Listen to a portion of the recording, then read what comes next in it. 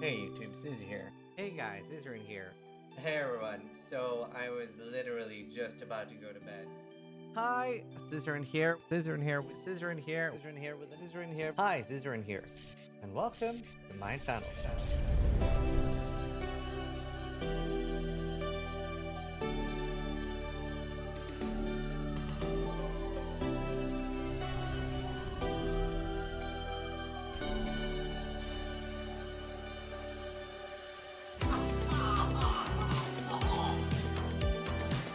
Wow, that looks like my girlfriend. Sharks is the best one. Go away! Leave! I believe in Sharknado, and you should too. Vote Sharknado to go away!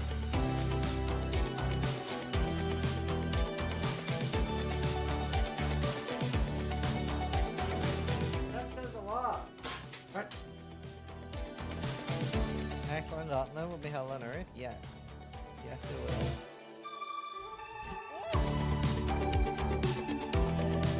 Oh my god! Nothing prepared me for that! So creative. Oh! Oh! We made so much money! Oh! Oh. Scripted! Scripted!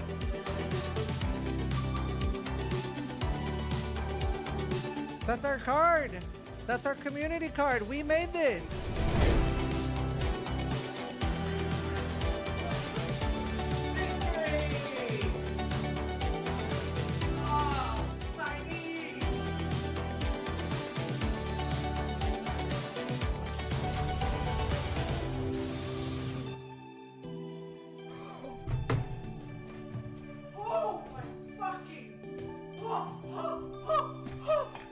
That is, oh my, this is the undisputed best axe in the game for duelist, for banquet, fucking banquet, holy shit.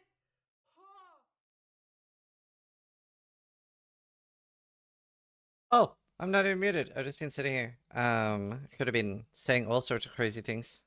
Is the huge league announcement that you quit playing League? Chat! I have a big announcement to make. I am quitting League of Legends. I've achieved the rank I wanted to make. And I've decided I will now make a verdict on what is better between League of Legends and Defense of the Ancients 2. Dota's better. League is trash. It is what it is. I make the rules.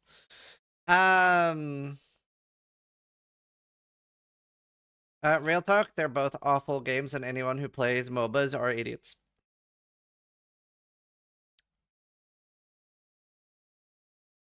We don't accept opinions from bronze. I agree. Bronze players are trash. I'm a silver player. Almost gold. TubeSlove just resubscribed. Where did you place? I placed in bronze and then climbed up to like silver 2. Does Han? Yeah. Top stats with 112 months resub. Sheesh! Well, the username, Aerith's Sweaty Armpit. Is Aerith a Final Fantasy thing? I actually got reached out to by Final Fantasy and they asked if I wanted to come to they're doing a fan fest in America or something. And I was like, no, I'm sorry, I don't want to go to America. I don't really want to travel at all. But like NA is a bit Monka W. I did say I would consider going to a European one. Yeah, Crystal, I'm very excited for that. I hope you don't get seasonal depression. Well, I actually get like I get streamer depression. So basically, honestly, it's gotten a lot better over the years. Just but subscribed for 39 months. I'll show you. I have a chart of my depression. So I'm depressed like here, here, here, Here, like do you see all those dips? This is pretty much my mood. Like, unironically, no, I'm not even joking. And you could probably ask like Steel and a few other streamers.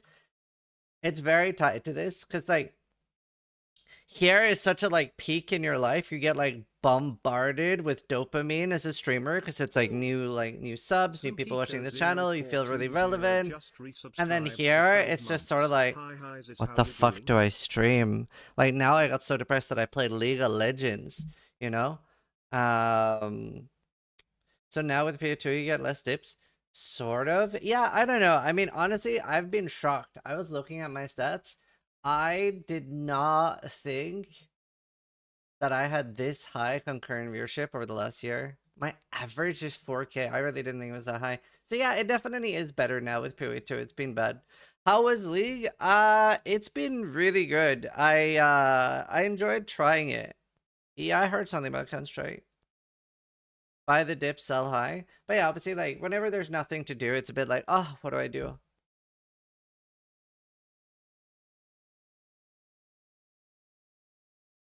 PO2 launch on list? Yeah, that was huge. 2 billion market cap wiped out in CS2. Yeah. League starts to get much more when you know what. Yes, that's been the roughest thing, is that I'm like a little bit confused. But after having played both, I definitely vastly prefer Dota. But I think I will play League more just because most of my friends play League. But I do prefer Dota.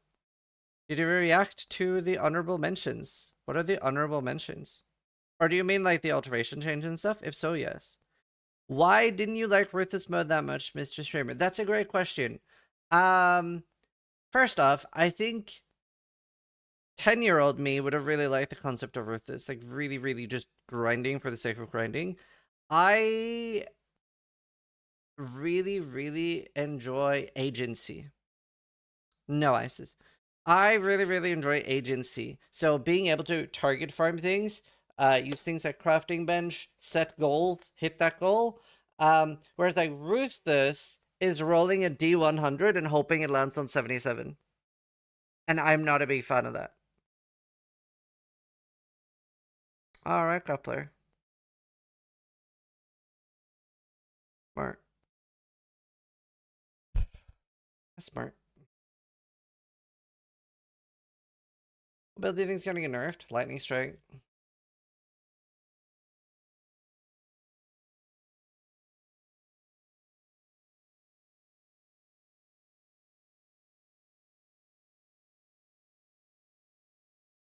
I'm so sad I'm gonna miss this day because my email got hacked and changed my email and POA account, which made it locked. Just make a new account. The game is free. Like, buy like one stash tab. Oh, kitty.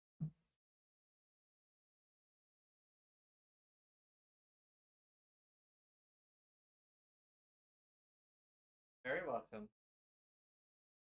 Do it too, nearly? No, that's in December. What's the point of the grind if you can skip it by playing mainly? Well, I mean, enjoyment. In life, we do for enjoyment. I have a few things to talk about today. I'm gonna watch the Assassin rework. I'm probably gonna make like a little video going over all the teasers. And I really want to look at the Krafton AI statement. And then we're gonna be covering the Path of Exile announcement. If I do countdown, wait, do I already have one? Browser. I do.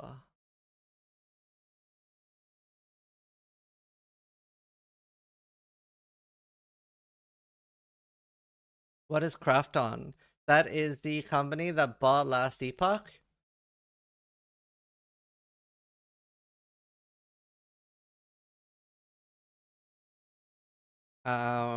And they made an announcement. I think people will be really, really excited about this. Obviously, people are super excited about AI, especially users. We all like love how AI is taking over our lives, and this is awesome, right? And Krafton has announced that they are going to be an AI first corporation, And are going to be even replacing their HR with AI. Which I'm sure a lot of people are excited to hear. Sorry. Oh, okay. Yes, and I personally love AI. Please don't kill my family. And it's just awesome. No, I'm just kidding.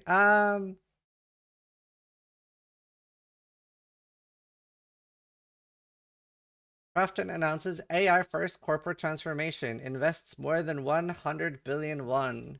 100 billion won to USD. So that's 69 million. Wait, is that it? Wait, am I converting right? Is it just 69 million?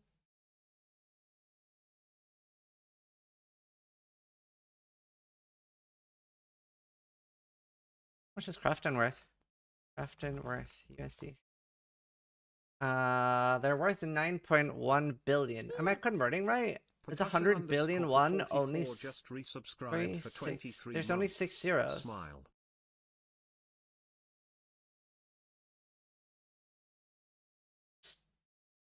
Am I retarded or is what is this website? This is like the most garbage thing I've ever seen. Is it just me or it's like in the scheme of Krafton, 100 billion won is very little money, no? 69 billion for a $7 billion company? This makes it sound very sensational and large, but that's like very little.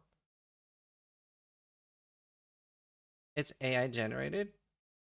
Yeah, I assume everything is AI generated. But it is on their own website, so it doesn't really matter. Probably 69 million US. They got a MS365. I'm going to leverage Copilot to run HR. Well, let's read the article. Hey, you can watch here as well. AI can't do a worse job than the skank bitches that work in my company's HR at the moment.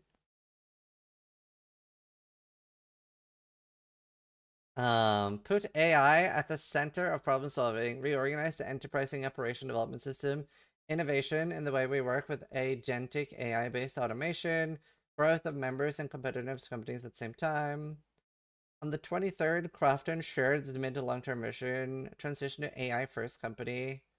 Starting today, Krafton will automate its work around agentic AI, and its members will fully develop an AI-centric management system that focuses on creative activities and solving complex problems. Through AI, we'll make leaps forward as a company that promotes the growth of its members.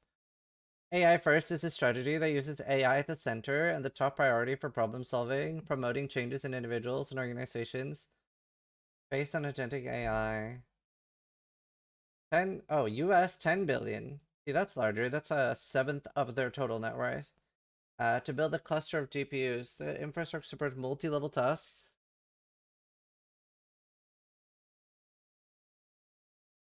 Strengthen AI R&D and in-game AI services. Hell yeah, more in-game AI. By the second half of 2026, the AI platform and data integration will be completed. Plans to raise their budget to about 3 billion won per year. Yeah. That doesn't sound good. Prepare yourself for the AI MMO slurp. Without even looking it up, I bet Nvidia is investing in Krafton. So I don't know if anyone is in the same boat as me, but I actually genuinely do like the idea of AI helping game development, especially for like smaller devs being used to like code annoying things and helping with stuff. But I don't think it's going to be used in a way that I would like it. I don't think it's going to be used in a good way. I think it's just going to become very slop. So yeah, I think we're in the bad timeline. Like, I would like it if it was just used to make bigger games. But it's not going to be used for that. The games are going to be the same size, and it's going to be made by fewer people. And people are going to get fired, and it's not going to be a benefit. Now, it will be used for good by indie devs. So indie devs will get bigger. There's a difference between AI as a tool that skilled workers use to speed up their process and companies using AI to replace skilled workers. Yes, I agree. The thing is, though, that dumb shit like this makes people hate all AI. right? It's like, for example, NFTs, right? If NFTs ever had any good use, it was just like tied to such a bad connotation, right? Like when something gets bad, it's just like everything about it. It's like, have you ever disliked someone? That's a rhetorical question. Obviously, you've disliked someone, but like whenever you dislike something, everything they do is retarded and wrong, right? You hate everything they do. It's like, oh, they helped puppies. Fuck that person. You know what I mean? So I want AI to do the dishes so I can create art, not AI to create art so I can do the dishes. Yeah. The current state of AI is the equivalent of companies developing a self-driving car that can drive across an empty desert and immediately deploying it into a crowded city. Yeah.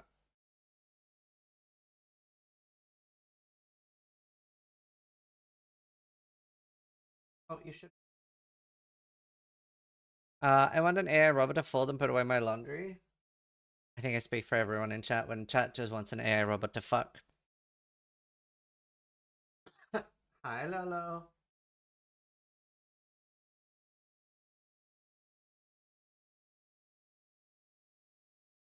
Such a cutie. I wouldn't say no to that. Do you think we'll all be alive for the first time a man gets his penis ripped off by a robot? I feel like we will. I feel like we will live through that. We will all read that article. That has already happened. Wait, what?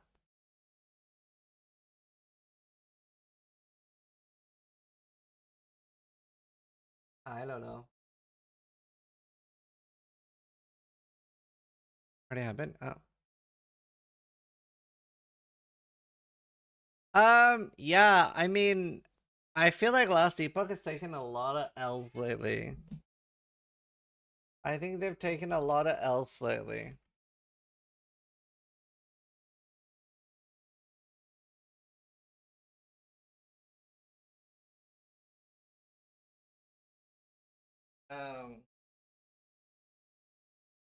L Epoch makes sense. Even the URL is AI. All they need is one good league and everyone will forgive. Yeah, I don't know if that's true. The thing is, this is a little bit like NFT, right? Do you remember when Path of Exile put NFTs in their game? No. Because there was so much backlash against NFTs in the game industry that we don't see NFTs anywhere in gaming, right? And that's because people voted with their wallet. You mean diff cards? What has the Last Epoch done to get L? So first, Last Epoch sold their entire company to Krafton. Following that, 42 months. They changed their website description where it previously said that all future DLCs and expansion would be free.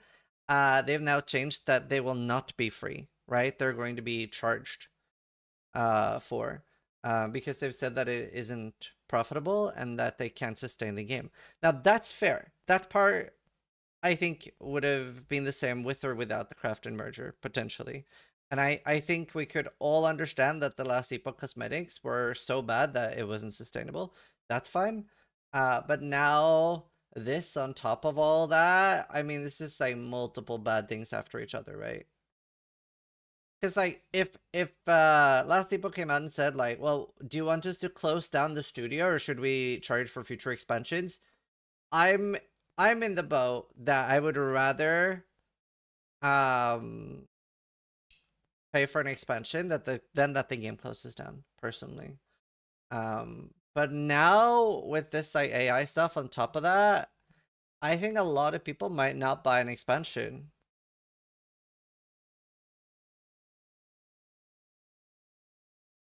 So they scam? Well, no, it's just new owners now. Do you know, speaking of scams, do you know what really pisses me off? Do you know Monster Cat, right? Like that, like the music license that streamers buy so they have rights to the music. So like I used to use that. And I have videos that I put out 7 years ago where I had the license to the music, but they've sold that music license to somebody else now, and now they are DMCAing me. Because the people that bought the music 7 years later, they don't want me to have a license. So now my 7-year-old videos are getting claimed. Crazy. Is that legal? I don't know. Did you see that Tarkov added CSGO cases?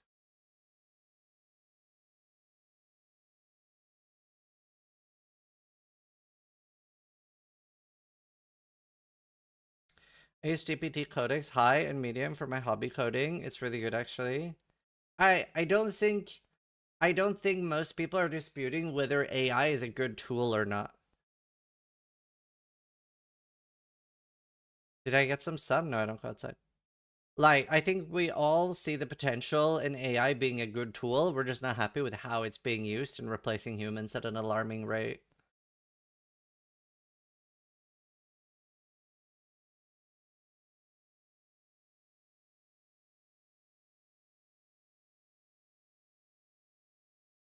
AI can't replace users, don't worry.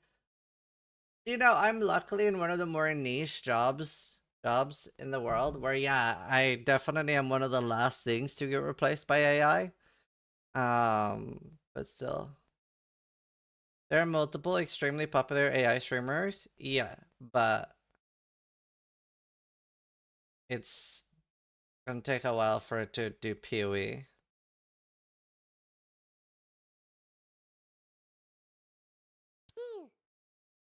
Well, it definitely won't replace Steel Mage because, like, there's so many guidelines on AI, it's not gonna say cock every 3 seconds. Initially, it was said that AI would make a junior devs replace senior devs, but it's more the other way around. Yeah.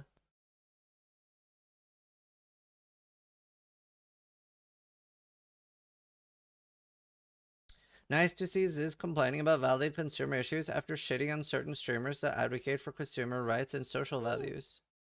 Lord Vasky just I'm so confused. Can you elaborate on that sentence, Stan Jeffries on YouTube? Years. Ready for the new league. I don't understand what that means. Who have I shot on for doing what? I have a feeling the guy is never going to reply to my question because people like that never like say anything, but I'm very confused what that means. Oh, YouTube classic. It's always a YouTube chatter. The thing is, I always assume it's a bot because they never reply to me. Omnia gifted a tier 1 Like, I sub would to almost guarantee They he will have not say given 8 anything. gift subs in the channel. I'm very confused what that means. Even have any other message in my chat? Channel activity. No. It's always phrased so indirectly. Yeah. Did you already do your bingo board? Yeah, I made that a week ago or so. I have a YouTube up on it. Hassan? Oh. Right. So you're upset that I was criticizing Hassan. The thing is, definitely, I think Hassan brings up a lot of good issues. I don't think he believes anything he talks about, though. Like, he's a massive grifter. And I was shitting on him for shocking his dog, but yeah. Hi. Alright, now go sit in the corner, or I will like.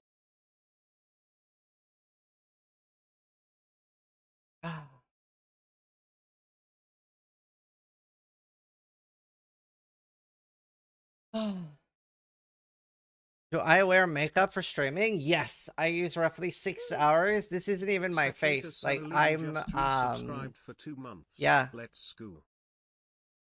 This is all makeup. I'm not even white. Hi, Luna.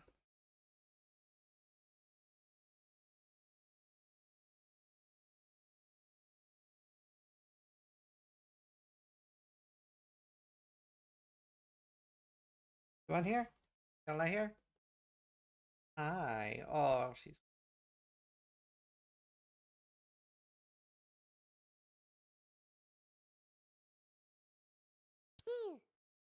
My echoes just But I do respect you for at least replying. That's months. sweet. Mro. Even if we disagree on some things.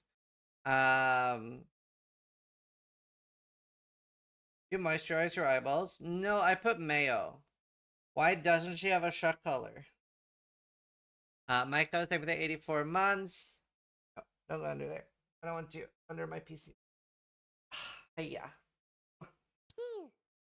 Sierra with 119 month resub. 1 month until 10 years. Holy fuck. How will you ensure she stays in the view of the cam? No,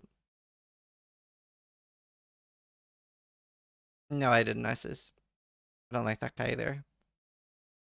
I dislike a lot of people.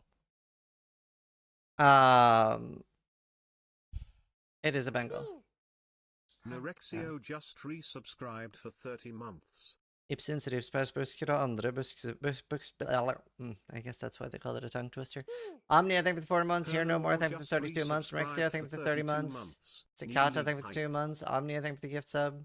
Lasky, I think for the 3 years. Wrath, I think for the 9 months. Yeah. Omni just resubscribed for 4 months. Yeah, drop start today. This is opinionated. I mean, everyone's opinionated. To be fair, I usually don't talk too much about my opinions because, like, everybody has their own opinion, right? And usually, most things are pretty divisive. I try not to, like, talk too much about. Like, most people prefer streaming to be an escape, right? And at the end of the day, there's not much less relevant than a streamer's opinions on topics. It doesn't really matter. Yeah, we're going to talk about the Assassin rework too.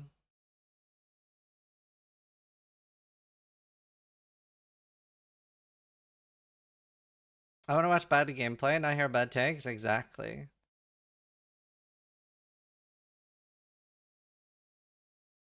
The drops will also last 24 hours, so don't worry about missing the stream.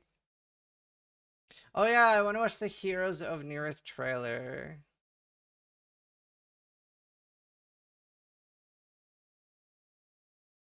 Speaking of your opinion not mattering, would you mind doing a 2-hour expose on every political thought you've ever had?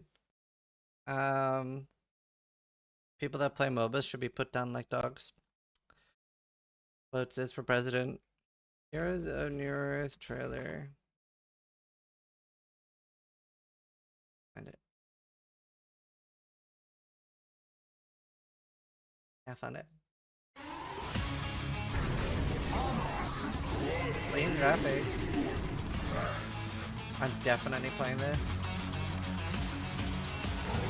Yeah, Baldur's Gate 3 is the best game I've ever played.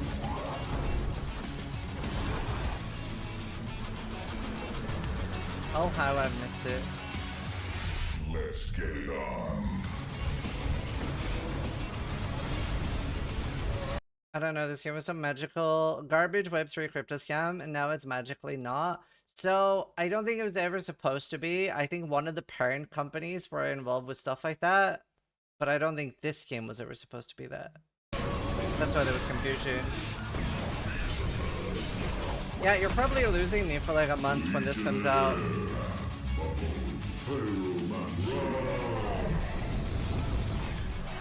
What did you just say about MOBAs? That MOBA players should be put down like dogs. Top training nerd!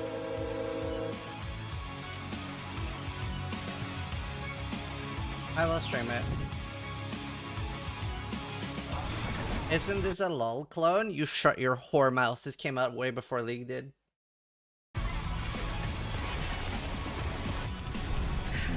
Wisely. 11/11. Oh, that's a terrible day. Okay, I'll start like a month late. Thank you for the raid.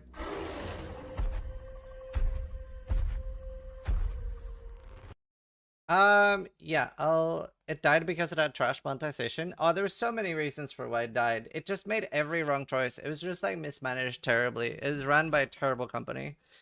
I played this all day long, way before League. Yeah, it is a Dota clone, yeah. It's basically the best elements of Dota and League. And it's just like the best.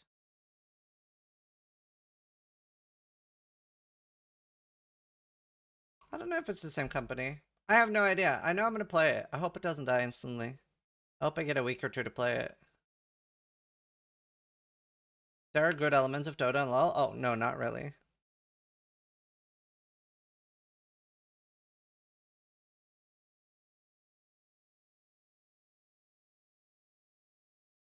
It was $20 or something with fun microtransactions, but then S2 made it free to play with it. Yeah, so what they would do is they would release a new hero that would be buy to play for a week, but during that week that it was buy to play, it would be super overpowered. Subathon for 327. I am very unlikely to do another subathon, maybe for the 2.0 launch. Music Trainbows just resubscribed for 6 months. Hi Ziz. What do you expect of the new league? Fun. I go in with very little expectations. As in like the PoE 2 release.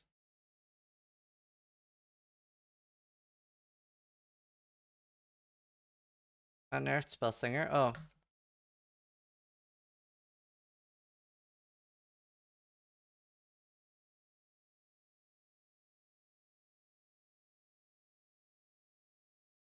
Or bingo, it's on YouTube. My bingo card is on YouTube. I have it somewhere here too. Omnia gifted a tier 1 sub to Heelj LD. They have given 9 gift subs in the channel. Are we watching with Steel today? Steel is not here. Steel is on holiday.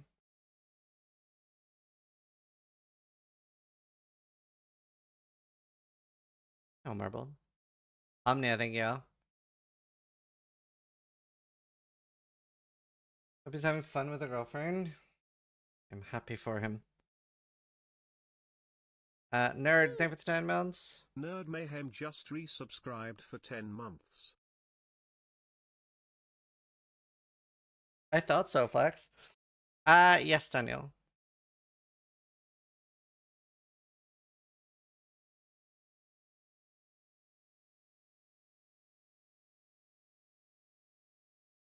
Oh, yeah.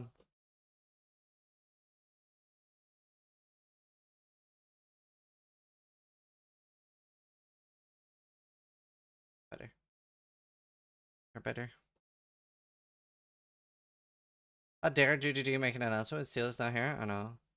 Yeah, I have a video about my bingo predictions. By the new year. I'm not gonna play League. PoE now.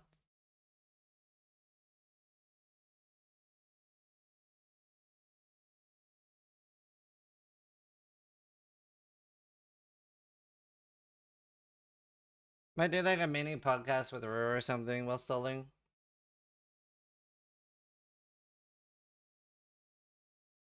Ever again? Oh, I'll play League again at some point.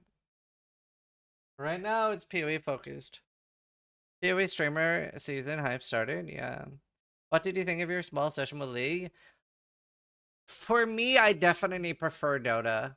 I really have grown quite attached to like the extra skill expression things that you can do. They feel really rewarding to me, like denying, the different type of lane control, being able to kill my teammates and stuff like that. Like those are all like things that I really enjoy. And I always feel like they're missing in League. Since you play Peak, do you think you'll play Are We There Yet?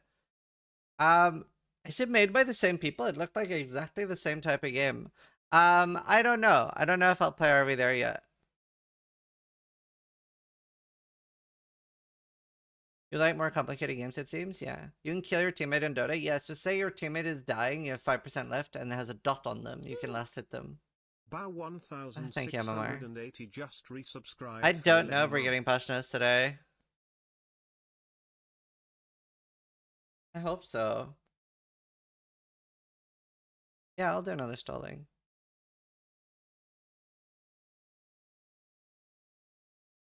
Usually we get patch notes.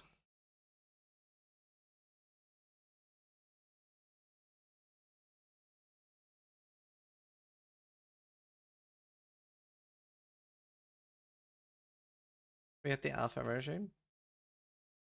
We've done a lot for the PoE community. I appreciate a lot. You're being awesome. Thanks. Oh yeah, so yeah, about subathons and stuff. they're very difficult for me to do because I'm not willing to have like videos playing while I'm asleep. And I don't want to stream myself sleeping. So the only way I can do a subathon is by having my parents come over and watch our kids while me and my wife streams. So it's like, it's a lot. It's like, usually it's something we've only done twice and for like very, very big occasions. So I will consider it for the Path of Exile 2 full release. I also am not a big fan of just doing a subathon regularly. I think it should, like, I love that people are asking about it. I feel like that makes it more special and better. For third child, yeah, I mean, we do want a third child.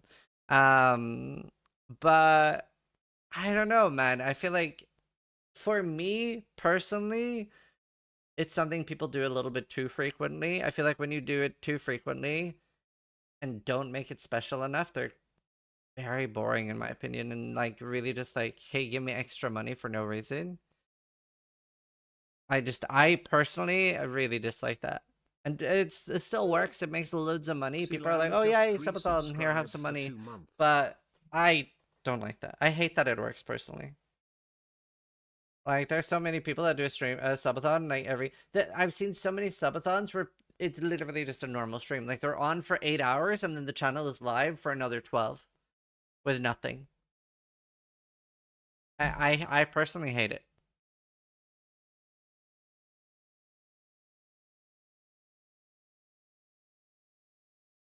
I personally hate it. Silander, thank you for the 2 months. Bow, thank you for the 11 months. Nerd Man, thank you for the 10 months. Or the rest are on for normal and just stop the timer? Yeah.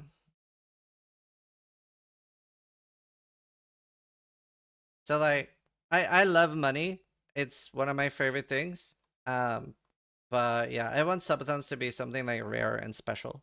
I feel like the 2 subathons we've done so far were really different than my normal streams. Right? At least in my opinion. I hope you guys agree. Oh, Centrox.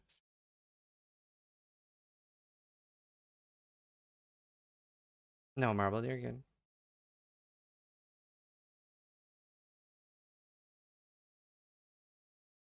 Yeah, I would consider doing one for the launch of PoE 2.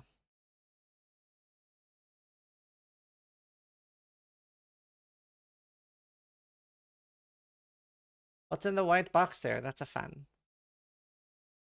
16 hours of you, 8 hours of Elen is amazing. I'll take. I missed the last league stream. How did your placements go? I placed in bronze and then went up to silver pretty fast.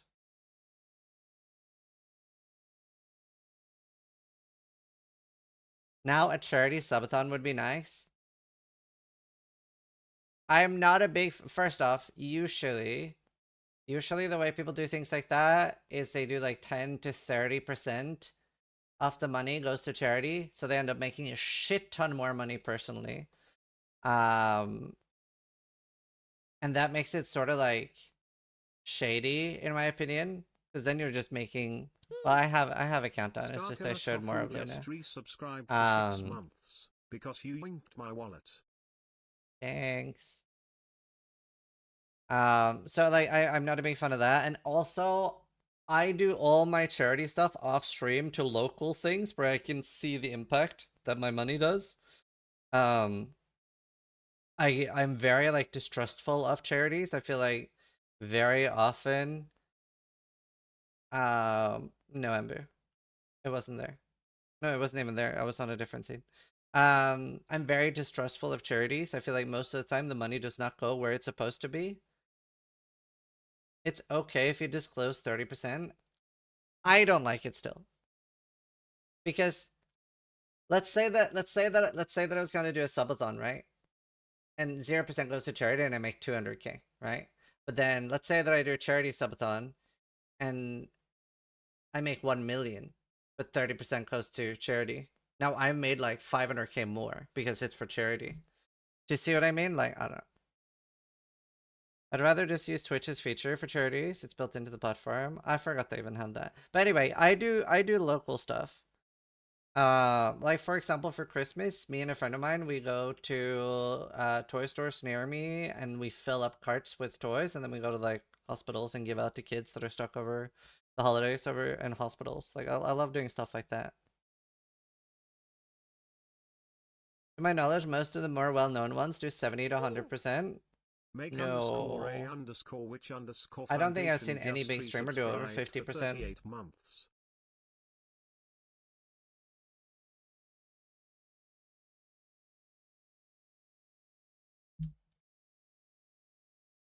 But yeah, I do a lot of charity stuff, but I do it off stream.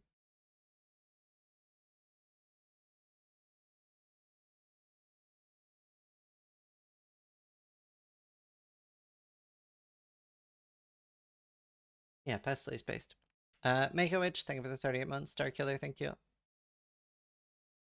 I think Pestly was the only one I know that did 100% for that year's worth of donations. Yeah, that's based as fuck. Like Starlight Foundation or something, right?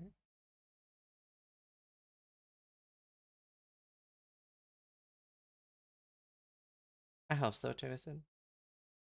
What kind of announcement we're talking? PoE announcement, new season. New season of Path of Exile. Bloodlust. Dwerber tipped $10 for the Love Kids toy shopping. Starboy, thank you for the $10. Good to see you, man.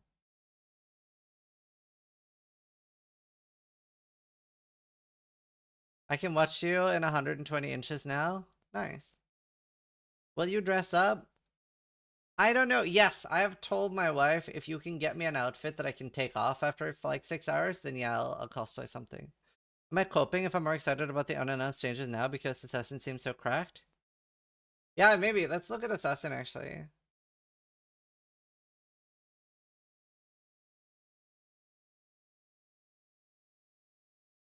Are you gonna play Hardcore Trade? So, I am very much expecting that we are going to be getting a new boss race because if you remember, the prize for the last boss race was to design uniques that go on the Uber versions of the bosses. So I think it's fair to expect that we're going to be getting bosses this season, right? So that's what I'm guessing. What part of Assassin's cracked? This part. Toxic delivery. Uninfused toxins.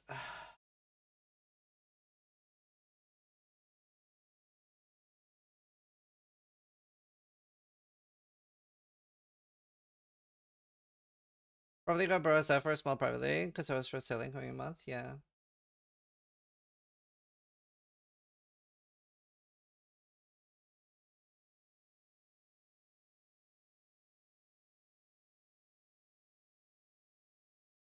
Sailing is not till 2026.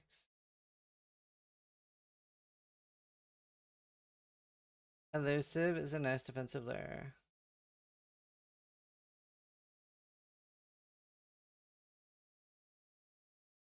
But yeah. This is also a huge buff for Trickster, right? Because obviously you could get either toxic delivery or infused toxins for Trickster. Be insane. Like this is gonna be like what, 3 mirrors on softcore? I don't know. You guys play softcore more than me. What do you guys think? Like, how much is this gonna cost on softcore? I think there's even a Reddit PoE meme about it. What is my purpose or something?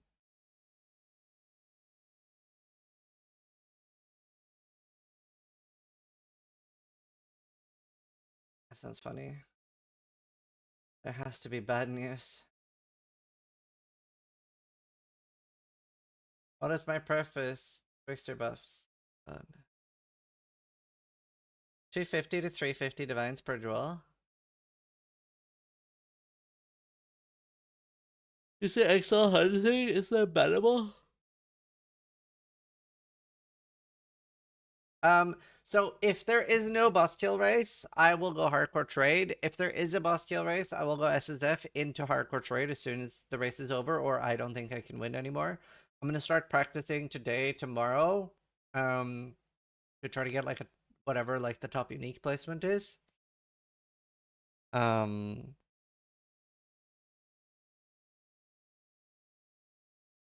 assuming there's a race.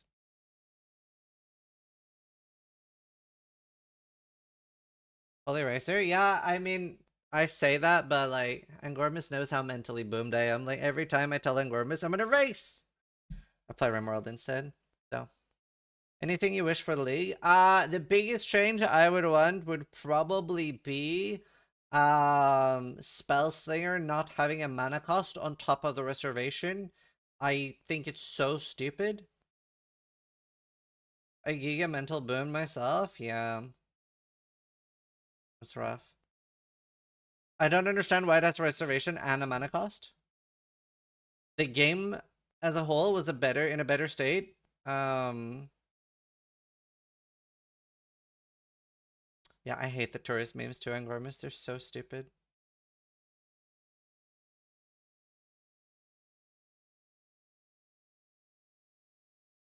I hate them. It's just a trigger thing, no? Every trigger has a mana cost. Yeah, I don't think it should have 2 mana costs. I don't think like I don't care about the justification. I don't think Spellslinger should have reservation and a mana cost. That's it, that's the tweet.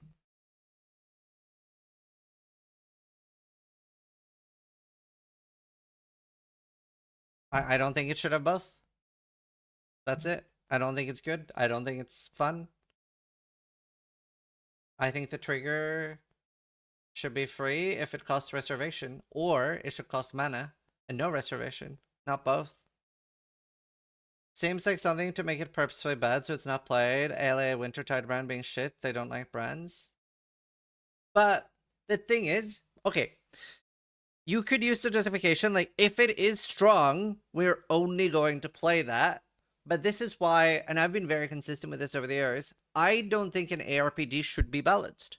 I think different things should be strong at different times. So I don't mind that Spellslinger has been garbage for like a few years, but let it have 2 seasons and then destroy it again. I don't mind. Like, I don't want them to strive for a true balance, right? I don't want every skill to be like this. I want a huge meta shift every 2 months. And ideally, what you should do is a fuck, what's a good word for this? When you have like a stepping stone meta shift, right? So that you always have, oh, what are those like circles called?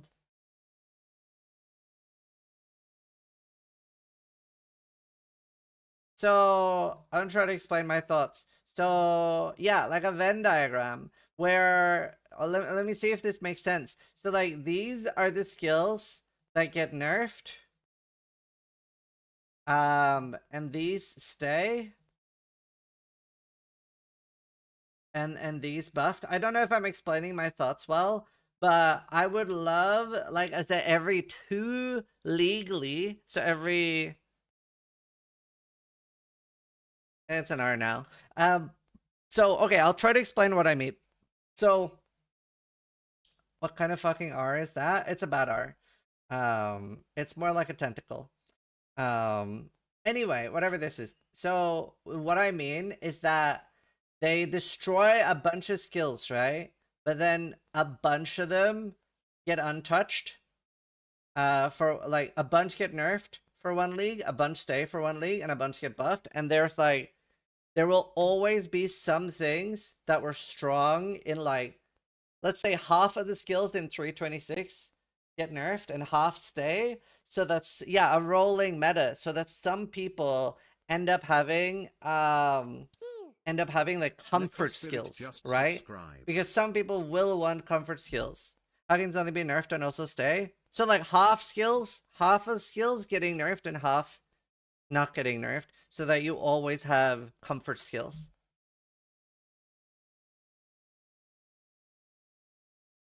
Like, for example, Righteous Fire stays for like 2 months and then it's dead.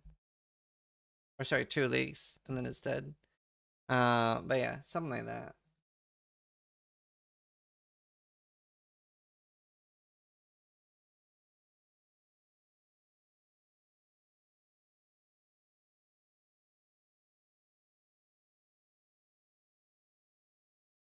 I remember when you asked Chris Wilson if they believe they should change the meta or balance everything perfectly so that everything works, and he said they're going for perfect balance. Yeah, which I think is a huge mistake, and it doesn't look like they're going for that by what they're doing.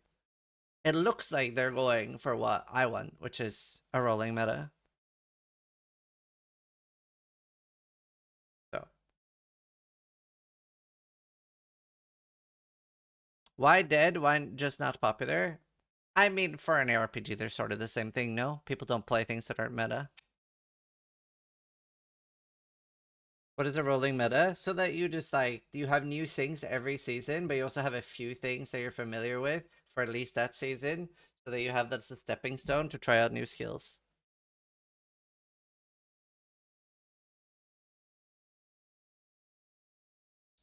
But, okay, in my opinion though, they have done an excellent job of new and exciting builds to play every single fucking league. They've done a really good job with that.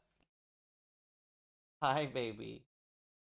They've done a really good job with that. Not so much for league starters, but for endgame builds, we've had new and exciting builds more than the community gives them credit for. Like, there's so many new and exciting builds every single fucking league for the last 4 or 5 leagues at least. Has not been stale in the slightest at the endgame.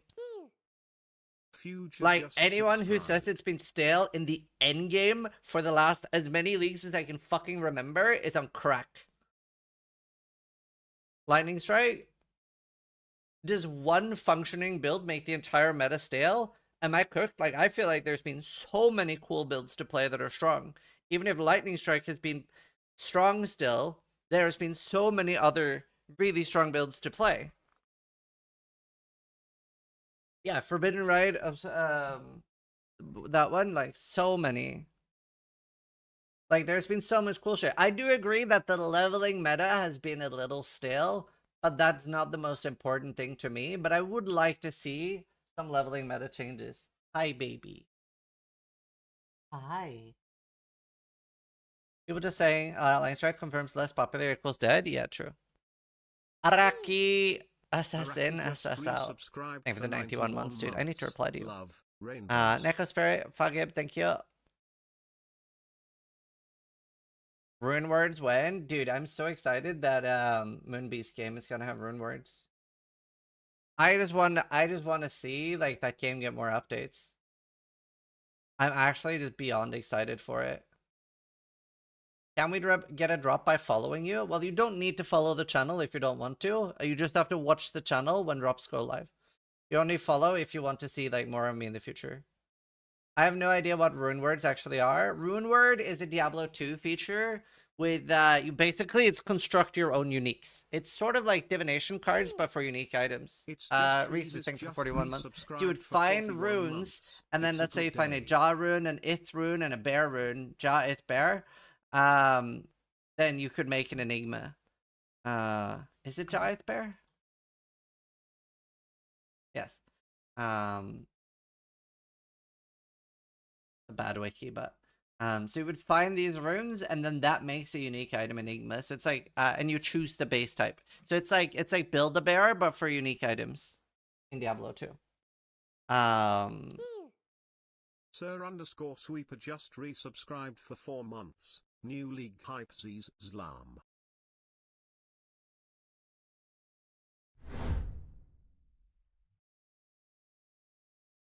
Thank you, Sweeper. Thank you, Amfa. Thank you for the 5 gifted. Thanks so much. Really appreciate it.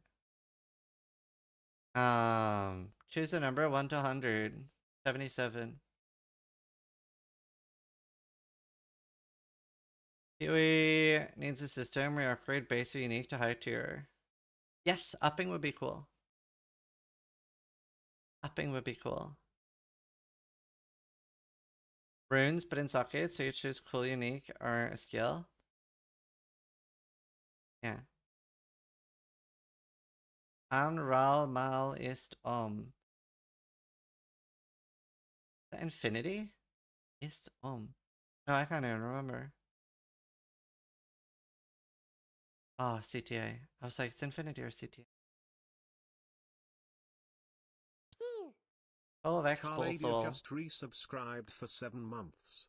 But yeah, no, I'm too excited about Moonbeast game. I've reached out and I've like talked to them about me potentially doing consulting for them. They didn't say no. They're thinking about it, I think, so that would be very exciting. I'm so excited for that game. Prismazinar just resubscribed Oh, for Prisma, thank you for the 62 62 months. Kale, thank you for the 7. Rezinar.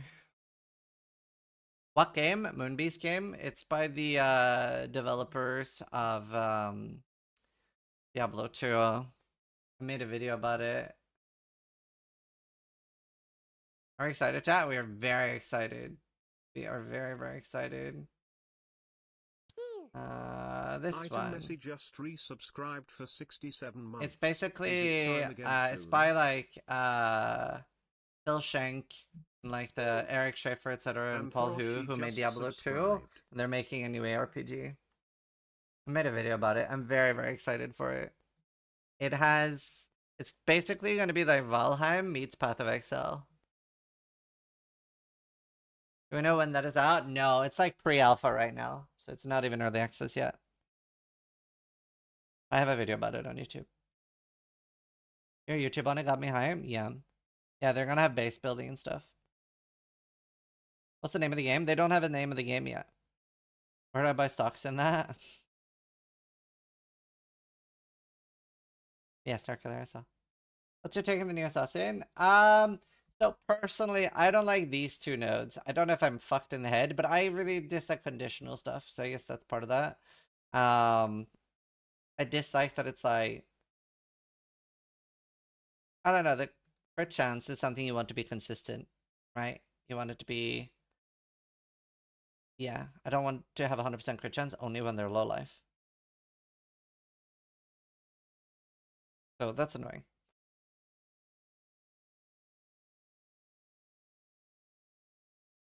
Death marked.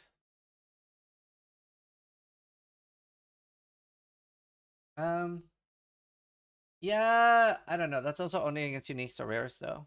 Wait, we can't have both? No, you can only have one.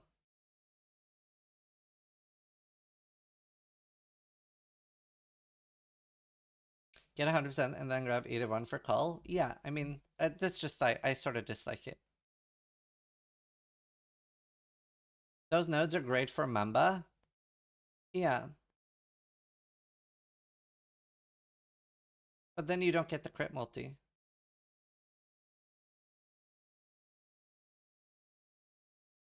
Like, I don't know. I just think they're weird.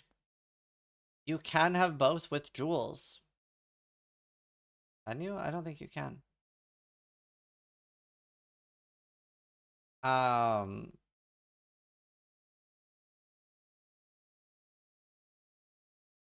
Poison Prolif though?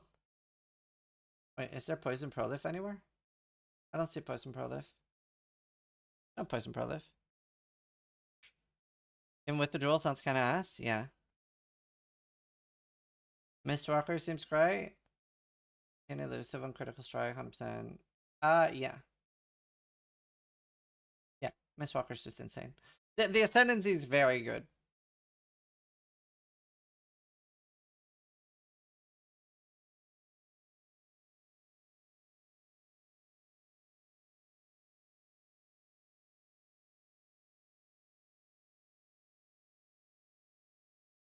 Like, these two are very good.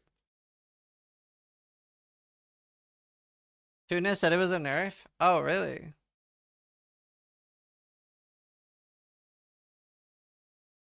But I mean, there are loads of cool things to build around here. Like Mystical Infusion's interesting, Toxic Delivery and Infused Toxin's interesting. These are also very interesting things for Shadow. Yeah, all damage can poison is crazy.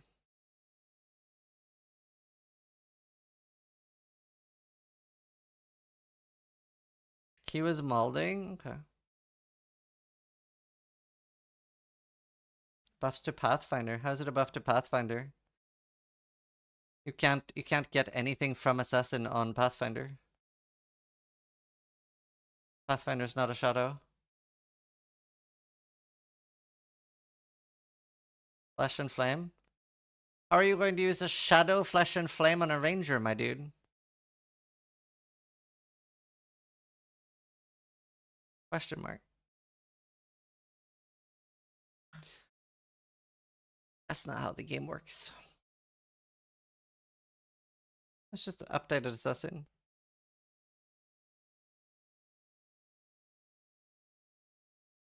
Still need at least no. Wait. Wait, what's the wording? Yes, you still need 100% chance to poison, right? It's can poison, not will poison. Here, let me look at Elementalist. I still think you still need poison chance with that wording. I'm 99% sure. Yes. Yeah. You still need 100% chance to poison. The wording you're thinking of is will.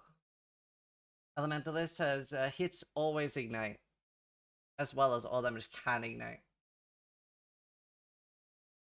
It's different than the boots. The other one is all damage poisons. Yeah. Wording always gets you in PoE. True. Did you feel any particular way about lots of the new Ascensi changes being unique effects put into the Ascensi? No, I don't mind.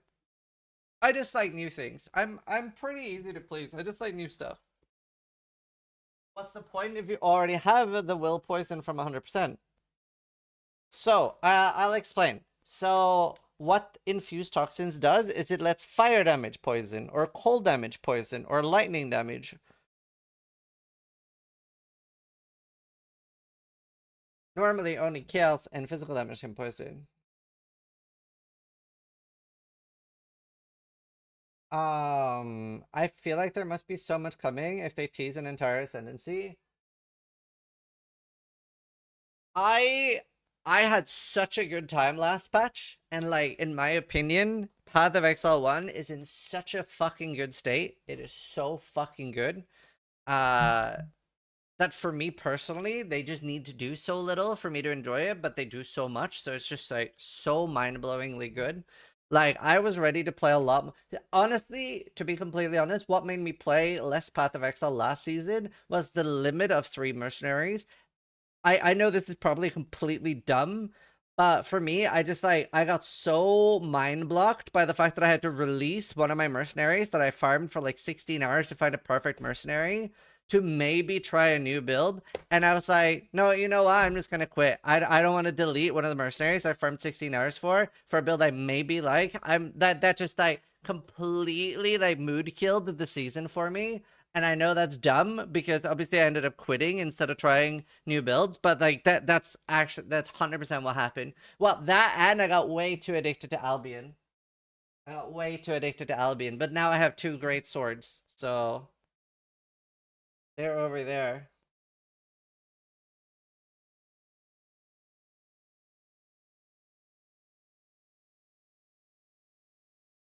You might be dumb, but same on both points, yeah.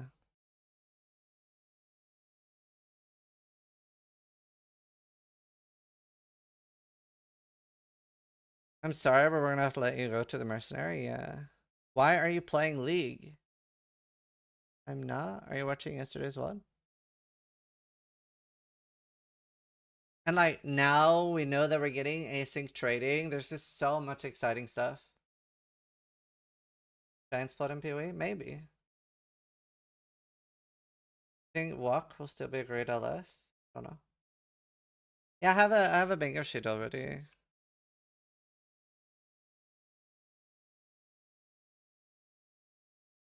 My bingo.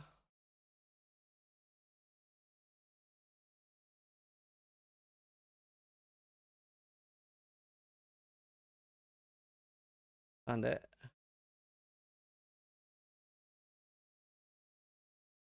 Turbo Race, Ended Shield nerf, Trickster nerf, new skills, skill starter revamp, Vampire Survivor type season, King's March expansion, Katarina Uber, Mercenaries, Instant Leech, Deflection, Async Trade, Corrupted Zana, Risky Eye of Thorns rework, Test rework. Honestly, I couldn't think of enough stuff to make a 5x5. And I did talk about in the video how I really hope, but I don't think they'll ever do this, but I really hope that they will make a league be a continuation of a current league. But then I explained what they said in the past, that they would never do that and why. But now obviously it looks like that's what they're doing, right? This looks like a continuation of Breach, which is very exciting. But I asked about that in the past, And Chris Wilson said, well, let's take Harbinger for an example, right? We wanted to do a continuation of Harbinger, but we decided that all the people that already know that they don't like Harbinger are then going to skip the league when we do Harbinger 2, right? Whereas if we do basically Harbinger 2, but we call it something else, then everyone's going to try it. And I was like, yeah, that makes sense. Just imagine all the items in the shop that are 3 months old that you'll not be able to buy. Yeah. Delve, you now mine sideways. Maybe answer Rutu's questionnaire for content. Yeah, link it to me. I was thinking maybe I'll do like a voice call with Ru and Fub.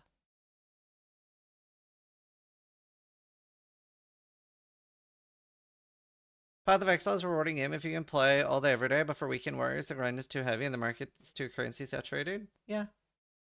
I mean, it's definitely not an ideal game for casuals, but on the other hand, most games are made for casuals. It's in his Discord. Is it possible to link? I don't know how to find it. Do you think 327 will be bigger than Mercenary or just a filler league? I personally, I don't think it matters at all. I think players are way too obsessed with league count and individual league count and retention. Like, I try to look at it very holistically. Like, clearly the game is going to be fucking fine in the long run. I don't think it matters at all. Look at this shit. Like, it doesn't matter in the slightest, in my opinion. Yeah, as long as they're consistent, that's all that matters. Thank you. League start prediction contest. What is this? How is this a questionnaire? Trickster gets at least one notable changed. What is this?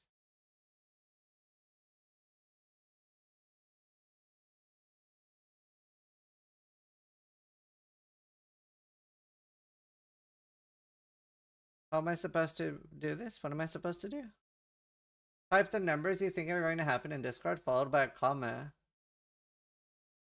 Oh, I see. I see. I see. Okay. Okay, I understand now. I am understanding. 1, 2. I think 4 will happen. I don't think 3 will happen. 5, no. 6, no. 7, 8. Comma, not new line. Fine.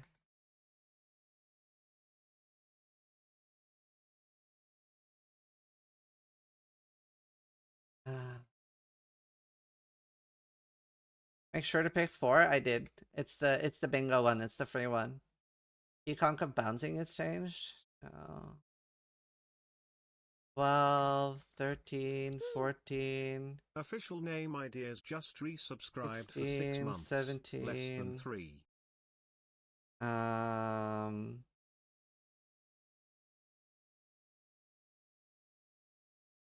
Yeah, 18.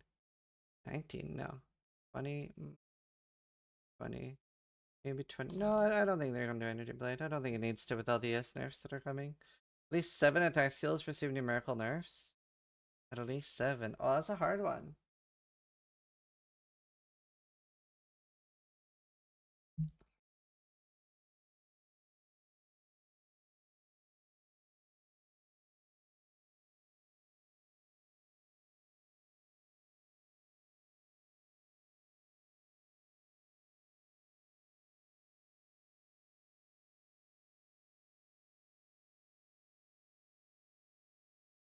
$22, $26. Mana usage reduced on spells. Seems likely. Patch notes mentions percentage to intelligence. 29. 30, but not 31. Patch notes mentions power charged 3 different times? Exactly 3 different times? No.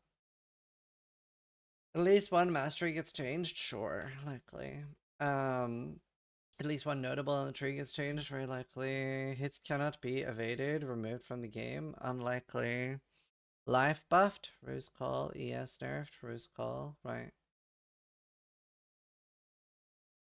I don't think life's getting buffed. Whispers of Infinity gets changed or rarity changed, likely.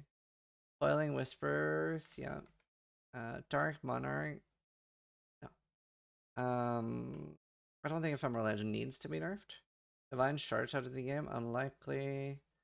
Async Trade, that's free, we already know. No, they see, no way. Risk Arab, very likely. Racing mod removed. Action speed removed. These are just copium, dude. I just want them to be removed and changed. I don't actually believe any of the last 4 ones. I'm just hoping. Beyond of Invasion is getting changed? No. At least one Amber Scar getting changed. Oh, I hate these.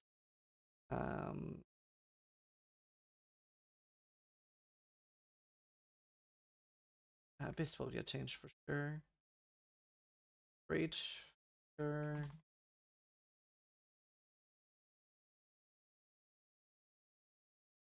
Well, Torment's removed from the game, right? Surely.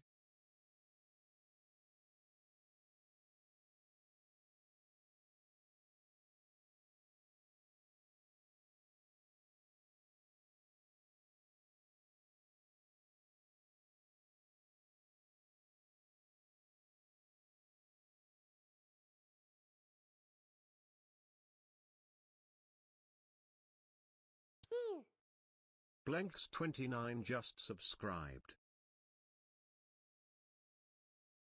Let's see. I'll send you a P.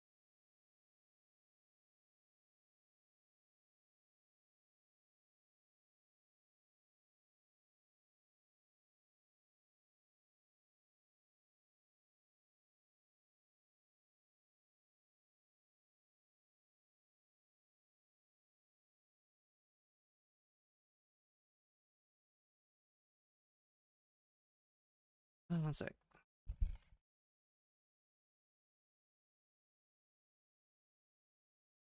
I don't know. Alright, I'll be right back. Be right back.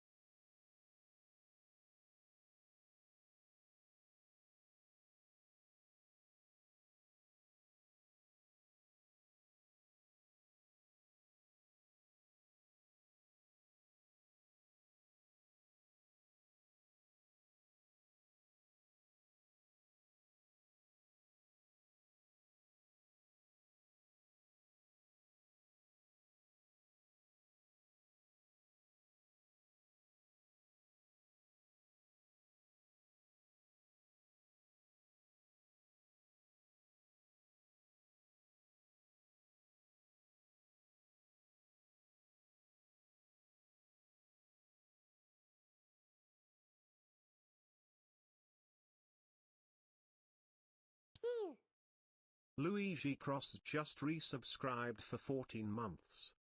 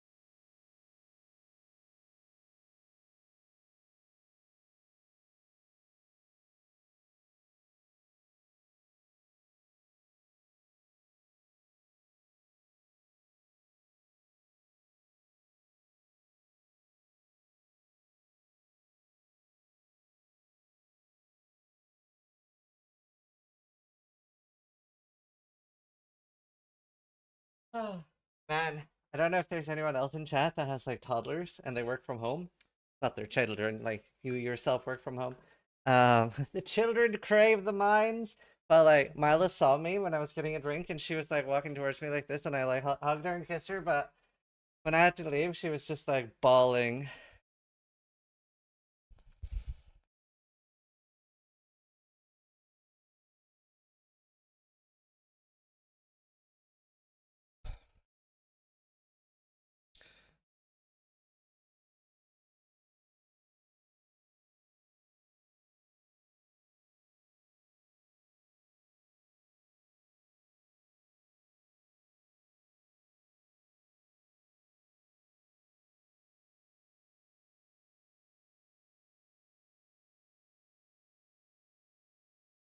By the way, is anyone familiar with V-Rising? I'm trying to remember what the community manager is called.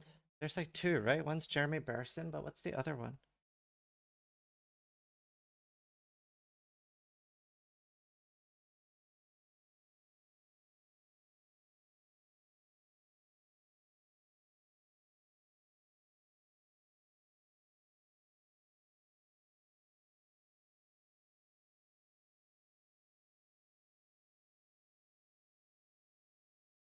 It wasn't even Jeremy, that was a girl.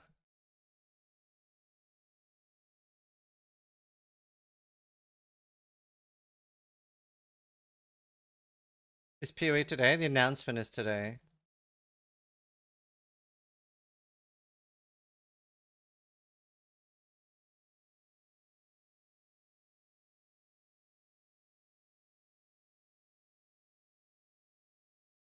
We waited to the end of the week to do it.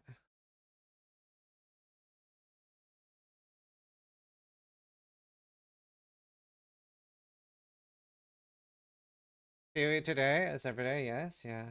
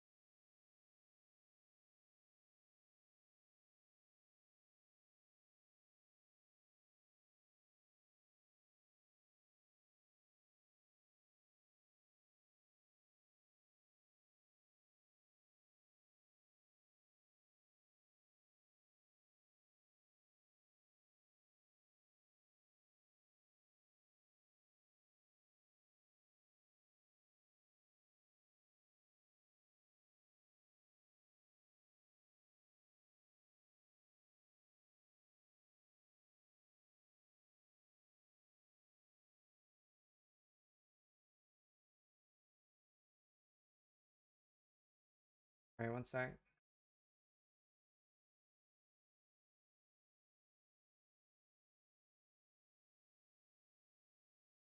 Are you going to do an announcement? No, he's gone.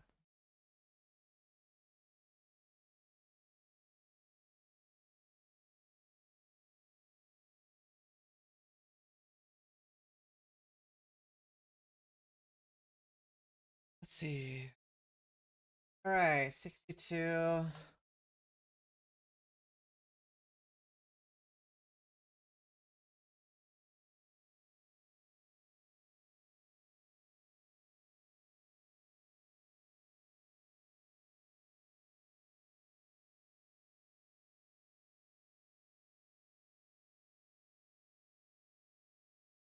Bill is now a league gamer. No, he's on holiday.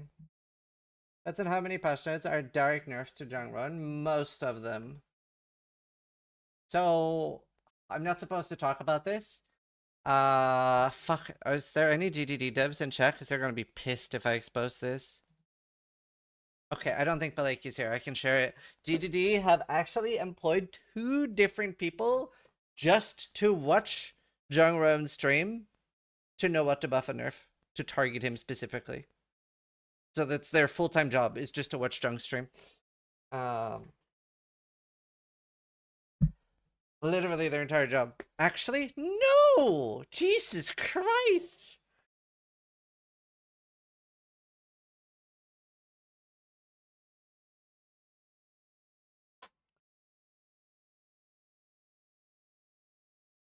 No wonder how like AI news works so well. I have lied.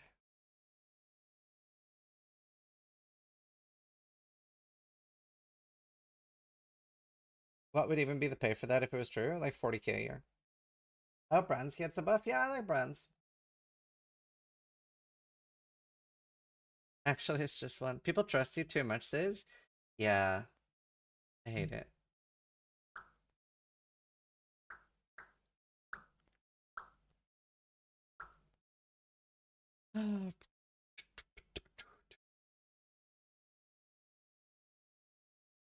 I take that job for 40k.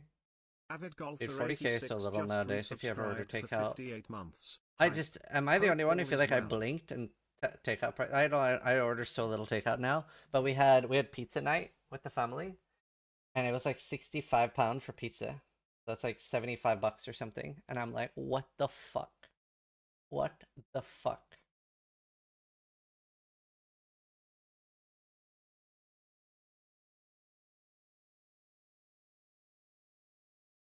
So wild.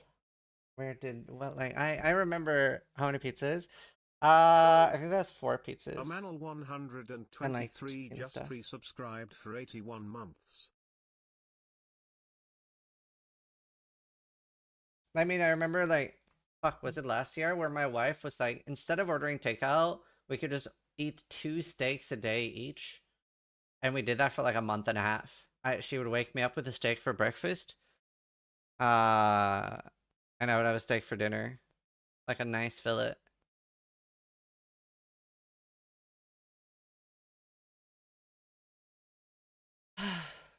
Aminel, thank you for the 81-month resub. Avid Golfer, thank you for the 58-month resub. Luigi, thank you for the 14 months. Blank, thank you for the prime.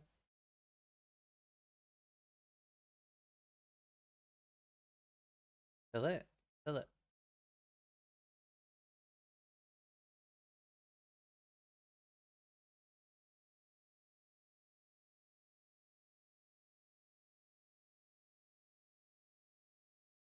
Did he feed Steel Mage? No. He's moved away. I've lost him.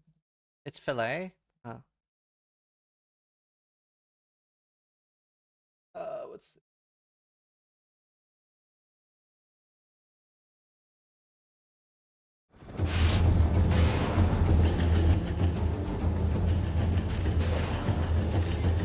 Karn and Steel moved? Wait, what do you mean? Where did Karn move? Karn moved into my house. He's renting off me now.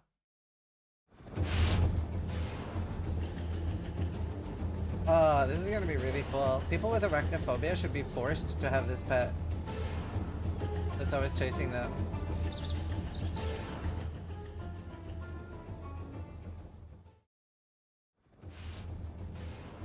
Fuck uses.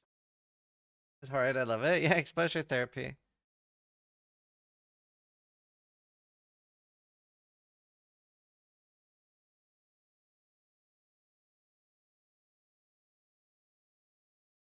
I'm not claiming that drop.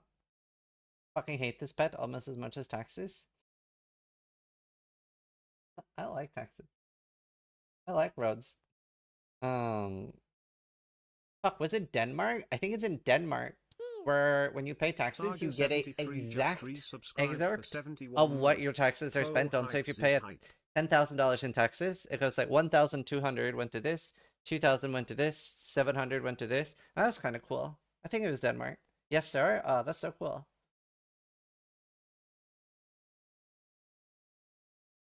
No? Oh, but somebody said yes. 600 went to lobbying. I love one shadow.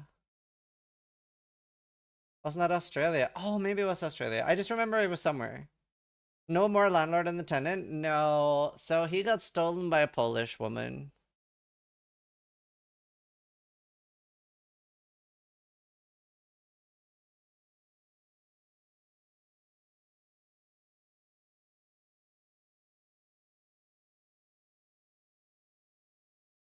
The Cossacks conquered him.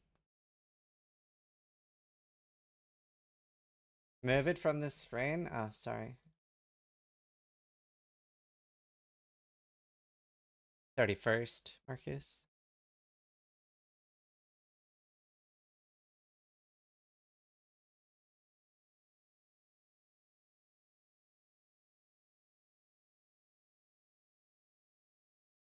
This going still going for the dad buff, trying to wing alt night. True. The digital spider, not a real one. Wait, it's not real? Just a little BG just subscribed.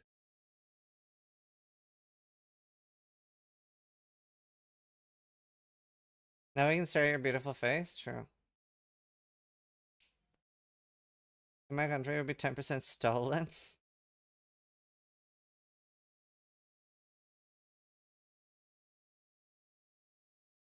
Is for offensive DDD to hire me, place? No. Is Steel having a kid? Yep. Crazy. I have 2 kids. Steel is having a kid. Noogie has a kid.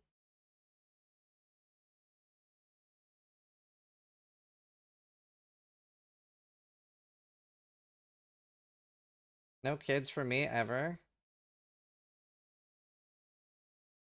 Yeah, I mean, everybody should decide what they want or don't want. Never been one to try to convince other people to have a kid. Never say never. To be fair, I do agree you should never say never, but a lot of people know what they want as well. There's anything wrong with that.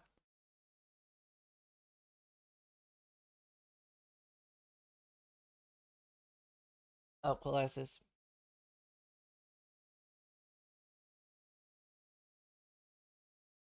I just found out 2 weeks ago I'm having a 3rd kid. I want a 3rd kid. I love this shit.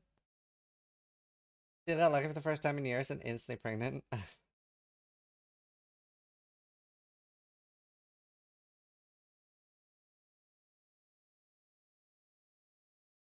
Find a wife first, Sag. No, I'm not responsible. I have to look after them.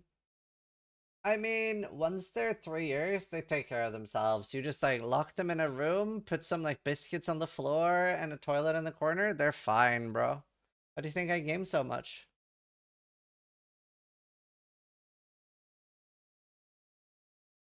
Buy a shock collar, keep them in line.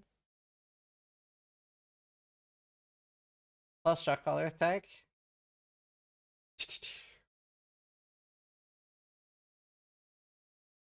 Topical. Settle down, Hassan. Let's see.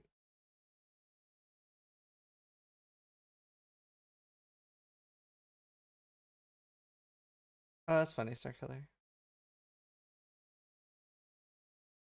Let's see. It's first yellow else though. I haven't done that.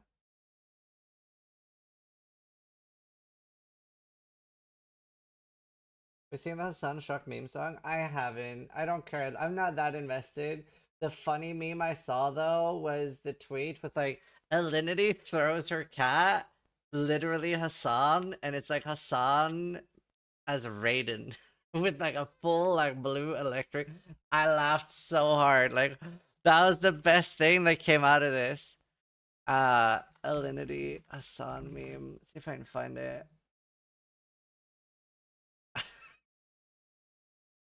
Wait, I found it, but I didn't find the Raiden one.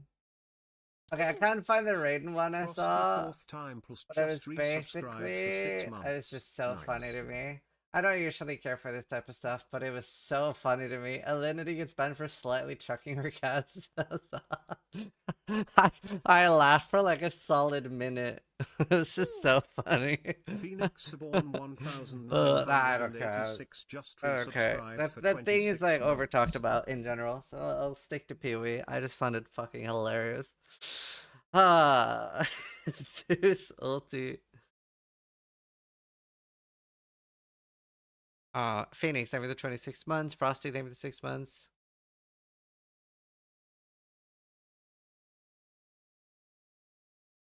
I don't want to hear the song. 42% of the customers didn't know their chips were made from actual potatoes. Who got you? Dodgers or Blue Jays? I don't know if that's porn star names or sports teams names, or I have no idea what that is. Say Blue Jays, sis. Wait, I'm so confused. Why am I being asked this? Have you ever played a Maple Story? Yes. Just say Blue Jays. You're sponsored by a Canadian company. I hecking love the Blue Jays. Yeah, I did play Maple Story. I don't, so I actually got sponsored by them and it was one of my favorite sponsorships, but I don't think well, actually no, I just probably, okay, I really like the saying never say never because like if I was dying, I would. But I wouldn't take another sponsorship by them because they've done so much predatory stuff since with the whole like artificially lowering the drop rate of things people are farming for and trying to copyright that. So I wouldn't do another sponsorship for them, but I have played Maple Story and it was actually one of my favorite sponsorships. Um, in the sense of not the game itself, but like the sponsorship was made in a really cool way. So the way it worked, this is something like if I was going to do an event for another company, I would recommend this. I thought this was really cool. The way it worked is that it was 6 hours sponsored. It was 4 hours that we were playing Maple Story in a team of 3 with one being an expert, me and Bajera being the noobs. And it was 3 different teams, 6 people in each team.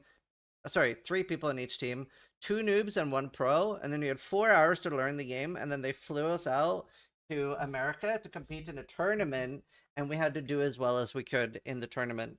And that was a really cool setup, I think. That was a really cool setup. But yeah, no, I wouldn't do anything for next one again.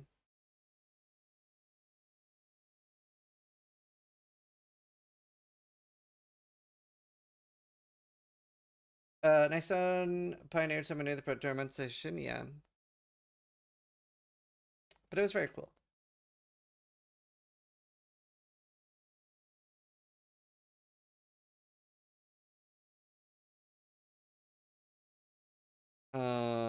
Prediction, nerf Megan. I don't care that much.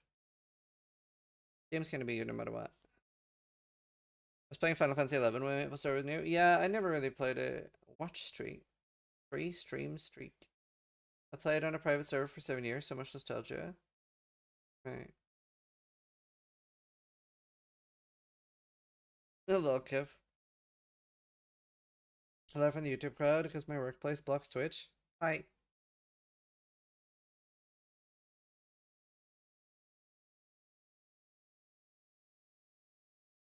I'm still mad with you switching sides, sis. I'm worried that it's permanent brain damage. If you're talking about the League of Legends versus Dota, I still massively prefer Dota than League of Legends.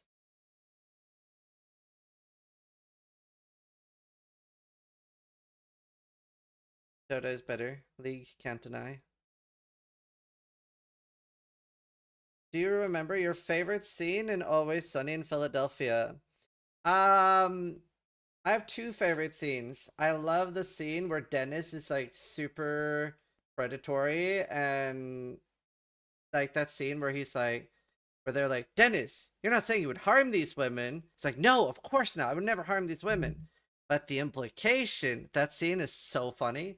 And the one where Frank is naked inside a couch. That reminds me of Ace Ventura. So funny. Oh, and the Golden God scene. Those are my top 3 favorite. Oh, and Dayman. Dude, just like Always Sunny in Philadelphia is just the best comedy show. And it's not even remotely close. I feel like every other comedy show is between a 5 out of 10 to 7 out of 10. And then Always Sunny is like the only 10 out of 10 comedy show where every episode is just like an absolute banger and so good. Like they do so many like hot topics. They even like they just oh man. So good. Yeah, okay, IT crowd is probably an 8. Just resubscribed Better for than Curb, 14 yeah. months. But yeah, gotta get into the boy's soul. Did you play Gridmaster? I did not. I didn't make a day, man build. Righteous Fire. I don't even know if I've seen Curb. And after the reveal, countdown in bottom left. Okay, what else am I doing? Sanctum changes. No, that's unlikely. Mirrors reworked, very unlikely. Recom changed, kind of unlikely. 75's kind of, maybe. 76, 77, 8. Light Parks and Rec? Don't know if I've seen that.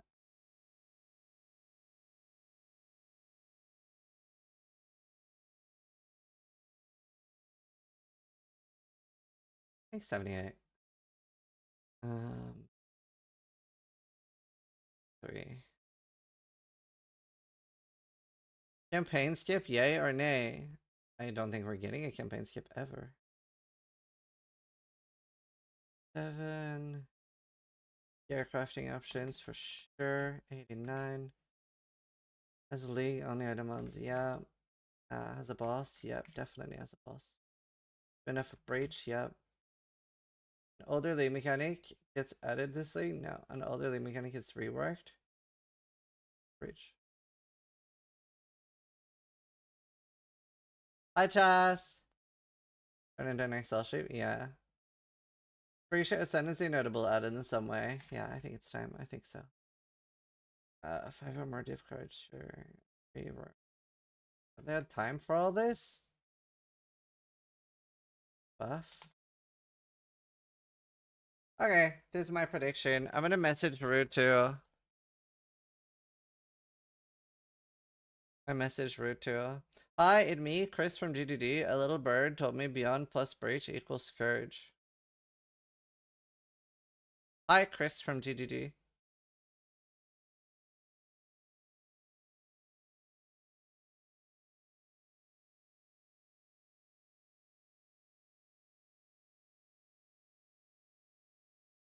Gift back to OSRS, that's funny. Oh man, I'm so excited for today. You know what? Let's listen to some good music. No way, is that Chris from GDD?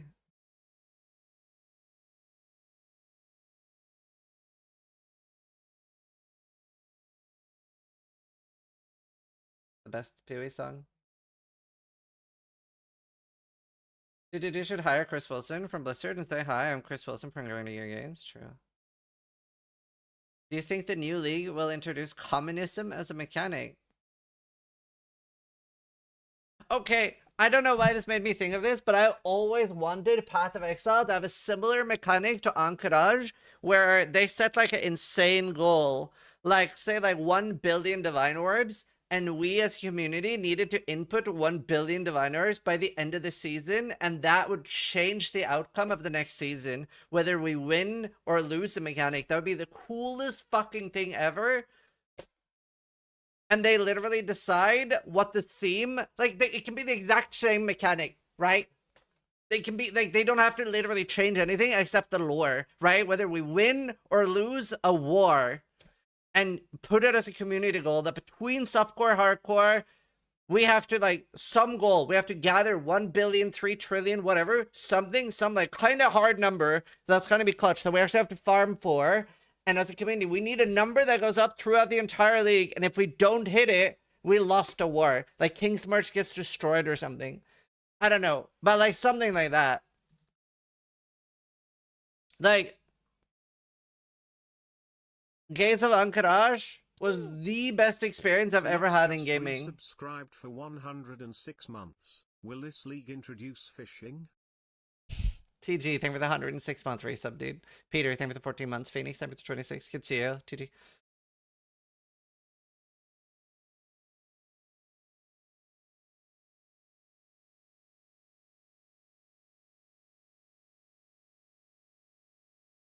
Sanctum versus no Sanctum factions. But like, I know this isn't like a normal ARPG thing, but wouldn't that be so fucking cool? Like, it doesn't have to be an important thing. It's not something we get anything for. I just love goals like that.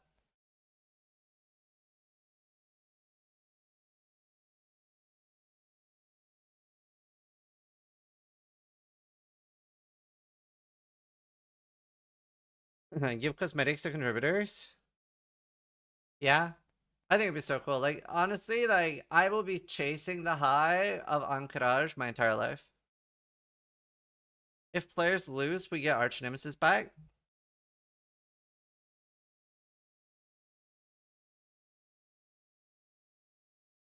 Did you beat your hardcore PoE 2 character the other stream? I don't understand the question. If you say a hideout decoration that evolves tracks your contributions, true.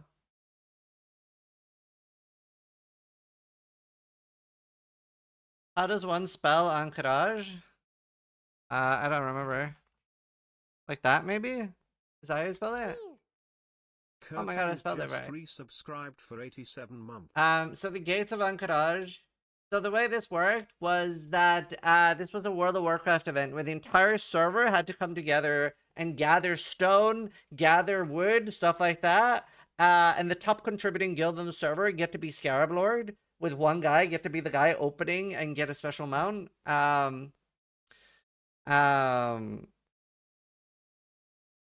But it was just like a cool, like the entire server came together and like gathered and everybody just contributed. It's so cool. Wasn't the Dark Portal event the same for Burning Crusade launch? I don't remember.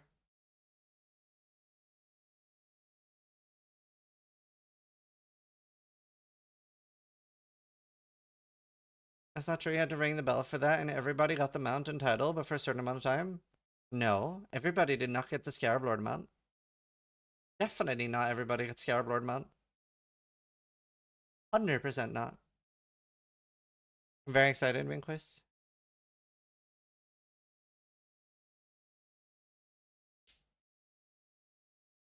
Only the Scepter Havers did? Yeah.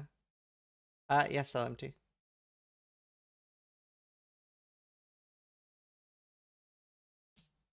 Only people who completed the questline got it, yeah. Am I feeling better? Yeah, I'm still like a little bit like sick. I'm only feel sick when I wake up, kinda. I feel like better throughout the day. Kirkende, thank you for the tier 2 sub and the 87 months. It's good to see fellow Norwegians. And we probably have the quest on sick though.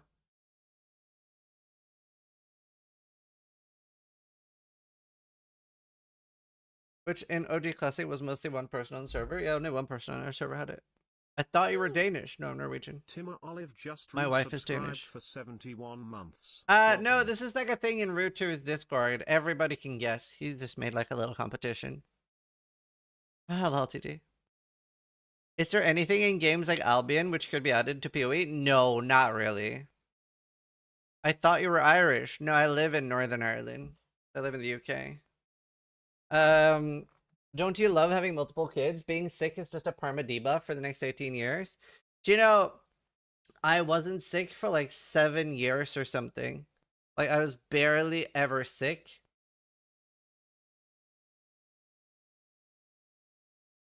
And then I had kids. And now I've been like sick on and off for the past like 4 years. Yes, drops will be active here.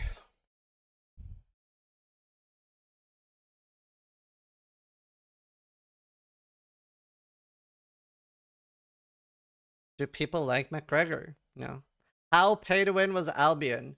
Quite pay to win. I played it completely free to play, but the way the pay to win is in Albion is that, especially if you're casual, it sets you up in such a way that it's very easy to be like, man, I could so easily just drop $50 and fix this problem I'm having. No, it's free for all. Sorry. So, yeah, I mean, I had no problem enjoying it free to play, but especially if you're going to play it casually, it would be very easy to be like, man, I could just drop $50 on this, which is a bad thing. Oh, damn, TG, yeah. Do they sell quality of life in Albion? No, they sell straight up silver. It's the same as World of Warcraft, where you buy game time, sell it to another player, and then buy whatever you want. But personally, okay, all pay to win is bad, but I vastly prefer that type of pay to win where you pay $30, you get this. There's no like, you pay $100 and maybe you get this. Oh, okay, you didn't get it. Now you have to spend another $100. Like Gacha and the Torchlight Infinite monetization that ends up like, well, okay, you spent $3,000. You still don't have what you want though. That's my least favorite pay to win for sure. Did you see that Steel tried Torchlight free to play and said it was pay to win trash? He also said he could not believe how predatory it was. I think Warframe's monetization is the best in the entire industry. I mean, Path of Exiles is definitely better because it doesn't time gate and sell you your time. But yeah, I know people are generally quite happy with Warframe. But I think PoE is definitely better.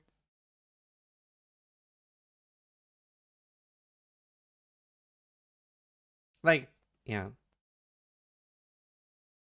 Dude, does your face appear for everybody in the info box when you Google EVE Online? I'm so sad with what Torchlight has become. Yeah. I mean, that's why I was initially taking sponsorships for Torchlight Infinite, because what happened was they gave me a sponsorship offer. I didn't really know much about it. Went into it and I torched it. I was like, this is pay to win trash. Horrible. Please avoid it. Then they reached out to me. That is right. Google it. Wait, I Google EVE Online. What the fuck?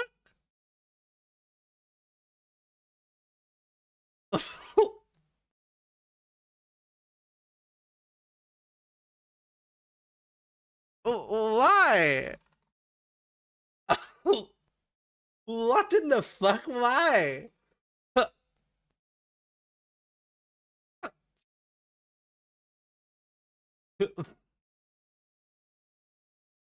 Okay, I need to tweet about this.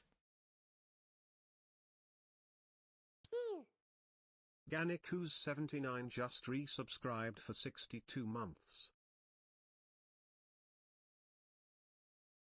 What the fuck?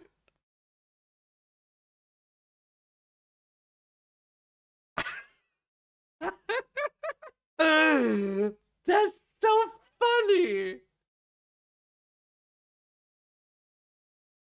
That's so funny.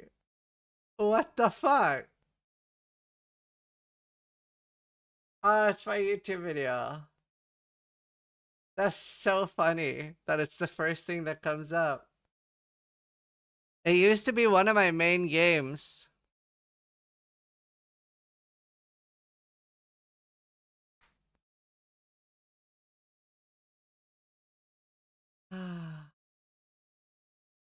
That's so funny that that comes up.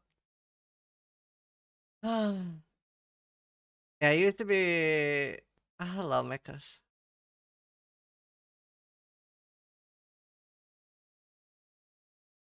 It has nothing to do with it. You just don't want to grind, which is okay, but you can't say it's pay to win. Well, most of us have that. Pay to win is if you can spend money to alter the game in any way. So, for example, stash tabs in Path of Exile, right? But obviously, it's at least that's sort of soft capped. Like you could argue if you spend $40 on Path of Exile, then you've bought the game, right? So like for a lot of us, EVE Online, Warframe, Path of Exile, like they're all pay to win in different levels. Yeah, EVE Online's very pay to win. I mean, Tarkov is stupid now. It's almost every game is pay to win now, chat. But like the problem and why people dislike things like Warframe and why others don't, like what the problem some people have with Warframe is that they're creating a problem and selling you the solution, right? That's the most common problem with pay to win. The patch notes are out. Set it in game. If you're lying, I'm going to permanently ban your Reckless. How is PoE pay to win? So again, it's like a sliding scale from 1 to 10. Oh, it's PoE 2? Oh, right. Okay, you're fine.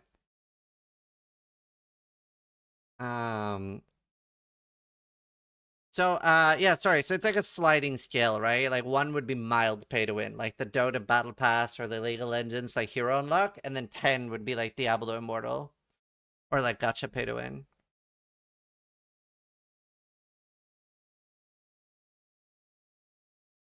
And also like, okay, this is the lowest scale of pay to win, but also cosmetics can be pay to win, right? Like certain skins are banned from competitive play in League. If you've ever tried playing a high cast speed Spark build in Path of Exile without the black Spark, stuff like that, you know? But like at the end of the day, the most important thing, everybody's gonna have their own definitions of stuff. The most important thing is that you're upfront about what is pay to win or what isn't pay to win in a game, so that people can make their own decision, right?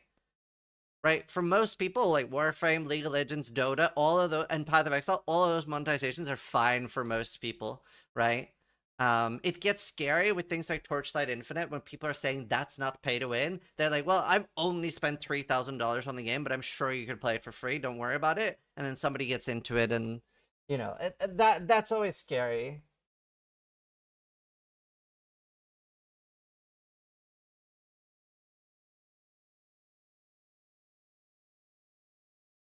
Warframe has no pay for power, pay to win. You can't buy better weapons. You can.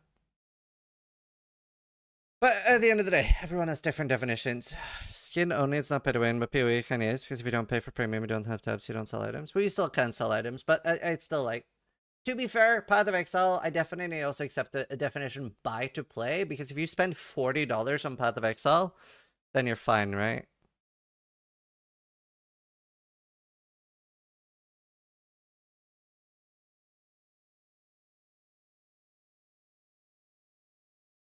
Well, the best definition of PoE is free to play, sorry, free to try, buy to play, right? It's a really good free demo.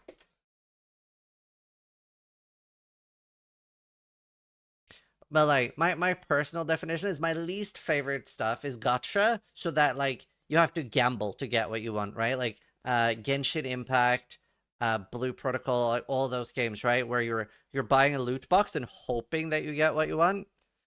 That's my least favorite.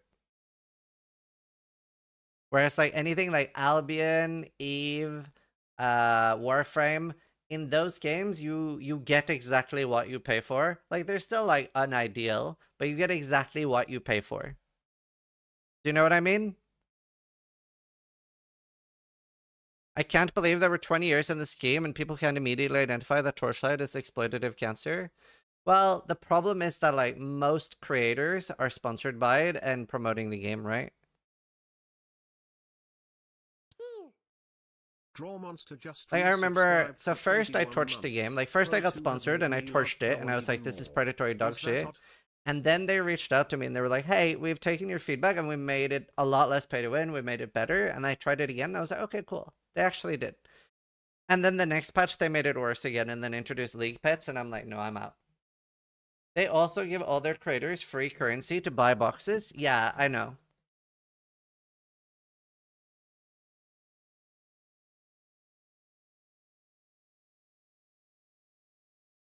Yeah, punch it. Broken _ Timo, Yannicus, Straw Monster, and Broken, thank you so much for the subs. Trees as you make me happy. For sure, Creamed. There's not a single thing in Warframe that you can't get for free by just playing. Yeah. Most games have that. Most pay-to-win games have that. There are very few pay-to-win games that have things that are only exclusive to paying.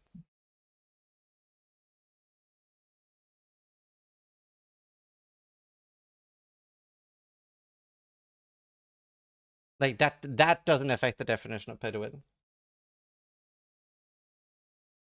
It's wild that people don't value time. Yeah.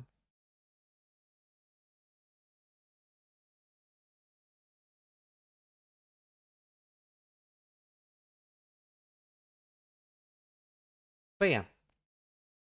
That doesn't super matter.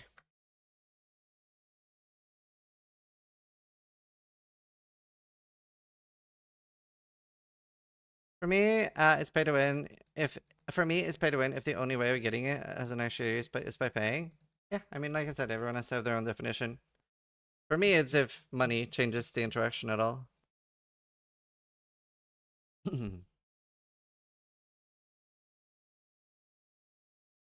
What is your league start build? None. We don't have patch notes yet. Does anyone not play a game because they're morally opposed to any type of pay to win? Yes. Like I've declined over 100,000, maybe $150,000 in Torchlight sponsorships, because they went from They launched, it was very pay to win. I roasted it, and then they made it better, and then I tried it again, and they made it better, and then they made it worse, and then I stopped taking sponsorships for them. Zimbra, thank you for the prime. Zimbra1 just subscribed. I would love to spell Slinger.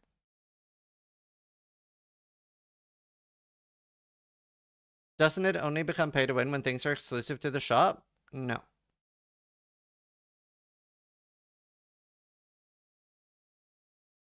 Yeah, Macy.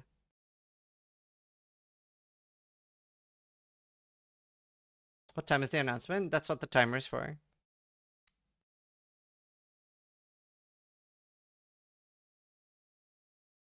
Pay to win is a scale? Yeah.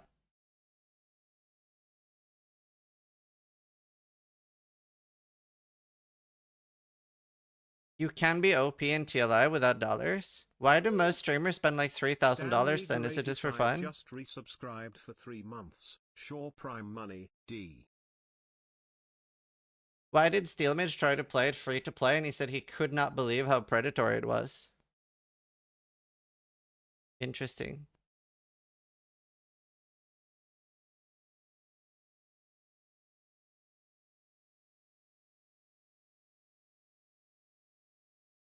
Farsight Infinite is like if you could pay money to unlock your Atlas tree bit by bit. Yeah.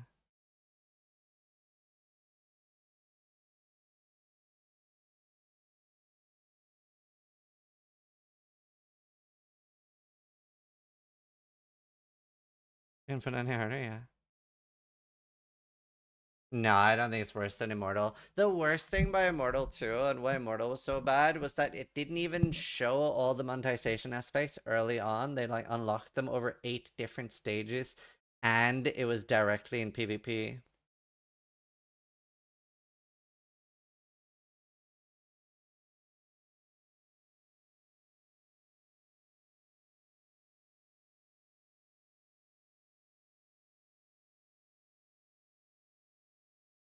The same people spend 1,500 and have to defend their investment too, yeah. I always find it weird having to like defend companies. Like do you know who I want to defend? The consumers. Fuck the companies. I don't care, dude.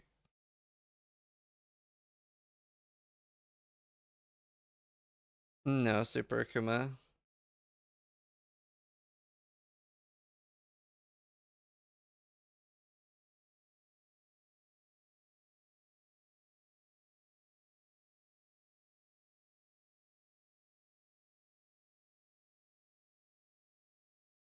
Don't say that, Sis. They are sponsoring you. Who is sponsoring me? Just resubscribed for 7 months. Get Dave, thank you for the 7 months.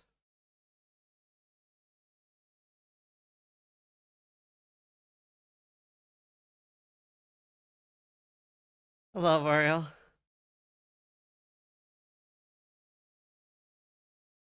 If you guys like playing the game, then why do you care if it's pay to win or not?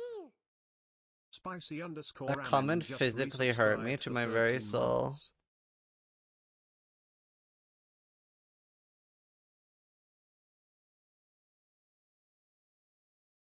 That physically hurt me.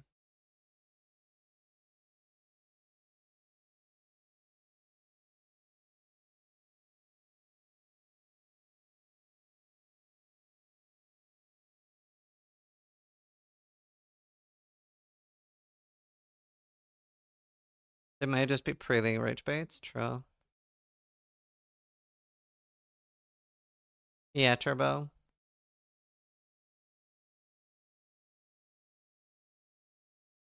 I know 2 guys who bought the 10 and 15,000 pack for Star Citizen. I thought it was ridiculous at the time, but now they got for 50k. Yeah, but I mean, I don't want any negativity towards Star Citizen. Like, there's way too much negativity towards Star Citizen. That's not pay to win, and that's an investment for your great-great-great-great-great-grandchildren's future.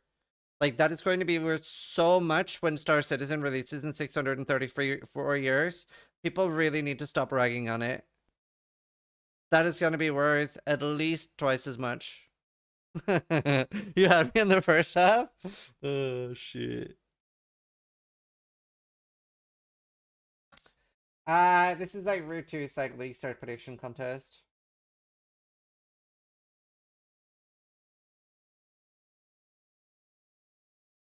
You sounded like a crypto salesman.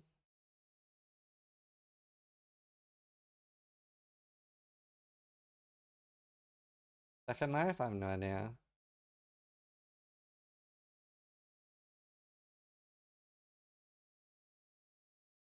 I don't know. The consumer sets the standard for the quality of the company. The average consumer being dumb enables the company to be shitty. Expecting the average human being not to take advantage of his fellow man is unrealistic. I'm willing to believe you genuinely wouldn't, but let's face it, you are weird. That's very sweet. That's a huge compliment. To be fair though, you know, like I do disagree with the saying that everybody has the price to most of the degree, but I have said that there is one thing that would make me change my mind, and that is if I found out I was dying, I would change my entire like ethical thing. Arcade, yeah. Like for example, let's say that I got told by my doctor I have 6 months left to live. I would do a death-a-thon, and I would just tell you guys, like, guys, I no longer have integrity. I'm gonna make as much money for my family as possible before I die, before I kick the bucket. And I'm gonna do a death-a-thon. Your price is death? Yeah. Like, literally, I unironically would do that. And I'd be like, I would be live. I'm gonna be live 100% of the time. I'm not gonna go offline until I die. Like Breaking Bad Twitch edition.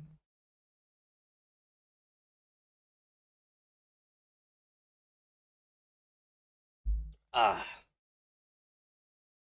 How is your IRL health? It is stellar.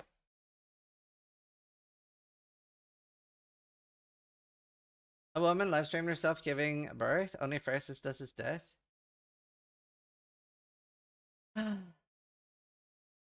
Yeah, dying on stream is 2S. Oh my god, that would be so nice. Oh, now I kind of want that. Imagine, like, yes, dying on stream is a bannable offense, but that would be so nice to die on stream and then Twitch bans you. That would be such a nice end. Oh, that would be so cinema, dude. That would be so cinema. That would be such a cinema ending. But no, I'm not dying. I'm good. I'm fine.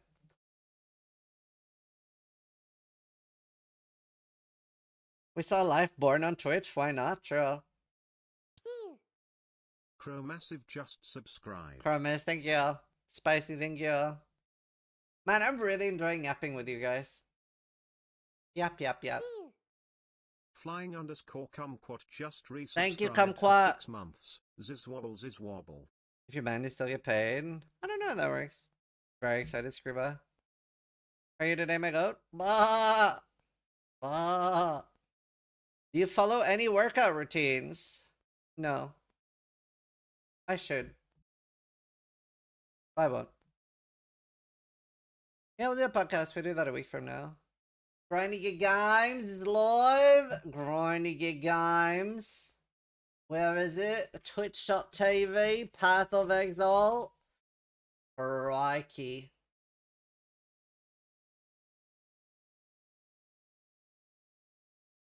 That's a good one, mate. Log in, dude.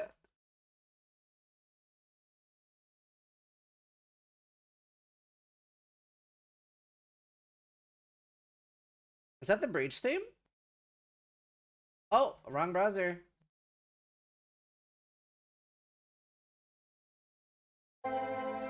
Where's it Shaper? What is the knock button? That's because Path of Exile follows me, so I can knock to collaborate and appear on their stream. Should I ask to join the stream chat? I'm not going to.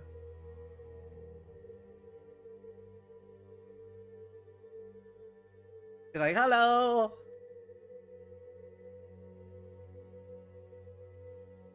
I won't.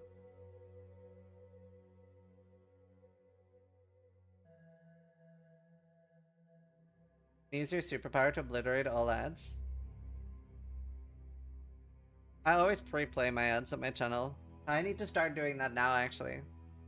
So we're gonna try to play 9 minutes of ads before, so that we have no ads throughout the patch notes and stuff. Then we'll have 3 hours of no ads.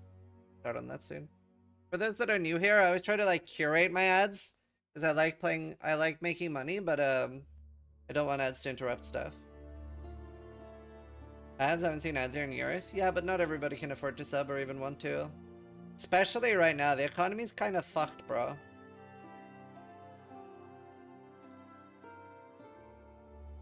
The one streamer that actually manages ads properly. Thanks, I appreciate it.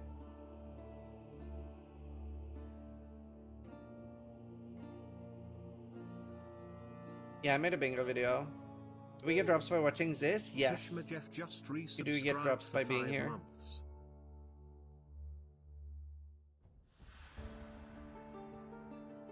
BGR, thank you for the prime. BGR, I'm broke, had surgery, can't sub. Sorry, I'm here to help viewer-wise. You should never apologize for not subbing. Especially with the current financial... Like, the thing is, like, I take sponsors for money. Like, there's so many ways, like, not that you have to, but, like, just by watching my stream, you're already helping me financially. Even if you don't even watch sponsors, but I do appreciate people that do. No, Shitstain. I don't think he plays PoE anymore. I think he's PoE 2 now.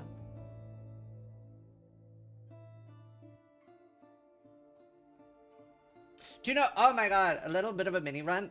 I saw like a rolling command in a streamer's chat saying like lurkers are no longer counted for views. Please type in chat so they are affected in the view count. And I'm like, bro, like why the fuck would viewers care about that? Like, fuck me, dude.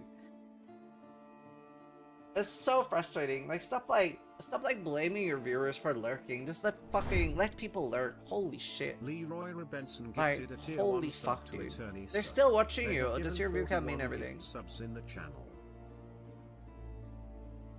It's not even true, dude. I would have like 50 viewers if it was only typers that counted. It's just engagement bait.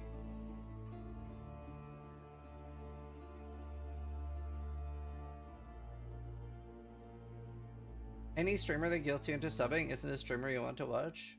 Yeah. Damn, does it work well. Do you know the best call to... It's called call to action when you do like a please sub. The best call to action I ever heard was when Fortnite was really popular and Devin Nash said, right now there are Fortnite streamers with 10,000 subs. Sub here to counter that. It was the best call to action I've ever heard. And loads of people subbed. That was so funny. Ireland, thank you for the sub. Leroy, thank you for the gifted. Jaw, thank you. Ursa, thank you for the 37. Lol, Ursa. Arky, thank you for the 8 months. Alan Wade, thank you for the 49. And Aaron Guard, thank you for the 3 months. We can do that for Torchlight streamers. Arkies underscore just resubscribed. No, thank you for the 5 gifted. Devin gets it. I love Devin. Devin's like my second favorite person. I love him. Just resubscribed for 49 months. Hazes.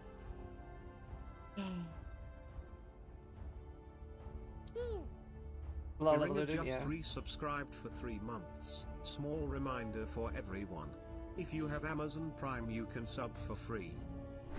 Sis isn't getting enough subs. Can someone gift him 5 more subs? That's another thing I never liked. I never liked the whole like begging thing. I felt like if you really want subs, I feel like the best way to do it is put down interesting sub goals or make content so good that people feel like they owe you and want to give you a sub for like as a thanks. 68 months. Lurk. Supersize, Iron Man, and Pink Rainbow, thank you. Holy Kashu just resubscribed for 81 months. How often do you think one needs to actually engage to pipe gingerly the yeah, same Capsaholic. Sunslab, Kalen, thank you. Supers yeah, 1 just resubscribed. I'm too bad for good content. Hype.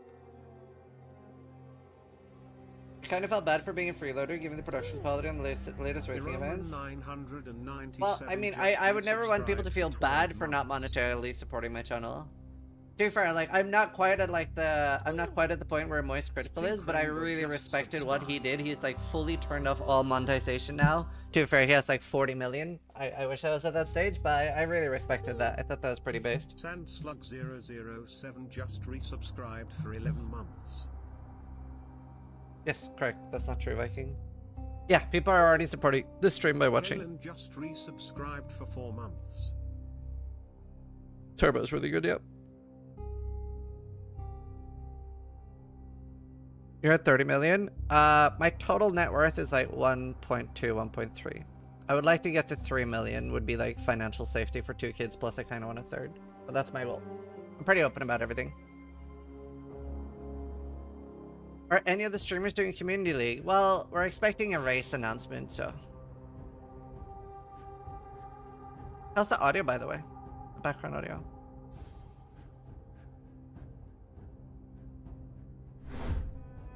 Yeah, we're talking about it, punch it. Audio's crisp. Here's 17th. Suki, thank you for the gifted. Thanks so much for the 6 gifted. Kyland and Salty, thank you for the subs. 70. Do you invest your money? Yeah. So most of my money goes into maxing my pension. Then I have like a fund investment account that I put aside 35 or 40k. It's currently at 60. I let GPT do my investments. It's gone really well. I don't recommend doing the same, but it's gone really well. For the small account. How much did you spend on demigod items? Time? I earned them. Except for the amulet, which was bought by chat. Grendel just resubscribed for 35. No, I specifically asked for not AI investments. Bought loads of gold, for example.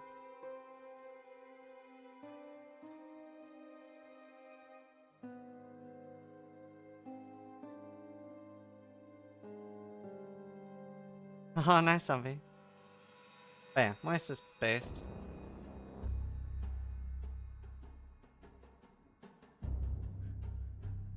Does he invest all his money in CSGO skins? How long have you been streaming for and how was the start? I've been streaming for 10 years. It's been really good since the start, to be honest. I've been very, very lucky, but also just put in a ton of hours. I had like pretty consistent growth since the start. It doesn't track, so I started in October 2015, but already like 6 months after starting. I guess this is the year after starting. I had like 700 average viewers. Great curve? Yeah, although this pisses me off. I hate seeing this. It's like every PoE streamer got follow botted for like 30 to 100k. And this is the date where Commander Root got a tool to delete all of them. That was nice. The spike bots. And here there was no tool to delete them. But here there was Commander Root made a tool to delete them. I deleted them all. But it was really sad because I was really excited and planning to celebrate hitting 300k followers. But then it felt so weird because obviously I can't celebrate it because it got hit by follow bots. And then when I hit it for real, it felt weird because I don't know, it just made it weird. Is that 2025 spike PoE 2? Yeah.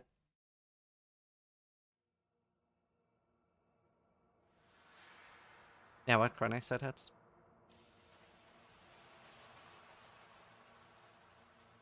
But yeah, no, I've had a very consistent growth with streaming.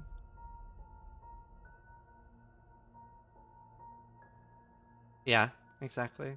Not that many people typing still.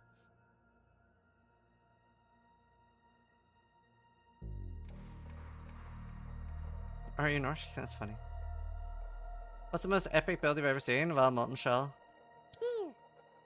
How long will the announcement stream be? Fuck, I don't know because like the ZGD Q&A is quite long sometimes, so 2 to 3 hours. How long did it take you until you're financially stable? So my first year, I only made like $3,000 or $5,000. And then I was getting to the point where I was thinking about quitting streaming. Because I wasn't making enough to pay rent. And then True Kryptonic and Ciore got into like a donation war about who could be top donor, and they both donated over like $3,000 each. So I made like $6,000 from those two. Why do you speak in dollars? Most of my audience is American and everybody understands dollars. No, Steel's on vacation. So during my second year I probably made like $10,000, which was enough to like eat and pay rent. When did they introduce Prime? 2016, 17?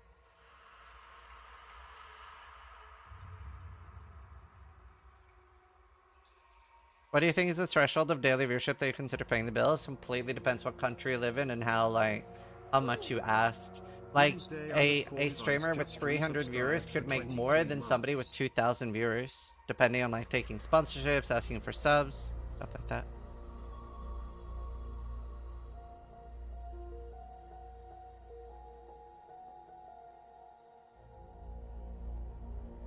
I'm neither. I'm not an Irish or English citizen. I'm Norwegian. Both, punch it. How much do ads factor in? Ads and sponsors are like 75% of my revenue. We're streaming 12 to 16 hours a day during your first year. I think my first year I streamed like 4,000 hours. You double tax? No, I only pay tax in Northern Ireland.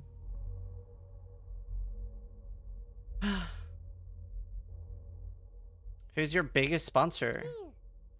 Past my prime gaming just resubscribed. Like, what for company 18 has paid me the months. most amount of Check for money? your Twitch Shopify, I think. demands. Or Lenovo? Shopify. No, Doomsday just Shopify. resubscribed for 7 Shopify, then months. Lenovo. Starforge? No, they don't pay a lot.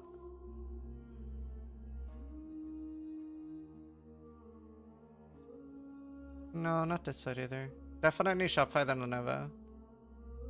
Do you have advice for new streamers who are struggling to get viewers? Most people shouldn't stream. Most people aren't interesting enough to stream. It's going to be a very unobtainable goal for most people. And most people that have asked me to review their channel and ask for advice, they have no viewers for a reason. They aren't interesting to watch. Thank you for all the hard work. Biggest sponsor is Twitch Chat, yeah. Striker 1330 Like, you have just resubscribed to for be 13 interesting enough to months. watch. Starting now is also infinitely harder, yeah.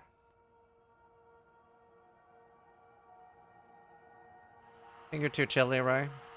Would you consider yourself interesting enough to stream, or just a stroke of luck or dedication to the PoE community?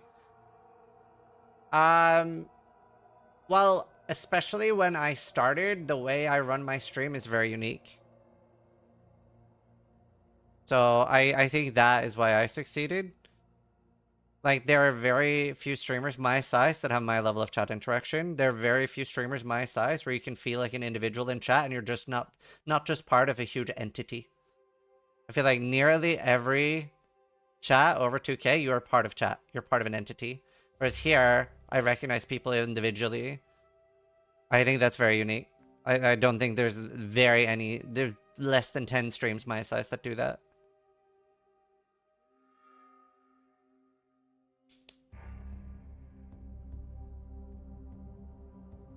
Okay, name my favorite ascendancy. Gladiator. You don't know me? No, you've never talked to my chat. Like, even though, like, some, like, people's, like Tortilla, you're Norwegian, right? I think. God, I hope I'm not wrong. That'll be embarrassing. Yes? Okay, cool. See, like, I remember so much random facts. Honestly, your memory for some chatters is genuinely mind-blowing to me. Yeah. Fucking no, Leroy. Tell me about me. You're wonderful. I love you. You always bring me good news. How many languages can I speak? You can speak 5 languages. Right? Is it 5? I think it's 5. True? Hey, I remembered. Yeah, I don't know, dude. Just some things just stick. I remember that Kronsky's a welder. Can you speak French? Yes, I can speak French. I speak very good French. Sacre bleu. What are you talking about, you dog? My name is Karn. No way. I don't think I'm wrong, but I think... Well, no, because like, there are loads of people that aren't subs and even followers. If you're in my chat every day for a year, I'm going to remember and notice you. Okay, I need to go pee. That's English, but with a French accent? Lies. Okay, I'll be right back. I'm gonna play ads. For those that don't know, I play ads when I go AFK. But I am gonna be playing a lot of ads in the next hour, so we have no ads for the reveal stream. Be right back. No, this me! That was insulting Norwegian.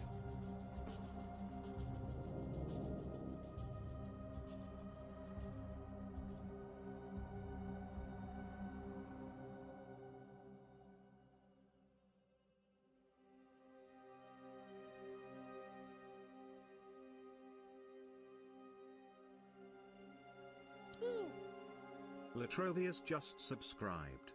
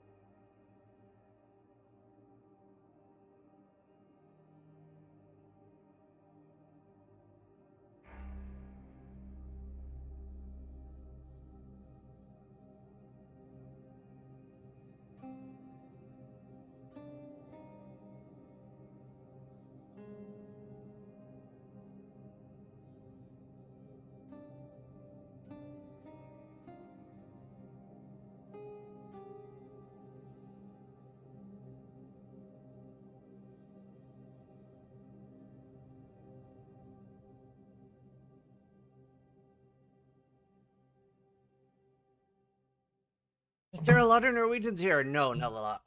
But with any type of success, I don't think for the most part that it is just luck. In my opinion, where luck factors into success is how fast you succeed, or if you succeed before you give up. That is in my opinion where like luck comes in. So like I succeeded very quickly, which I think was lucky. True or false? Am I Norwegian? Yeah, I think you are. Is it better for a streamer to focus on streaming every day for hours? Consistency is the most important thing. That Trovius, thank you for the Prime Deviation, thank you for the 7 months, and Milner, thank you for the 25 months. Consistency is the most important thing. What I did when I was new at streaming, which was really good, and I should still do it, was I ended every stream by saying, guys, tomorrow, I'm going to be online 11 hours from now, and I would do edit com start, and I would update the start command for the next stream every single day, and I never missed a day in the first year. I got damage chest. Oh, nice, Dethanori. Molten Strike Poison Joyful League. Any advice for getting burned out of your main game and streaming? Oh, you're fucked. Don't.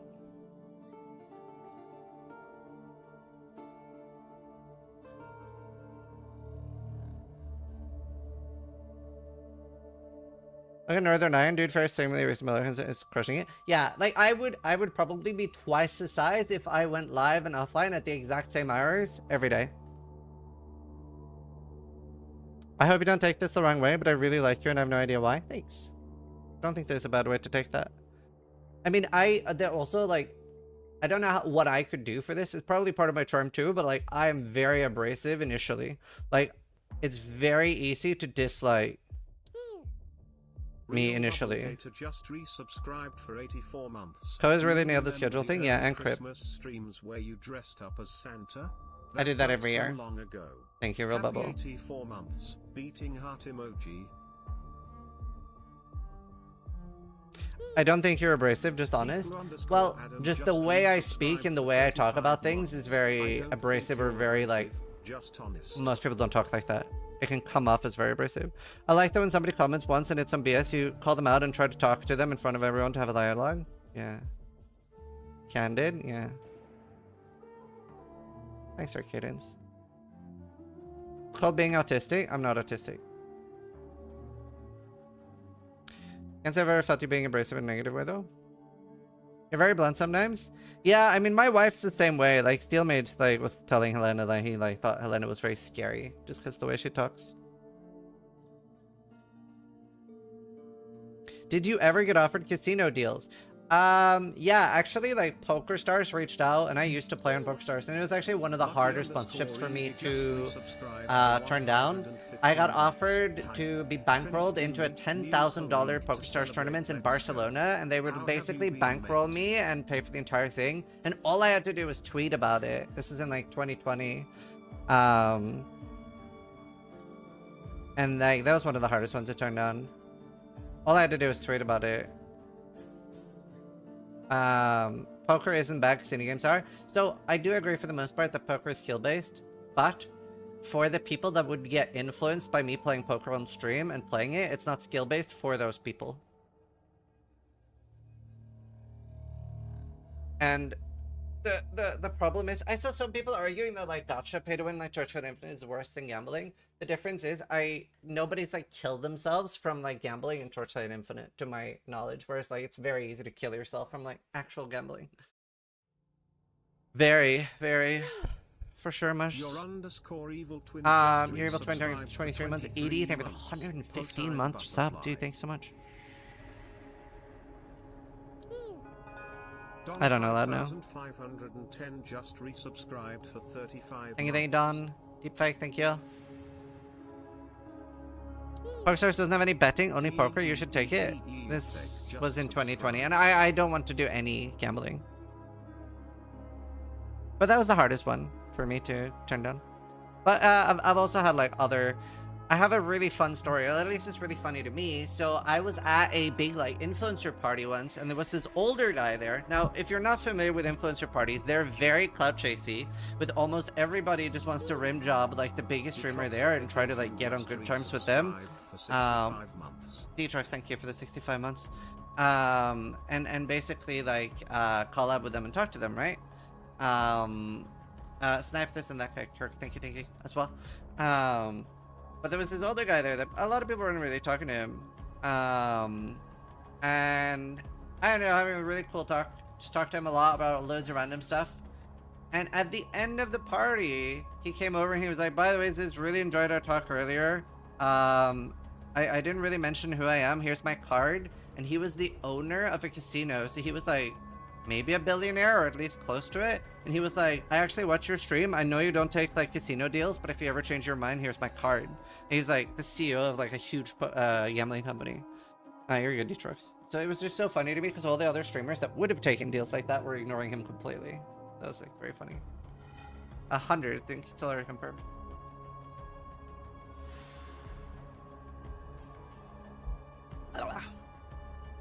So you could have been a billionaire? No. But I have turned down a lot of money on gambling and NFTs and crypto stuff. You almost missed it, yeah. Make sure when this league launches you don't have PC issues. Yeah, I'm gonna have it downloaded on Steam and download. I'm very hyped. How are you doing? Torilla.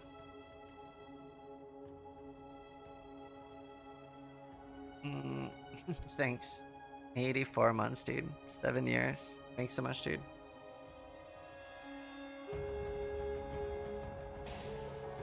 How fucking funny is that the Valve crashed the TSKN market overnight?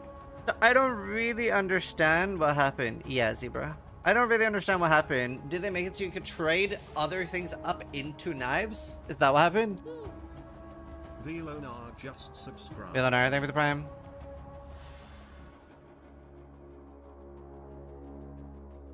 Nice, Edie. Appreciate it, man. Thank you, Edie. They added a trade-up feature which devalued all the top end. Incredibly base of Valve to do so. Loon great. Thank you. I lost $27,000 overnight on Steam. I was hoarding until the next index came out. Ooh.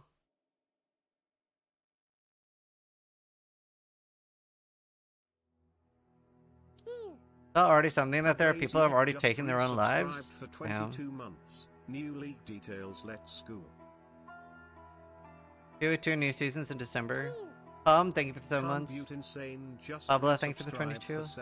They made it so you can swap 5x items at 5. Oh, okay. Goes on every map. Damn. People will take their lives for anything. Yeah, I mean, it's when people feel trapped with no way out. What rank are you currently in League of Legends? So I got ranked at bronze and then I went to silver within a few games. And I was close to gold.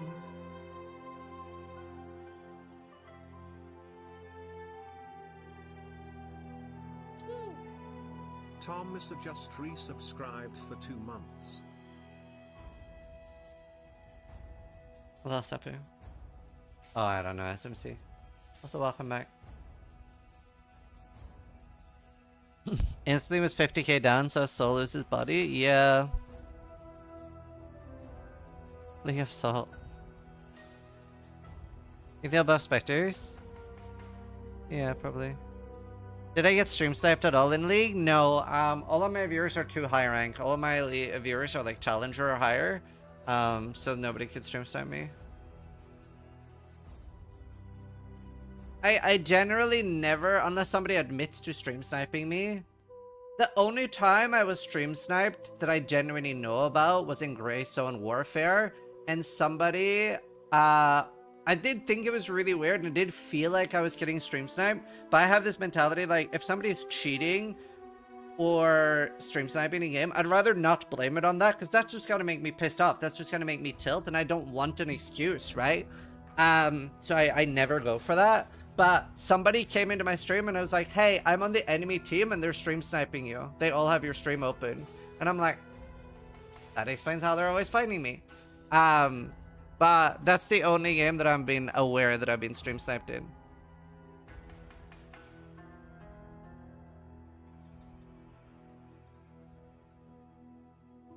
Dude, one of my most viewed shorts is from Greystone Warfare. I really wish that game popped off more. I wish it had like more scarcity. Oh, and in EVE Online streams. That's true, I forgot about that. Are you guys ready? Watch this. I got flamed so much from this clip, but I was so excited. Obviously, I don't play like a ton of first-person shooters, so I was very excited about this clip. Watch this.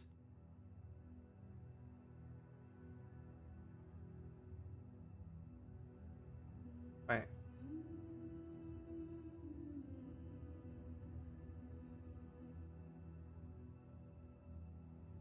So they were looting my friend, that's why those first two were like so easy to kill. And then the third guy had no idea where I was. Only they did the fourth guy. I actually kill another guy like 30 seconds later. But I was so excited. But all the comments are like, his teammates are wondering why he's team killing. I'm a literal god at killing people who aren't even fighting back. Like, all the comments are so salty, but I was so excited that I wiped a team that just killed my friend, you know? Like, I was hyped as fuck. I was like shaking with adrenaline because like that you see Miss Magpie's body there that they just killed. But I was just hyped.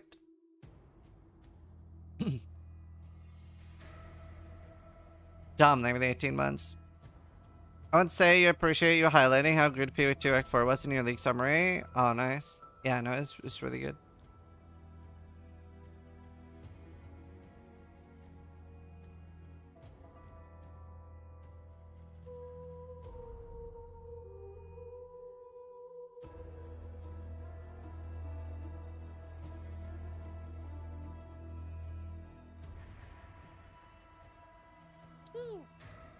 Ladu just resubscribed for 4 months.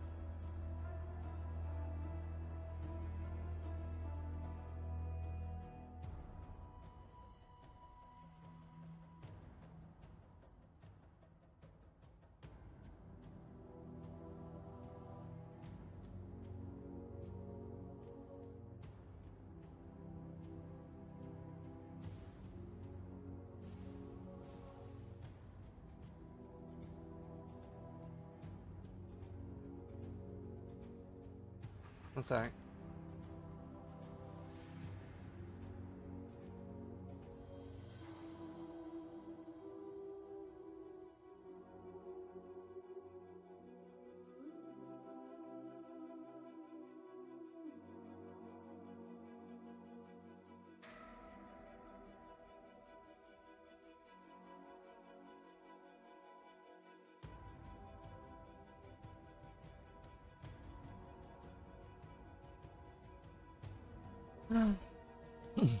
This is gonna be a PoE1 reveal, correct? Chat, I'm going to play another 3 minutes of ads. I'm gonna try to play another 6 minutes before this goes live so that we have 3 hours of no ads.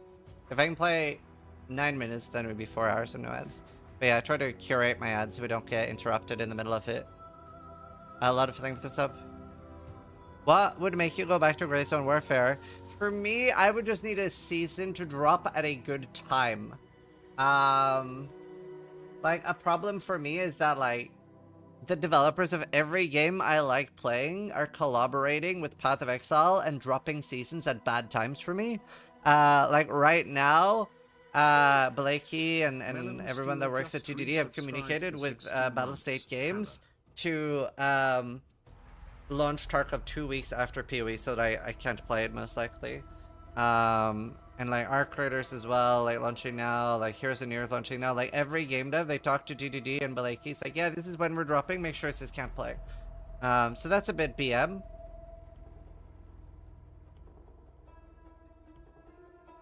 I honestly didn't super feel Arc creators anyway. Waspson just subscribed.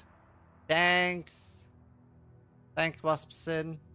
Do you know, one of my Reddits that I've been watching is fuck wasps or kill wasps or something. Guy just resubscribed for Or is it? 36 months. Oh, here. Zizwobble.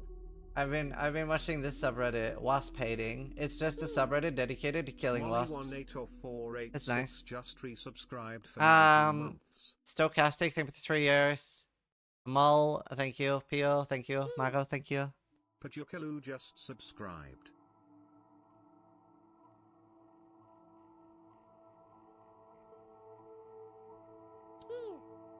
Steelmage is on holiday. Lemon there for the 9 months. Onyxiga, good to see ya. Don't think I've seen you much on Twitch, just on Twitter. Good to see ya. 1011 just resubscribed for 9 months. Less How you than doing? 3. Good to see ya. Like your Onyxica tweets. just subscribed. I thought about checking out Fellowship, yes. The soapy water trick works, the Silver Wings, yeah. I've seen someone put jar to wasps in his entrance, right. Yeah, I hate wasps. One of the only animals I hate. And mosquitoes. This is the 9-minute of ads? No, like that was just 3 minutes. I try to play as much ads as I can before we go live while I'm just yapping. Rogue Trader? Yeah, I did play it a little bit, but I didn't make time to play it a lot. This is the funniest mosquito meme. Here, I want to show you. I love this. In Spanish, the suffix ito means small, which hints at the existence of something bigger and greater than mosquito. The legendary El Mosco. I think it's so funny. Every time I hear mosquito, I think of this. I knew that was coming. It's so good. Dude, imagine though.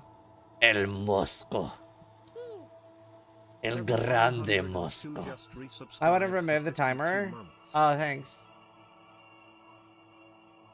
7, thank you for the 52 months. Purple, thank you.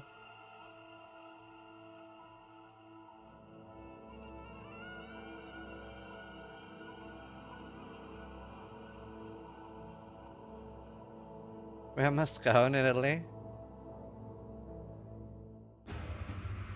Oh, what is? We refer as Moscow to big ass mosquito. Oh, that's fun. That's fun. Would be a good low budget horror movie. I'm fucking dying. Good. Are you gonna put alerts off? Yeah, I usually do, yeah. I've been thinking about asking Co-Carnage about advice on implementing a similar system to Co for League Start. Co-Carnage has like a system where like if you resub or sub, you get a DM from a bot that asks you, do you want a shout out? And then he does like a 30-second segment where he does all the shout outs, and then he like kind of ignores subs as they're coming so that it's not constant alerts and it's not constantly derailing the stream. I've been thinking about doing something similar, at least for League Start. Outside of League Start, it's not like a huge problem. I don't get like a billion subs. But at League Start, it is quite a lot. Oh, nice, Master Cuber. 7 and a bro, thank you. It's a great system, yeah.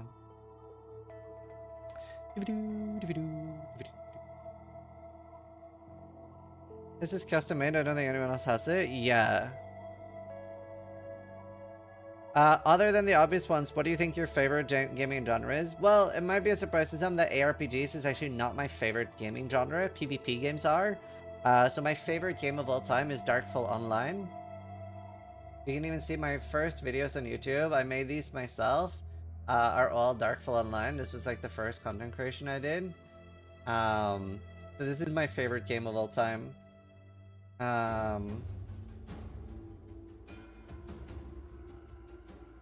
had so much fun with this. I did the editing.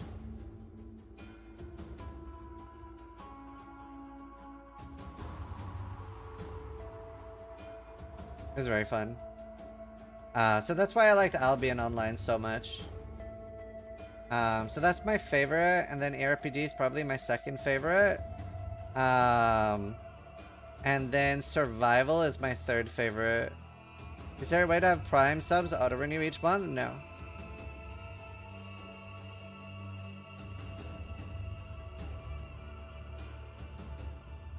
Yeah, Carlos. Yeah, Carlos is awesome. This is Unholy Worse, but I did play original Darkfall too. I just didn't make content. Have you seen Ashes of Creation? I'm very excited for Ashes of Creation. I think it's coming out in like 2056, right? Or is it 57? I can't remember.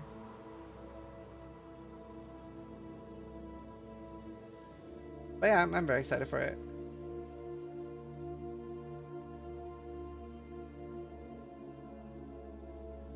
It's panicking so hard. I love this game, dude. Albion is an amazing game. Yeah, I liked it a lot. If I wasn't a streamer, I probably would have done like a 1 year straight of Albion Online. I had a really good time with it. I have 500 hours in it already. I definitely will play more for like future events.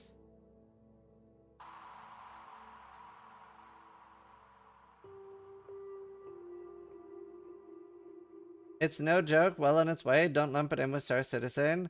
I'm just very jaded when it comes to early access games.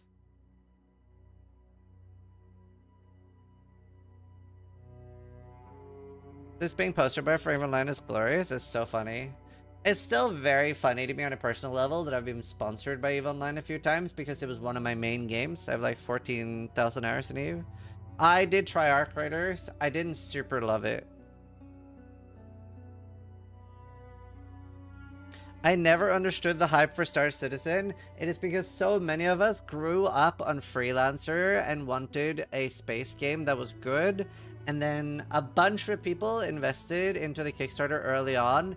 And then they invested more. And then it became sort of a sunken cost fallacy that you sort of had to enter a cult at some point. And you had to be like, it's gonna come out. It's fine, I haven't wasted my money. The game will release in my lifetime. So it's sort of like sunken cost fallacy of the game.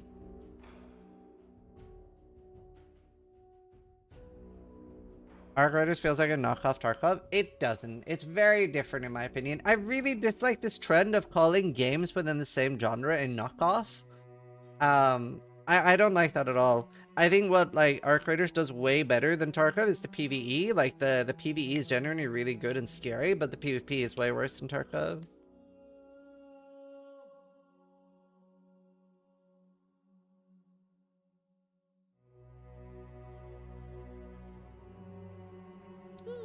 No, Steelmason upcoming is on holiday. For just resubscribed for 10 months. Yeah, Crescent. I hope Light No Fire is good. Like Coco's just resubscribed for 4 months. I pray. Would have been way better first person.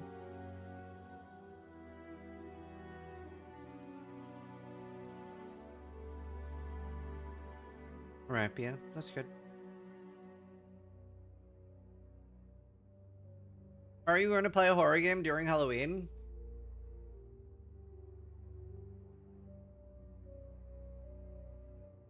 I keep getting asked so much about playing horror games, and I've had sub goals for them in the past, and they've made me a lot of money. I genuinely dislike horror games so much. It hurts me physically to play. I haven't played a horror game for what, 4 years now? I'll give you an example.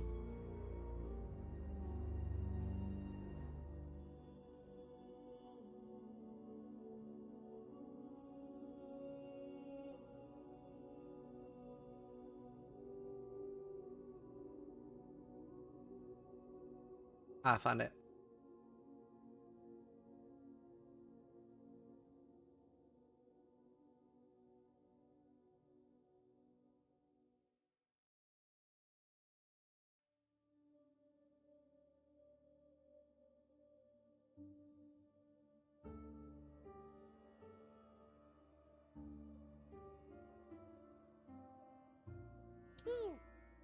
Zerius77 just subscribed. I had to take like a 20-minute break after this. It physically hurt. Like, I can still remember the pain in my chest. Resubscribed for 4 months. And the best thing is, hype. there were people accusing me of faking my reactions because I'm an S-tier world-class actor. So, yeah, I don't know. I would say 80% no. I also played Alien Isolation. I would say 80% no Halloween or no scary games. There's a 20% chance that I put a sub goal for something because I do love money. I genuinely do. But I would say 80% no. Dead by Daylight? Yeah, but that's not scary. Click or else? Oh. Is this the clip? Dude, this is the best clip ever. I should bookmark this. This is the creepiest thing that has ever happened to me in my entire life. Let me explain. Let me explain what is happening here. So, for the last 10 years, or honestly, like, in the last 15 years, whenever, this is the creepiest thing that's ever happened to me. Whenever I play, whenever I'm scared, and this is like, people that have been watching me for 10 years can like corroborate the story. Whenever, in every highlight video and everything, whenever I'm scared, I hum, "Here comes the sun, doo doo doo doo. Here comes the sun." I always hum that when I'm scared. It's my go-to. It's like, when I'm scared, I hum, "Here comes the sun." And throughout this playthrough with Luality, I've been humming, "Here comes the sun, doo doo doo doo. Here comes..." and let me play this so YouTube can hear it too. So I was just humming that throughout. Now, in Sons of the Forest, and again, I've been playing this with Duality, and I've been humming that every time I'm scared. Now, there is a guitar in the game, and that has pre-built songs on it. Cool!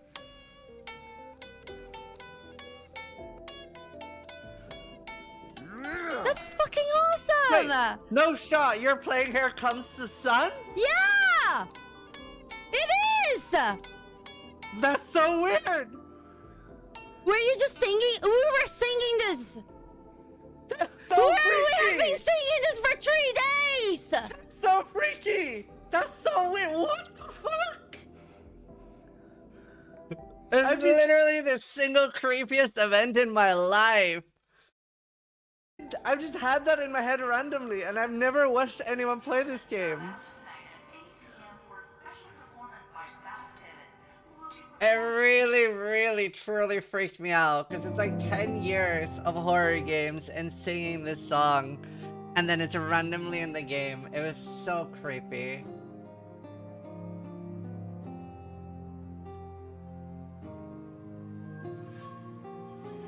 Universe works in weird-ass ways. No, I get that it's just a cute coincidence, and it's just like a jovial, comfortable song. So maybe other devs had the same idea, but fuck me, that was creepy, dude.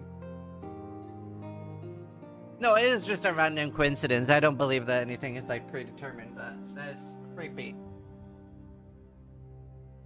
Very creepy. That goes serious, Crescent, IDC, thank you.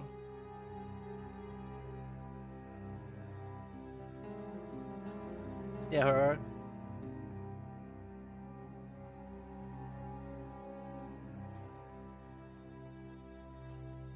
Yeah, Ramsa.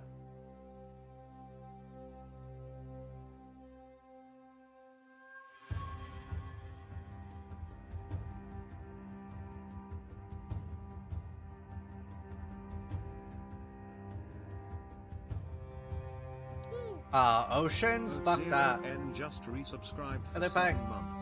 Hey, friendo. Odin, thank you.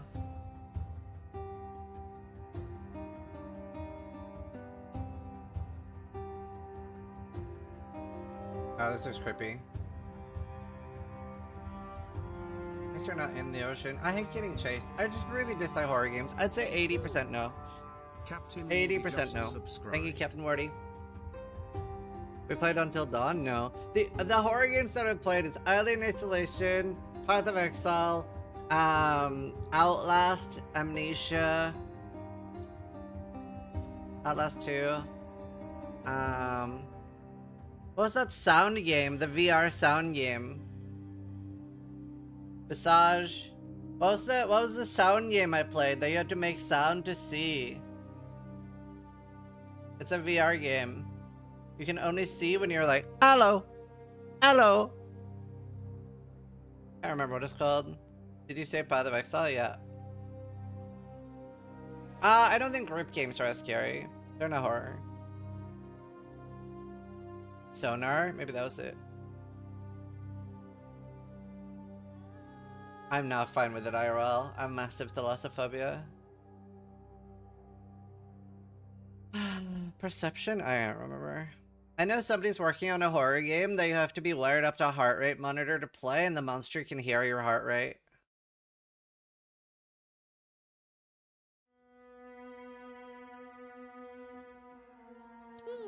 That's gonna be fucked. Shatoxt just resubscribed for 46 months. Hi.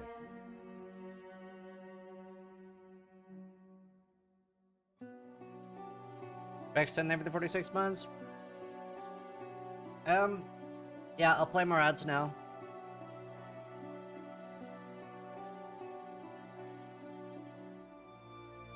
How much would it cost to open ripclips.org on stream for 1 minute?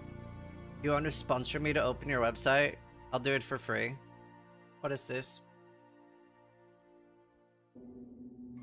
Search your Zizarin? What the fuck? Fetigo just subscribed.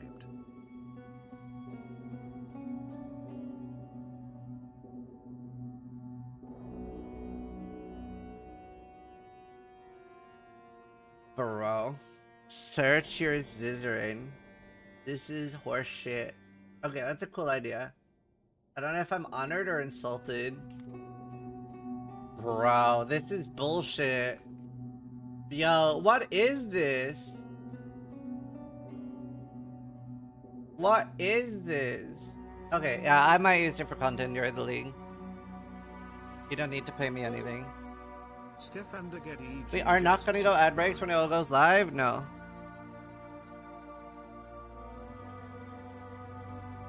I'm playing as many ads as I can before.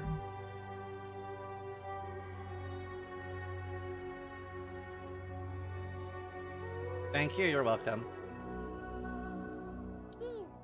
Bilski, thank you for the year. Just resubscribed for 12 months. Thanks. Here comes the sun. Dude, I love league starts. Glavius, Filski, Stefan, Fade, Tree Talks, thank you. Do you know, it is soon my 10-year anniversary of streaming in 10 days from now. 3rd of November.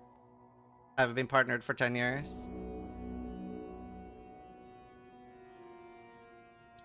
Isn't that crazy? Rogue 10 years. Just resubscribed for 2 months.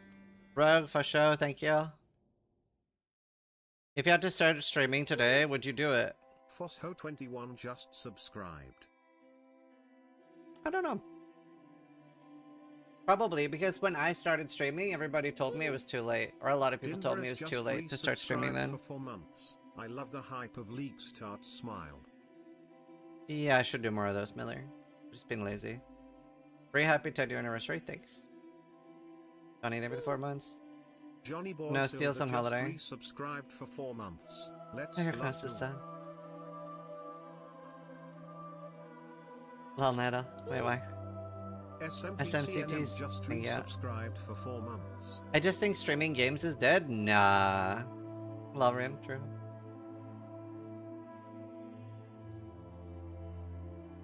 Well, you don't have to run them, Chronix. I could run no ads and just make less money, but I mean, I do this to make money for my family.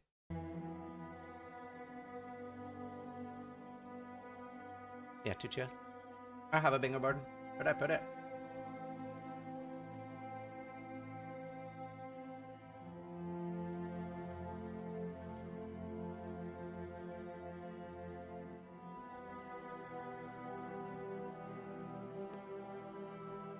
It's not dead, but it's overshadowed by huge IRL streamers. Is it though? Like, is it really though? Like, how overshadowed is it honestly? I am playing a niche ass fucking game. Like, it depends, like, by what metric, like, how successful do you need to be, and by what metric? Like, look at this flex. Thanks to you guys. Look at this flex. This is on a niche ass fucking game. So is gaming being overshadowed by IRL? Like, yeah, I'm not Kai Cenat, but this is on a niche ass fucking game. Like, I don't think I would be more successful by doing IRL.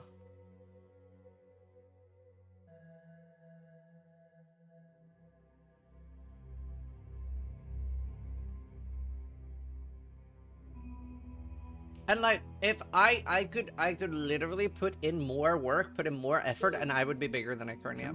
Are you ever doing a subathon again? I don't want to do subathons very often. I don't want my community to ever feel like I'm just milking them like a pay pig for money. I try to be very like upfront about how I make money and open about everything. And I do like doing subathons. I think we've managed to make them very special and make them feel fun. But I've seen some subathons that I've been like, this is just a regular stream and I don't want people to have that feeling. So I would probably do one for the launch of PoE 2 and then I probably would not do any more. But I don't want it to be a regular thing. Well, horror, true.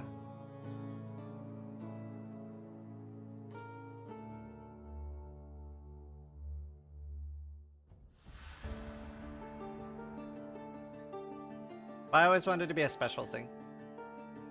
Surprise Chameleon, SMT, thank you. You have pets? Yeah. I have 2 cats. Google them. I have Loki, he's very cute. Very good cat. And I have Luna. Grankabron just resubscribed Yeah, it's like for this, 6 he's very cute months. too. Guess on the league. I don't know what this is.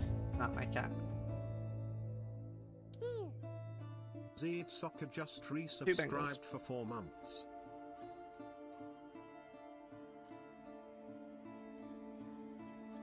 Loki's a very good cat, and then there's Luna. True. Just resubscribed for 81 months. Sup Zoos, ready for async. That's Scar, thank you for the 80 months. I'm so worried. Oh, no, it's confirmed that it's happening. Side, thank you. Jay, thank you.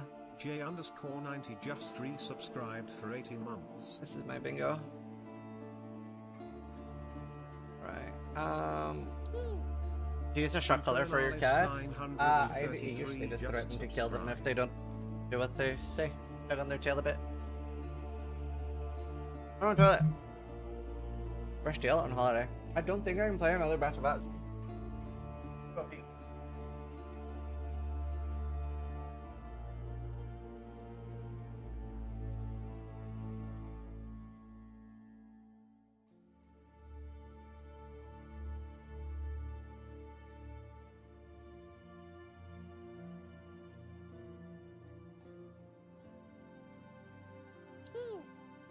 Brother Linus22 just resubscribed for 14 months.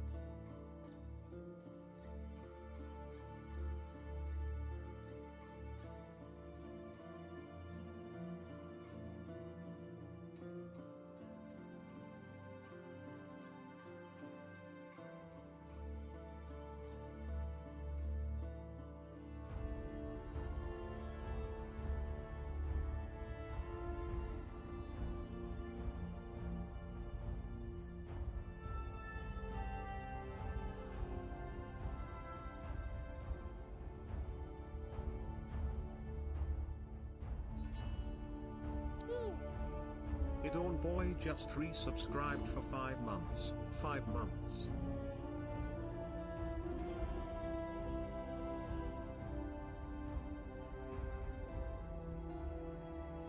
Right. I'm gonna see if I can play another 3 minutes of ads before it starts. It won't be 3 minutes anyway. Commercial 180. Alpha Cronus just resubscribed for 3 months. 3.27 high PEE. Man 12 just resubscribed for 21 months. Heel Po. Balance, I guess. Anyone think it to be different? Zollergan. Also, I'm gonna turn off alerts now. Super appreciate all the support. Thank you. Thank you, chat. I super appreciate you. Will he be Rust Mage? Yeah. Do ads compound like that? Yeah. If you have them on autoplay. I could just not play ads. But I want money. But since I have them on autoplay, then yes, they compound like that. Hey, Kenda. Thank you for the prime. Appreciate the subs, guys. I got your pug face ready? Yes!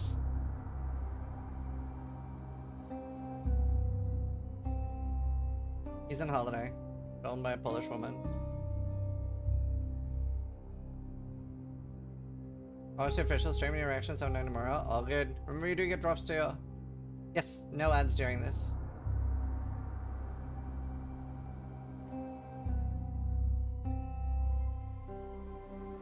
No ads during this.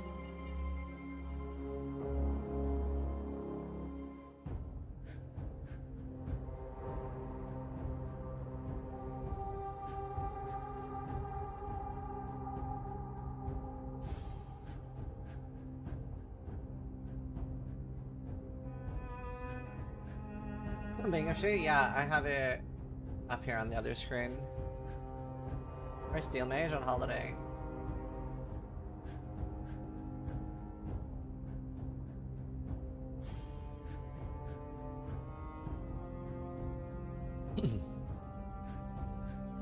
I switched the YouTube stream because it plays the ads even though I'm subbed on Twitch. Such a shame. I think you don't need to stop when you have ad block. Alright, Vash, enjoy.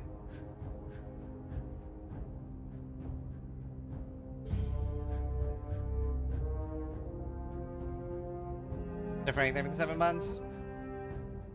Will you have drops during this? Yep, drops turn on in 1 minute. Psycho, thank you for the prime. Demsec, thank you. Cup Noodles, Westy, Tiger.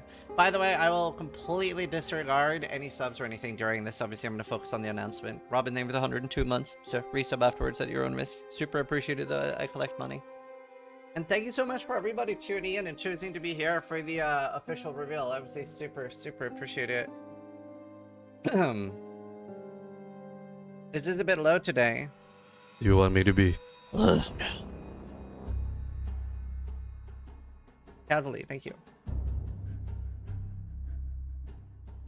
I don't think you need to refresh.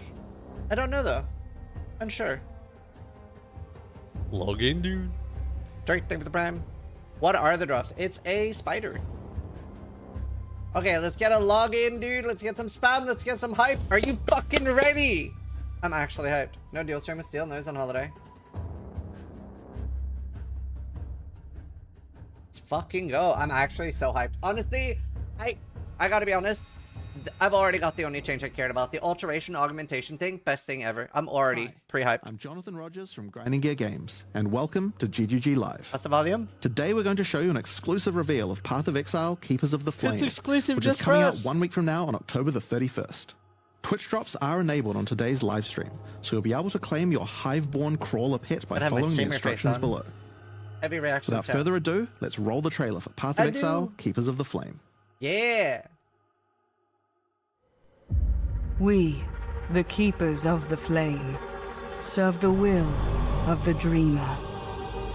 His instructions whispered from beyond Breach. the wall of sleep. Be down here. But now, the Looks breachy. Hiveborn are here, on Rayclast, and they seek to poison our world. It's breachy. It's so breachy. First time we ever get a continuation of a season. We must close their breaches, destroy their hives, slay their breach lords. A new breach lord?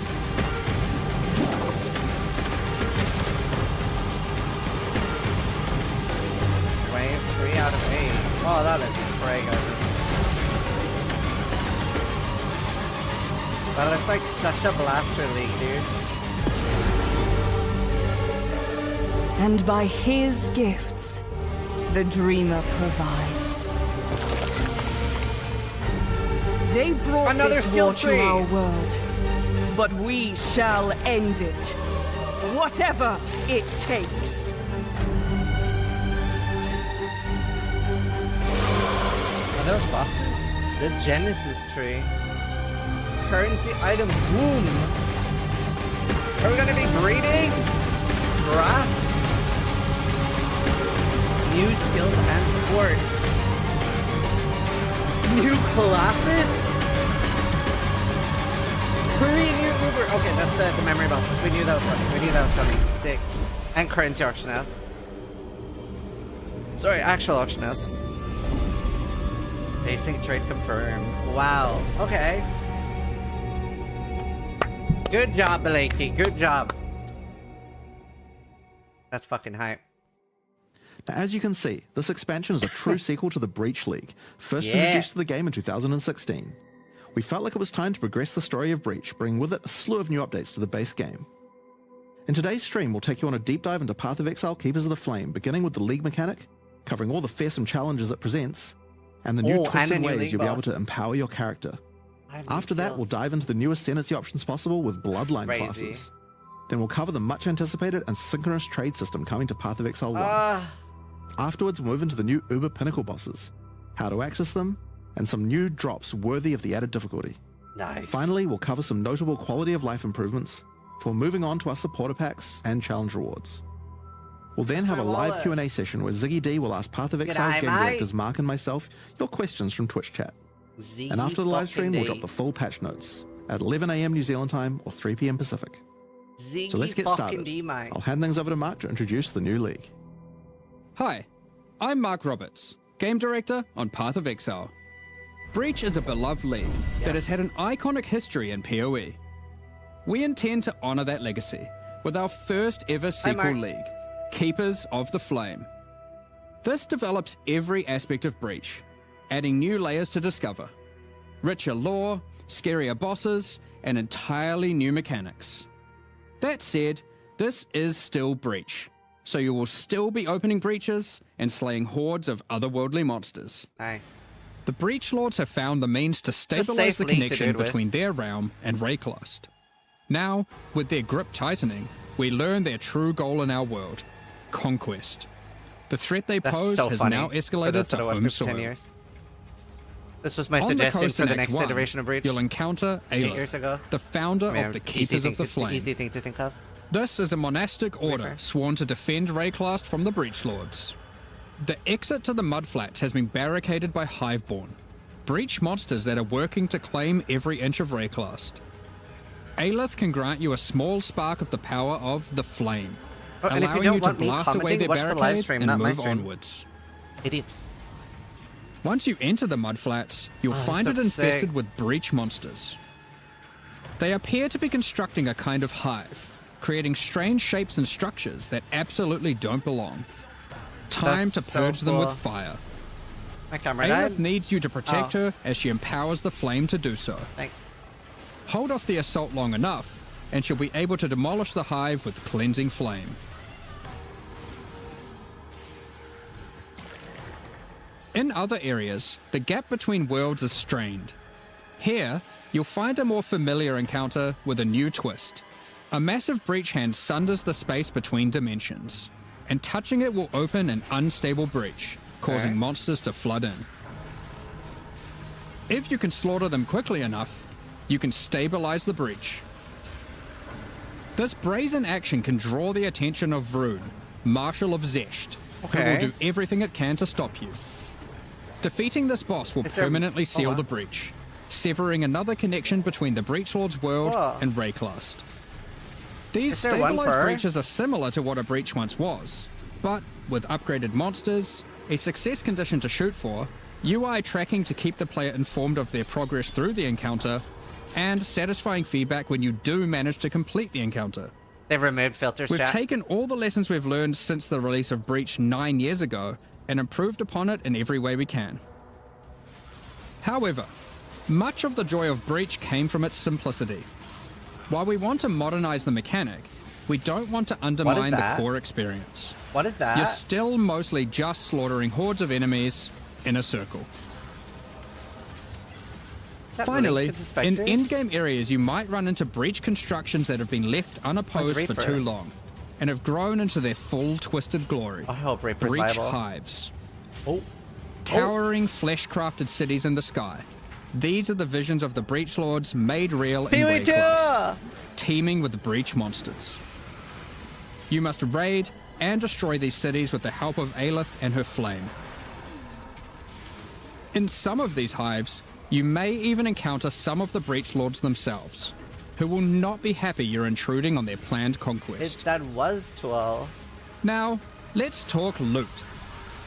Of course, being an exile is hard work, and you're unlikely to help entirely out of the goodness of your heart. True. Fortunately, Aelith has power and rewards aplenty, born of the Breach Realm itself, to offer you for your assistance. Help her, and she'll bring you to the Monastery of the Keepers, the hallowed halls of her order. Here, you'll find the Genesis Tree, the growing heart of the Keeper's power. On interacting with it, you'll find that this tree has a tree.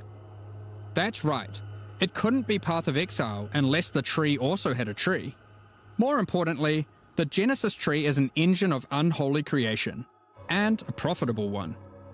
As you complete Breach encounters and work more with Aelith, you'll be able to grow the Genesis Tree larger and larger, shit like that. sprouting additional limbs. Each of these limbs, you'll notice, has their own inventories. These can be used for an unusual method of crafting new items. With this system, you'll be able to grow currency, uniques, equipment, and a new kind of otherworldly item, grafts. I'm so excited. Grafts are breach hands grown directly from the Genesis Tree, born of the same flesh and sinew as the invading monsters. These fuse directly to your body in a completely safe process. Don't worry about it. With grafts, you can harness the power of the breach. Some provide passive benefits like this, or this, but they can also grant a wide selection of powerful skills. Okay. These graft skills can provide a flexible way to fill gaps in your build, Poacher offering 2.0. everything from damage to potent defensive buffs and crowd control. For example, the Battering All graft will call massive arms to erupt from the earth, stunning all those they hit. For some additional pack clearing power, you could consider the Squalling Tool graft. When commanded, this graft will cast Dance in the Wild, on accident? creating a deadly ice tornado, which aggressively seeks enemies and fires off bursts of ricocheting projectiles when you critically strike with skills. For some further utility and a useful buff, try out the Storming Ash graft. This can be commanded to call down a ring of bolts from the sky that will leave behind the new Radiant Ground. Radiant Ground grants a potent damage buff to allies standing within it and makes their hit damage lucky. If you're simply after raw damage, look no further than the Erupting Zoth graft, which causes massive eruptions of fire where you command, which then re-erupt when you warcry. There are a total of 16 different graft types you can grow, each with their own skill. You can even unlock a second graft slot as you progress through Aelith's quest line. So feel free to mix and match Flesh Zone horrors to your heart's content. Now, grafts aren't just here to make you stronger. They are also your means of feeding the Genesis Tree, which needs constant supplies of graft blood to grow anything useful. You can do this by defeating breach monsters, which will leave behind blood that your graft will automatically collect. Nice. And it's when you feed this blood to the tree, your allocated passives will be put to work. This section of the Genesis Tree can be used to grow new grafts for you, which the Genesis Tree will then birth in a gruesome display. Are you gonna birth a mage blood, chat? Basic passives on the tree might increase item rarity of birthed grafts, or the chance to birth additional grafts. These passives can target specific types of grafts, and this passive causes grafts to be birthed with a random amount of quality. Wow. Quality improves the amount of blood that can be stored by your grafts. I don't care about storing blood. This section of the Genesis Tree births currency items. Basic passives can result in more or better currency. Allocate this passive to sometimes cause a shower of currency to burst forth from the flesh of the tree.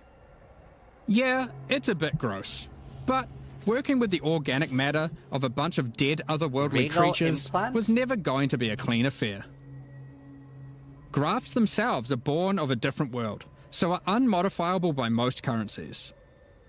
However, With this passive, the Genesis tree can occasionally grow fleshy mockeries of currency orbs.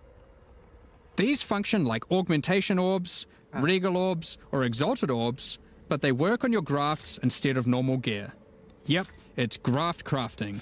Graft crafting. Allocating this passive can result in foul-born currencies. This foul-born exalted orb, for instance, behaves as a normal exalted orb, except it guarantees a higher tier modifier.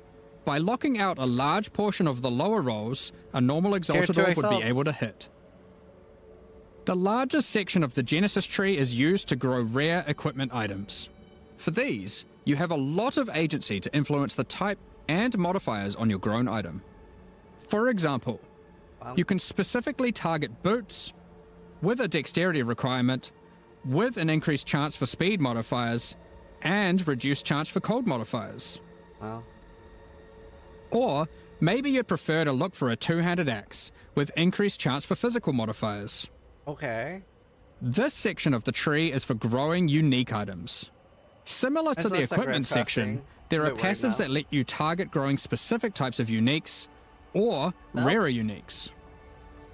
The process of growth is not always a perfect one, however, and can result in some defects.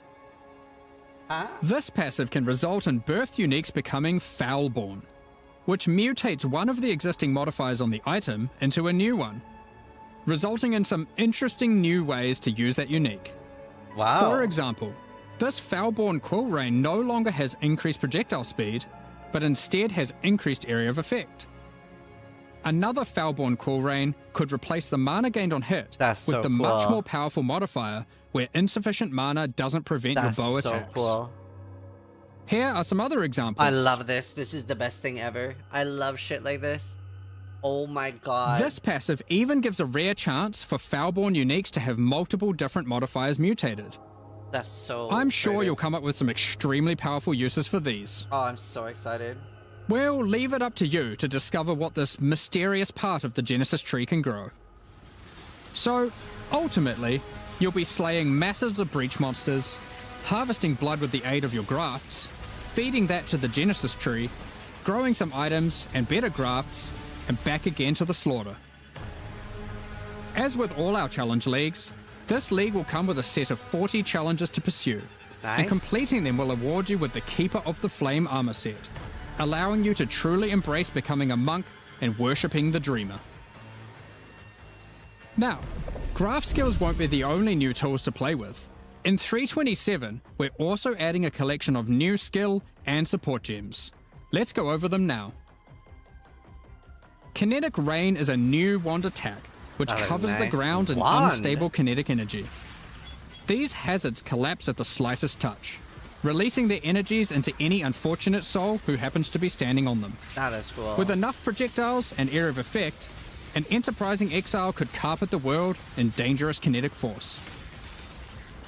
Wall of Force creates a barrier of kinetic power, causing allied projectiles to ricochet towards targets automatically. Jung just exploded. Drop one behind a boss and redirect the bolts of your armies. Ain't no way, I'm bro. sure you'll find ways to break this one. Ain't no way. Yeah, no shot. Conflagration is a new bow attack, which rains down fiery bolts from above that stick into the ground and pulse as you approach. I'm in love.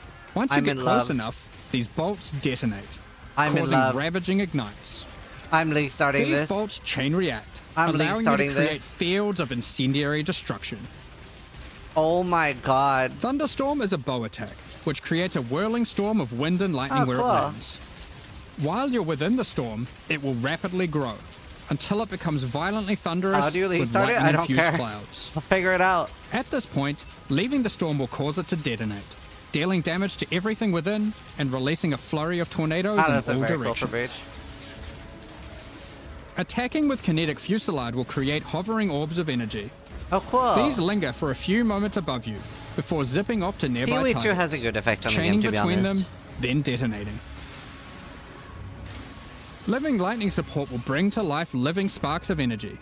Elemental minions that zap through packs of enemies with speed and ease. That's gonna be so Use fun these and an alongside expensive your build. spellcasting to augment your pack clearing abilities, or find whatever means possible to cover the world in living sparks of ruin. Oh, that's gonna be cool. Windburst support unleashes chaotic tornadoes as you attack, which ricochet around wildly and quickly. These deal moderate damage as they travel, but will explode into a highly damaging burst when they expire. So it's a choice between scaling their duration up to get better coverage, or down to access the burst more quickly. Kinetic Instability is a support gem to go along with the new wand attacks that causes enemies slain to leave behind those same orbs of shimmering energy that Kinetic Rain creates. One might ponder just how many orbs you can create if you were to use both. In 327, Exiles will be able to absorb the power of some of the bosses they defeat. These take the form of new Ascendancy class options, called Bloodlines. Bloodline classes are a new means of character customization in the endgame. They are secondary Ascendancy classes that are unlocked by defeating specific endgame bosses. They are allocated with your normal Ascendancy points, and you'll have to choose how many of your points go into the original Ascendancy and how many into your Bloodline class. Wow. This means there is a nigh limitless ability to mix and match here. Wow. As you could choose to invest just a couple points into your Bloodline, or max it out. And you could take any Bloodline with any base Ascendancy class that you see fit. Dual class, yeah. To unlock your Bloodline, hunt down the endgame boss whose power you desire, and defeat them. Or have a friend help, and claim the power for your own. Wow. There are 10 Bloodline classes to discover. Bosses who offer this power are typically associated with past leagues, giving additional reasons to engage with that league content. Holy fuck. Let's run over a few examples. Yes, please. The Chaos Bloodline will be offered to you by the Trial Master, if you manage to succeed his final challenge. With his blessing, you can greatly augment your Val skills in different ways. I love that they started showing real damage in the Priest trailers. of Yalmak lets you use Val skills much more often, while Priest of Kopek makes it harder to build up Val skills, but makes them far more powerful. Or take Corruption's Embrace, which grants more Val Keystone powers the more corrupted items you have equipped. The Ashabi Bloodline can be gained by, you guessed it, defeating Ashabi. No! Her abilities are drawn from the 3 types of life force that manifest within as Marian spirits. I'm so excited. The Wild Bear rewards you with adrenaline for generating rage. The Vivid Cat gives your elusive buffs a chance to refresh, as well as making you more stealthy while elusive. The Primal Owl allows your unleashed spells to reoccur many additional times, and get stronger for each time they reoccur. Wow, that's gotta be cool. The Nameless Bloodline comes from the King in the Mists. Be forewarned, his menacing power comes at a great cost. With the Unseen Hand, you can equip a 3rd ring. But you'll have to decide if that comes at the expense of having no amulet, no belt, or no flasks. That's a hard Unlight Silhouette choice! adds a hefty life cost to all your spells. But they deal additional chaos damage based on the amount of life spent. Of course, there is more to come. What powers might you glean from delving deep underneath Rayclass to fight all the Crystal King?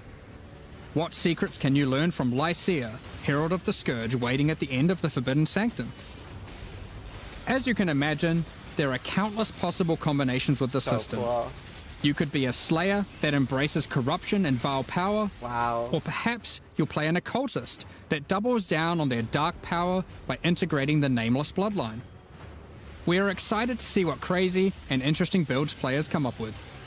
So cool. In the most recent Path of Exile 2 expansion, the 3rd Edict, we introduced a much anticipated feature, fully asynchronous trade.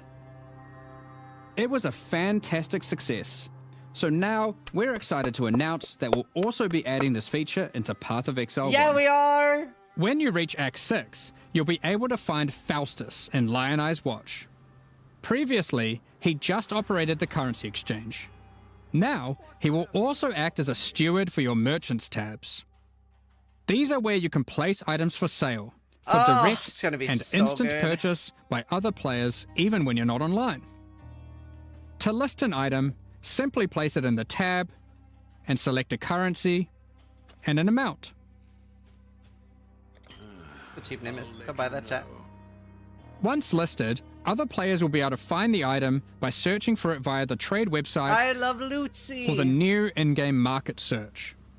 To purchase something for yourself, It's as easy as hitting this button, which will teleport you to the seller's hideout, where you can view their merchants tabs, buy the item, and also view the rest of their wares in case something else catches your eye.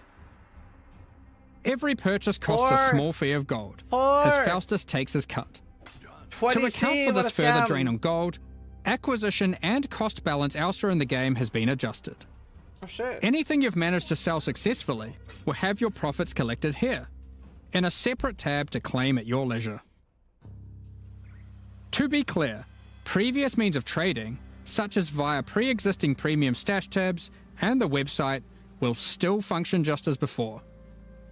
Merchants tabs, and the asynchronous trading that comes with them, are an entirely additive feature on top of the already existing methods to trade. Please. You might find yourself needing the trade system to buy some upgrades, because this update also introduces 3 new Uber Pinnacle boss fights. These encounters are manifested from the memories of Zana, and in her long torment, they have festered into something truly deadly. Odd. These fights offer an imposing challenge, alongside powerful rewards. Oh, they're gonna be sick. In order to gain access, similar to existing Uber Pinnacle fights, you'll need to discover fragments dropped by Tier 17 map bosses. Each attempt at the new Uber Pinnacle fights will require 5 of these. Let's dig into some of the challenges you'll need to face in these new Uber versions. I hate that they're in Tier 17s. In the original incarnation of Neglect fight, the statues can be used to block the laser beams to hide behind, giving you an opportunity to avoid being shocked, frozen, or killed. When you run near these statues, they activate and allow you to reposition them. While activated, they will not stop the lasers, meaning you want to position them well, then avoid them. However, in the Uber version of this fight, instead of being a safe haven, the statues will refract the laser beams, causing a ruckus of energy to cover the arena. Activating them will prevent the refraction, so unlike the base fight, where you want to position them well and then avoid them, you'll be wanting to constantly keep these statues active. But then, you have to deal with their assault of attacks. While fighting the incarnation of Fear, these fiery orbs will slowly clutter up the arena, locking off portions of it until you bait the boss into detonating them himself with his thrown spear. When Uberified, these orbs are attached by a flaming leash to the boss, rotating around him constantly. More and more will spawn as the fight goes on, making it even more imperative that you clean them up by cleverly using the boss's abilities against him.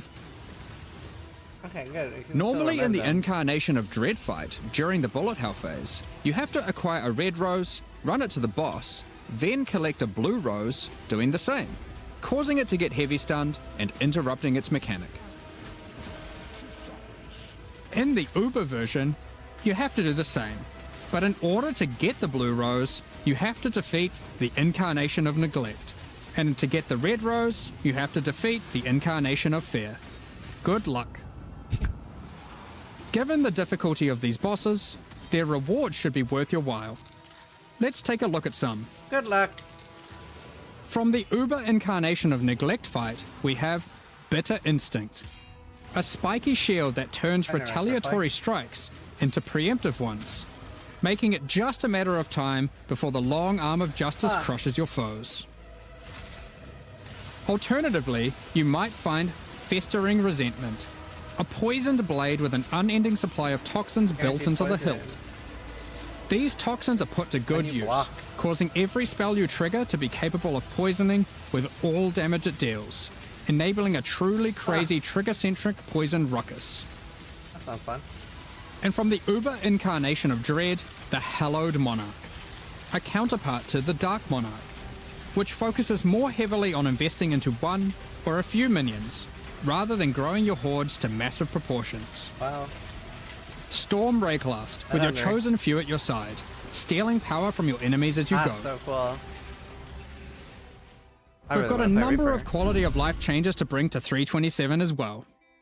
Many of which you may have seen already in some of our pre-livestream teasers, but for those who haven't, Heist is a mechanic which has long frustrated some players who may otherwise have been interested in the rewards it has to offer, but have no desire to grind through the early progress of This is so finding good. and running low-level contracts to get all of the rogues to their Nice maximum W. level.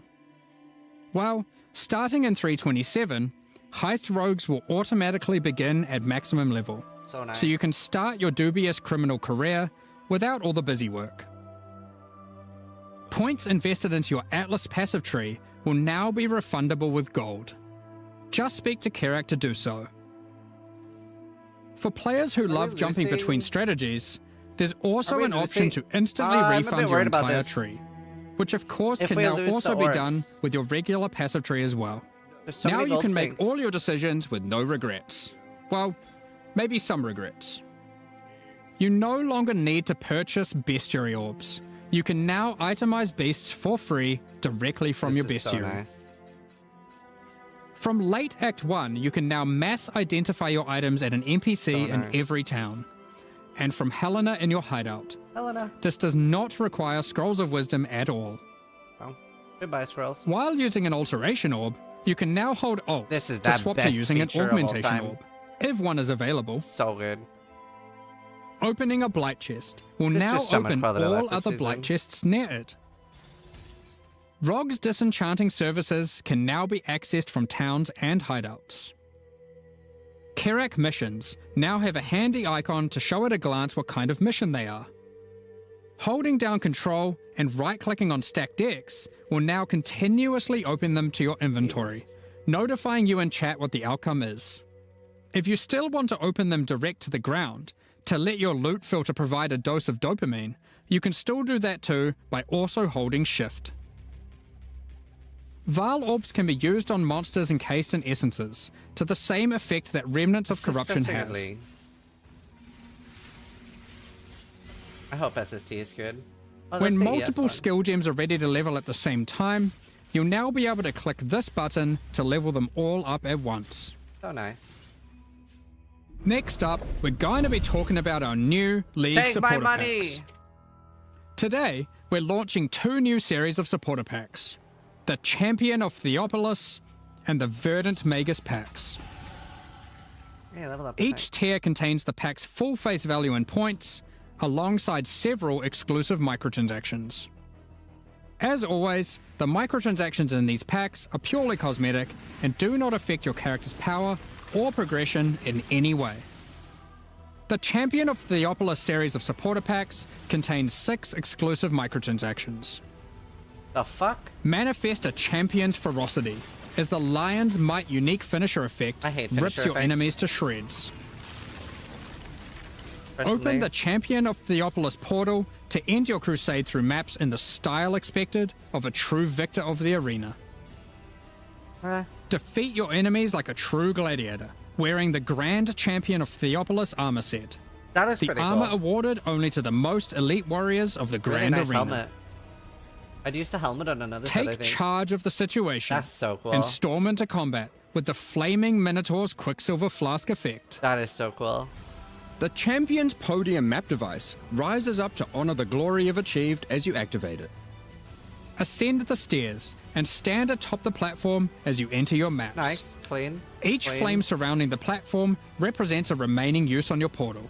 Ah, I like it. The burden-back Billy Goat Oh, I get that. carries all the supplies necessary for a campsite as he travels behind you in battle.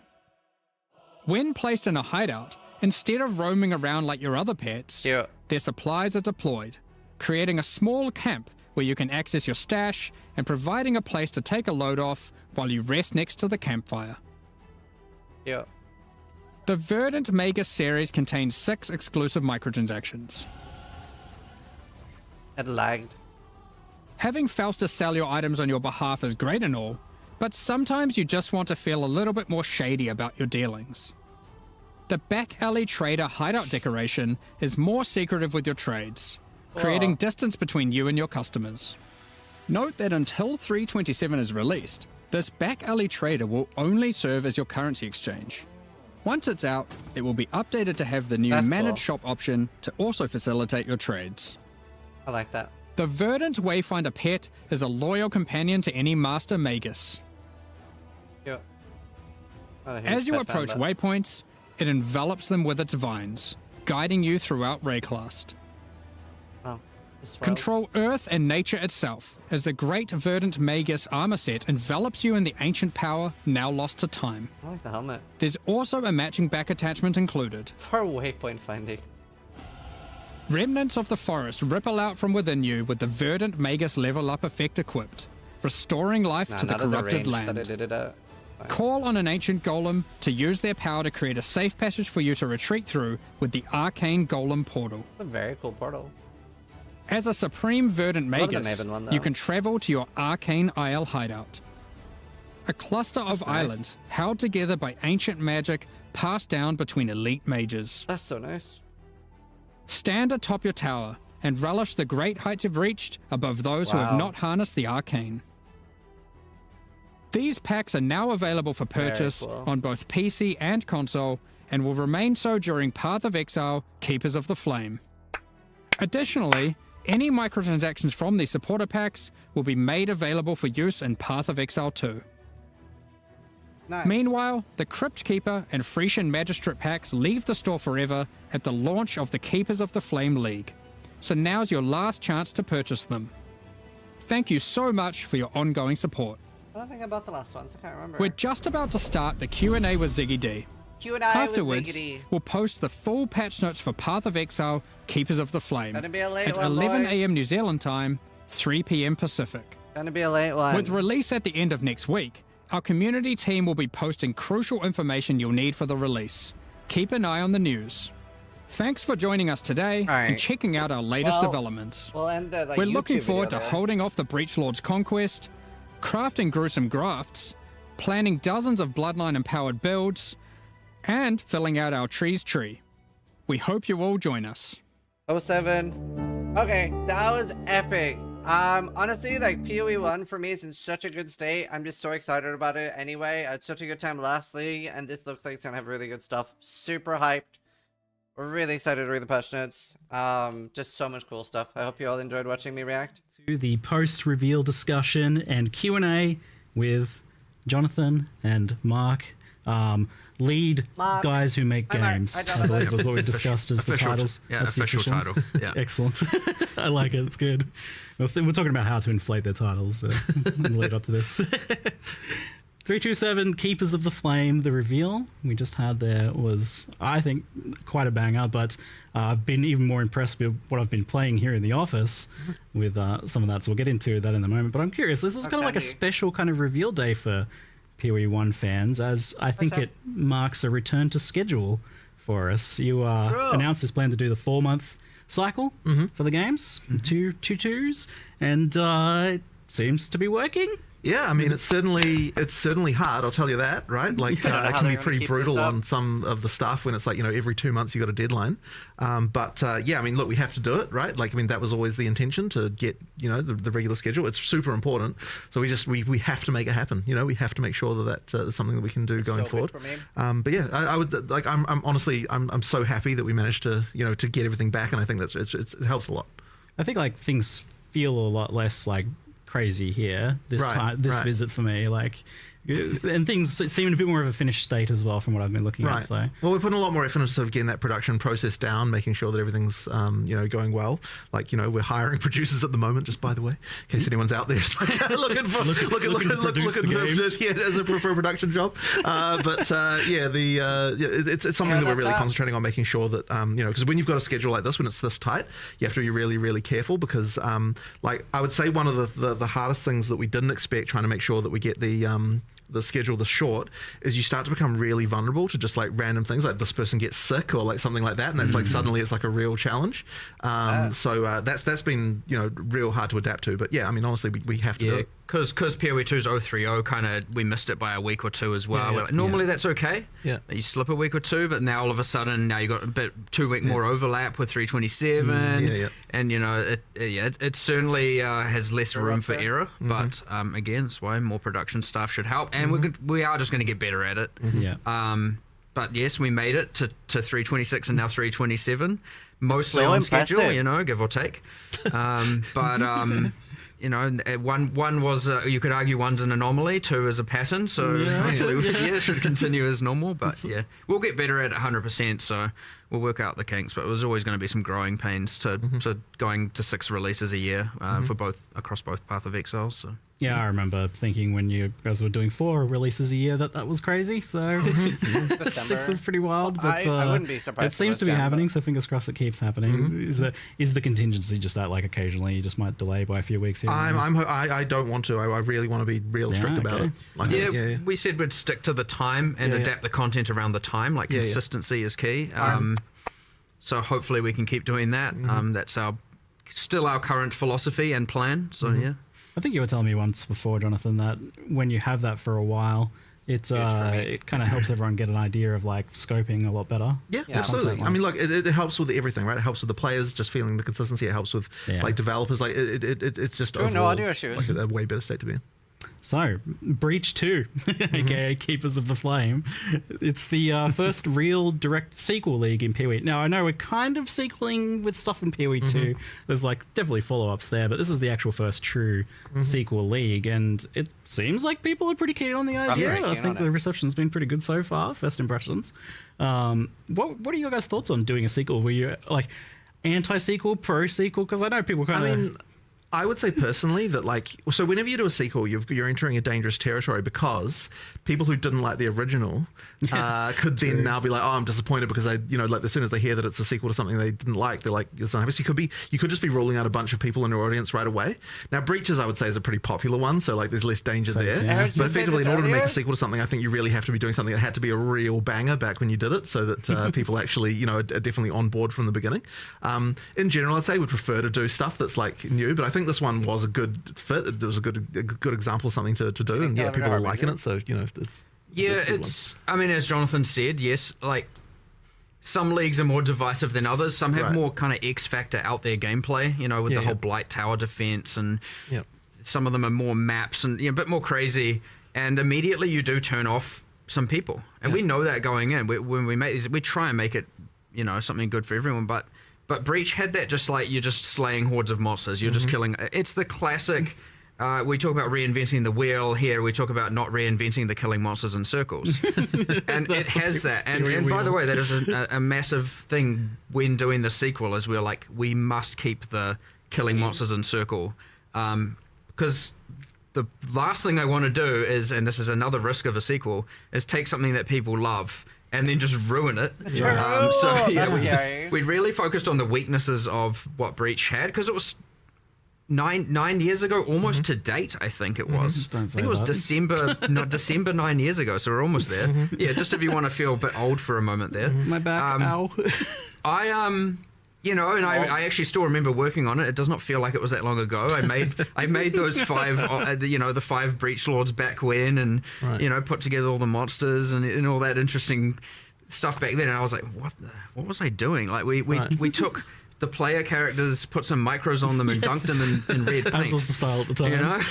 It was like, so it's not only been fun to come back and do a sequel.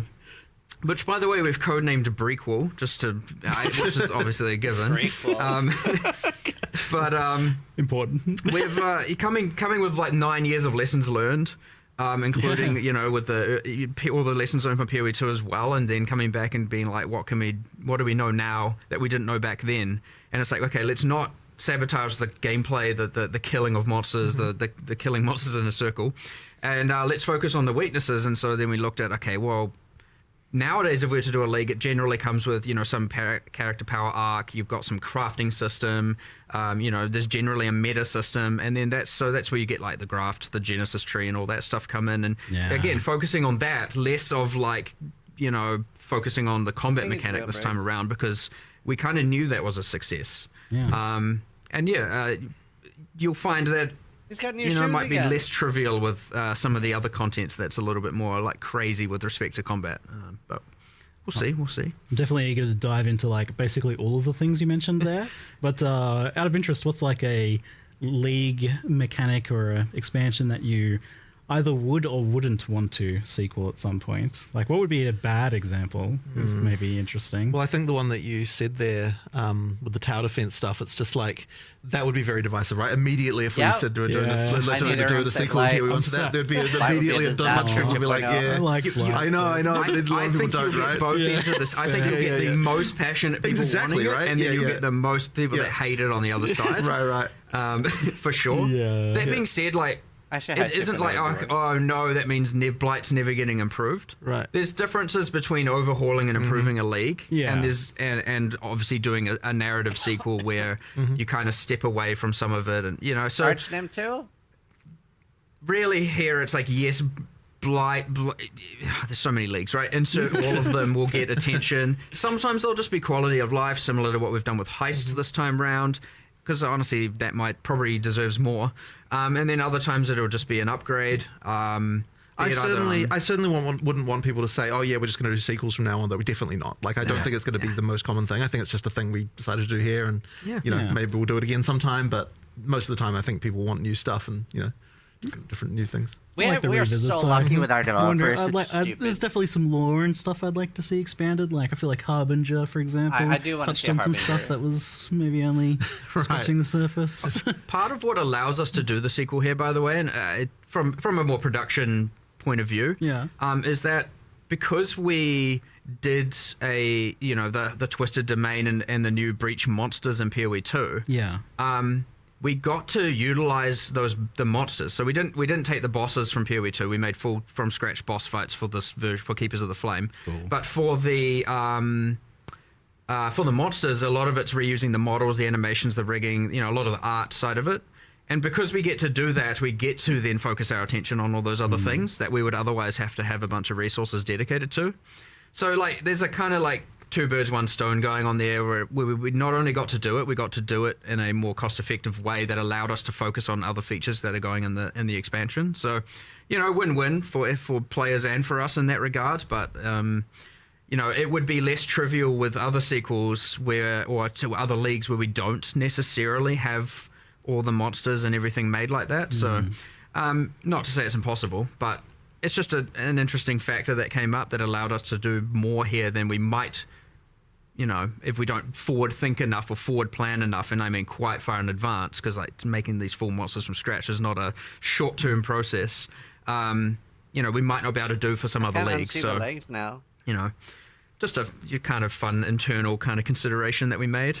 Well, like an interesting thing here as well with the fact that Breach is in PoE 2, and I don't normally get into lore, so lore warning, but I'll try and keep it as oversimplified as possible because I definitely have delved into the deep end of the lore of this stuff. But so to simplify it, PoE 1, Chayula, baddie, we fight them. They're like the pinnacle boss from the first game, and yet in PoE 2 they're like explicitly not there as part of the boss of that, and also there's this lore kind of exploring the idea that they helped humanity at some point. So I'm curious if this expansion is kind of filling out the story in the in-between here, maybe explaining some of the stuff. It 100% is. That was a huge other win we got to do here, because really there was like, okay, there's the breaches in PoE 1, previous to Keepers of the Flame, and then there's kind of breaches in PoE 2 with the Twisted Domain, and it's like, wait, how did we get here? What happened? Okay, so there's 25 years. It's what's going on here? So we wanted to. Given again, because 9 years ago we weren't really putting that much into the narrative of leagues and into you'd find back then we're not far from Onslaught League back then, right? It was just 20% of some stats. So, and even when we had Anarchy, there was Exiles, but like there's named characters, but we didn't really have voice acting for anything. Like we've kind of stepped up our game in a lot of delivery of that. So now we get to come back and go, let's establish a bit more about Breach. Obviously, there's uniques and flavor texts historically, but yeah, we got to establish a little bit more, add some interesting stuff to it. Meanwhile, also, progressing the narrative towards what if people are playing PoE 2C. Now, that being said, if you just play PoE 2, you don't need to know all of this. If you just play PoE 1, good on you. You now know it all. It's all entirely optional information to know, but you kind of have this. Worth noting, on the kind of Chiola arc, there's a bit of like, is he good, is he bad kind of thing going on. Still to be determined. at least for the players. I've got a cult following, but that doesn't necessarily mean one way or the other, does it? You know, like he was a baddie here. You're an acolyte of Chiula over there. Yeah. What goes on in between? But I was reading the flavor text of the Acolyte of Chiula this morning. And I'm like, even that doesn't really like kind of suggests that maybe it's not a good idea to be following them, but but there's power. But like the monastery of the Keepers of the Flame is actually where the monk trained and from PoE 2 grew up and all of that stuff. So kind of little fun bits there. People playing both games will appreciate it. It's still great. It's going to be great in either game, and it allows us to develop. So because look, they're both set in Ray class, it's still a shared narrative, and it's nice to be able to like evolve all of that. And it's it's honestly been fun, really, honestly doing all of that. It's cool. It's cool to expand kind of like some of the story of the Ascendancies there as well. Like you're getting a bit more of a tie in there as well. Oh, the lore is pretty cool. You said the monks trained there, though. I thought you were just telling me earlier that the monks trained here in the studio. What's Yeah, so technically now, officially, the monk has been trained by one of our IT administrators here, since he was the person I'm not sure what the martial art is, but, you know, he's very well trained. I believe a black belt, and we used him for our mocap reference. That's so cool. Hopefully he doesn't mind me mentioning that, but, you know, it's awesome. Quite fun. I think our animators enjoyed that one a little bit as well. That's awesome.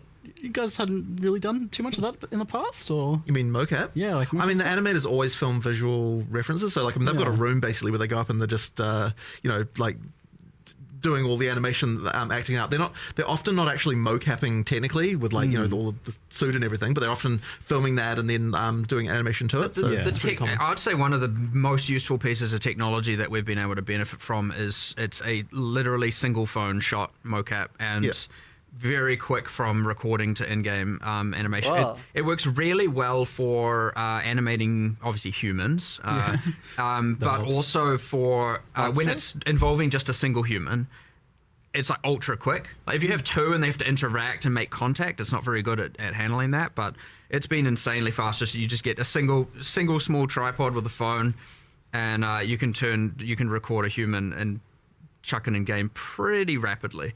So that's been amazing, awesome. And honestly, almost all of the human animations you'll now see in game, where it's not someone punching or hitting another person. So like, it's not, you know, the best for combat and kind of scripted cinematic interactions between characters, but just those kind of freestanding town idols and all of that stuff you can do pretty rapidly now. It's been pretty big improvement, I'd say, in a cool way. I mean, you're getting like PoE 2 quality stuff in Path of Exile 1 as well. Like I've definitely seen things like that's a lot more going on there than there usually is in PoE 1. You know, you're just talking about the fact that the original bosses were just exiles with extra color filters on them. I know there's everything new that goes into PoE 1 like has been a lot higher standard than some of the early stuff for a very long time, right? Because it's not like you have people being like, oh, you know what, I'm going to make this worse quality because it's going in PoE 1. Like obviously they're going to make something look as good as we can make it, right? So artists are artists, you know? Exactly, right? So I mean, the good quality art. You could probably phone it in a bit more, I reckon. They don't. No, an artist doesn't want to do that, right? They want to make stuff that's good. So who wants to do that? Yeah, it's a quick way to remove their job satisfaction. Right. Make bad stuff. It's too good. Yeah, fair enough. So you mentioned the sanctity of the kill monster in Circle. So on the mechanical front, I noticed that there's actually two distinct types of breaches here. There's very much close to the original one, but then there's this hive one. What are the differences between the two, and how do they work? We've got 4 encounters total. At the more common one is the kind of what we're saying is the hive. So the breach have come through those the hand portals. They've stabilized the breach and are now building their hives. And so you'll come across there's heaps of walls and constructs and some half organic, half inorganic. And you get the little spider things, which I think is the Twitch drop for the stream. You get those and they're kind of building and they're like putting together like molecule by molecule building these hives. And that's the one where you come in and you get given the power of the Keepers of the Flame. Is that bad? And that can just incinerate away all of the material, and you're kind of just like running around pretending to be a Righteous Fire build for a moment. I'll just note as well, like you don't have to click any doors or like bump into any doors. They just evaporate before you. You just run around. You run around burning stuff. It's kind of satisfying. It's the ash going everywhere. There's a couple of things going on there. So generally when you get to the center, you summon an Alith, you start the encounter. And effectively just kill a whole bunch of monsters they're trying to get to her, they're trying to kill her. They're not super effective at it. We're not not doing the whole like. They are persistently wanting to aggro on her. They're going to try and kill you. That's honestly more of an immersive flavor thing than it is like meant to be too interruptive of a mechanic or anything like that. Again, because I wanted to just keep killing monsters being the primary focus. But there is a thing where the more walls you burn, the more there's amongst all the walls you can get these like spawners, these like hive portals, where the monsters can then come through. So if you want to activate more to have more monsters, have more difficulty and get more reward, you want to burn as many of those hive spawners as possible, and then they will turn into portals once the fight begins. If you just want to run to the center, start the fight, do the fight, and leave, go for it. The other thing here is, though, that, of course, obviously this can be a bit of a clear, speedy thing where it's like, you don't need so, during those encounters, using the power of the purple flame, these kind of purple flames scatter out, and each of them kind of has a skill attached, just like an oh shit button. And so like if you're getting overwhelmed, there's like different things you can just click if you wanted to, if you needed to. Most powerful characters, you'll be fine. Just as it kind of like will send out a giant nuke and clear stuff, or like create this like flame wall, and anything that runs into it will burn. And that's honestly more to help out players that are kind of struggling or on the weaker end and aren't able to kind of keep up with it. So it just normalizes the difference between bottom end and top end a bit. Again, not meant to be intrusive, not meant to be like complicated. We kept it simple, and it's just like 99% of it. I mean, just when you boil it down, it's basically just like a fast-paced wave defense. Like just survive 6-8 waves of monsters that are rushing at you pretty fast, and but it doesn't have that same clear speed pressure that your like basic one has. Yeah. So that's one encounter. Second encounter is like the traditional breach, the one that players have, historically been playing. You activate a thing, the breach expands out. So these are breaches that haven't been stabilized yet. Yeah. So they haven't come through to build their hive. So you activate it, it starts expanding, you kill all the monsters, it's revealing, and then once you've killed enough, and if you can kill enough, like it can be kind of hard early game, but like towards end game, that's your goal. You'll notice a progress bar filling up, and once the breach gets to the end, that means that it will become stable.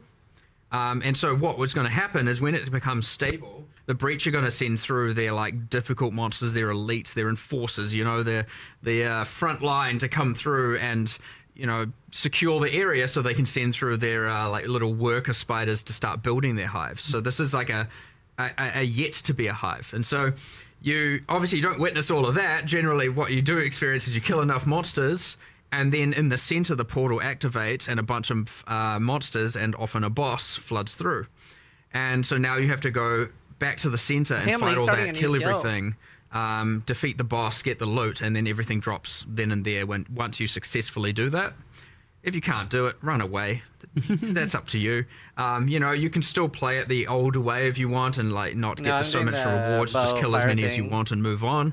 But generally speaking, you'll want to go back to the middle. You want to kill the either waves of hordes of monsters coming through the portal or the boss that spawns. That like locks open then once you reach that stabilization point. Yeah, it locks open the time. Yeah, so that's another good thing. Yeah, so the existing breach, I mean, obviously it's pretty outdated and even imbalanced, and often people were killing the breach lords, the wild ones, in like a matter of seconds. But I wanted to make sure that boss fight didn't have a time condition. So once it stabilizes, that's it. You just once you kill them, it closes. You have infinite time to kill that boss and fight those monsters. You're not just like, oh my god, I got to do it. So like it is a more substantial, and generally because you've cleared everything in that circle now, it's like it almost like you created your own arena. You've got like a nice clear area where you can fight that boss and focus on killing that boss. Now he has minions in a regard, so obviously it's not just one-on-one, but that mechanic's like quite cool. So that's the like Varun, the Marshal of Zesht fight. He has some specific drops. So nice, bro. Generally want to kill him. And then, so that's encounter number 2. And then, encounter number 3. I know who's going on a bit of a thing here, but these next to a bit quicker. Encounter number 3 is the kind of sky fortresses you saw. It's very similar to the first fight. It's kind of like, we didn't stop this hive. Some of these hives have been getting built for weeks or whatever, and now they're like, full giant mega structures. So you climb the beanstalk, as I called it, the breach beanstalk. You get up to the sky fortress, and honestly it's kind of just like a map of breach monsters. You're clearing through. No timer at this point. You can just clear the area and leave, taking your rewards with you. But in the center is like the hive encounter, the very first one, like a wave based encounter. It's just a lot more epic, and you have to the same exact thing, except Aelith's like, yeah, it's going to take a lot more explosive power to destroy the rest of this hive and seal this portal, so you might want to get out of here. So generally speaking, yeah, once you've killed all the waves, you then have to get out of the area before Aelith burns the entire thing to the ground. Cool. Normally you can survive that, not in this case. You might want to get out of there. Once you do, you get all the loot. Sweet. You're not going to get that encounter too frequently, but, it can be a little bit of fun, a little bit more action-packed when you're trying to escape. And then the fourth encounter is pretty similar to that, except it's just an area with your pinnacle boss, your in-game boss fight at the end of it. And you basically didn't show those in the trailer, because I did know that people were like wondering why you showed kind of so much of the Uber bosses. I hope they have a hard but game. it didn't really show any of these We guys. generally avoid showing bosses for sure, especially new ones. You get a silhouette of it, a single emerge shot, and yeah, for sure. For the Ubers, we're like, well, they've got like 10, 15 skills each. Let's show one mechanic we've changed of each. Maybe not the best option. Like, I know people like their full mystery, so like maybe lesson learned in the future might just show nothing. I was thinking we only did show Rain one was of all of their skills that have changed, just so people get a general grasp of how they're changing. Yeah. But yeah, I probably, given the feedback, I'm probably just not going to show those again. So, fair enough. We'll let it be a Do mystery. you think league bosses are too weak in general? So this skill tree, you actually did it. You made a skill tree. Well done. The tree.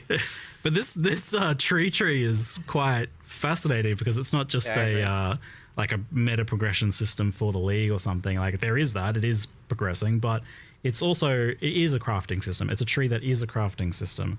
And from messing around with that, like, it feels kind of brilliant. Like, this is a really good idea. How did that come about? It was kind of a mixture from Octavian and I can't remember who. Me and him and kind of Andrew, we all kind of we just came up with ideas. But I think the original tree that spawns items or grows items and then hatches items came from Octavian, and the grafts, mind you, as well. He's got a cooking. Nice creative brain on that one. Known. Comes up with some cool ideas. I like that kind of out there style of design, which is good. And so eventually we took that kind of idea. I was the one who brought Breach to the table and was like, we can unify these, and that came from a interesting thing where in the Twisted Domain in PoE 2 you get these you have these trees made of hands that the environment artists made, and I really love them, and I'm like, normally because you're on a timer in that area and you're going hard, you're fighting monsters, you don't really get to appreciate a lot of the art assets in there. Zoom. And I was like, wow, damn, I want to use those trees, but have them, because I think they're petrified in that version. So I was like, what does that look like when it's a bit more alive, a bit more organic, a bit more gross? We kind of came up with this tree, and tree that hatches items, and it has this fruit, and then we were like, nah, like, I don't want just a tree that has fruit. It needs to be gross and dark and horror. It's like, this is a gothic world, and so we obviously went a little bit more crazy with the theming on it all. But I like it, right? It is dark. It's like a little. You've got this alien-esque demon species, right? Like squeezing the items out, with a bunch of plus. Yeah, it kind of came like that, and then it's like, wow, it needs a meta progression. The good thing about the tree having a passive tree is we get to reuse all the same code that our passive trees use, and then the other, because it's good, because then you don't have to make a completely bespoke system. And again, it's picking your battles, being able to focus more on what the nodes do as opposed to the underlying system. I think what's pretty interesting about it, though, is the way that, like, it actually, for crafting, it's quite interesting how it sort of encapsulates the idea that you've got like various dependent choices. You don't normally think about crafting in that way, but that's really what crafting is. And so it kind of like means that it's actually a surprisingly natural interface for crafting. It works really well. And so, that's kind of a pretty interesting one. I don't think I've ever seen it before, someone doing anything quite like that. So I've seen some crafting trees and stuff, but they're usually separate, or there's like some little bit. But yes, like that's what I was thinking, because I'm thinking a lot about like how do you communicate crafting, because it's a pretty complicated thing generally, even in its simplest in Path of Exile. But this does seem to have like a very natural, more understandable way of communicating it, because you're allocating the nodes for the craft. You get to see the structure of your craft, the visual now, which I'm like, it is cool. And how did we go this? So we've got multiple character trees. We've got world area trees. Is this the first crafting tree? Well, kind of. There was the one with the items. I don't even remember the name. There was of it anymore. there was Crucible? the Crucible one. that was items having trees. That wasn't a tree to craft. Yeah, you could kind of argue Scourge is like the whole microwave mechanic, kind of. But it wasn't really a tree. It was like a grid. It was a bit different, you know. So I don't know. It might be our first true crafting tree. It's like I just can't help but wonder. Like we'll see, I guess, after a league. But I just can't help but wonder if you like accidentally stumbled upon one of the potential solutions to like how do you communicate crafting to players, because it's so hard to do. It's like I don't know, maybe this has applications elsewhere. We'll see how it goes. And there's a lot to expand on here, of course. Like when you have these kinds of tree systems and. You know, immediately people are going to be like, oh, keystones and, where's my crafting tree notables and masteries and jewel slots. My cluster jewels for my crafting tree. Yeah, build your own crafting tree. Yes. We'll see where it goes, but obviously that depends, you know. We don't want to overcomplicate it off the bat, so you come in with something kind of simple, elegant, see how it works, see how people respond to it, and then... You know, if things go core, because we always like to decide based on how the players respond, we can evaluate how we want it to be, if we want to change it, if we want to leave it as is, if we want to, so we'll do all that. But yeah, it's cool. I like a lot of the ideas coming here with that, with that and the grafts and stuff like that. Some pretty crazy cool things. So talking about like the idea of preserving some of the stuff from the old breach or what's not being kept. So you had the old breach lord domains. They're effectively being replaced or removed here? So those are all, we've kept breach 1, I don't know what you'd call it, fully intact on standard. Whereas on this league, it's the full Breakwall Keepers of the Flame mechanics. So full replacement. None of that is there in the current while playing in Keepers of the Flame. Like all of the breach nodes on the Atlas tree are gone, and all that. So you've got the current league. Obviously, our intention is that it goes core, but we'll take the better elements of it. One interesting thing here is obviously we still have all the old stuff. So if we miss the mark on some things, it's still there. We can bring it back. We can integrate it. We can, Smart. Obviously it would suck, to have to then accept that we have to keep using all the old art and old mechanics and old fight to some degree. But like, if they're more fun, they're more fun. We're not necessarily here in the business of taking away things that people loved. So obviously I'm pretty confident in what we've got is going to be amazing. And as you said, first impressions, pretty positive. So, but worst comes to worst, if we have to take the best of both worlds and merge them, then that's still what we're going to do. Now that being said, so yes, you don't have breach domains in Keepers of the Flame. You got all those new mechanics I described earlier. But that isn't to say there isn't a future where we have a prequel to the prequel, and we have or an update. Not necessarily another sequel, but you bring back some of those things that were good about it. So immediately I can see people coming to mind. Oh, but what about the uniques or the rewards? We have kept all of that. All of that can be spawned from the tree. I mean, we saw the amulet. You can grow pretty much all of it. What do you mean pretty much all of it? You can find. I won't reveal exactly how to do that. You can figure that out. Yeah, nice. But you can generally get all of the historic rewards from Breach from the new mechanic as well. We've tried to keep all of that. Does this mean Breach rings finally get a revamp? Wait, sitting there with the thing that they got there. Is the last breeder just straight up legendary potential? Breach. Is that what it is? Given, that's only useful some small percentage of the time generally. Not good enough. So yes, the breach rings have been reworked. I believe the implicits are all max res of the corresponding element types. I can't remember if there's what furthest the one is. That they wouldn't talk about. But I believe it also restricts or constrains the mods you can roll in it. So it's like the mysterious Zoth rings, fire mods, etc., etc. Cool. Sounds rather interesting. That's what it is. It's legendary unique potential. Crafting as well looked pretty wild. Like, I was pretty excited to see that. I expected it to be like it would remove a modifier and then just replace it with like a random rare modifier or something. But it seems like they're actually the mysterious one. They said they wouldn't talk about it. Modifiers, like there's bespoke modifiers, and even multiple, like those 2 Quill Rain ones. Is this just like a long list of them? And surely you can't do 1,000 uniques worth of those. I actually don't know what number they got to, but effectively it was just like, we'll just go until we run out of time. But yeah, like there's a whole bunch of uniques. It is here's the list of mods that it can lose. Here's the list of mods it can be replaced with on a per unique basis. Yes. Again, not all the uniques.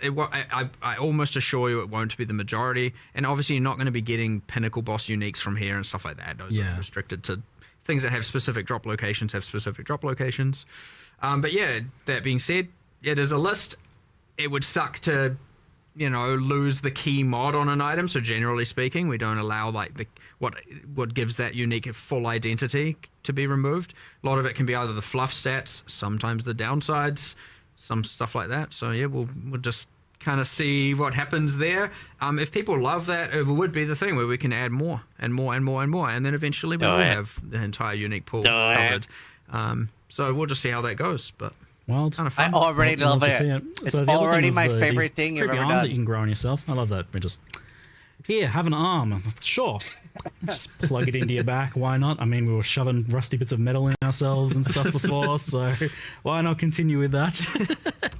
But these are like, it was in the video, but I didn't really like kind of understand kind of how impactful they'd be until I was messing around with it, especially for leveling. But these are like pretty major skills and an extra layer, because especially so there's 16 of them, and you can have 2 of them, and they're like a mixture of auto casting skills, proc based things, so like on attack or something, and manually cast in some cases as well. Like I had a tornado that was like crazy. So these seem pretty significant. What's kind of like the plan for how impactful you want these to be, or like, especially at endgame, like they'll definitely like very impactful while leveling. Obviously, there's always going to be a spectrum of usability, and generally speaking, they're going to be pretty powerful. But you know how strong characters can get; they can generally outclass everything. That being said, for a long way, they're going to be pretty damn useful. And even beyond then, there's generally can scale the difficulty of the game like hectically. You'll notice like something I think you observed as well. The numbers on the skills are like out of control. Yes, that is because they don't scale with your stats. Yeah. Obviously, it debuffs on the enemy. Anything you debuff on them does. But they don't scale with your increases. The reason for that is that I wouldn't want it to be that if you're a spellcaster, you have to use one that's doing a spell, because you generally focus on increases. And I didn't want it to be that, now in order to benefit from grafts, you have to really only invest in global damage increases and stuff like that. It would restrict the character builds too much. So we made them not scale with like your character stats. Obviously, again, as said, if you reduce the resistances of the enemy, then the enemy takes more damage, that kind of stuff. But there's a kind of a lot of them that vary from utility through to just like pure offensive power. They all also just come with stats. So, and as you said, if you didn't want to, like, there's ones where you use skills and you can use that tactically. You can merge that with some of your abilities, or if you just want to, effectively let it autocast. There are versions for that as well. If you just can't be bothered, that's also fine. And honestly, at the worst comes to worst, at the end of the day, they still kind of just give some mods, and that's fine. And they are obviously used to, if you want to get one that just like specializes in harvesting more graft blood, that's also a thing you can do, because those systems are linked. Like the grafts do gain the graft blood, which is what you give to the Genesis tree to give the item. So there's kind of a nice interlink between. I mean, they should really be replacing the power that you previously got from mercenaries, right? Like if the league needs to give you something that's going to fit in that power curve, so therefore you can look at it in a similar. They are mercenaries on your back. Yeah, in a way you could say that. Yeah. That's what I was kind of thinking when I was messing with it. It's like, okay, so we're gonna have 2 of these. It definitely feels like how I was looking at the mercenaries and picking mercenaries that had like 2 really good skills. Right. It was kind of a similar idea. So the design of mercenaries is I'm a big fan of borrowed power. Somewhat than it seems. Sadly, you can't gear your arms. No. Can't put items can't on. Put a bunch of rings on. Gloves. Tell your arm to hold a sword. That would have been kind of fun though. That would be pretty cool. The way Octavian explained the graphs to me was, he said they're not you, and I'm like, somehow that's really creepy to hear. It's like that is creepy. Attached to you, but they're not a part of you. That was explaining the scaling. Like that's why they don't scale with your stats, because they're not you. They're independent life forms, and therefore don't benefit from your passive inventory. We didn't do this, but we had a desire to do unique ones, which I thought was kind of going to be fun. We might do this later, like going core, we'll do it, but we're like, what if you, and I think it was Octavian's like, what if you had a leg growing out of your back? What does that mean? And I was like, what if you had like a good jacked quadrilla arm or something? Because I was like, you can just have unique ones where they have like just like deformations, and you can have like random, deformed crazy things going on, or like, I think I had a design, I was like, what if there was one that was like converted, you're like, I don't care about the league, it converts all graft blood to gold or something, and it's a kind of like cursed pirate treasure arm or something, and we'll see if that goes somewhere later, but I think that could be kind of fun to play around with. So there's definitely some sort of like biomutant kind of combining of limbs and genetics and stuff potential here, maybe. You're British. Later mechanic, right? Like nice to have these things you can expand on. 25. So. Yeah, so it looks like you can synergize with them, but you don't necessarily scale them directly, like you're saying. You can debuff enemies and things like that. While we pan down to some of our additional questions, I've been noticing some that get mentioned a lot in chat that we'll kind of transition over to briefly. So WASD gets mentioned a lot, like if that's something that's planned for Path of Exile 1, if it's feasible, what goes into so that? in order, it's a pretty big deal. In order for WASD to happen in PoE 1, we need to get the rigs from PoE 2. In order for that to happen, we need to finish moving all the microtransactions over, which has definitely been a bit of a slow task that we kind of need to get through. And so effectively it would be like, we do want to do that at some point, and then after that point we can make WASD for PoE 1, but yeah, it's just a question of getting through all that work, and then we can do it. Like, I'm not against it by any means. It's just it's just, I mean, I want it to happen. It's just getting all those things moved over to the new rigs is the limiting factor. Yeah, and you want it to be kind of reaching a certain threshold, it seems like, of quality. Well, I mean, so yes, you can do it by just like controller. where the character just rotates. Yeah, but I wouldn't say that gets like that. The quality of that is really not great. Like, I don't think it feels good. So I kind of want to make do it with the proper rigs that we get, and look, that would be so beneficial to everything anyway. Like, we're highly motivated to do that because it means that we don't have to rig a bunch of stuff for the old rigs anymore, which a bunch of artists would definitely appreciate. So yeah, like we will get that done, and then but yeah, it's going to take a while. Like, it could be quite a while. The biggest benefit from the rigs is just that we're going to then be able to actually do a lot more new skills. Animation in PoE 1 as well that actually use new animations, and it's not going to be an absolute nightmare to try and make. So that's going to be epic when we actually get to that point and can just be like, okay, floodgates open, let's go and make a whole bunch of new skills that are using new animations. Because you'll notice, even though we have a bunch of new skills in this patch, it's all using the existing animations and different like means of delivering it. So generally speaking, we have kind of your spell projectile, spell AoE, spell buff. They're kind of separated into all these categories. Yeah. And so when you generally do a buff, you just use the buff one, and AoE use AoE one. But as a result, we don't have like just like cool bespoke things where do a flip while doing doing crazy stuff like that. We're not going to be able to really get that in PoE 1 just because the cost is insane to animating that. You've got to do that on 7 different characters, 7 different rigs. With all the different weapon sets. Yeah, with every single weapon set. And because generally PoE 1 doesn't have like as much restrictions on the weapons to skill association, you'd be like, it's not great. It's really not great, and it would be like the cost of doing that would mean we'd have to do so much less other stuff. So yeah, I mean, just a random tangent on why the rigs would be beneficial as well. Like, immediately I'm just like, oh my god, please, I want to do new skills that are like. But we will do it. We will do it eventually. It's just porting all those stuff. Yeah, well, it's an interesting insight that you even plan to kind of bring this like PoE 2 rigging system over to PoE 1 for animations and things like that, because that indicates that the future of Path of Exile 1 is not like very static visually. Like, obviously we're seeing new stuff getting ported back, but potentially a lot of stuff getting remade and updated, and like PoE 1 is anticipated to change a lot in that regard over time. Well, I mean, yeah, it just like for no other reason that it makes our lives easier, we need to do it. But yes, it will have the side effect of making the game look better too, which I guess is good.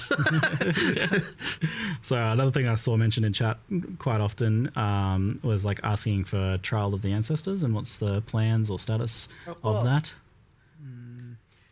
I mean, we want to do it. That ultimately is just a resource thing again. It's like it's one of those ones that it can't be 1-to-1.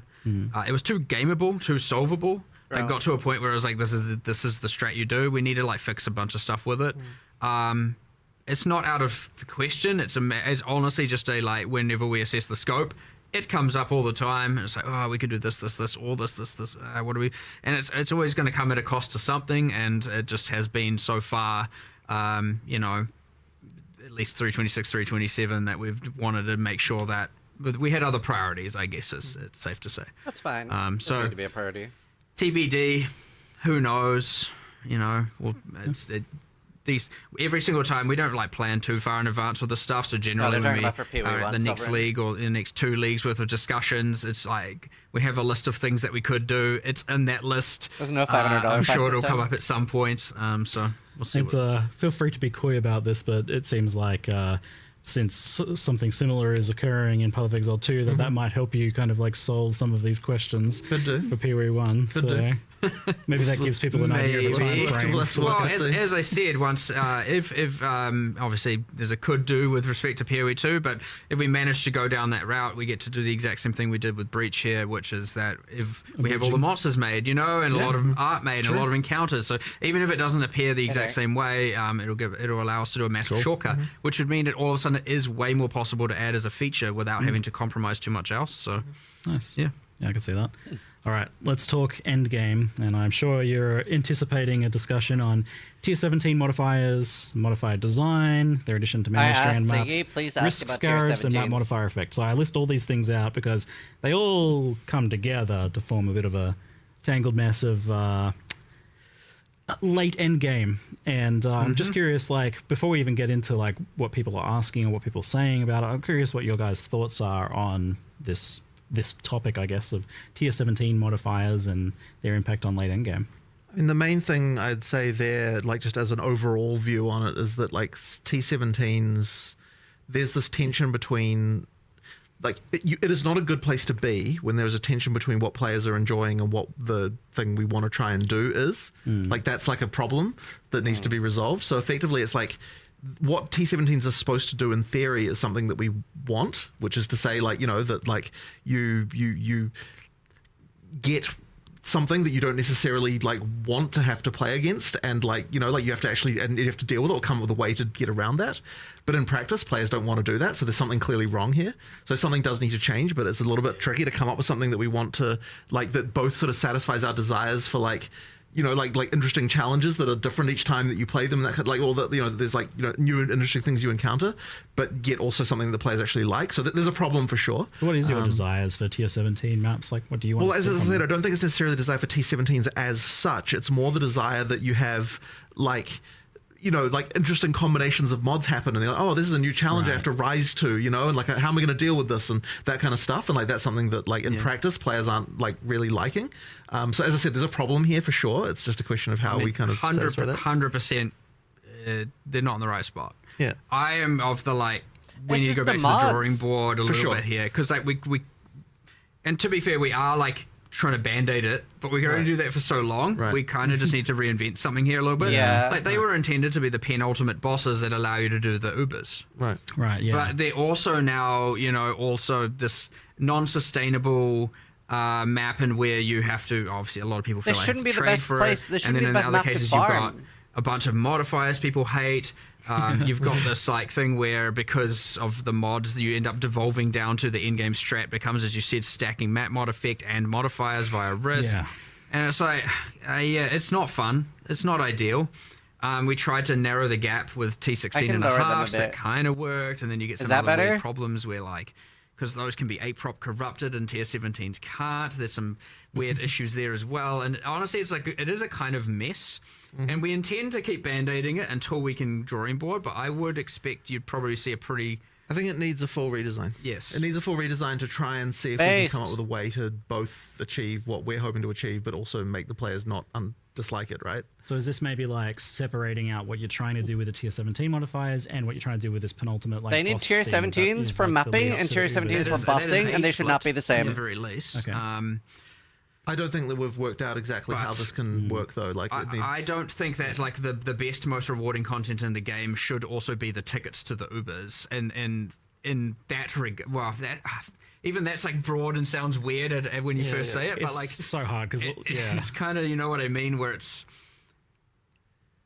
something's wrong. There's a fundamental tension with you want the hardest content in the game to be the most rewarding. I'm in the future, but like the moment you do that, there's all sorts of incentives that come into play that mean that people don't like it when like there's a map now that you can't run because the mods are not good for you and that kind of stuff. And like, so then there's also, you know, it's a problem. It's a little bit of a mess of problems. It's a problem. Any individual part of this I look at, I'm like, well, this is actually okay in some circumstances. Right. Like, it's okay for there to be some modifiers, maybe right. Like, I'm sure, I think you guys feel the same. Where it's like, it's okay for there to be some modifiers that are like better for other builds. But in the moment that it's like it feels like a huge economic penalty to that, so the you're immediately kind of like you're immediately kind of. But you get the thing right now where you stack the risk scarabs, and then it's like, okay, only Trickster and Juggernaut can play it as a way of it's perceived. And so based, you know, it's again, we are changing a lot of these variables, by the way. We're not just leaving it for 327. Right. Like we are changing risk scarab, we are changing some stuff around map mod effect, we are changing. Good, nice. You know, there are bits and pieces changing. I'm not going to stop band-aiding just because we have a grand plan for the future. I love this. Well, we have an absence of a grand plan, a desire to have a grand plan for the future. But we will. I will be design, very surprised. I know I shouldn't be promising content in the follow expansions because variables always change, but I'll be very surprised if we don't do a more drastic shift in 328 to solve this problem, because it's now long enough that it's not worth it. So obviously, hopefully the changes we are making improve things in a pretty meaningful way, is shake up the meta a little bit. But yeah, there's still going to be some woes, and but hopefully people can be excited for the thing to whatever the thing is to come. But it shouldn't be too hard for us to come up with something. Honestly, similar to how we did 031 for PoE 2, if we can come up with something that is just like a universal success and like is blatantly a win and isn't gonna, lower the value of people's economy mid-league and stuff like that, I wouldn't be, against if we can come up with something, because we're obviously going to design it soon. If we can come up with something or a piece of that something to deploy to mid-league, mid-Keepers of the Flame. I will push for that. I will just have to see if that's something we can do. Because often these things will mean like, oh, now all of X will become devalued, and I don't want to like ruin people's mid-league economy and wealth and just destroy it because we decided we want to make a change. And so, there's considerations to make. Yeah, from speaking to Octavian about the tier 17 modifiers as well, I can tell they're kind of weighing on him, like he really wants to do stuff with them. I think we're all on the same page. I honestly don't even know if anyone really is disagreeing with, like maybe in little ways, but I think everyone's kind of. I gotta ask, like, is there someone who loves the 3 seconds out of every 10 seconds you can't deal damage modifier? Like, no. I like it. Why? Okay, tell me why. But I play support characters. I don't deal damage. Okay. All right, you're gonna jump on this grenade. How does that modifier come into being? No, I mean, to be fair, I like things that are just a bit more. I'm a bit more masochistic in that regard. That's what I was gonna say. I'm not attempting to put my masochistic views on the player base. I understand that generally speaking, people aren't for that kind of thing. But I also liked trying those things, seeing how it is, and there are things where these can exist. Like if this was behind a couple more layers of some sort of more niche corruption mechanic where players, or some crafting system over here where players can kind of choose to do it but don't feel forced to do it. Those things can exist, and I want to make sure we keep that kind of stuff. But in the broad mod pool, some of these mods are they're not really working. It was evidently that one, and the like action speed reduction from using your skills, and I think there was the petrification statues get mentioned a lot as well. It's the drowning orbs plus that, plus it's just like, okay, thanks for making me slow. I mean, the thing about slowness is you do feel it, hence why. Whereas often you can just be like, I'm just gonna ignore that. That's a nothing mod. Physically painful sometimes. So but it's a bit overboard right now. Yeah, it's like I see the problem here. Like, I'm so torn on this because I want these sorts of. I get the idea of these modifiers being like things that you can feel like that they have a bit of an impact, and they're not just like Well, I don't want everything to just be another multiplier making the monster get closer to one-shotting you. You know what I mean? Want some mechanics to happen. Yeah, you want something, but there are some that are okay, and there are some that are not, and we just haven't found the perfect spot. There's an analogy about this, which is like, how do you feel about immunities in D2? It's a similar situation, right? Where it's like it forces you to change something about what you're doing, and a lot of people just really hate that. Yeah, and it's kind of like a similar sort of situation, I think. Yeah, I'm the same. Like, I like the idea, but I don't like the execution of that at all. Yeah. Right. Or the and I think we're actually sort of running into a similar situation with this. I mean, it's the worst thing ever. I mean, we've danced with this a few times in the past. We had some immunities on some pinnacle bosses and stuff like that. We talked about in previous chats a long time ago. But so it sounds like some of those modifiers are changing then, if nothing else, maybe as the band-aids in the sure. I mean, there's band-aids like that, but there is something like wrong here though to solve. That's all. I don't know if I can say. Are you guys still fighting over WSD? With the map mod effect and the Atlas tree in particular, I'd rather there was like 15 different ways to scale difficulty and reward, as opposed to just like, here's the stat I stack. And it's just like straight multiple. To the people fighting over WSD, no matter what side you're on, you fighting in my chat is not going to bring WSD sooner or later to the game. I want more than just map mod effect to be the way that you can multiply. And so it's like, oh, do I want to focus on this or do I want to focus on that? And there's like different builds within the like making things more harder and more rewarding. But yeah, right now it's just like, well, obviously I just stack all of that. Like quantifiably, it's obviously better, and like this, I don't know, it's a little bit lame, honestly. It's kind of just a boring thing right now, and I don't know. This again, drawing board, 100% back to it, revisit it. I'd be surprised if we're not doing something for 328 as much as I told myself I wasn't going to promise following expansion content, but there's some patch notes coming out later today.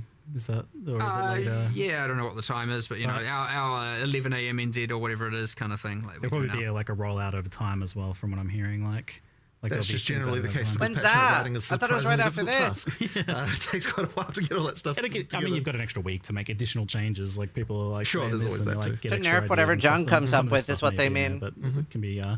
Have a look at some of those in there, but it sounds like we're kind of on the same page with you guys, at least regarding a lot of that. Yeah, I don't think you'll. I mean, obviously, it obviously needs attention. So yeah. All right, it's cool. So on Endgame though, in like a longer term, from a longer term perspective, we have a pretty good Atlas Endgame system right now. Like I think it's pretty well liked, apart from this issue that we just talked about. Like overall, the core of it seems great. Like I can sing many praises about it.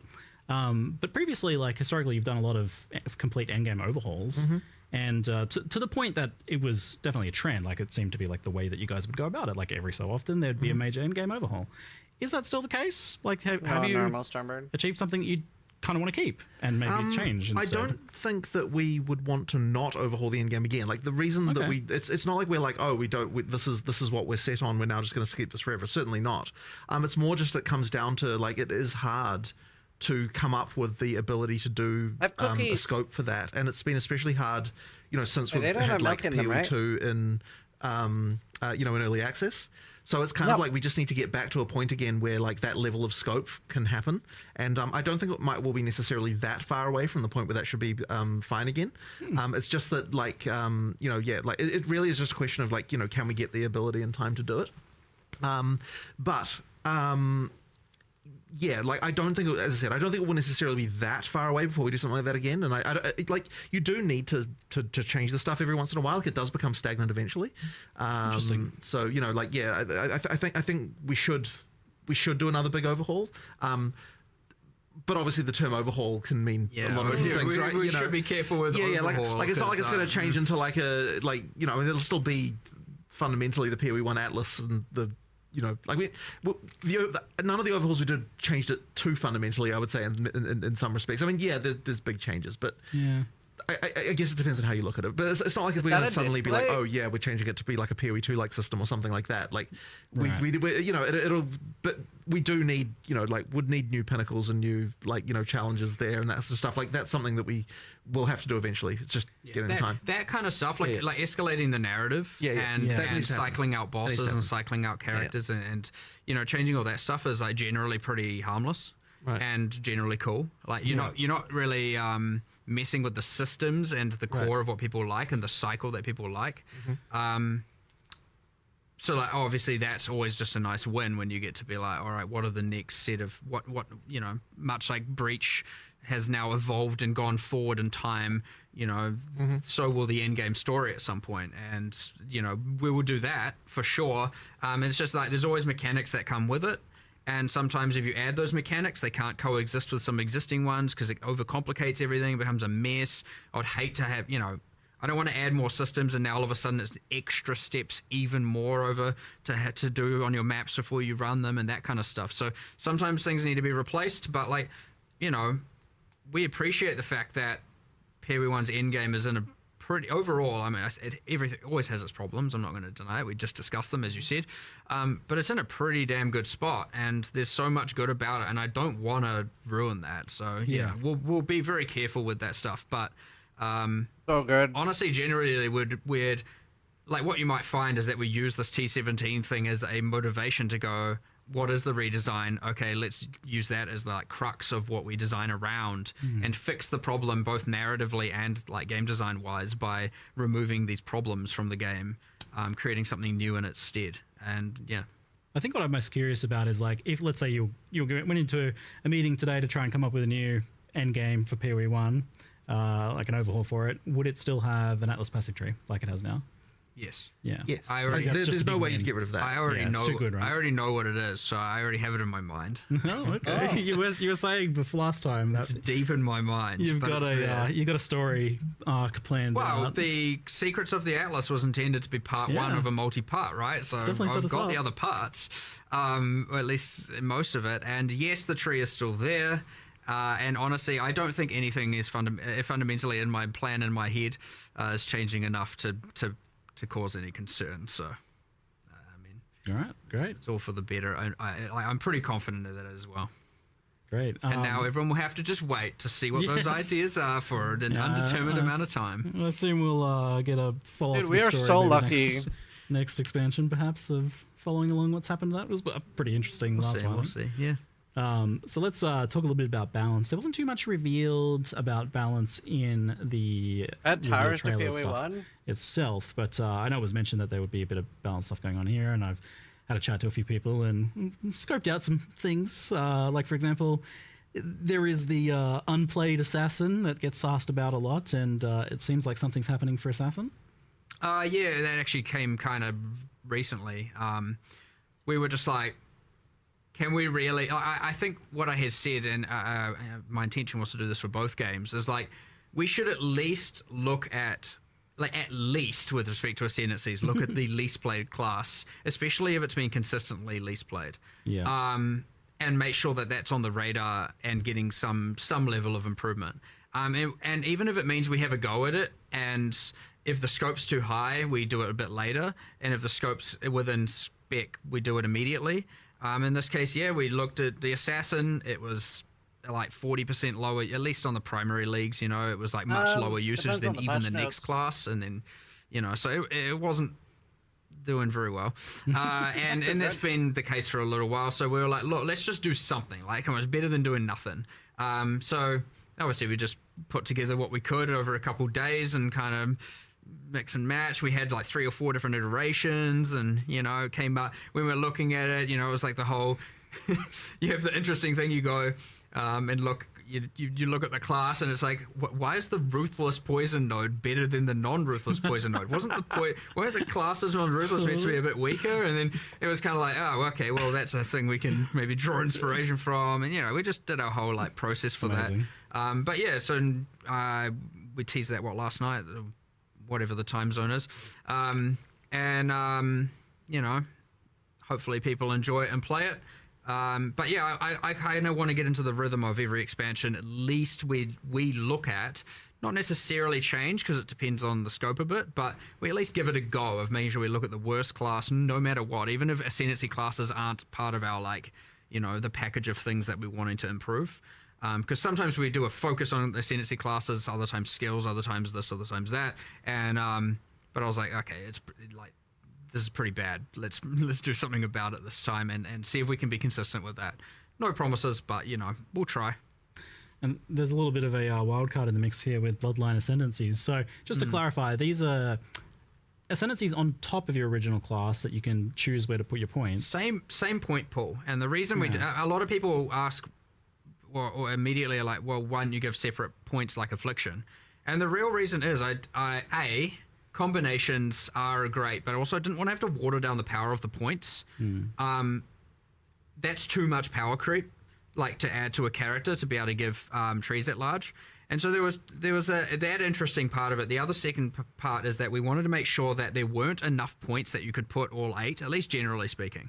So you'll find most of the classes only have 1 to 3 notables, kind of up to 6 points worth that you can spend. Yep. And this is so always, no matter what ascendancy you are still matters. I didn't want to just make it that literally the entire game, no matter what base class you are, where you start on the tree is the same. If it happened to be that a certain bloodline was OP, it's, which I'm sure one of them probably is.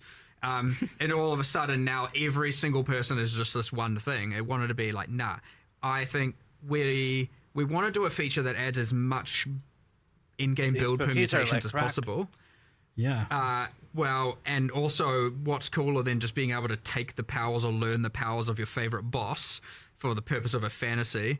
Let's mix and match these things. And now you get this cool, like, okay, I'm a Templar. I'm all about, holy powers, but I'm also going to embrace my dark side over here, or maybe the ways of the Asmerian. That is so you cool. Get, like, I'm so hyped for that. Guardian thing or something. Oh, sorry, I've got support classes on my brain all the time. So, you have your Slayer something, So, the permutations honestly are endless. And obviously metas are found and builds are created and all of that. But what we obviously find is that, there's a few awesome perks here that I kind of like. Is that we can add motivation to doing certain content that otherwise you wouldn't normally do. That's great. We can add this for future content very easily, right? There's probably other bosses that you're like, oh, we can do this and this and this. Like, it's very easy to expand this and take it away. And the reason we're able to do that is because it is an in-game feature. It's not like overcomplicating the campaign and that player's experience. Like, you wouldn't want a second class in the campaign. People were like, holy, I've already got a tree and I've got this tree. You mean a third class? A second. It's like, I've got too many classes. There's too much stuff going on. So being able to keep it in the end game is an in-game unlockable thing where we can expand this feature over time. Now, all of that, of course, is under the assumption it succeeds. Again, we'll listen to the feedback, check what players think about it. But it's assuming it does well. Again, pretty high confidence. Yeah, it will remain and we'll keep expanding, keep extrapolating, keep changing. And then it's yet another lever where we get to add so many different builds. Because one bloodline I've being never able to then heard be of a paired dev with all, so in tune as Mark. 19 ascendancy classes is just like, all right, we've got a lot of stuff going on here. A lot of different options, a lot of cool things you can do. And yeah, I mean, I am actually real excited to see It's what happens. not More than Mark. most things, I'm always like kind of excited to see what players do with things, but like here, I'm just like, I don't know. Do you know many devs? It's gonna be real cool, Yes. and I suspect you'll get like for quite a while people narrowing down on exactly what the perfect combinations are for different things. And, yeah. Well, this definitely seems like one of those things where you just design something cool and we'll see what players do with it because Sure you there's do. too many permutations there. Why right? would Like, I don't not? know I'm so what the confused. math on What do you that is, mean? but it's pretty crazy the amount of like new some nodes. number. Yes, several. Infinite. And like do consulting for several game developers. Accessible to all of the existing ascendancies. That's a lot of numbers. Yeah, I am. Yeah, I'm like thoroughly excited. I'm gonna just do the whole like, what boss do I feel like being this league? I'll just see if I can make that work, and then so I'm actually gonna go backwards. I'm gonna pick my bloodline based on what boss I want to kind of embrace the power of. Then I'll pick my ascendancy. Then I'll pick my, I'll go from there. And then I'll pick my skill, and I'll end up a support character. I'm sure. Flavor building on this. Well, if there's no mercenaries, I need to be a good mercenary to my friends. That's my philosophy. Back to being mercenary again, eh? So this isn't tied to Breach League. The Keepers of the Flame. It's a core game feature, available in standard as well, right? Yeah, 100%. Yeah, yep. Cool. And saw someone asking about Forbidden Flesh and Flame. I assume that wouldn't work with this. Not with these, but that isn't to say there won't be some future uniques that maybe do. I mean, we'll see what happens. There's an option there, isn't there?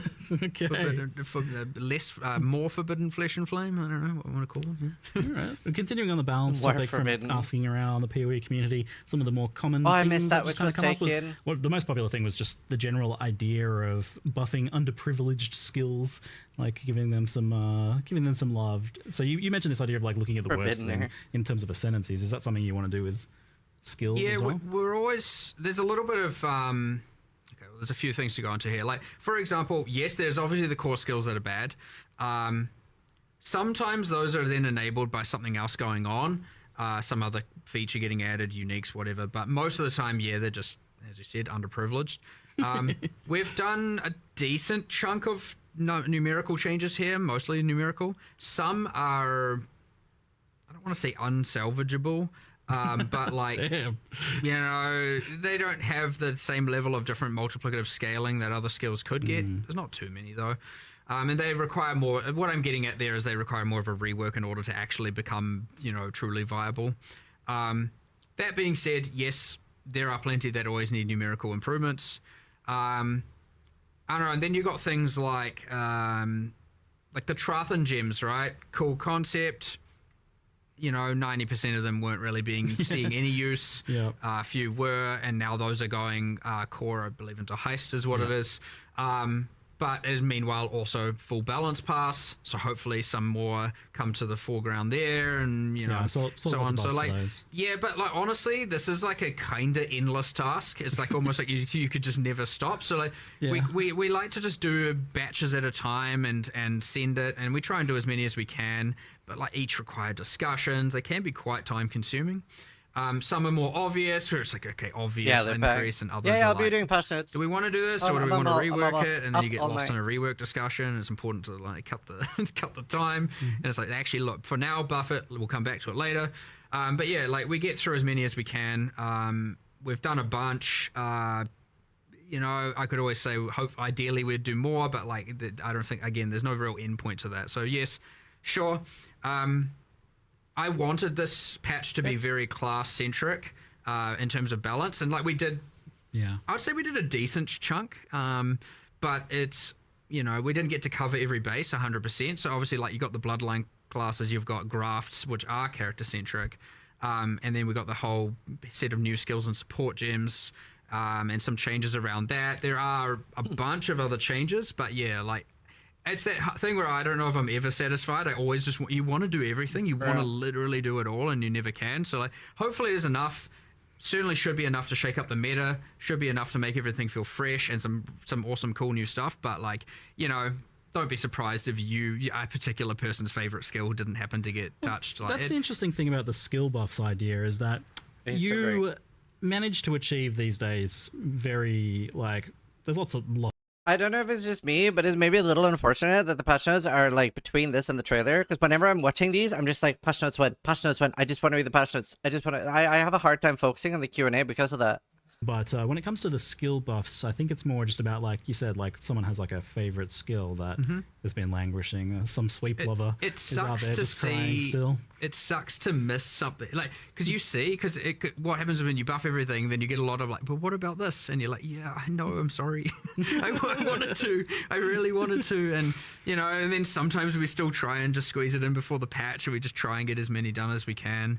But yeah, like again, it is ultimately a resource game, and we do as much as we can. We really do, combined with both new stuff to change everything up, bringing like excessive outliers down, and we do try and improve as much as we can. And this time we took it upon ourselves to add a bunch of new skills and supports, and so I don't know, there's heaps there, but you know, it's that thing where a few people are going to have missed their thing, and there's a few, you know, you want to do hand casting, you want to do that, you don't want it to just, I know that's come up, and I think even you mentioned earlier as well, it's just like, it devolves down to often, you know, either Archmage or you know, Ephemeral Edge, and like that kind of stuff being just like, well, obviously, right, quantifiably better, and so yeah, it's the ideal thing where, you know, we'd make some changes to some of those, and ideally it'd bring up all of something else, but you know, sometimes you get some of it, not all of it, and everything. But yeah, there's heaps here. just, you know,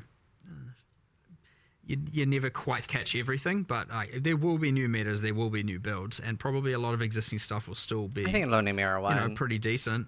But yeah, there's a bit of nerfs, bit of buffs, bit of, you know, it's how it goes with all of this balanced stuff. Really, it's a bit chaotic, but you know, there's something satisfying to it. But yeah, as I said, you never really fully get everything, and thus you never fully feel satisfied. You kind of answered my question a bit, because like one of the popular archetypes that's come up as being a bit problematic is hand casting, self casting spells, and usually I think what gets brought up with that is like slow base cast speed, and that in turn making things like echo feel bad, and mana costs being. I don't think we've done that enough justice for sure. Yeah. But it's certainly on the hit list. Yeah. So we'll, either we can get to do some stuff, you know, in this coming week if it's simple, if we can think of it. It's not off the cards.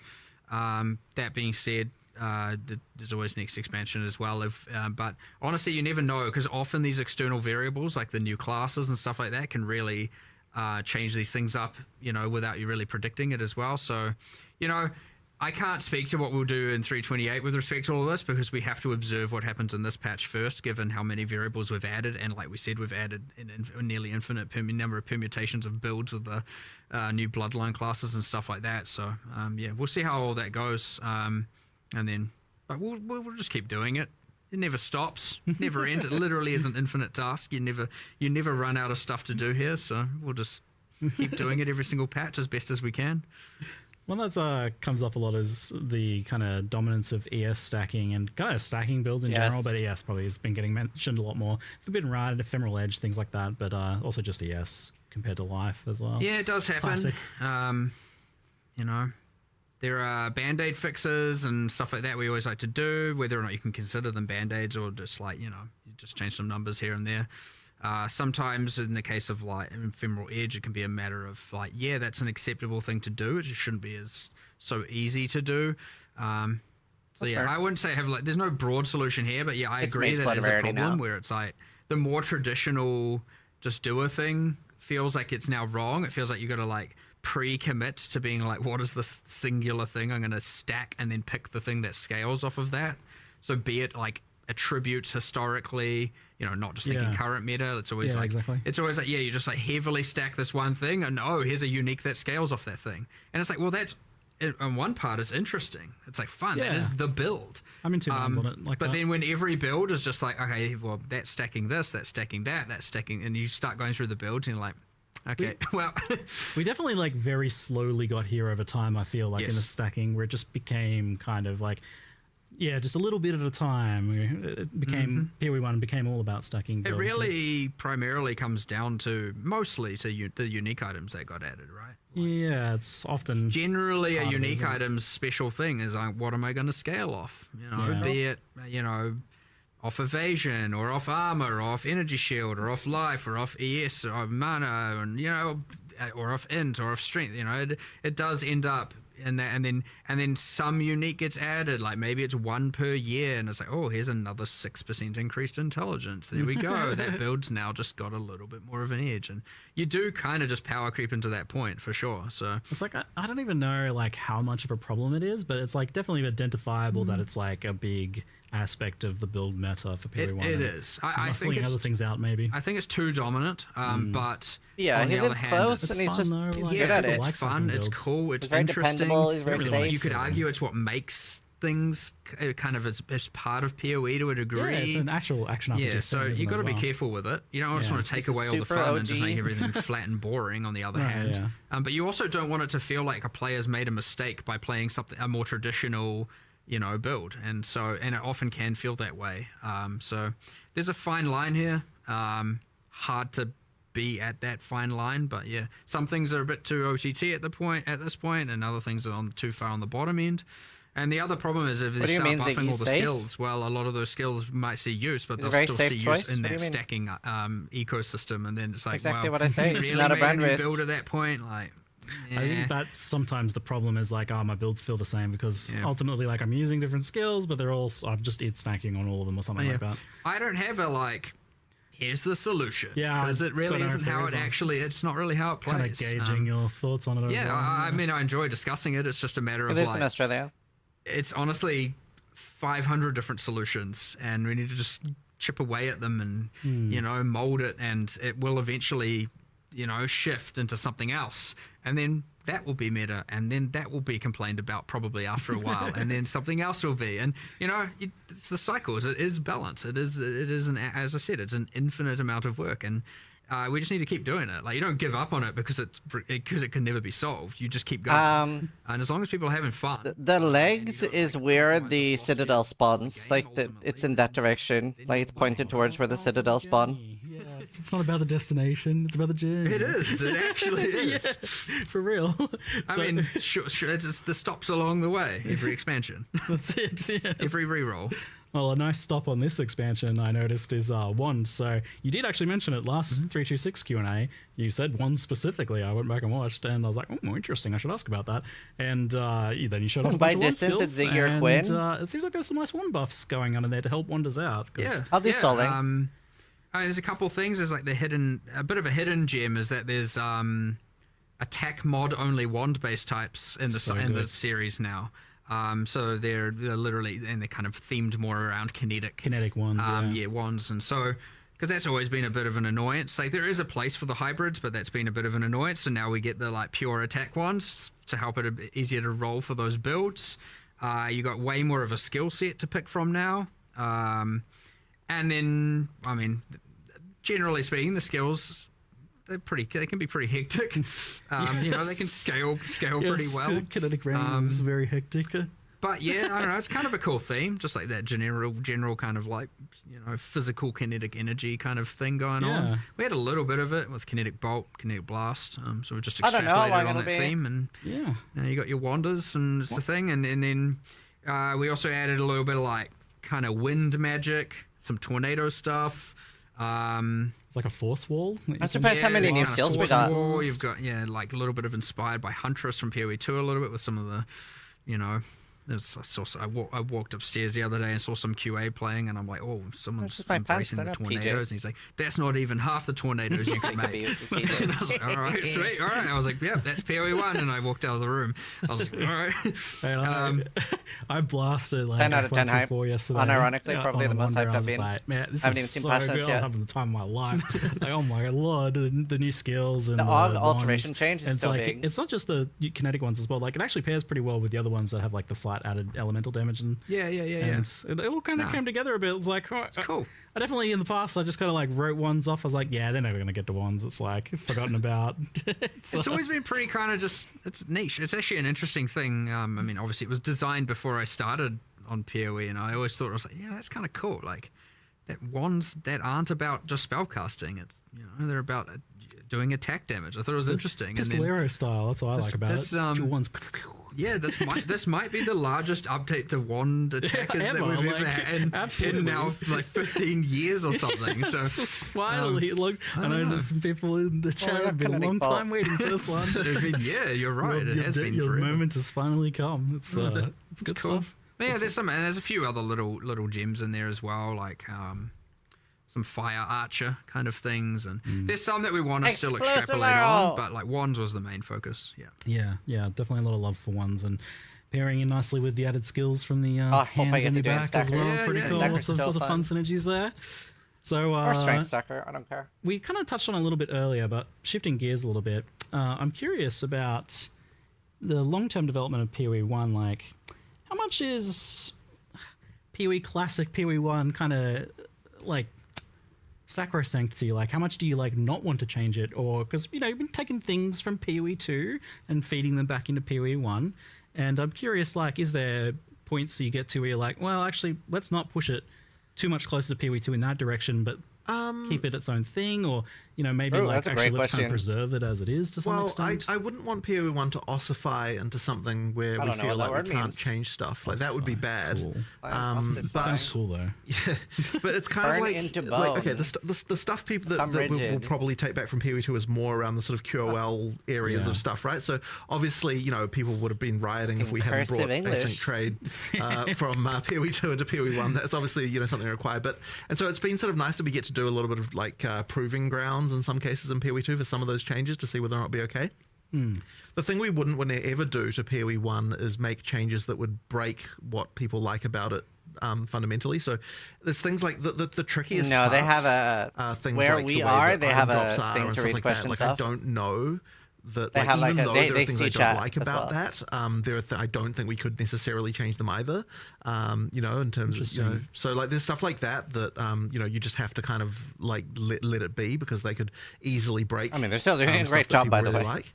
I'm pretty sure they have like raises the resources. question like what is it about PoE1 that is like that does need to be kept, that is kind he's of a what really makes good it feel interviewer. like itself that people do love about I think that it's hard to even define that, quite frankly, It is, isn't it? because like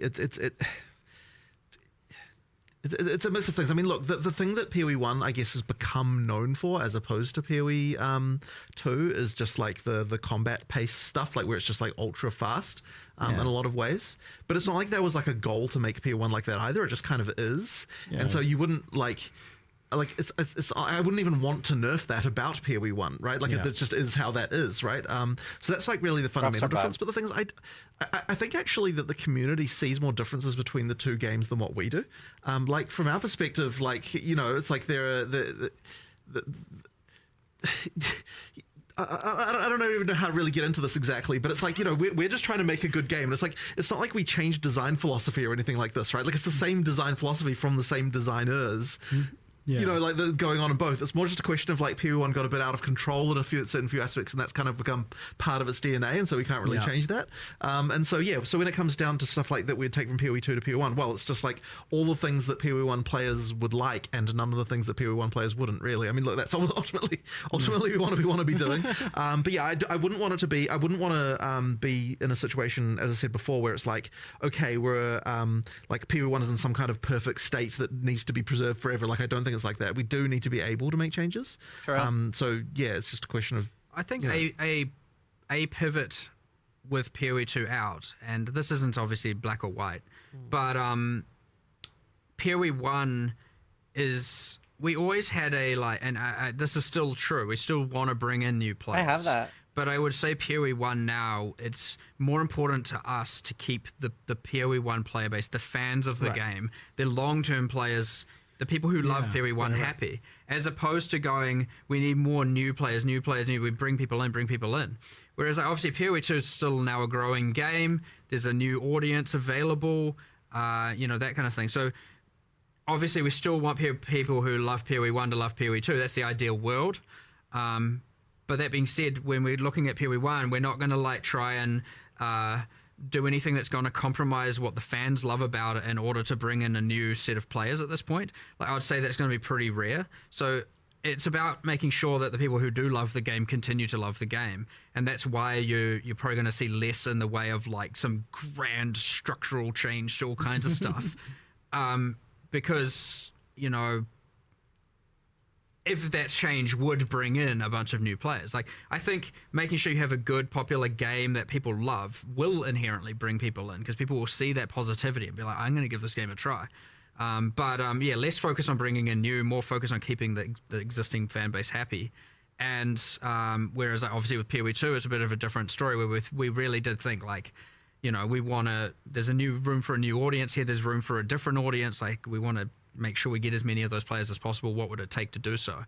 But ultimately, at the end of the day, what that then ended up boiling down to, aside from obviously modernizing graphics, changing the feel of combat, honestly, the biggest change is just balance. I don't necessarily even think about it, I think, in the same ways. I'm not thinking I'm making changes to bring in new players. I'm thinking what are the things that I want to improve that I think that we can't change about PoE1, because they are somewhat would be impossible to change just due to the game field changing so much. And so like really for me, it's like, I'm on a 20-year quest to make the perfect ARPG, right? That's my sort of like design thing. And it's like nothing actually changed between PoE 1 and 2 philosophically, other than just learning about some things and deciding, I want to improve things in certain ways. I do think there is a little bit of an assumption that a lot of philosophical discussions occur with respect to, like, outside of talking about dexterity and stuff like that. Honestly, most of it is just like we're just kind of get real passionate and just start coming up with real cool ideas of shit that sounds cool that we want to deliver. Like, we're not really having discussions about like, hey, okay, today, Jonathan, let's have a discussion about how many new players we can bring in. Like, we don't do that. So, I love these devs. I'm trying to boil down what we are. I'm trying to turn it into a philosophy, but the reality is the process is just like, how can we make cool shit? That's it. Cool shit that's fun, that doesn't like compromise things in too thing of a way. Things people will love, things people will enjoy. That is the ultimate goal at the end of the day. As I said, making whatever the visions are of this infinite quest of making the perfect ARPG. So like, it's always interesting trying to be like, how can what are the rules? What are we going to change? What at the end of the day, it's just like, well, I don't know. We'll just continue to make cool shit, and that's just generally what we're going to do. And so, I don't know. It's actually a little bit hard to try and decipher that down into like a set of rules or something. It's like I don't know. If it's cool, if it's fun, if people love it, then it's a win. And it's good that both games have a bit of room to breathe on their own, then, because you can preserve the things that do make PoE 1 its DNA, but are objectively like limits to how. They're very clear. They've been doing that for sure. But I do have an important question for you both. What bonus should dexterity give you? Oh, jeez. You got a few hours? See, I know it's a tough one. Every time I come over here, I feel like this comes up. It's been going for a while, hasn't it? Oh, for dexterity. sure. What do you get for dexterity? You still haven't solved that one, At this point, I just feel like nothing. Just nothing. It's just vibes. We just call it. We rename it to green attribute. It just does nothing. It's an organic attribute. Very nice. Deflection. All right, so still not solved there.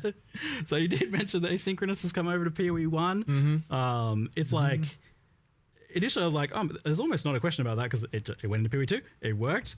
Was there any problems in bringing it over to PoE 1? Not really, to be honest. Like, I think it basically. I mean, the fact that PoE 1 got the gold already kind of meant that it can kind of work. But the gold is a thing though. Like, it is because of the fact that the gold is more scarce in PoE 1 more valuable for other things. Used. More used for other things. Yes. Yeah. So we had to do a little bit of balance around that. That's obviously, but also like we do have to go through and assign gold prices to everything in the game. Obviously, because PoE 1 has a lot more different items and stuff going on. We did have to go through and do all of that. So it wasn't just like immediate. I'm very worried about gold in PoE 1. I feel like it's so balanced around 17s too. The gold balance already was hard on hardcore, tight. Like, so it's in that spot of like, some people are like, I want more, and you do want people wanting more, and so now all of a sudden there's this extra thing. That's a cost, so we have to obviously account for that. What else was there though? I mean, ultimately, it's mostly just I guess the console. Yeah, so there's like the thing. So console previously had a kind of like trade board thing, which is made pretty much entirely redundant by this. So that old trade board is getting ported over into this system now. So that's we're actually deploying that. Just a fun fact. We're going to make a post about it, but we're deploying that a bit. The removal of that a bit early because we need.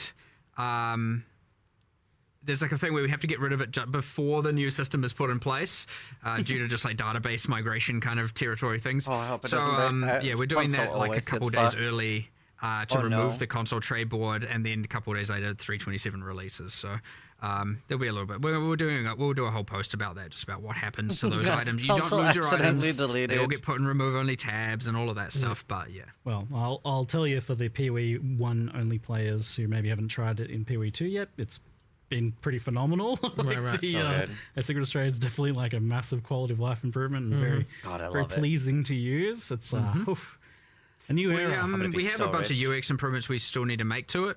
It's got its kinks. So like, I wouldn't want people to think just because it's porting that we're seeing it as perfect. You know, I know people have brought up having save searches. Yep. Being able to doesn't look like a rapidly, race. you know, you could control right click your item. I to mean, there'll always be a automatically race. search for It's the- exciting that until item. something We're actually getting that feature, right? I think they even maybe. That's incredible. Yeah, I'm If you're talking about getting things that. that are in progress. Like, that's actually wild that you're like potentially getting that. That's It's very. I know everyone wants. Is that going to be in time for PoE1's release? I'm not sure. I actually haven't followed up on the exact specifics of that, where that's at, but if not, it'll just be mid-league or something. You know what I mean? Like we'll try as soon as it's done on both games, it'll get deployed. Since you're on it, was there like a reason why you can't mouse over items in like your sold items log to see what they were? Like I like that information to be like, oh, what was that sold for 2D of? Tried that, didn't we? But it doesn't. I can't don't see the item, remember, but it might have been that it would require storing the item, which might have been. We discussed originally allowing that. I think. I remember discussing that before doing it, and we were like, "That would be cool. That would be the thing we want to do." Probably doesn't store it at the moment because it's like there's a tech thing for that. it's not like. I mean, we could probably do it, but okay. Yeah, it potentially on the cards then. Yeah, it certainly would be nice. Like I like that feedback as a seller, Right. but I certainly love logging in the morning to all the currency and seeing what's sold for what. But effectively, I think that like trying to improve the kind of price check experience would be the thing that kind of like the next frontier of like in terms of the in-game UI trade search and sort of stuff. The next slippery slope to slide down to? As long as we don't all of a sudden have like stock market-esque UIs. No, I don't think we're not going to get that. Like, basically, we have to find a way to do that stuff that doesn't get overcomplicated. Yeah. So like I don't know why, but this made me that's the tweet tricky this. part. Like trying to improve that. Yeah, I know we've talked Just about that that. we're so how far lucky. you would potentially want to push that, and like I think there is like an there's so much interesting, bad stuff in the gaming industry right opportunity now. you guys have to be able to help make that like much more sane for players compared to what it is now to price check an item, which is a very complex affair. We are so lucky. So, but it's interesting that that's on the cards. That's something you're exploring, pushing further. Prepare to be called a shill by Twitter. I don't think that's going to come all in one grand moment. Like I think it'll be, so this time it might be just Am I wrong, being though? able to, I can't remember what the modifier keys you have to hold is, but there's some modifier keys you can do to like effectively search for the item that you've got under your cursor, and open up the board and see it. Nice. Also, I feel like I've chewed them out enough. Decent pair of boots. I'll just search for that, and then maybe lower don't the like move speed your by own 5 tweets? or lower the life by No, 10. isn't that weird? Or maybe the thing that you want to get into is because there's all the questions around. Okay, but what if these mods are irrelevant and you don't want to search for them, and like being able to do that that's right the and skill. exactly. Never It's liked like all my of own those tweet. things that need that need a little bit of UX around them that we will. Yeah, and slowly improve that's what I'm eventually. excited about because with the right UX, you could really communicate that skill in a nice visual, physical way to players, which is kind of exciting. Anyway, slightly getting off topic there, but trade is like, it was obviously a big thing, and like for a very long time, you guys were rightfully afraid of like what would be the economic implications of this? How would it affect gearing and progression? And like, I guess like firstly, what has been kind of the use rate of asynchronous trade? Like, how have people been using it? So we were checking on this recently. I think that you got them to look up the numbers on that, and it ended up being around 50-50. Just under half were using the new system in PoE2 so far. I expect that to go up over time. Under half. Is this like compared to the existing stuff? Or? It's just compared to people using normal trades. From one person to the other. But there was a little bit of filtering, like, okay, if it's like with your friend, do we count that or not, and like that kind of thing. Like there was a few things like that we would need to sort of look at to see, like, questions around that. But yeah, I mean, look, it's The other half people is armed who are too. using it seem to like it. I mean, the buyer experience is obviously way better. We generally found like. I don't know if it's still the case now, but like for a while, like the new trade system, the items were a little bit more expensive. So then there were people who were like, settling in. I'll deal with the old one because I want a thing a bit cheaper. But then the reason why they're more expensive is because of the fact it's easier to buy them. So therefore people are willing to pay more. And then so most people are like, effect. I'm just going to pay the extra cost. No, I that's can't be true. bothered with Exactly. doing it. So I agree. I'm one of them. Time cost of money. Yep. Yeah. But yeah, and it's important to note as well, and I just want to always verify this. If you are a PoE2 player and you do have your merchants tabs, you have them in PoE1 already. You don't need to buy new ones. It's good. They are shared, just to reiterate. So what do you think has been the effect on economy and gearing, and like, is it as I guess as bad as you feel? I honestly want to look a lot more into this, and I sort of suspect that the damage, as it were, that it causes is like quite subtle and harder to appreciate. Yeah. I don't think there's no damage. I think it does matter, and like the things we were concerned about are real. It's just that like it's really hard to kind of quantify that. Does he mean power from trading? I sort of suspect that at the end of the day, the benefits was very just outweigh noticeable. that by much higher degree, to the point where like it honestly like just should have just done it. Was the cost that needed to be paid. But the thing that you were just saying, right, is that like those kind of like mid items are like now worthless kind of thing, and that is exactly the fear that we had, right? Like that's the concern. Yes, Jonathan was asking it's a me before huge this, economic impact, right? I think we all noticed that. It was how it's affected massive. My experience, and like I was saying, I'm the player who Kirby. lives in that 5 to 10 C sale range, like selling those items for 5 to 10 chaos. And that is exactly the fear that like introducing fast trade does kill the values there, and that like I mean that's a problem. Yeah. But the only thing that's going to change that is if we increase gold prices. Now, there's going to be an interesting dynamic with the gold and PoE 1, and like we'll sort of be interested to see there. But it's like we'll have to keep an eye on that one for sure. Yeah. But it's sort of also hard to know exactly what's going to happen with PoE 1 as well, just because there's so many more items. Like there's so much more going on. So like maybe the breadth of the economy will kind of change the dynamics a little bit there. But it's hard to say. It's really hard to say. Well, like it's an interesting mixture of phenomena. Like you get the ability to obtain like your starter endgame gear for 5 exalts total. Like you can buy a set of gear basically for 1 exalt each. Right. So like that's obviously there's a big impact there. For sure. I mean that's that once again that is the fear, right? It's just the like the standard now. The bar for like the quality of our gear is raised to a certain point. And then I guess that has follow up questions like as to how powerful crafting is, how powerful like item drops are when you first get to early end game, like how difficult the content is. Obviously, there's like there's a whole like follow up here. I mean, we're going to have to effectively look at all of that and adjust. And the thing is that effectively by making trade easier, it's meant that the difference between SSF and not is effectively increased. Sure. And that kind of thing as well. Like, I mean, there's some stuff there. But I mean, going back to PoE 1, I suppose, like, even though we've got this experience now with PoE 2, we're just going to really just have to see what happens in the PoE 1 economy. And there, you might have to be some adjustments. But it's going to come down to the individual. I mean, either way, though, like the amount of people I saw just being like, please just deploy a league. I don't care if there's nothing in it. As long as the trade system's there, but this is the thing, right? Like it just kind of has to happen. Like it doesn't even matter. Like there can be problems and we'll adjust for them, but we still have to do it anyway. But of course, so it's such an improvement. Yeah, I'm loving it. I'm excited. It's good. It's so good. It's very very good. But yeah, it's still going to be interesting to explore this. Like maybe like even next Q&A, like how it looks like if we start to see things over time. That would be cool. But yeah, it's crazy to think about, like 10 years ago, 15 years ago, we're talking about releasing Breach 9 years ago. Now who would have ever thought we'd have gold and asynchronous trade and the currency market and like, holy, we're not. Never really guessed. Are we the same people? Back then to say. I never really guessed. But I know. I'm not. It's like it's a good thing. It is. It's healthy evolution. It's good. Yeah. Okay. Yeah. So moving on to some kind of mixed questions. Mercenaries was mentioned to be likely returning after rebalance redesign in some cases. I'm just curious, like, does that mean that like some sort of horrible mercenaries are planned to come back, or is it more just about like having the duels there with the gambling or something like that? The intentions they come back, there's just a little bit of figuring. I mean, like with all these things, we have to figure out exactly what. It's very hard to develop. We like to see how players think about it, find the bad things, find the good things, and all that. And it's very hard to develop how it goes into core straight away. Because then you'd be working on that and some things might change and then you end up wasting a bunch of time.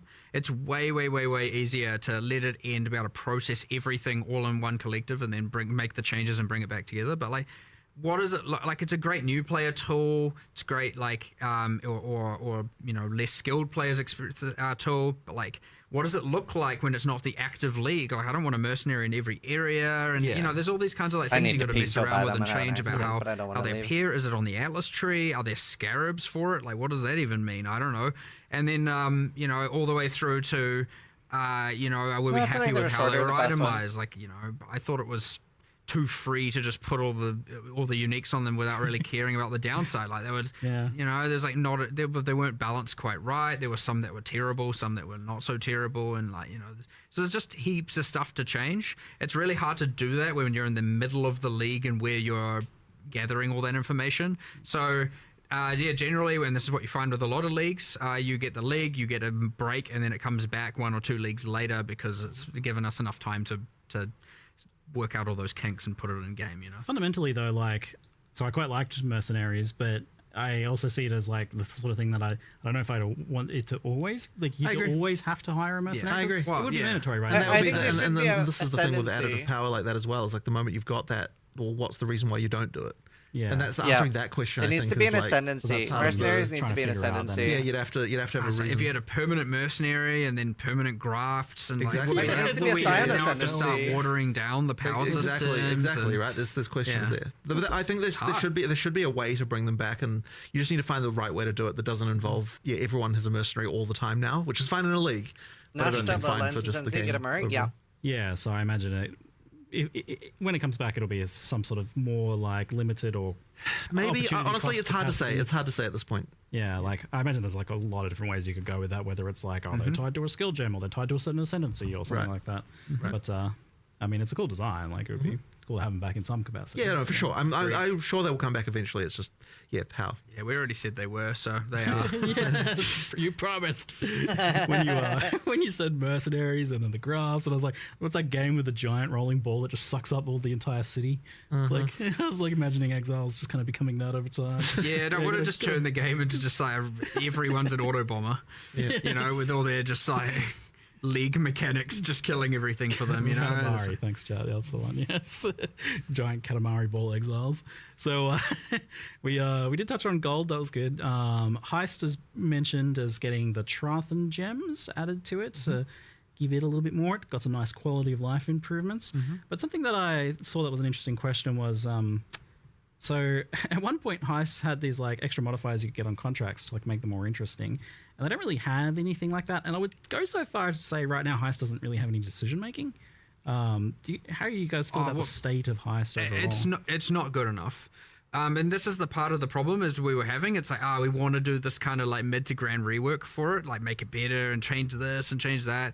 And then that was honestly what was holding up that QOL change, where it's just like, because we also were like, we'll design it out such that the rogues don't have the levels, and it was waiting on that, and I was like, okay, look, at this point, it's been too long. We don't know when we're going to be able to do this. We can't say with certainty, because again, the same resourcing limits, the same argument as Charlie, the answer is the same as everything. We have to pick our battles. There's more battles than can be fought, and so and the same thing. It was like, okay, well, look.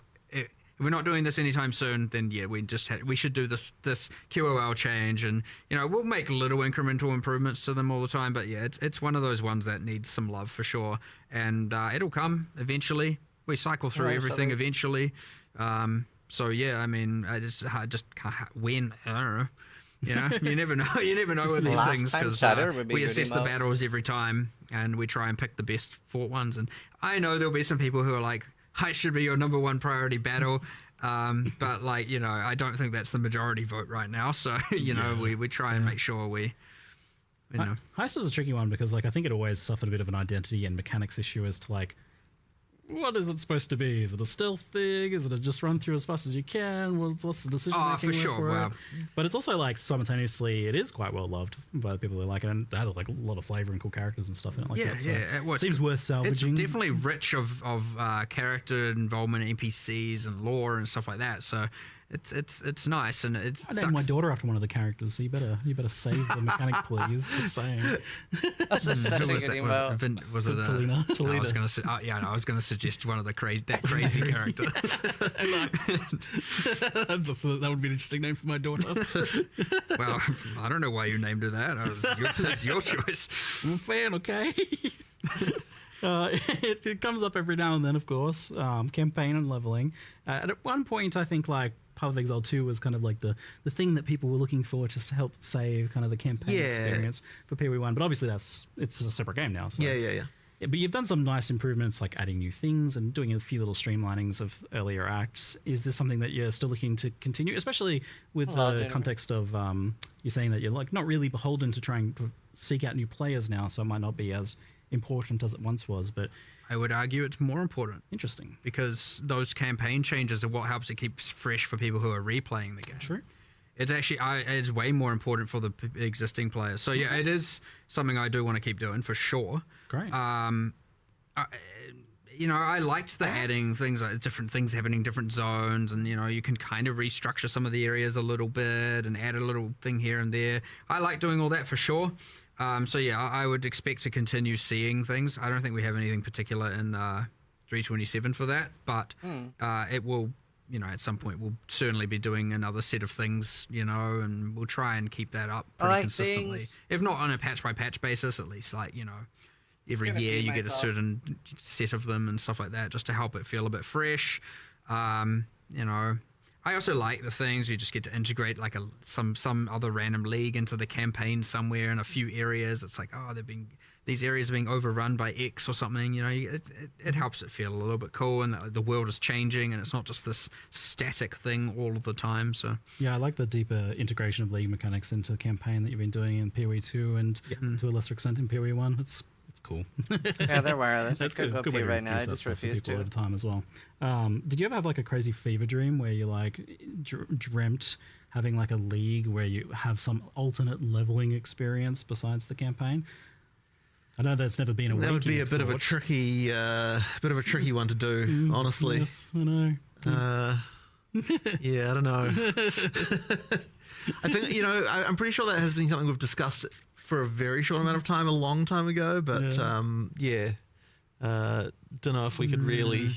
There's a lot of ways. I mean, yes, I've had some fever dreams about it, but I was just trying to remember what it was. But a lot of ways you can do it if you want to, but you don't necessarily need to. Yeah, because I know, like, people ask about it every time, and I'm like, I guess I'll ask in a creative way this classic question of like, another way to level for the people who just don't like the campaign. Like, I know that you guys, you just want to make the campaign as good as possible. Like, the answer is always, we'll make the campaign better. Yeah. But then I thought, like, a league as a throwaway thing wouldn't be that permanent problem that you have. I don't know about that one. Yeah, no, it is a permanent problem. Look at Harvest. Interesting. That's it is a permanent problem. You don't want to give something that's the problem is they'll like directly compete, and one will clearly be better, and then everyone will just do that. You just make it really awful, and then they'll be like, "Oh, you're great, right, great plan. Let's just make some terrible content. No one will ask for it ever again." Cool. What is it? Incompetence. Yes. No, I do want to keep making it fresh, and again integrating. I want the leagues to integrate into the campaign better and feel unique. Like, I don't know if you've noticed. Unlock it things is a like thing in waypoints. PoE 2, and we're going to start doing PoE 1. Every single area for Rise of the Abyssal has a guaranteed drop that drops from the chest. Yeah, it's great. And I don't know how many people actually know this. I know it's not a secret. The racers know. Yeah, and then like I think like for example, the Molten Vault in Act 3 has a guaranteed unique drop for the first time you do an Abyss there. Yep. And so you get to do that thing where you get to like, and I want to make sure we're going to do this system in PoE 1, by the way, with Keepers of the Flame, where you get like a kind of extra handcrafted guaranteed drop that we pick for each area in the campaign. So there's a little bit of like, what's it going to be in this area and this area? Wow. And so, That's huge it'll news. help, ideally, if we do our job right, not just like be like, I'm going to skip every single area, get to endgame, and then care about it. Which is still a fine strategy, by the way. Go for it if you want. But I don't know. Maybe you'll second guess some of it now, and you work out which areas you want to do. I like that, but I want to make the active league feel more important in the campaign as well. So as much as we can do to strive towards having that be the case is always fun. I obviously understand though that like when you're insanely an accelerant player, you don't need it, right? You can just get to endgame and then deal with it. You might not want to sink the time, but like a lot of people do want to engage with it. A lot of people want to play the new league in the campaign, and so we should take every motivation we can to try and make that happen. And that way the campaign can feel more enjoyable, not just be seen as a thing I need to get through. But there'll always be a bit of that, and there's not really much you can do about it. So it's really the fight to keep it as feeling as fresh as possible, and with heaps of stuff going on. But it's part of that is the motivation of why we do leagues in the first place, right? Like you want to come back and have this new thing going on in the world. Imagine if you came back and there wasn't even a league. Imagine you came back and it's like, okay, there's some balance changes, but like, what else is going on? So, like it. Even we understand that you must have the league in order for the campaign to not just feel the same every single time. So. Yeah, true. Yeah. And I think like the ones that have had less impact on the campaign have certainly been a little bit less exciting for that for sure. initial leveling experience. Yeah, for sure, because it's just the same as before, except kind of honestly maybe worse. You know, and then you really want to feel like the world is different, something's going on, something you're engaging with you didn't before, and you know. Anyway, I'm a campaign enjoyer. Sorry, I like it, but I got to rep the diverse opinions out there for that one. Oh, for sure, it's commonly brought up. It's always worth discussing. 100%. It's a classic. We compromise on gold. We compromise on trade. You know, it's always good for people to ask what else I like to check in and see where you guys have shifted. Yeah, see where we are and what you know. Like nothing's set in stone forever. Maybe this one is, but we'll see. Maybe next Q&A. We'll see.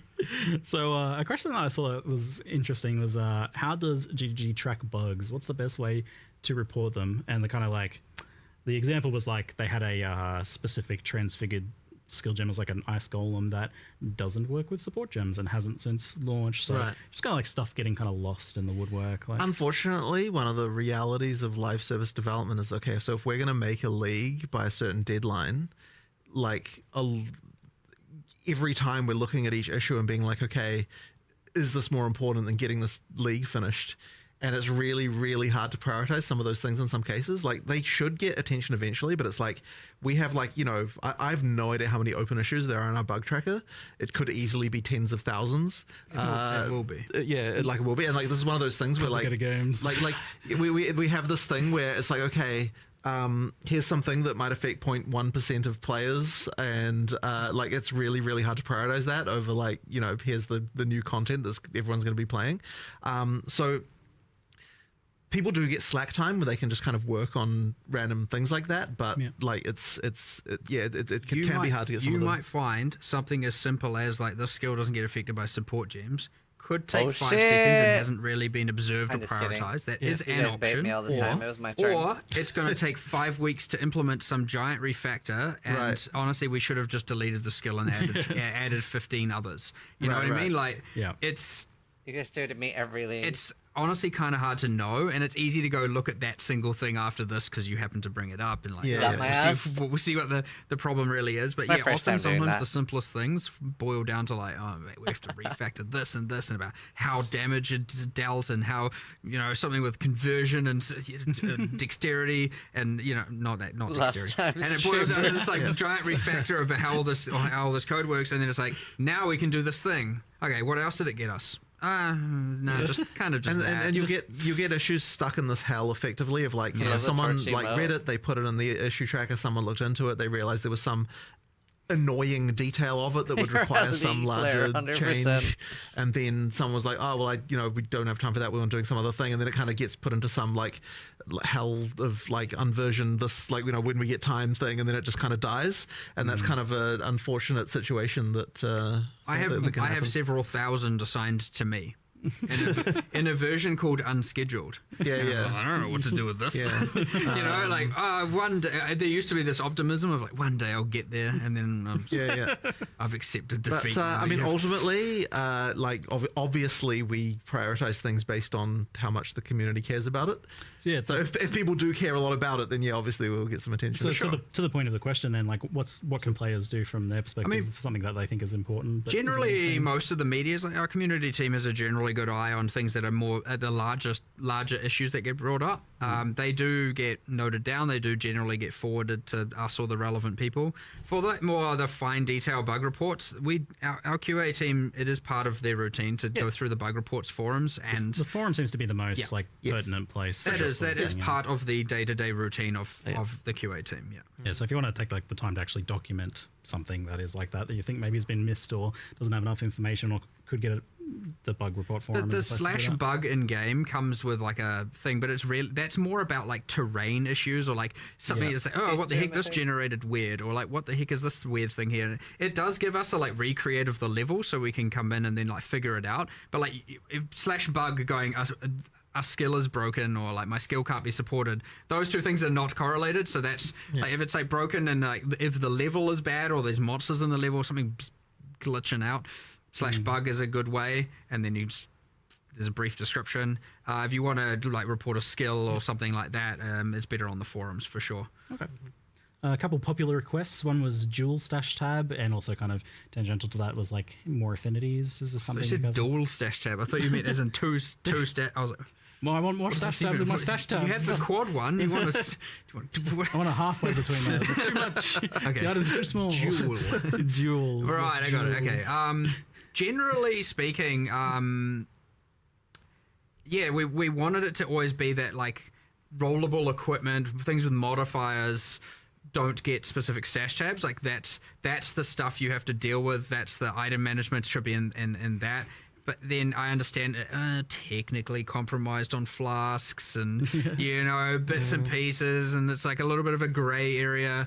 But like we so far have drawn the line kind of as just like, I mean, we've literally listed the rest of the stash tabs, and aside from adding new leagues and a whole bunch of new currency items here and there and stuff like that, it's been like, I don't know, I think that might be it. Like, until we add new stuff that requires new affinities, like maybe something comes with this league. I think this league has a locker, so whatever. But then it's like, yeah, I don't know if we will ever really add them for the equipment. I don't want it to be that you literally can just control click. Well, people have their dump tabs and different methodologies of doing that stuff, but I don't want everything to just auto sort. Yeah, you don't want it to be too automated. People may disagree with me, and fair enough, you can. But that is ultimately how we want it to be, where it's like there is at least some items you're kind of looking at, like especially with mods. Like obviously with the currency, you know by the icon what it is. With an armor, you want to look at it, see what the mods are, and then make a decision. I think weight is sure, a lot of people put important. it in a tab and then look at it People later and make the decision. And I understand with the I trade hate system when before, gear what is actually one people were doing slot, is just one by dumping one. it, and then if they get spam for messages, then looking at it. Yeah. You know, there's stuff like that. But yeah, I do want to make sure that you actually are reading the modifiers, assessing if it's a good item, and then making decisions on it as part of your cycle. And you can work around it. That's up to you. But yeah, the moment that everything is just like somewhere, and you're just like, all right, and do you even know what you got now? You know what I mean? Like, and you could argue, well, I can look at it and then control click it and it auto sort, but I think we kind of drew the line at equipment. And again, I suspect a lot of people are gonna be like, well, you should change that, and I'll be like, well, I don't want to, and we'll be at a disagreement there. And again, I'm all about having a healthy disagreement. I don't mind. So that might just be where it is, and I don't know. We can reevaluate in a couple Q&As from now. You know what I mean? I think on the affinities tab, on the affinities side of things, chat's mentioning that there's like a few in Piri 1 that are kind of missing, maybe like incubators and stuff. Oh no, they are missing. It is our intention to add this. Okay, yeah. For that, more like fungibles and stuff like that, like non-modifier stuff, there is an intention to add that. NFTs? 100%. Nice. Good to know. Yeah, cool. Yeah. So that's probably the ones that I mean, we did that in PoE too. We were always like, oh, we've got to release the stash tab, and then we did the whole like, wait, we can just add affinities without the tab. We can add the tab later if we want to. So we still need to go through PoE 1 and add some affinities that don't have stash tabs for sale or anything like that. So Crypto PoE 1 integration. Quality of life, less clicks. I'm always keen to see, like, for a lot of that stuff that's very spam clicky. Something that was asked was the idea of consolidating Harbinger shards in particular. Seems like it's pretty painful to farm for people that enjoy that, but can only do it for a brief stretch. And Octavian was saying there was something about that happening. I think we did do something with that, and yeah, it came up when we initially were speccing all the QOL changes and like things that are just like easy wins and improvements. Yeah, it came up. I just don't have 100% memory recall on if we decided to do it like now. It might actually just be in the patch notes. I don't know. There's like 50-50. It might just be like already like. I think what we do is drop less of them, get rid of some of the bad ones, and drop more of the good ones, but like fewer overall stacks. Higher more in the stacks and less of the pitter patter that you end up kind of filtering out anyway. So hopefully we did that, and then it's in. If we haven't, then it's very clearly on the radar. Are they still even? Maybe they're gone already. Nice. I like this. So you had this thing. It was like, what? We need 10 quality of life improvements for each update, right? It's like bare minimum. Yeah. I like this. It's been paying off. I think it's you get those nice little teasers, like pretty hype building in the lead up to it. And I'm like, oh yes, give me that quality of life. It's very important for a game again with so much replayability and people coming back and playing that you just start you remove a lot of this friction. You don't want to obviously make it frictionless, because some of the fun comes from a little bit of friction here and there, and in some regards. But like, there's things where it's like same as Aatrox. this obviously doesn't need to be this way. It's all the little things that erode your enjoyment over time. And honestly, there's a little bit of a time factor to it. It's like the longer it's been in, the more like it's like, okay, at this point, come on now. We've added some other like friction and something in some other way here. We can take away from some of it over here. You know, you don't want it to become a spreadsheet, for sure, but at the end of the day, you don't want it to just become, as we add more and more features, more and more content, it's going to, everything will have their little thing. It's going to become growingly more annoying over time. So it's important as you add some things that require, you know, manual intervention, that you start removing some of the other ones and streamlining them. And so it's because the game is so replayed for so long, it's really, really, really important at this point that we are addressing as many things as we can per league to make sure that, you know, you don't just get a build up of, you know, annoyance over the course of a long period of time. Yes, and my hands are very much thanking you as well for a lot of these changes. Oh, yeah, good. Sweet relief. I mean, those ones are always a good win, but like some of them, you know, like the Spectre thing and, you know, the heist thing, there's so many that are just like, I mean, they're not... Are they QOL? Yeah, kind of. I mean, they do improve quality of life to some regard, but it's honestly kind of balance as well. It's just like, you know, it doesn't need to be this way anymore, so let's just change it. But yeah, I don't know. We try and think of as many as possible. I love my bingo cards.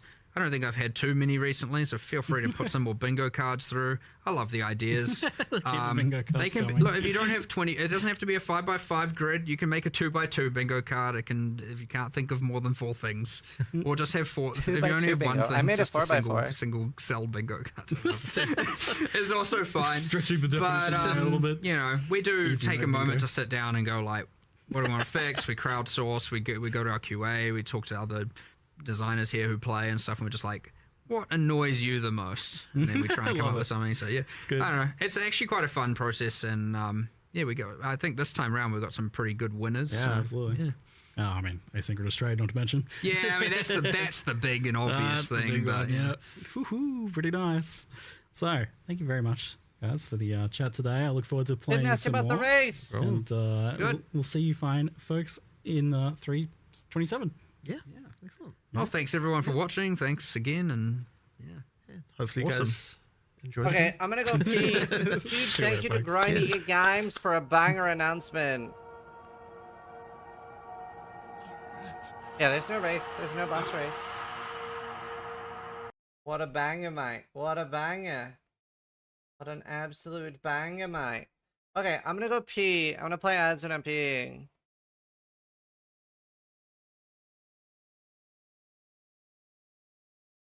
Bring you guys. Bear back. Bear back. I'll put on some music so you're not alone with your thoughts. Well, on Twitch.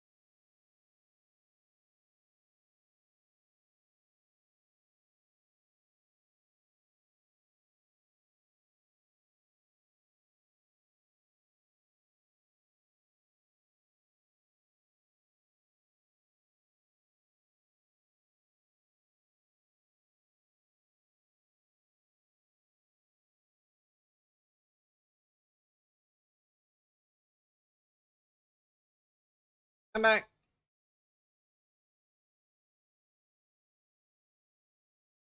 I'm back. Are the passions out yet?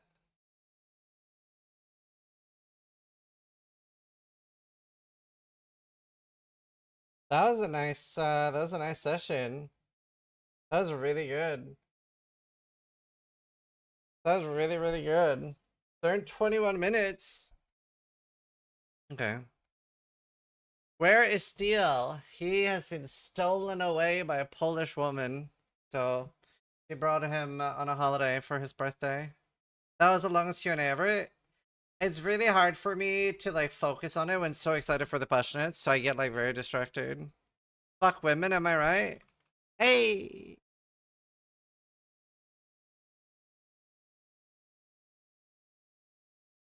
Okay, so since there is no race, me, Zizerman, first of his name. How's the music volume, by the way? I will be going. The league that I will be starting in. My first character will be created in Hardcore Trade. No, I would consider Bro SF, but probably not because of I'm too excited about asynchronous trade.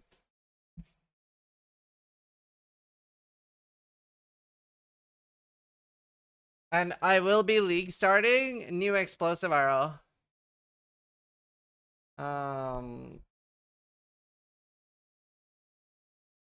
Also, huge thank you to everybody that subbed, resubbed, etc. during that. Obviously, I had alerts off, but huge thank you. Jules, Robot, Blum, Beef, Holy, Rez, Crockett, Mighty Python, Jackety, Aosa, Fizzball, Stoneman, Medical, Cyrus, Armed, Sky, and Clarky.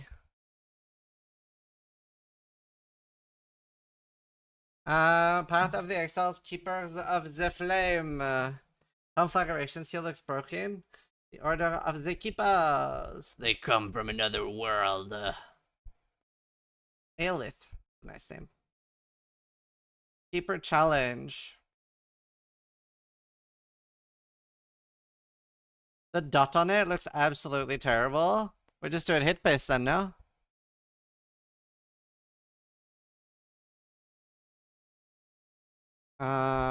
Uses level 30 Heart of Flame.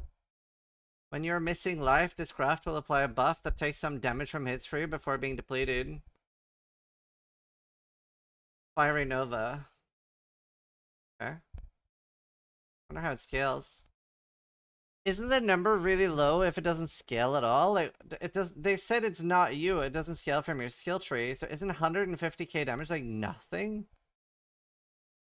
The dot stacks. If the dot stacks, it's insane. Will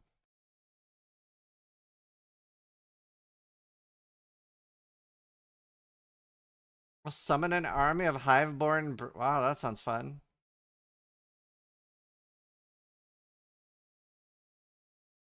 Foulborn Fortune. Cryptograph either destroying it or replacing the implicit. Huh. Foulborn Red Dream.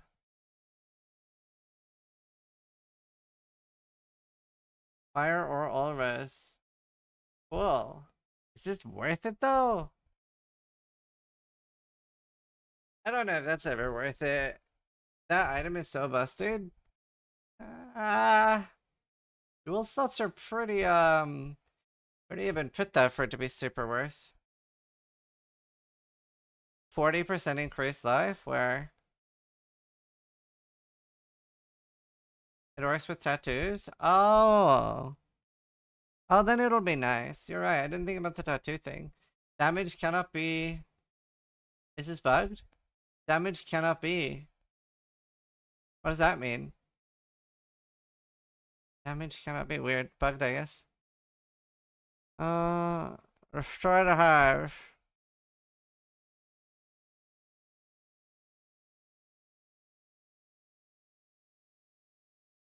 If only he could see.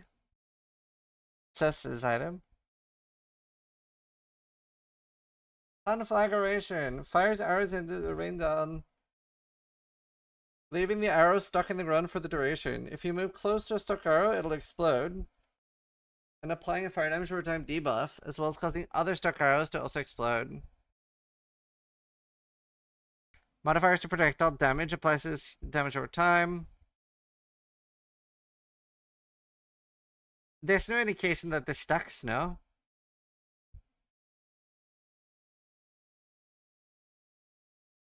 Maximum stuck 20 arrows.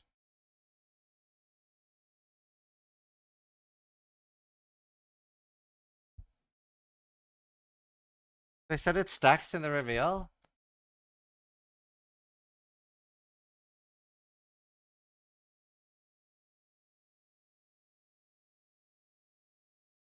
I need to find the thing then.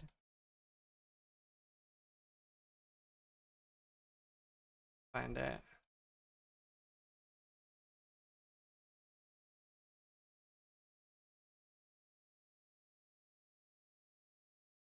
Does anyone Hi, remember? I'm Jonathan Rogers from Grinding Gear Games, and welcome to G. Similar to what a support gems. Let's go over them now. Kinetic Rain is a new wand attack, which covers the ground in unstable kinetic energies and area of applied projectiles to ricochet towards target. New bow attack, which ways to break this one.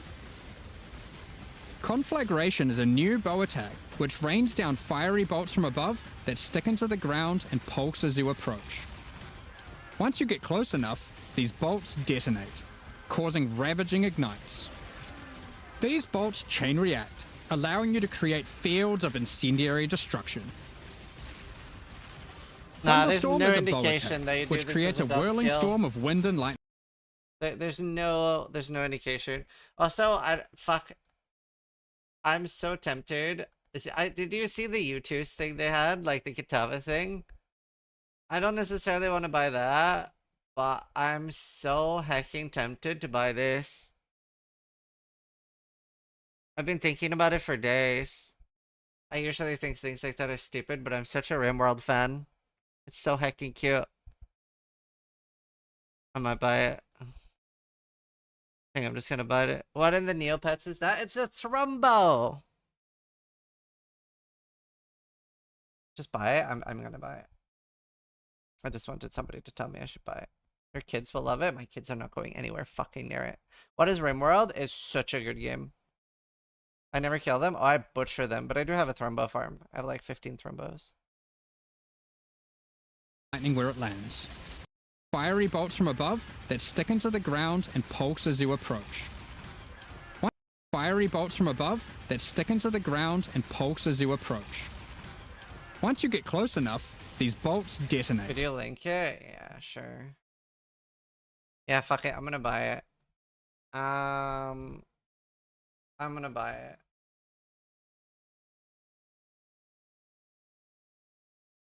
I'll buy it later. Fuck it. I have 17 days. Patch notes only lunch day. No, we got patch notes today.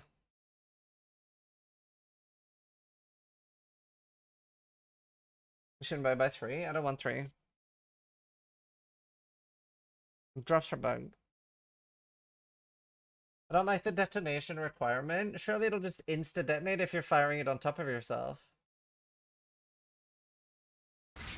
With enough projectiles and area of effect, an enterprising Exile could carpet the world in dangerous kinetic force. But it is a jug? Chieftain? Wall of Chieftain or Force jug? creates a Maybe barrier Chieftain. of kinetic power, I mean, causing Wander's gonna allied be projectiles so to insane. ricochet towards targets automatically. Drop one behind a boss and redirect Isn't the bolts Wander of your insane arms. now? I'm sure you'll find ways to break this Yeah, one. no shit. Conflagration is a Wait, new...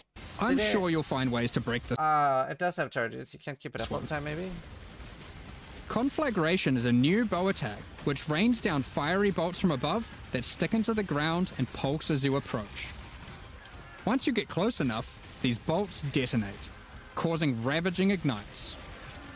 These bolts chain react, allowing you to create fear. Do I need accuracy? Do you think I'll need accuracy? Like, will the explosion... Like, you're hitting the ground. I don't know if you'll need accuracy.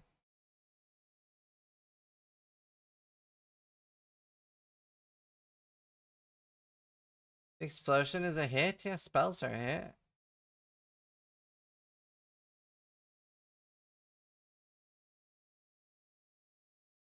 Explosion is the hit? That doesn't matter.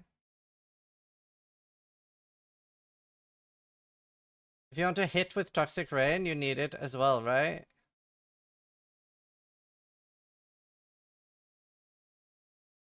The pods are a dot, the pods don't hit.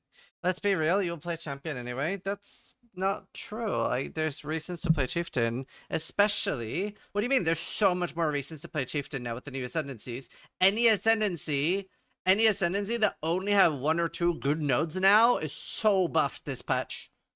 Chieftain is so buffed this patch, because Chieftain only has 3 good nodes.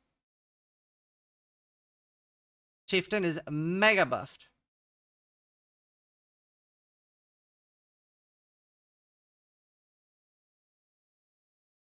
Like, the more really good skills, but less good multiples Ascendancy has, the better it is now. I don't know how it'll be for Scion.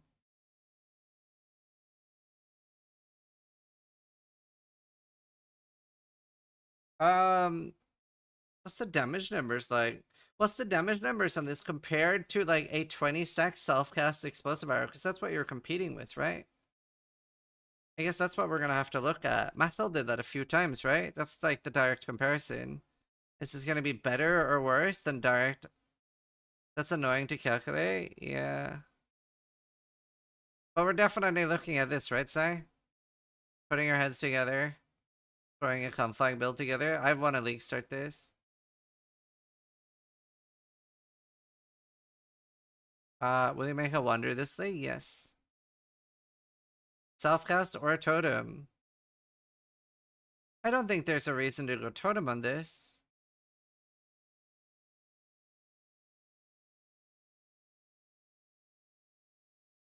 Very high base fire dot damage.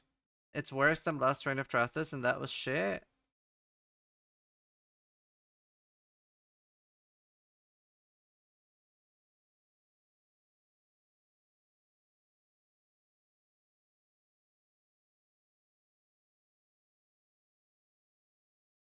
Yeah, it's got very low fire dot. Unless it stacks. But it doesn't, there's no indication that it stacks.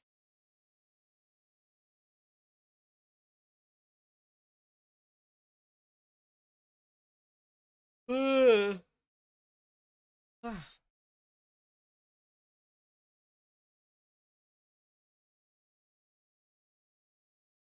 hope for some assassin buffs. There's a huge assassin rework. Man, I really want to start with this skill. I hope I can make it work.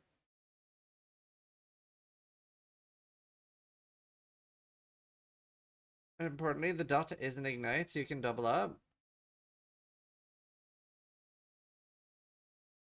Wait, that's true.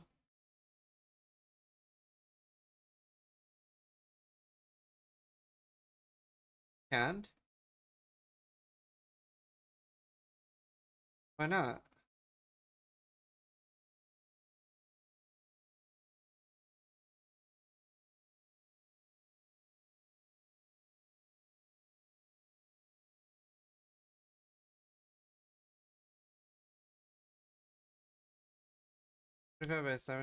Yeah, you're right.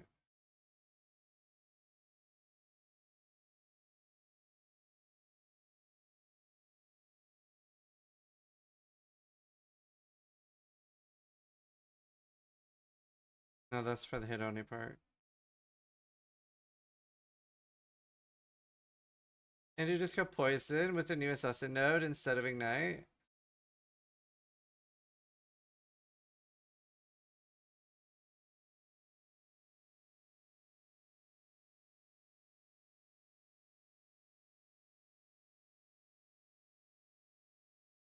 You know, totem poison assassin could be interesting.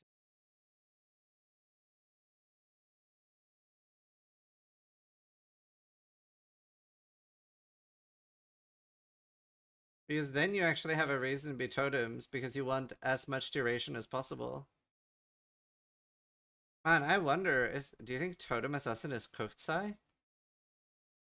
You have such a good reason to use Wilmus too then.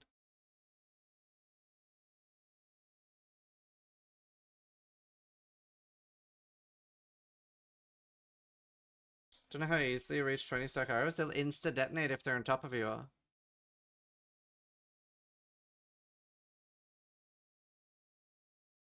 It's literally artillery ballista, which was really strong. You also have a fallback if it sucks. Artillery ballista assassin will cook.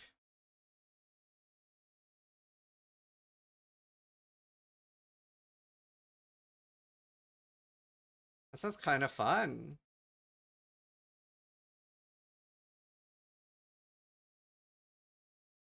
That sounds kind of good.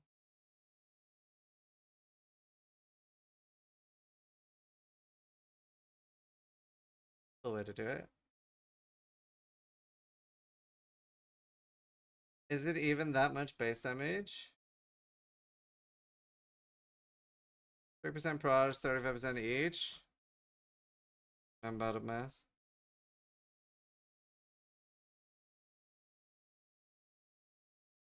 Other genesis? Oh yeah, wind burst. Or wind burst.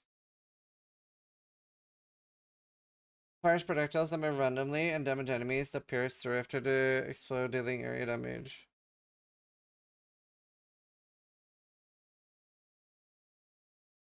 Kinetic rain. Yeah, I'm going hardcore trade. Hi, Brilliant. How you doing? What level are you now? Yeah, a lot of people are having drops issues.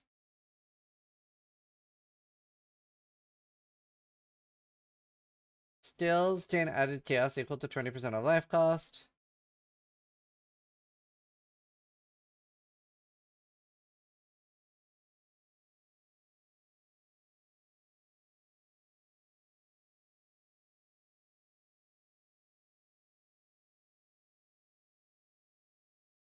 Utility flash for third ring.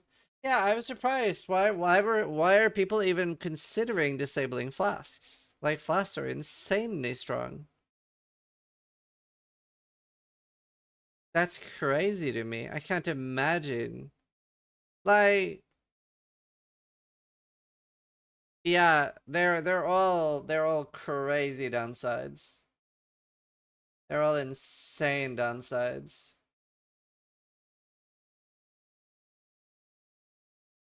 I mean, you do still get to do life flask, so I guess okay, no, I can see you doing it for some bosses on a hardcore boss farmer. But it does come at the price of Ascendant. Is +1 ring slot worth losing one of these and 2 ascendancy points? I don't think they are. Now you can still use tinctures.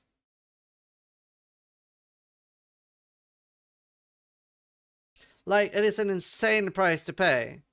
Like, if this was in addition to your ascendancy, maybe, but it comes at the cost of 2 ascendancy points.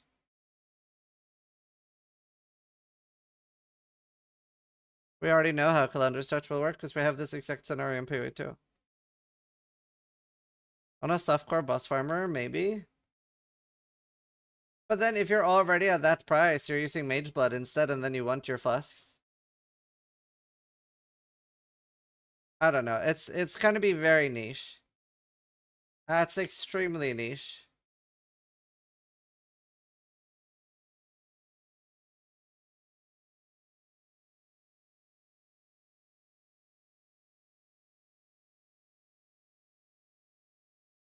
Yeah, the bear is busted. Triple Ming's Heart. Oh, that one sounds very cool. Yeah, the Unleashed one sounds really cool.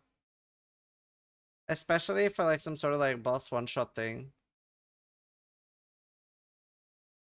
Surely you can one-shot bosses with this. Have like a double 5-link? Yeah. Awaken Unleash, double 5-link. And you're just cycling 3 spells? That sounds sick. Unaffected by poison means easy kill strip. Yeah. When was that? What, not unaffected by poison?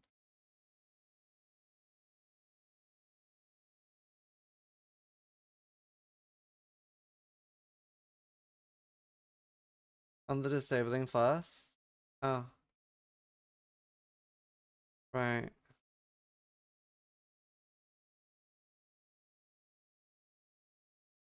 Wait for Herald of Agony, I guess. Herald of Agony Muscular. Triple Comb Sign, 3 Endurance Chargers. Yeah. Yeah, a Golden Rule build. Herald of Agony. Yeah, it's kind of interesting.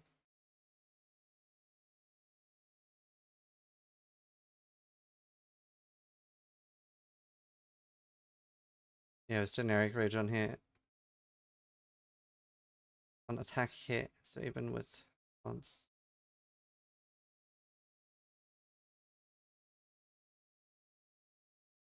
Three weeks look one. That's very cool. Can you have multiple of these as NCs? I doubt it. I assume you can only have 2. Like one of your normal one.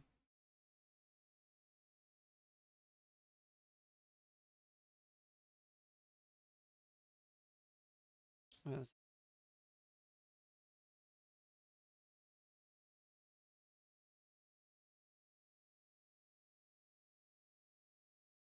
Alright, it is time. Man, so punctual. 11 exactly. Alright.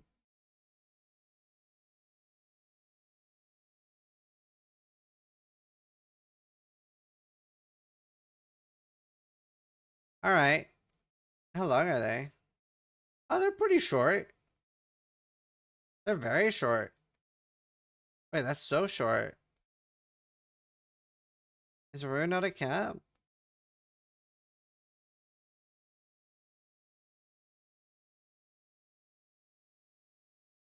Okay, chat. Really bad news. I just skimmed them so fast. It's all nerfs. Everything has been nerfed. Damage reduced by 80%. They nerfed Trickster. They nerfed removed energy shield from the game. I'm so sorry. It's all gone. Alright, let's do a patch note reading. Can I get through this in an hour? I have ads in an hour. Should I play ads now and then read it all in one go with no break? I can read this in an hour, I think. Maybe I just play ads now and then we have no ads. Okay, I'll do ads now. And then let me know when they're done.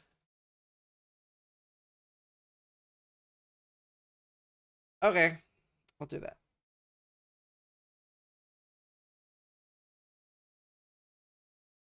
Finally, they nerfed everything. It's all gone.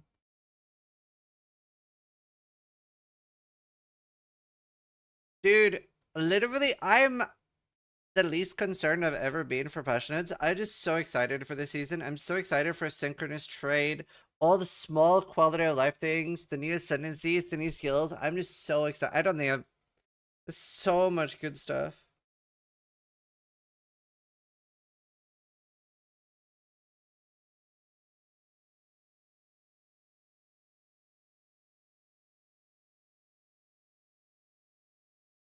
TTD has earned our optimism. Yeah. All former gems have been disabled.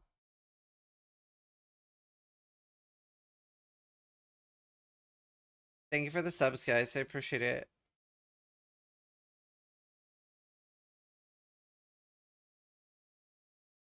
Please don't post actual spoilers in chat. Are you guys autistic? What's happening? Why are people posting actual spoilers? What's happening? Last time chatter? I do normally ban for that, but I'm in a good mood.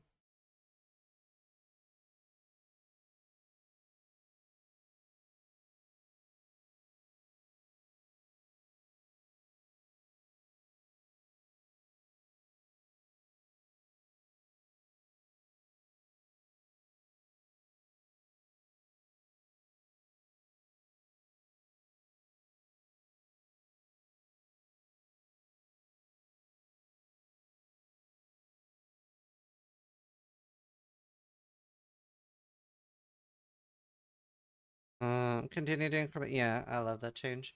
Okay. Let's see. I'm gonna ask. It's gone. I'm gonna ask in chat. What's wrong with the music? Is there anything wrong with the music? It's supposed to be pretty quiet.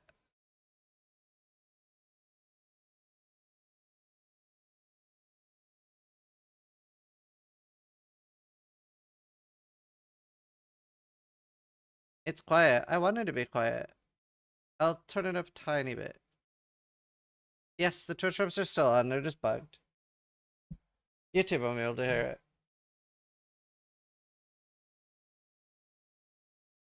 No, they're not raised.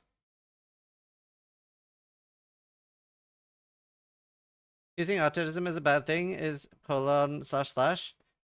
Well, I think I used it pretty accurately. No, like a lot of people with autism struggle with reading social cues or understanding manners. I think I used it pretty accurately.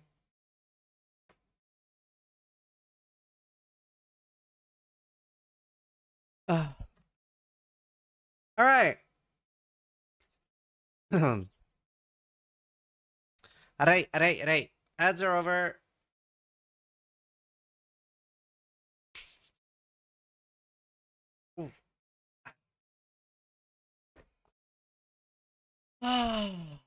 Ooh, I'm stretching. Okay. You're using autism as an insult? No, I asked if they're autistic. There's a lot of autistic people in my chat. That's why PoE is perfect. And my stream is perfect. I actually had people with autism reach out and be like, Sis, your stream is perfect. You have the same jokes, you play the same build, the same music, nothing ever changes. I just don't like your humor because it's hard to understand.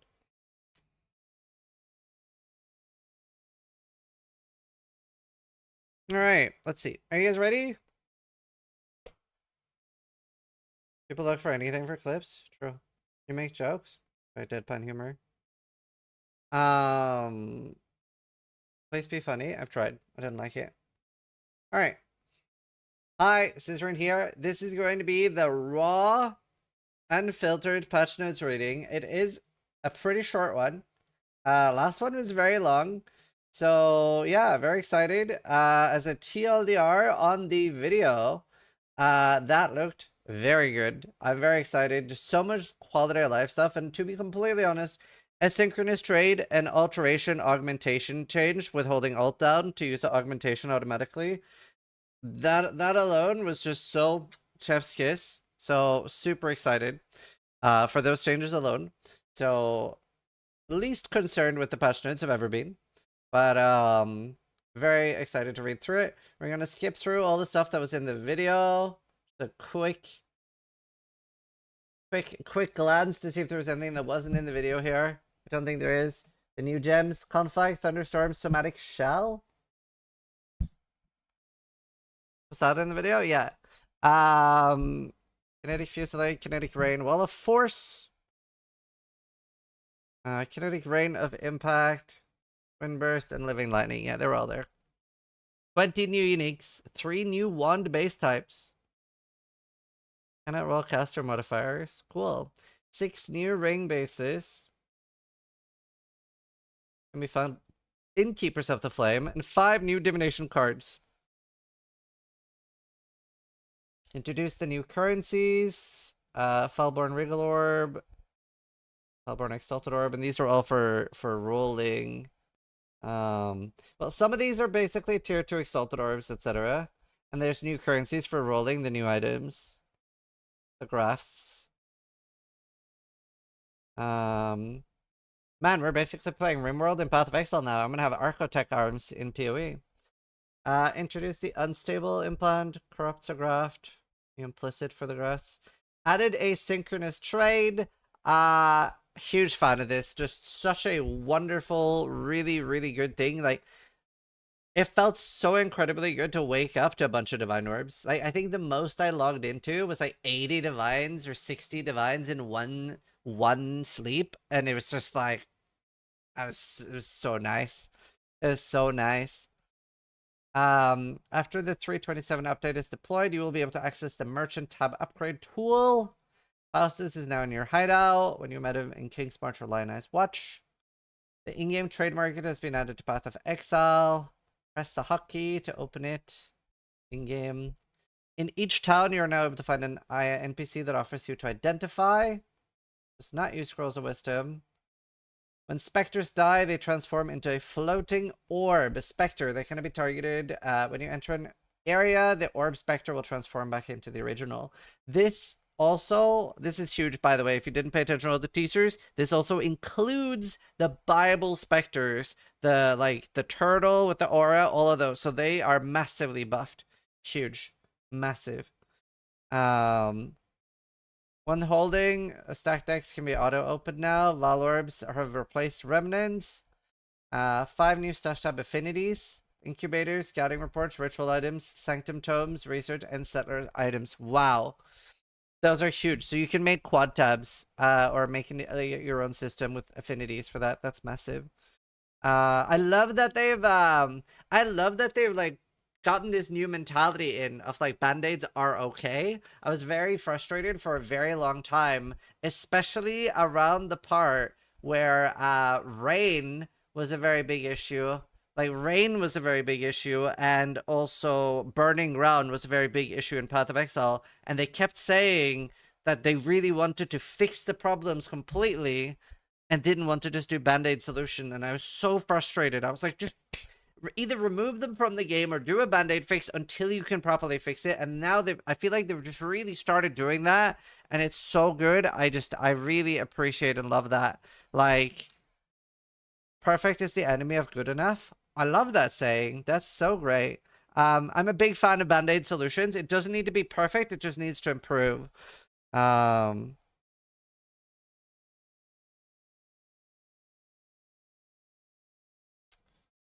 Let's see. Gazzy is doing a quick dev talk later tonight. Right, okay. With who? That's cool. I'm jealous. Added a new tab in the fragments dash tab for betrayal fragments, which houses the Syndicate Medallion and the All-Flame Ember. You're now able to fully refund your passive tree.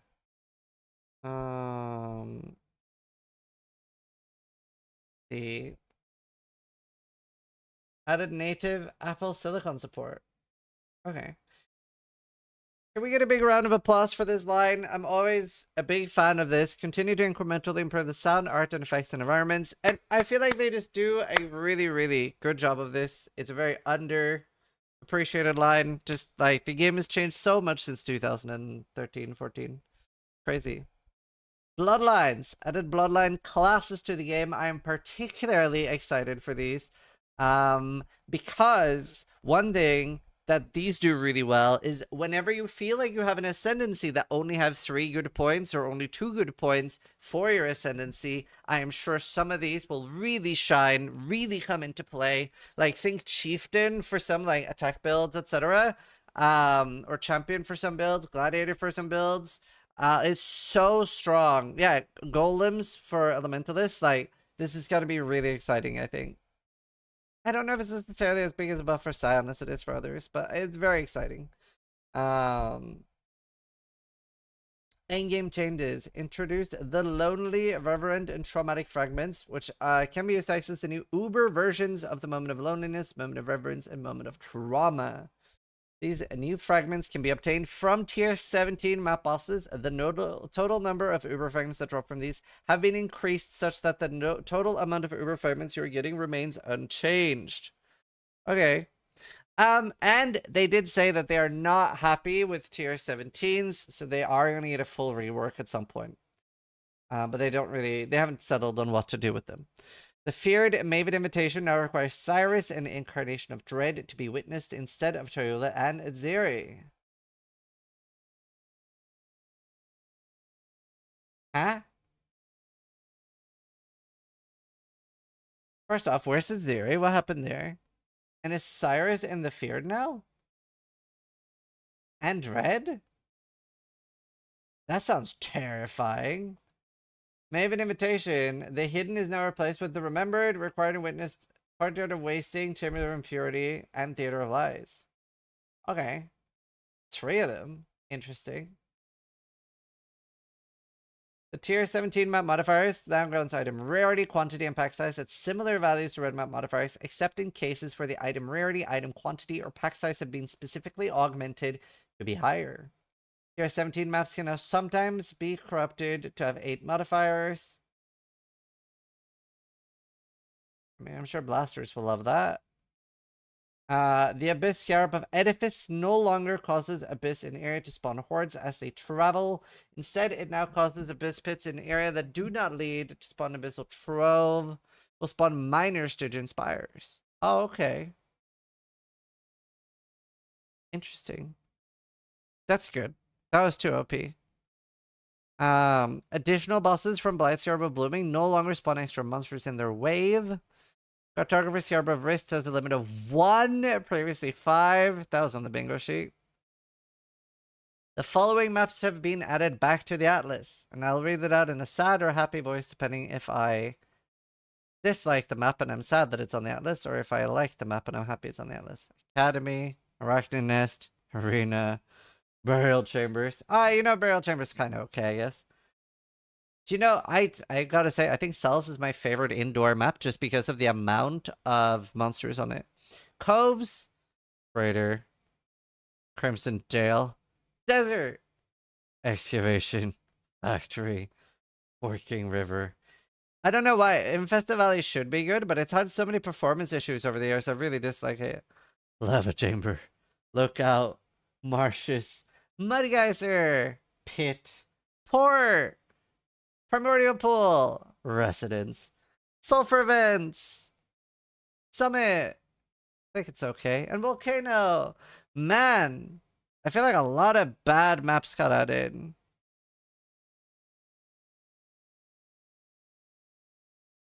This is right that there were 10 Bloodline classes? Yep. The following maps have been removed. Ancient City, yay. Armory, yay. Basilica, yay. Bog, oh no. Colonnade, yay. Conservatory, yay. Cold River, yay. Okay, I mean, they're removing a lot of bad maps too. Coral Ruins, Mid. Crystal Ore, yay. Dig, no. Dungeon, yay. Geode, yay. Forbidden Woods. Mid, kind of annoying trees. Foundry, yay. Laboratory, Giga, yay. Laboratory is the worst map. And the fact that we still have beach is good, yeah. Leland, Malformation Peninsula. Okay, honestly, like, all in all, like, we didn't lose too many good ones. Wharf going away is a bit sad. Map tiers and locations have been... And we still have Toxic Sewers too, right? We still have, like, a lot of good maps. And we removed Vault. That's huge. Laboratory is the worst map by far. It's not even close. It's, oh, actually, it's, Grave Trow. Grave Trow is still better than Laboratory, though. Laboratory is terrible. Map tiers, it has, like, 13 mobs on it. Map tiers and locations have been shuffled. Some of the map bosses you're required to defeat have been changed for Pantheons. Crafting recipes have been shuffled. Atlas passive tree change. Do you know, I just imagine that the way they select these is that they have a deck. That they have a deck at the office with maps, and they have like maps that they're going to keep and maps that they're going to put in. So they just like, they just draw. They just sit around the table and they just like, Jonathan's sitting there shuffling, and then Mark picks like that card and it's like, okay, this map is dead. That's my headcanon for how they select this. The Keepers of the Flame breach clusters have been removed from the Atlas passive tree. Beyond clusters have been moved from the far left to the far right. The straight and narrow Atlas passive have been reinstated for Keepers of the Flame. Okay. The guarded hordes no longer grants full toxic sulfide veins and test a 5% chance to drop sulfite. Mining byproducts no longer grants sulfide veins, 10% chance to contain equal amount of azurite. Oh, I love that one. Honestly, this was one of my favorite ones to like have on an early Atlas just to get like passive resonators. I really, really enjoyed that. But I do think it's a good thing. You should have to delve to get resonators. I don't like this trend of giving link mechanics from other things. But I hate delve. But yeah, it's good. Small passives are 5% rares instead of 3. 5% more magic monsters instead of 3. Small passives now are 1% increased map pack size. 4 small passives now got 2% rarity instead of effective explicit. Yeah, they said they were going hard on map effect and stuff. I think that's good though. Small passives that grant 5% rarity and 1% quant are now 3% and 1. Okay. Cool. League changes. Breach. League uniques are no longer upgraded from Breach Blessings. Blessings and now only upgrade breach stones. So we still have breach stones. I was a little, I don't know if that was just me, but I was a little unclear. Like, so what are we keeping and what are we losing from breach? Like, do we still have breach stones? But it looks like we still have breach stones. I was a little bit unclear on that. I was confused with that too. Okay, good. Not just me. Breach is no longer a reward outcome from other content. Good. The Allflame Ember of Kuldamak is unable to substitute it that fled. Keepers of the Flame Leagues. Valdo's Puzzle Box cannot produce outcomes that contain Breach or Breach Doors during Keeper of the Flames. Cool. Heist, which previously could spawn Breach rewards, can now spawn gold reward rooms, which drop a sizable amount of gold. Pre-existing Breach reward rooms on blueprints will now be converted to gold reward rooms. Val Breach will be unobtainable during Keepers of the Flame League. Oh, completely interesting. By the way, I'm a little bit worried, particularly for hardcore, about gold. I don't know how many other hardcore players have in here, but I feel like we struggle a lot more on gold than softcore because we don't get to like blast as fast as softcore does, but we still have quite a lot of gold costs. And we don't get to do tier 17s as easily as softcore. So it's actually like quite rough. If they haven't make a heist runner. Is heist good gold? Rogues in the harbor will now start at maximum level for the jobs they're proficient in. Krafton gems can now be found as a reward from gem set chests. Opening a blood chest now opens other chests. I don't know, they said sizable. Characters are now required to have entered Highgate to open safe houses at Jun. Syndicate medallions are now more common from high-level safe houses. That's a big W. That's nice. You are now less likely to get high-rarity divination card from the Betrayal Transportation with Claratius. In the arms of an angel. You know what that means? That is fucking dead. Gone, bro. Man, do we still have great reasons to farm Betrayal right now, though? Oh, that's rough. Do you know what? I wish they, like, increased other rewards. I did enjoy Gracious farming. Yeah, it was probably okay to nerf, though. I think we all agreed. It was a little bit, but it was kind of fun to do, too, man. I did enjoy it. I don't think it was too overpowered, either. Man, it was just, like, consistent dopamine.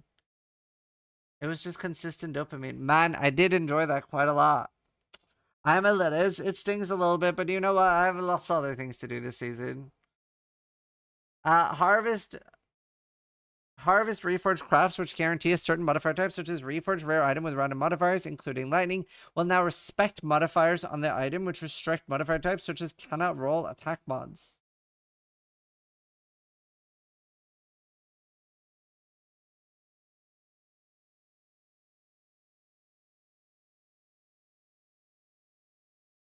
Why? Why though? What's that mean? I mean, you can do like, let's say that you have two suffixes, like you have fire, let's say you have fire res, cold res, and then you do suffixes cannot be changed, reforged lightning, it now works. That's huge for one crafting. It's huge for a lot of things. You can guarantee chaos rest on a lot of things. It's also a lot cheaper. It just costs 2 divines now. Man, does this come with a downside? Okay, it's just, this is a great change. I'm a fan of it, but it does seem like unnecessary harvest power creep for, I don't know, like, this was the entire drama of what they nerfed about harvest.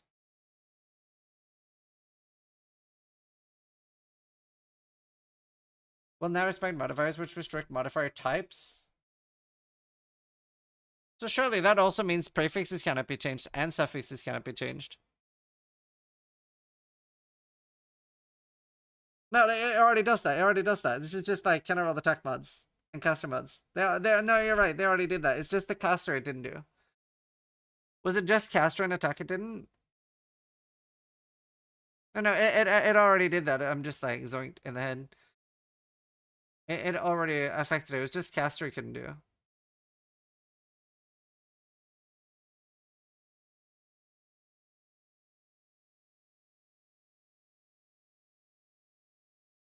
gonna be huge for some crafts for most of them. It's gonna be really good for ones.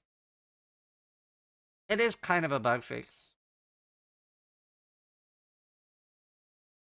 I think it's because of the new ones with kind of roll mods implicits. Yeah, maybe.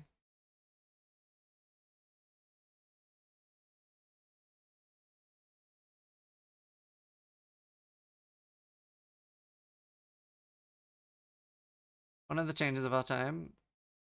Well, yeah, no, I don't know. I think my brain like sort of misthought the change. But yeah, no, that is cool though. It's just good. It's basically a bug fix.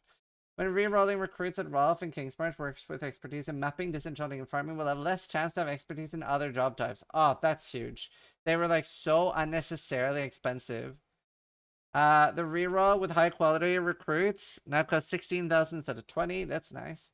Abandoning a commandeering ship now warns you about the loss of crew members. Rogue Exiles drop fewer regular items. This does not affect their bonus additional drop of their equipment from each item slot. Gigantic Rogue Exiles are revived in rituals as regular Rogue Exiles. Oh, that was fun though. You are no longer required to buy bestiary orbs. That's huge. Honestly, like farming bestiary is going to be so profit this season. Honestly, unironically, might be the first thing I do this season. I unironically think I might be rushing beasts. Yeah, for sure. Hardcore trade rushing beasts, I think. Oh, but they're kind of rippy. The voices and whispers during delirium encounters are now considered ambient sound rather than sound effects. Oh, interesting. I have that turned off.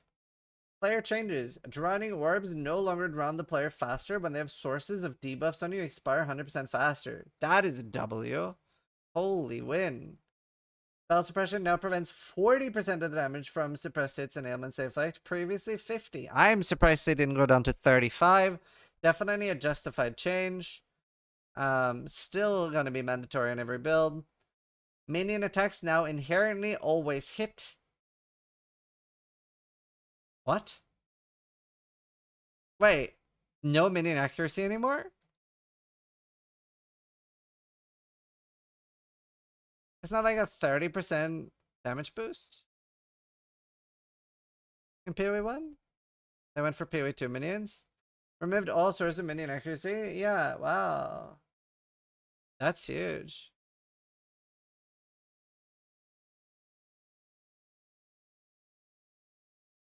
That's a buff.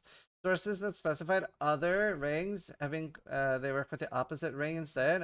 Palandra. That's funny. Skill gem change. Chain hook of Tarathus now throws chains at up to 8 targets in range instead of 6. 16 max chains instead of 12. 25% more damage. Cyclone 20% damage buff. Same with Tumult. Blade Fall, way higher crit chance. Do you think this? Oh yeah, I was about to say, I think it affects the Trathus. Interesting. Bladefall of Impaling is 15 crit. 10 crit. Nice. Man, I'm kind of in a Bladefall mood. Like, self-cast Bladefall. Oh, do you know what I want to play this season? Do you remember my Bladefall build that I did? The self-cast Poison Bladefall? I kind of want to do, like, a self-cast Poison Bladefall Assassin or Trickster with the Assassin, like, the increased duration on the Poison.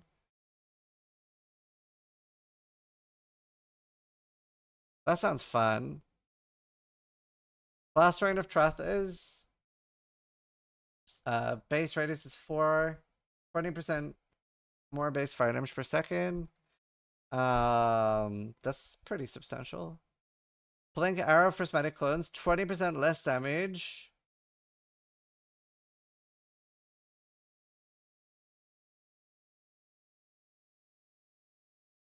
Oh, somebody check on Ostrix.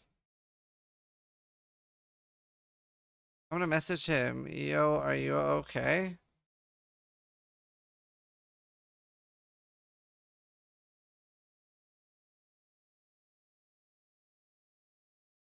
Is Ostrix okay? He like only plays Bomba. That feels like such an unnecessarily big nerf. The thing is, it's also, in my opinion, not a fun way to nerf it. Because it's like, okay, at least to me, the least fun ways for a skill to feel bad to me. Like, damage is one thing, right? Because then I can maybe, like, some skills, yeah, like, they're not great skills early on, but maybe they become really good skills with a big investment. Like, Warb has been several. But duration and mana cost are my least favorite ways for a skill to feel shit, because then you're just like, this is so hard. This is so hard to deal with. Like, it's already getting a damage nerf, which fine, absolutely. Like that was probably justifiable. But 22nd to 5, like there. Okay, I don't know for sure if it's gonna feel terrible. But on a surface level, inherently, this would put me off playing this skill for sure. Because that sounds like it's not gonna feel good.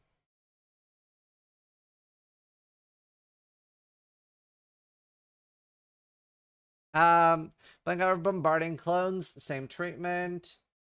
Man, I liked playing that. Bone Shatter, 3 to 6% more damage per trauma. Okay, somebody needs to calm Karn down. I wonder if Karn is still gonna argue they nerf Bone Shatter. Dude, like, unironically though, Karn is gonna nerf that and be like, or Karn is gonna read that and be like, what? It's still a nerf. It's still a nerf. It's dog shit. It's dog shit. There's no way, dude. They nerfed it again. I can hear it now, bro. I can hear it now. Fucking, it's gonna be the strongest fucking bullshit this season. And he's gonna play it anyway. He's gonna one shit an Uber and just be like, oh, it's still bad. I love Karn. Don't clip that. Convocation, now a white gem, similar to Detonate Mines and no longer has tribute requirements. Cool. Dark Pact. Crit base chance 7 instead of 5. Sacrifices 12% Skelly. Ooh. Dark Pact buff. Dark Pact of Tarathus. Base crit chance of 7 instead of 5. Now reaching 7 ruin will sacrifice 50% of your life to deal 500% cost. Cool. Elemental hit. Ooh, I love Elegant. I'm excited. Base radius of 1.4. That's a large radius buff. Attack speed of 120. And lower mana cost. Is that enough though? Is that enough? Oh, I don't know. Explosive Concoction. 1.2k. Wait. Did he gain 7 damage? No, wait. Did it lose damage? It looks like it lost damage. Isn't that a lot of damage? Is it missing a lot of damage? Did it gain cold? It lost fire? I'm confused. It lost fire and gained cold, right? Am I tripping? What about the lightning? And way more lightning. Oh, have they tried to equalize?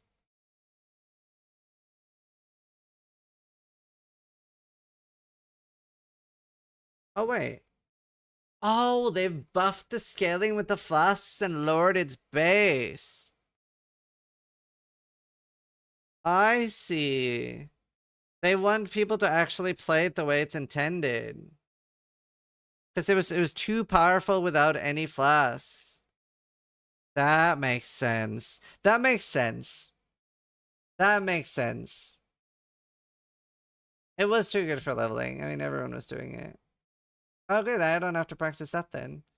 I'm guessing similar for this. That makes sense though. That's super fair. Exsanguinate, 15% more base fist damage. Ooh. I do love Exsanguinate leveling. Flames of Judgment penetrates 50% and 100% chance to ignite. Cool. Very annoying to use though, because it's a dual skill. Hex Blast, 200% more damage with hits if the enemy is hexed instead of 150. 90% ailment instead of 60. Hex Blast of Contradiction, 300% instead of 240, 120 instead of 90. More Mirror Arrow nerfs. No, that's just the same ones, right? Is this just written twice? They just really wanted to make sure, chat, that you know that Mirror Arrow is fucking gone, okay? Oh no, it's Mirror and Blink Arrow. I see. Never mind. Poison Concoction, 806 instead. So nerfed. but buffed. So same thing, right? More about the flask scaling and less about the base scaling.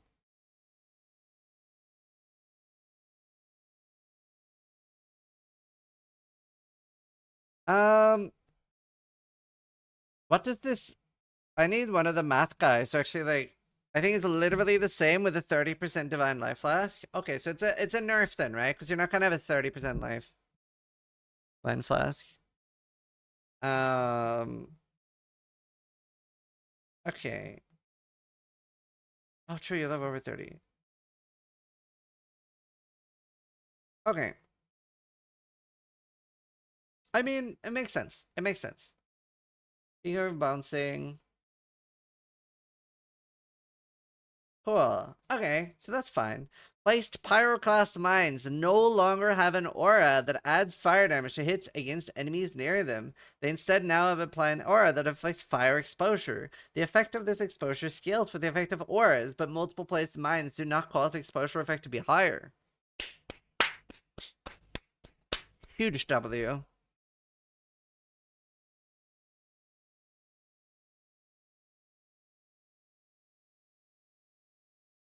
Now, Pyroclast Mine now deals 35% more damage at all gem levels and fires an additional projectile for every 3 prior mines. Oh. Maybe it'll be, like, more usable as an actual skill now, though. Time to add it to Explosive Arrow? Yeah, fuck playing with that anyway. Pyroclast Mine of Sabotage, 35% more. Well. Reap. Wow, both Reap and Exsanguinate, though. Both Reap and Exsanguinate buffed. But Corrupting Fever is not buffed at all. Reap Exsanguinate builds are fun, though, bro. But it's just a dot. Yeah. I've done dot builds. I've done like Corrupting Fever, Gladiator dot builds. That could be really fun.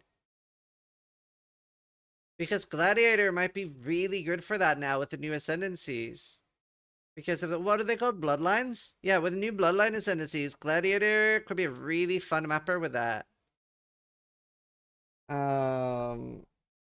Shield Crush of the Chief Down. It's a mana cost of 7 to 12 instead of 9 to 15. Not applied correctly. Siege Ballista of Thrathus. 35% more attack damage at all. Gem levels. Was that the one that was super annoying and did something stupid? I can't completely remember what that did. Is that like the weird, like... Yes? Okay, cool. The circle thing. Spectral Helix. Attack speed is now 120 attack speed. Cool. Ratus Helix. 10% more damage at all gem levels. Spectral, more attack speed. Same here. Storm Calatrathus now deals 15% more base fist damage per second.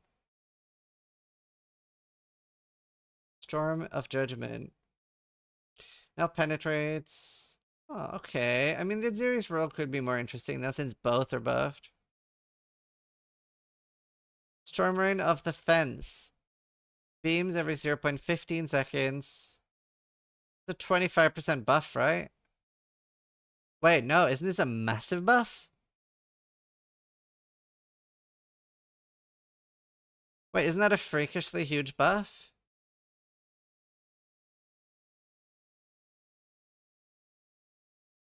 Wait, isn't that like a 200...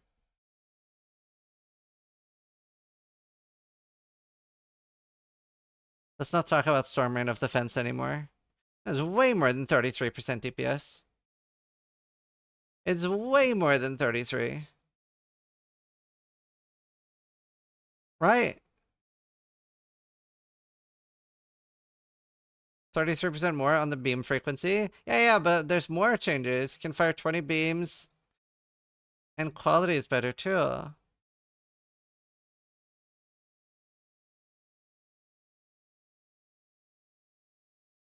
It's not like 80? I'm bad at head math.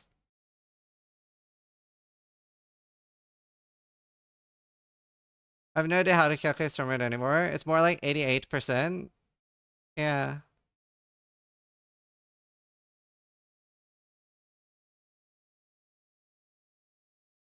Huh. Yeah, like just the hit rate alone is 33. Interesting. Okay, that might be one to look at. Each arrow can fire 6 beams. Thunder of Trethas. Wave can now restart up to 3 times. Previously 2. Winter Orb now fires projectiles every 1.2 seconds. Previously every 1.6. And is 80% more projectile frequency while channeling. Previously 125. Cool. So they're moving away. They're moving away from like the forced channeling of Winter Orb and bringing it a little bit back more to normal. Winter Orb for the last a few years has still been a really extremely good skill if you have enough money to throw at it. It's like, it's almost a little bit similar to Spark, where it's just such a strong skill mechanically that they need to be careful about how they balance it, because when it's too strong, everybody plays Winter Orb, right? So they're so careful with the balancing on Winter Orb.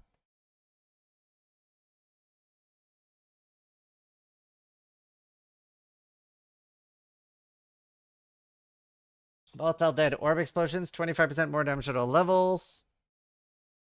Now has 210 effectiveness of added damage.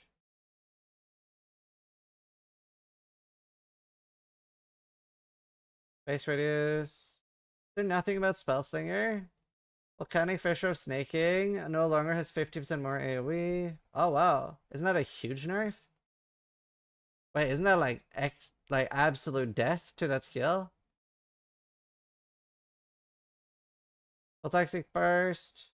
Base radius 2.6 instead of 2.2. Lower cast time, bit of mana. Vortex of Projection now unable to explode from frost bolts. Well, nothing about Spellslinger. Do you know, okay, I'm a little bit tempted to run like a mini campaign on Twitter and be like, at Path of Exile, can we try one season with Spellslinger not having a mana cost in addition to the reservation? Do you think they'd go for it? Do you think they'd consider it? Spellslingers to support? Oh, okay, I'm just gonna check it. Supported skills now deal 30% less damage with elements. Is that it? I really, really wanted to not have mana and aura cost. It's so stupid. I hate it. It's so frustrating.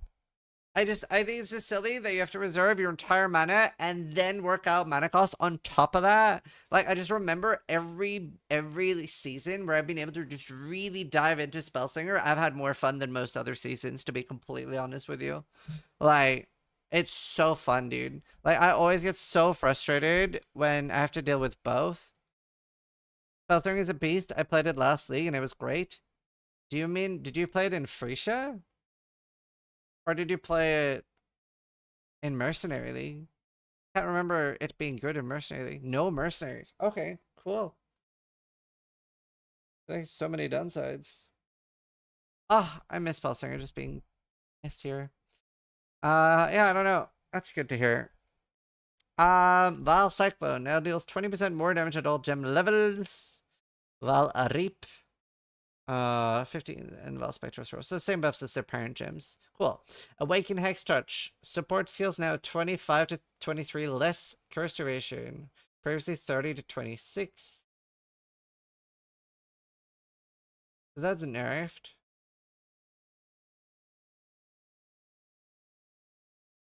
I mean, it's buffed, but it's nerfed, right?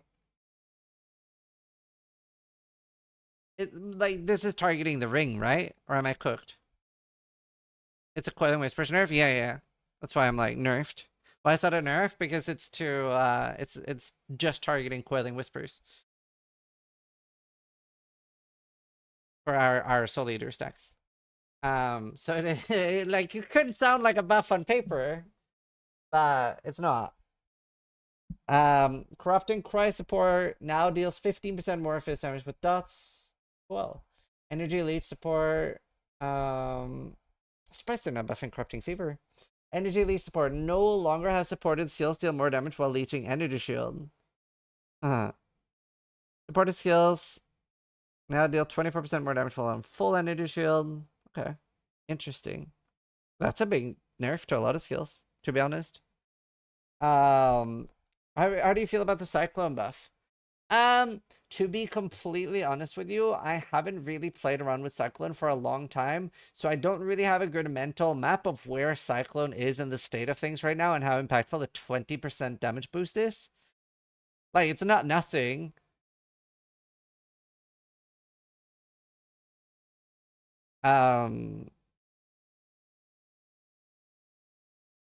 Yeah. It's still, yeah. I feel like usually 20% isn't enough for a skill to go from holy shit. Right. Hextor support less instead of reduced. Rupture support can now stack up to 4 times. Sadism 60 to 98% faster instead of 60 to 79. Wait, isn't this a huge buff? 70% less duration instead of 80. And deal damage way faster. That's huge for some things, like Ignite. That's very big. Spellslinger support, 30 to 20 less damage with hits. I mean, it is a buff. Okay, Ascendancy changes. The Namahu Flame Advanced Notable now has non-unique jewels that cause small and notable passives and a large radius to grant +4 strength, previously +3. Do you know, I'm a lot less annoyed at bad ascendancies now with the bloodlines, because it doesn't really matter that Chieftain only has 3 ascendancies for a lot of builds now with the bloodline ascendancies. It like eradicates that entire problem from the game, dude. It makes it so good when an ascendancy only has 2 or 3 good nodes. The Worthy Cause, Notable Ascendancy, Front Banner Skills, 100% duration.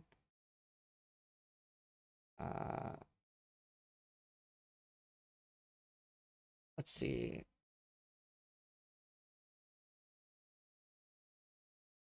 Are you gay? You sound like one so much. Depends how much you pay me.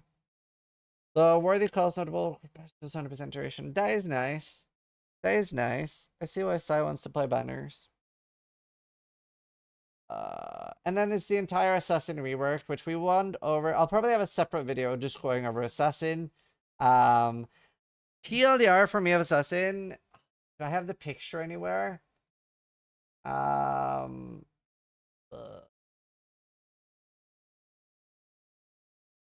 Reddit PoE. See if I can find it real quick, because it's a lot easier to digest in the picture. On it. TLDR of me, I love it. And it obviously it is a big buff to Trickster, because now you're gonna have Forbidden Flame and Flesh for infused toxin, toxic delivery. Both of these are gonna be like 100 to 300 divines on softcore. Prices on hardcore. And like these, I'm not a big fan of these. That one's sort of, I mean, it's okay. It's damage. Less damage taken though. But will there at least 2? I mean, this is gonna be really good for one of the Ubers actually, because one of the Ubers. Oh, but that's only in one phase. Yeah, I don't know. This is very cool. Mystical Infusion. Unstable Infusion is okay. You have to take that anyway, so sort of whatever. Deathmark, good. I'm not a big fan of these because it's like conditional crit or conditional crit multi. I'm just mostly interested in these 2 top nodes. They're the best. Shadowed Blood, I guess, could have some uses. Like, we've seen some really strong hardcore recruit builds. There's only fist damage taken though. And obviously the elusive, perma-elusive is insane. So yeah, TLDR, I do love a lot of the assassin changes. Like, it's like interesting new ways. Like, it kills some builds, buffs others. Yeah. I think it's interesting. I think it's interesting. There'll be a lot of cool stuff, I think. There's a few things I'm thinking about doing. Trickster, Heartstopper, now runs 10 seconds, take 50% less damage instead of 40, and 50% less. Okay, so just buff by 10%. The thing is, with Heartstopper, obviously this is influenced by being a hardcore player, but I really strongly dislike conditional things. I don't want to sometimes take less damage and sometimes not. I don't like that. I've never I can't build around that. It's so pointless to me. Like you can't have conditional defense. You don't even want that on softcore. You don't on softcore want to be like, well, sometimes I don't die. Oh, I died? Oh, my defense must have been down. Like it's just like it shouldn't be in a game like this. What about evasion? Evasion's not conditional at all. So okay, I it's a patch note video, but like evasion is not conditional at all. It's entropy based. So evasion picks the number. So say you have 30,000 evasion and an enemy hits you, it's gonna go like you are getting hit every 11th attack or every 30th attack or every 7th, depending on your evasion. So it has like you are guaranteed to get hit. You can never with evasion go like you did not get hit for 160 times in a row and then got unlucky and got hit 10 times in a row. That can never happen with evasion. That's block and old dodge. But evasion is entropy based. So the way you build that then, and why evasion is such like one of the strongest defenses in the game and why evasion is so amazing is because what you do then is you build around the fact that you're not going to get hit multiple times in a row. And then you want to make sure that you use things like Kintsugi or a huge damage mitigation for like a conditional thing. Like Kintsugi is like you only take 35% less damage if you haven't been hit recently. So that's why evasion is such a powerhouse, because of the way it works. So you're guaranteed not to get one shot, or sorry, 2 shot. But you have to make sure you don't get 1 shot. It's a really cool way of building. I really like evasion. Very strong. But this is the conditional defense. Random chatter saying evasion isn't good. I mean, evasion is definitely one of the strongest things in the game. And evasion is a good, and defense in PoE is such a good example of why like layered defenses are so strong, right? Because evasion on its own, garbage. Armor on its own, garbage. But both in PoE 1, super chef's kiss. They're super well done. Soul Drinker no longer has 20% attack and cast speed while leeching. Damn, yo. Spellbreaker no longer has 20% suppress spell damage and has prevent 15 suppress spell damage while on full energy shield. Damn. I think that's on my bingo though. Yeah, Trickster nerf is on my bingo. Okay, I didn't write Trickster murder though. One step ahead is wow, 90 base value instead of 108. Huh? Wow. Wow. Okay. Trickster's kinda...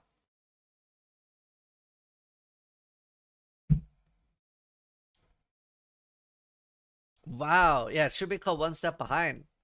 Oh, damn. I mean... Fuck, aren't we still playing Trickster, though? Still have... Oh, but it still has Escape Artist chat. We're still playing Trickster. Escape Artist is too good and it didn't get touched. But this is rough, man.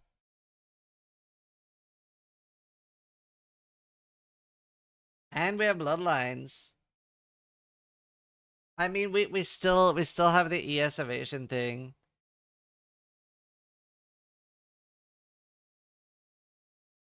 Yeah, I think Trickster's still fine. It definitely deserved all these nerfs, though.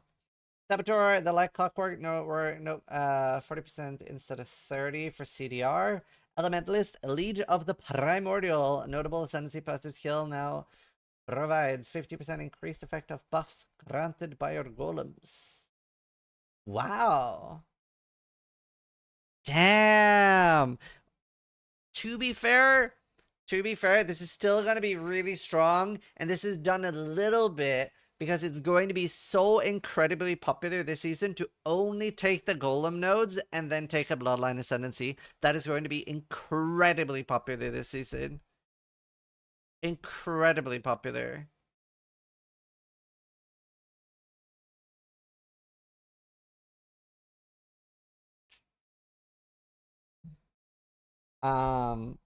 Necromancer. The corpse packed a notable ascendancy. Now has 4% attack and cast speed instead of 2. Oh. Cool. Cool.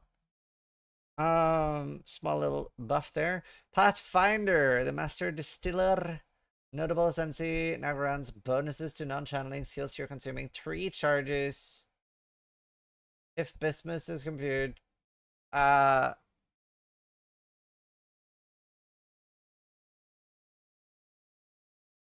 25 pen, 250 crit, or 37 physics extra.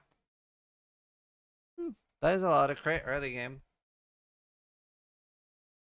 It is like a big investment though. Like you kind of do have to use 2 of those for it to be worth it, right?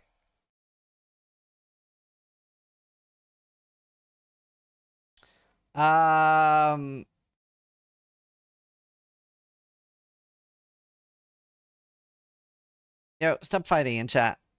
The lessons of seasons notable. Now is a 3% suppressed damage per bark below maximum from 2. Bark skin no longer has mana reservation. Okay, cool. Big little warden buff there. A little big. Passive skill tree change. Remove the accuracy mastery for minions. I feel my like Route 2 bingo thing going well.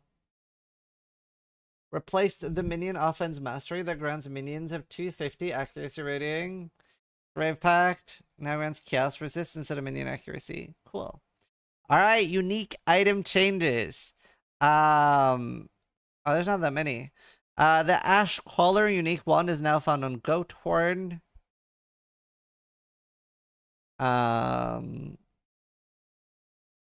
The Eclipse Solaris is now found on the Faun and now provides 20 to 26 increased attack speed. Less light radius. Well, it's divinable now. It's a weird change. Like why that matter? Now it's 2 to 5 fire damage attacks for every I see. For every 1% of your light radius above base value. Yo, light radius build? Existing versions of this item can be updated. But I mean, there's so little light radius stacking. And I mean, you could do Wakaria Tuaha. You could build a character just for Wakaria Tuaha. The sun build, yeah. Because you get like crazy light radius in that map. Ah, the glorious madness from the beginning of madness. Now if I say random touched debuff every 2 seconds instead of 1. Hinekora Sight prevents 4 to 6% suppressed spell damage instead of 3. Midnight Bargain. Honestly, 6% is kind of nice. Midnight Bargain unique wand is now found on the Calling Wand. So to switch some uniques around. Nebulous unique scepter is 5 to 10% LE damage per 1% fire, lightning, or cold res. Previously 15 to 20. Wait, per 1% fire, lightning, or cold res above 75. 15 to 20 cold per 1. That's quite a large nerf. Also now grants 60 to 120% increased magnitude of implicit modifiers. Yeah, I see that they've added fire. Wait, but does it work with all of them? Isn't it or? It's not and. Wait, does it get better with triple 90? I thought it was or. I thought it only cares about the highest. I thought it only cared about the highest.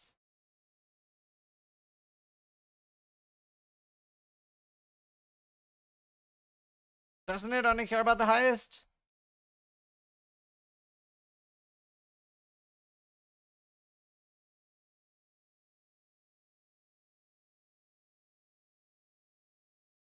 Is it max res or over 75? Over 75, so like 75 to 90. It does?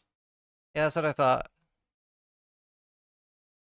It still only counts the highest? Yeah, that's what I thought. So like if you have 90 fire, 90 cold, or 90 lightning, it's the same as having all 3. So it works for fire now, but it does a lot less damage. Man, would you ever use that at the point that you're getting nebulas now, though, instead of just making a rare one? Or scepter? You wouldn't. It was like barely worth it before. You can use it on Righteous Fire now? But it's bad.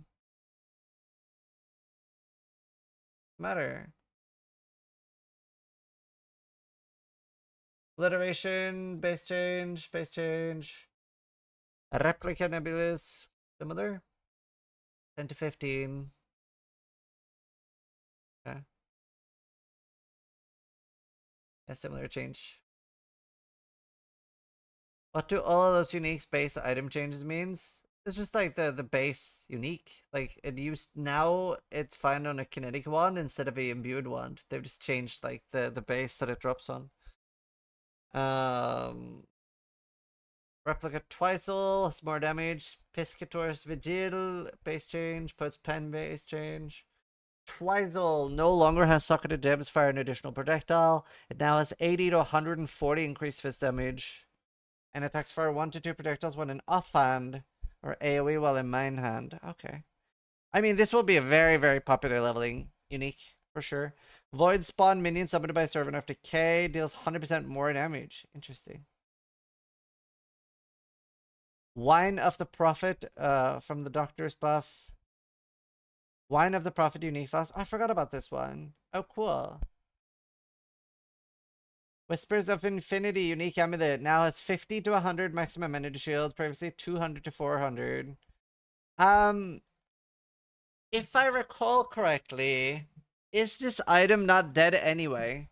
Because it wasn't about the power of the item, but wasn't this functionally bugged and you could make it work properly by taking it off and on in the instance? So I'm assuming that this is bug fixed and that now, when you get the Whispers of the Infinity, you actually get the downside. Because since it worked properly by re-equipping the item in the map, that must be the intended behavior. Question mark? Okay, so I'll explain. So, when you were using... Wait, this is the amulet that we used for Forbidden Rite of SS, right? Okay, cool. So, if you were using that and never took it off, yeah, I know. That's why you guys don't know about this. It never used the, what's the wording of it? Whispers of Infinity. Huey. It has like a downside. Skills cost energy shield instead of mana or life. It's supposed to do that, but it doesn't. It didn't cost anything with Forbidden Rite of SS, right? However, if you re-equipped the amulet in an instance, then it costs.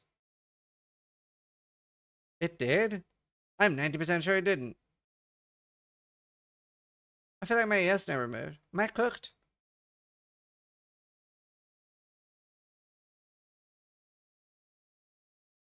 Oh.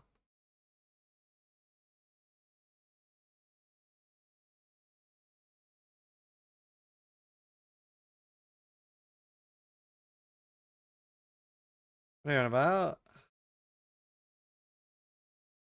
I'm 95% sure we went over that on stream and people are like, oh yeah, it must be a bug.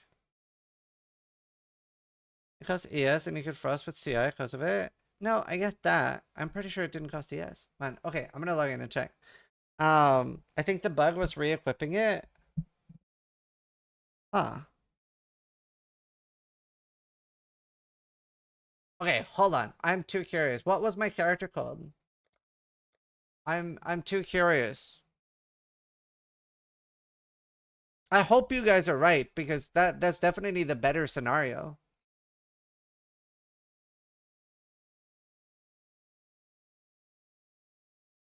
We are right. I hope you're right. Does anyone remember what my Forbidden Rite of SS character was called? Scissor and Steel and Jung? Sweet. Okay, cool. Let me download that patch real quick and we'll just check. I hope you guys are right. I would love to be wrong. Essence of Fear now runs minion damage on helmets instead of accuracy. Cool. That's pretty pog. Minion damage on helmets. That's so big early. That's so big early.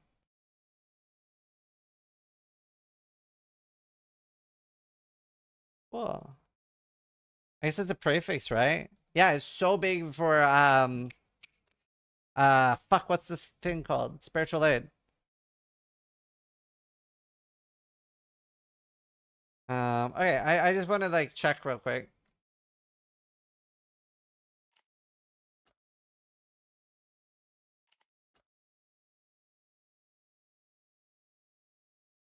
Okay, let's see.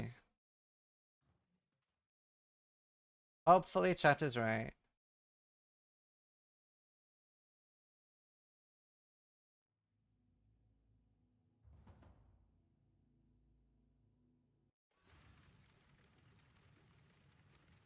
Yeah, I just checked. I think you are right.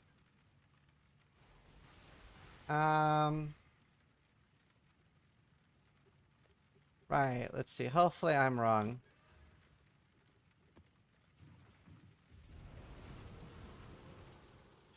No Hida hockey. I don't have my macro running.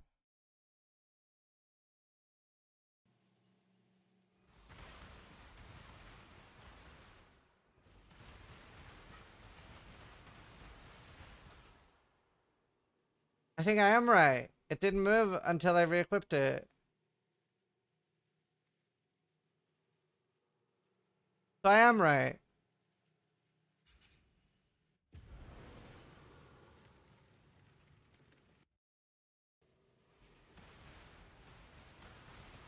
I am right. I knew I wasn't cooked.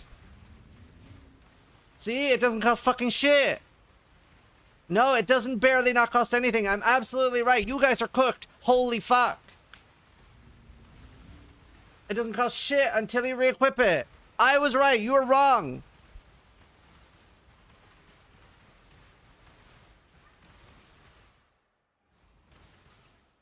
Bunch of tourists.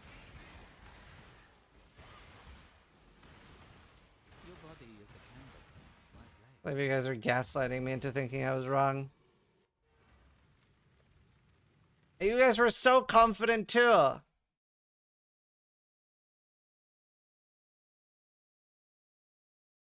Do you even notice it though? It depends. Will it count for like, it shouldn't count for disabling your recharge, right?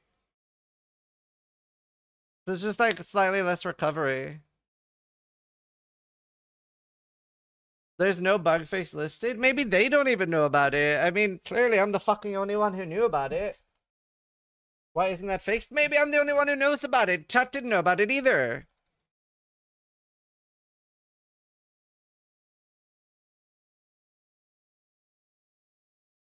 Stop snitching. Anyway, turns out I'm correct. But I thought it would be a bigger deal. But maybe it's not that big a deal. Don't worry about it, GGG. You don't have to fix this. You don't have to fix this.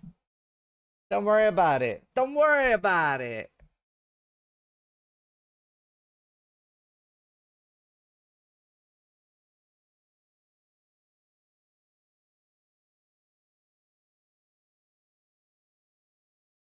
Okay, cool. What is this mega bug report? It's so unimportant. I was playing the build. What do you mean? Why didn't I make a bug report? Runegraft of Recompense has been renamed to Runegraft of Refraction. It no longer recovers 10% of skill mana cost per unspent chain with projectiles up to 50%, and now grants fire at most one projectile. Skills chain +1 and projectiles 4. Ah, interesting.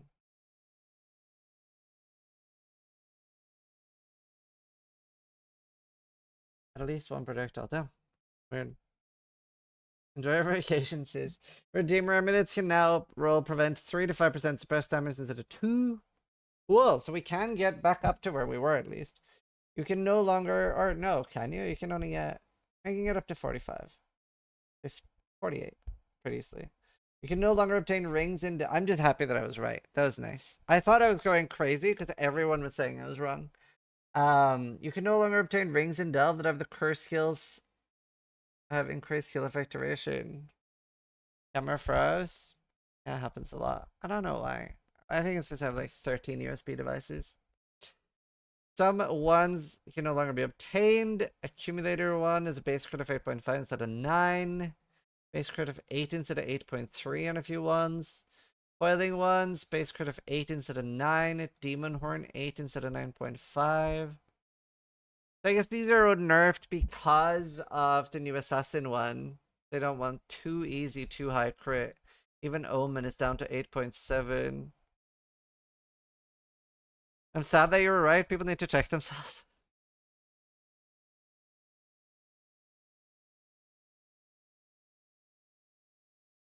Yeah, just loads of basic changes. Mostly. Ruthless specific changes. Dismiss the flash stuff buffed. Rune daggers are buffed though. Oh, I see. Slightly. 9% instead of 8.5. They're adding new ones? Yeah. Monster changes. A refactored how monsters with fizz damage converted to LE damage scale with monster modifiers and map that grant fizz damage as extra elements. In general, these modifiers will have far less effect on high level monsters that come. Oh, that's so big, dude. That's been a problem for a very long time. I think it's time to make a 200% physical damage as cold gauntlet. Adjusted the incarnation of dread, fear, and neglect, generally resulting in less damage, but more damage or debuff potency. Less life? Wait, what? Why are they making the bosses more glass cannon? They already didn't have a large amount of life, but now they're going to be more glass cannon-y. They were already super squished, no? Like, I feel like I killed them in like 3 seconds.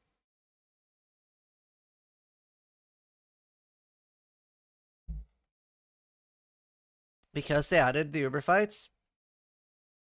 I guess.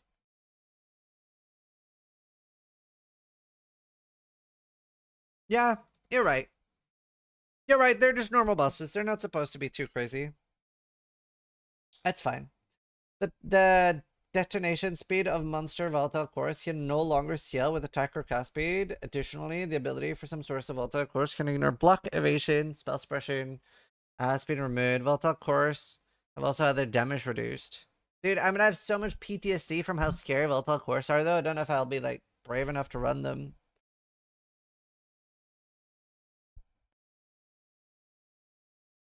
Malachi, the Nightmare, should now more reliably remove the invulnerable visuals from his life bar. Nice. Improve the visuals and audio of on-death effects from the vibrant gargoyles. Cool. Kirak League modifiers. Abyss now costs 3C instead of 5. 1 less Abyss. Ambush, 4C instead of 3. 1 more Strongbox, big buff. Anarchy, 4C instead of 6. 3 less Exiles. Domination, 4C instead of 3. 4 Shrines instead of 3. Nice. Heist, 5C instead of 6. Legion, 3C instead of 7. 1 Legion instead of 2. Settlers, 5C instead of 3. 2 Ore Deposits instead of 1.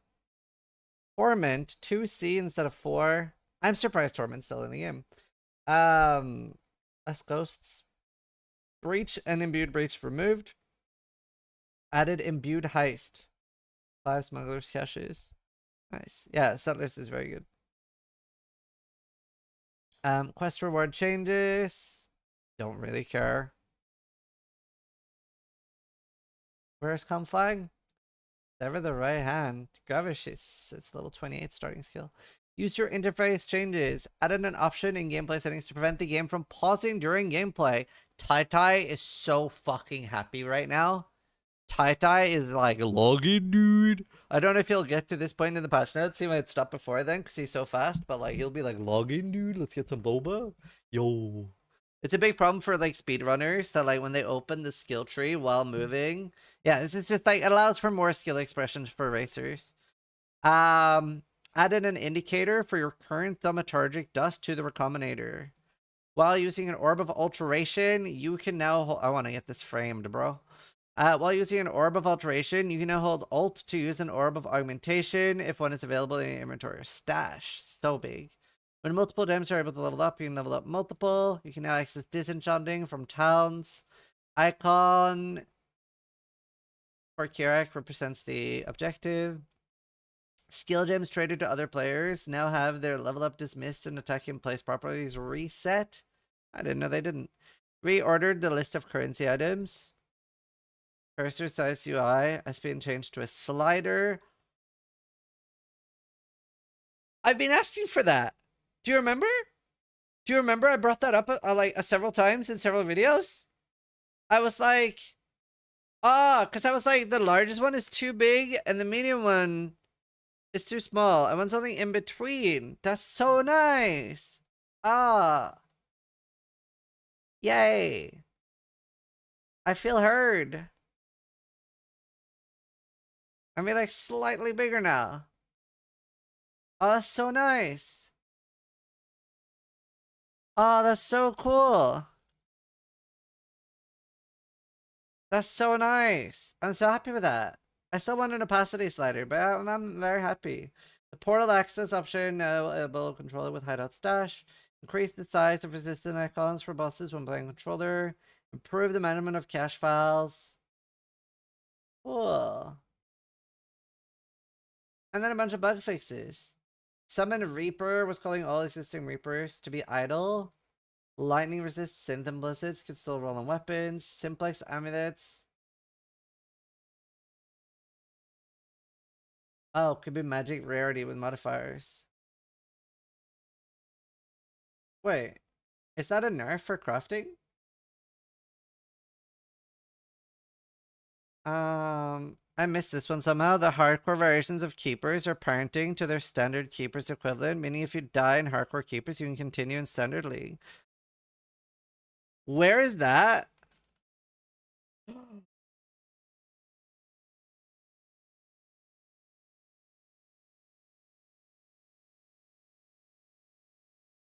That is huge. I always skip this thing. That is absolutely fucking massive.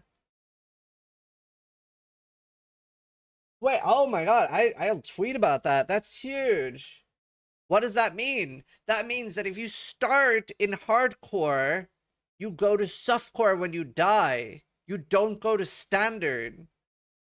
That means that like a lot of people will be starting in hardcore, see how far they can get, and then continue in softcore when they die.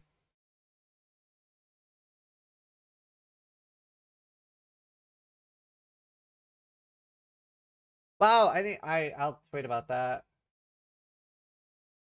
That's huge.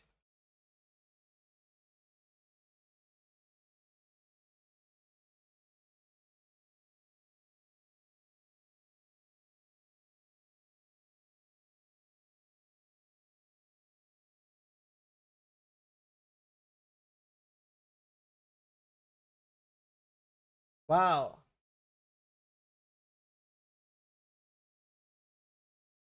Wow. That's huge. How many people are going to be starting hardcore because of that? Oh, we're going to have so many hardcore league starters too. Loads of people apparently.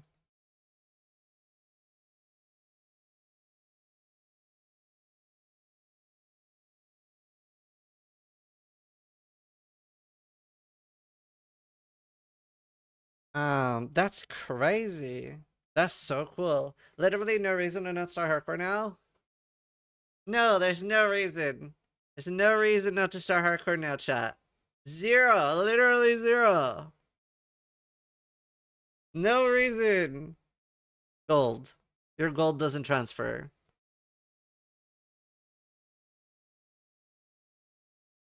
If you die with 30,000 gold on hardcore, you don't have your 30,000 gold on softcore. The stash? No, you can transfer your stash easily enough. You have no way to transfer your gold.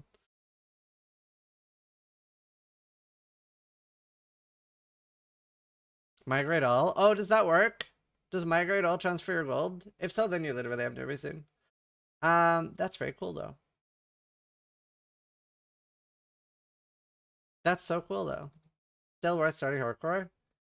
20% armor for each retaliation skill. We're doing armor for each retail rather than each unique. Okay.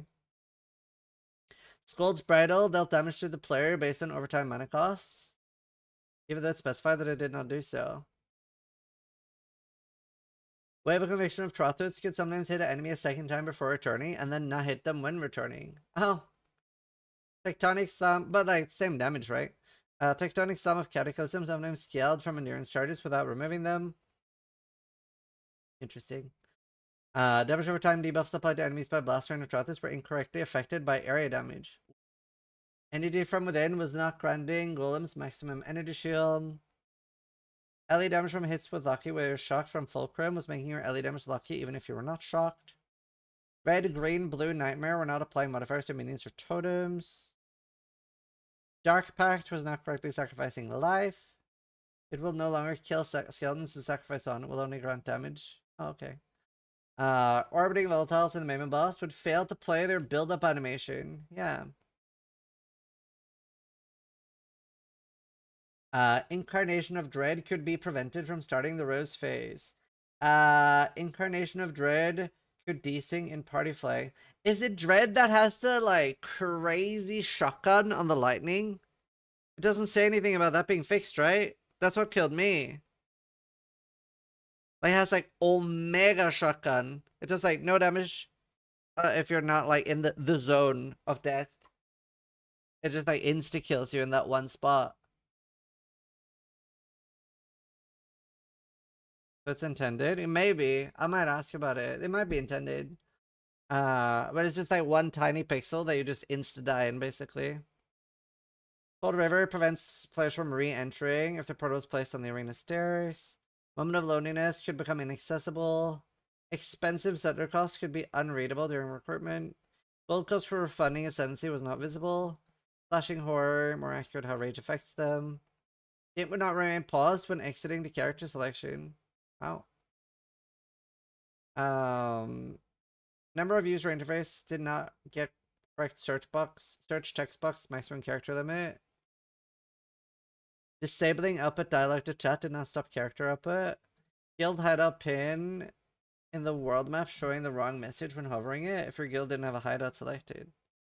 Fixed an issue preventing convert race reward from being useful with a controller. Templar's right hand sword would break disturbingly for 200 swords. Skull of Undeath was not tracking kills made by your minions. Void Emperor Skitterbots did not apply to Scorching Skitterbot. Size discrepancy of Cruel Troth and Executioner MTX. Visual bug with Scientist Bane. Chess piece would not be accredited to your guild. Rare issue with very old microtransactions could appear to be used on a character on another player's account. That's funny. Client freeze on PlayStation and a client crash. Only one singular client crash. Damn.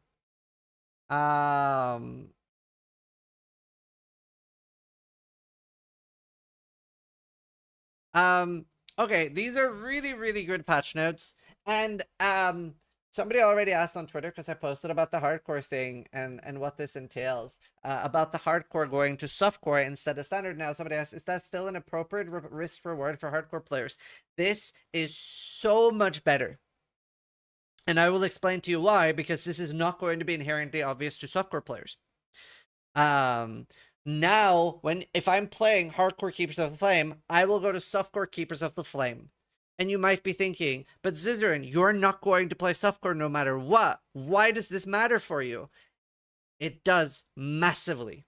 And the reason why, first, more people will be playing Hardcore, and this is a good thing. But more than that, there's some really fucking cringe behavior on the economy. And that is that people that play standard will play hardcore trade, and they will usually only like flip or RMT or do whatever they can to make as much currency as possible, and they will buy items in standard on hardcore trade and rip them to standard. So they will buy up our like what do you call the save game thing? My brain is blanking on it. What do you call the save game crafting thing? Locks. They buy the Hinakora's locks. The thing is, right, on hardcore, oh yeah, so our mirrors get like inflated like 700% in price. Our Hinakora's locks get inflated 700% in price because people aren't using them to trade on hardcore. They are now using them to get them to standard. And now that is going to be a lot less of an issue because it'll be like, well, you get them 4 months from now, right? Instead of instant. So now, hopefully, there will be more people actually using them to craft on hardcore and using them on their actual items. Now, the absolute best case scenario for hardcore players would be if hardcore was avoided. That would be way better. Then we don't have to worry about the softcore economy or the standard economy. But this is definitely better and makes more people play, right? Can't you just do that from softcore? This will help. This will help a lot. People won't want to do like the 4-month investment and the 4-month wait. So it will be less of a problem. And just more people playing. There's no reason to rip from hardcore to softcore, most likely. Yeah. It's such a like long-term investment. It'll definitely put some people off. So this is really cool. Awesome patch notes. I'm sure some people might be thinking like there's not a ton of like skill changes like on an individual level. Like here, like there's not like a huge rework here. I don't think that's needed at all. This league. This looks really awesome. There's so many different changes. The new breeding program gonna affect so many things there anyway. And the new ascendancies. Like there's so many things here. There's gonna be crazy amount of new stuff. Crazy amount of new stuff. And even early games should be interesting. The what program? The new like the womb breeding. So there's a lot of really interesting new stuff here. I'm extremely hyped for this season. Between the new ascendancies, the new skill gems, the new quality of lives, I'm so incredibly excited. And the alteration crafting, hardcore to softcore. There's so much W here. I am league starting hardcore trade. I'm really excited. I'm really excited.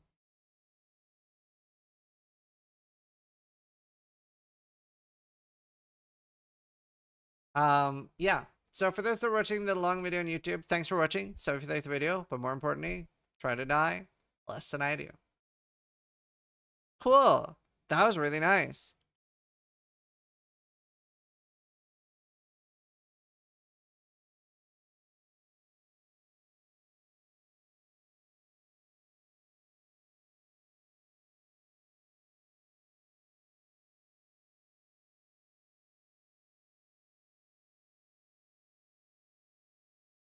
I'm going to cut the rant out. No, probably not. So it's starting to hear this is Zetro when he keeps talking. True. Bye. Thanks. Well, I mean, I'm still here. That was just for the like video. What do we think is going to be meta? Fuck. That's a great question. It depends a little bit on the new ascendancies for what's going to be super endgame. Trickster still looks very good. Energy Shield still looks very good. Poison's gonna be super meta this patch. Poison and minions. Slams. Maybe some bow gems. Ones are huge. This is the one league.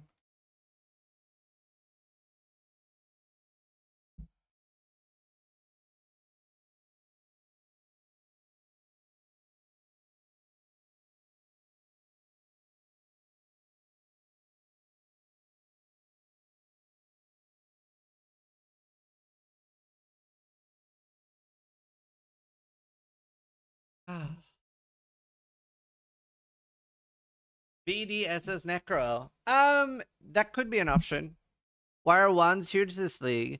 I would say the biggest thing for ones, in my opinion, is let me show you.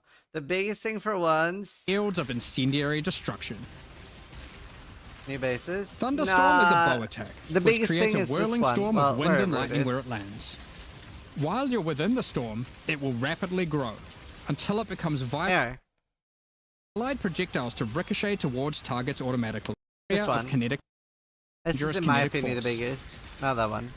The Wall wall. of force creates a barrier of kinetic power, causing allied projectiles to ricochet towards targets automatically. Drop one behind a boss. Wall of Force is kind of game breaking. We did this with Frozen Wall, and it was just completely busted. Are you playing the new bow skill for League Start? If it looks good on paper, I do want to League Start that. But obviously I do still need it to look good on paper. Like, if it looks completely trash, and looks like a risky starter, then obviously I'm not League Starting it. But I would like to.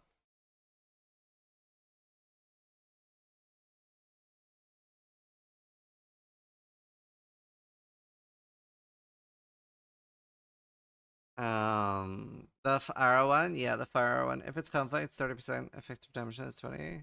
Yeah. Well, I wouldn't be doing dot on that. I want to do Wall of Force Kinetic Rain. Yeah. Bill got videos incoming. It's been too long. Honestly, it's so nice now that it's every 2 months. It's like so incredible for a Path of Exile streamer. Like, it's like, honestly, we're so lucky right now as Path of Exile streamers.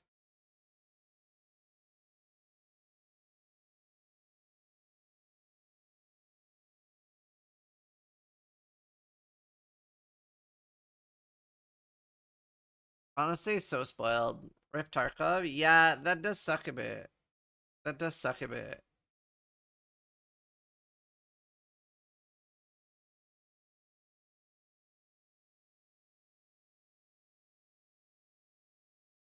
Dude, honestly, like, looking at, like, the schedule for last season, like, matched really, really good. Like, look at this monstrosity. Like, we were so lucky. We had PoE 1 into last Epoch. Well, PoE 2 announcement into last Epoch into PoE 2. And then, like, variety downtime. That's wild, bro.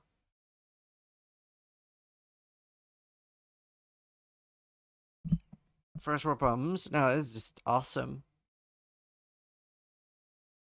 As a last Epoch streamer, I'm envious. Yeah.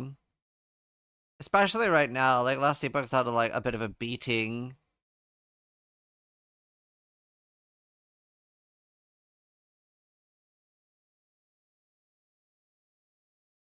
I mean, I would like to play Conflagration, but we'll see. Especially with like the AI stuff. The new AI announcement doesn't help last Epoch either. No, I mean, the thing is, right, they already had very, very bad faith. Or not faith, but they had like very low, like, goodwill. They had very low community goodwill lately. And then the AI article came out, and that's gonna just like, people are pissed. I stepped away. So, last Epoch recently has like had to change. Like, obviously they sold to Krafton. Like, Krafton owes 100% of Last Epoch now. And since they sold to Krafton, it's been changed that the way they're gonna monetize now, like they said previously that DLCs and expansions were gonna be free, and that's changed now. They've said that they are struggling with monetization, and that it's most likely going to, like, they're gonna charge for expansions and DLCs in the future. But now today it came out an article from Krafton saying that they are moving to become an AI first company, and people are quite anti-AI right now. There's quite a lot of anti-AI sentiments. So Krafton posting that they're going to be AI first, and even their HR is going to be AI. Like, obviously, like, does not garner community goodwill, right? So, like, it's been, like, some sort of back-to-back bad news. I would never pay for a DLC in Last Epoch. Well, the thing is, right, if you ask me, would I rather never get a big expansion in Last Epoch, or rather risk that the game shuts down, or would I rather pay $35 for an expansion? I am probably more in favor of paying $35 for an expansion, but I'm less willing when now it's like Krafton. I'm thinking, like, how much of this is like Krafton versus like actually the Last Epoch team? Because if the Last Epoch team was still like kind of standalone with like a minority share being owned by Tencent or Krafton or whatever, then I'm like, yeah, you know what? That tracks. Like, I understand that the MTX aren't selling, but now it's like, this is a Biscoff cookie. Tencent push this. So Tencent aren't involved here at all. Tencent has 0% shares in Last Epoch now. So your comment is completely wrong. Tencent has a 0% stake in Last Epoch.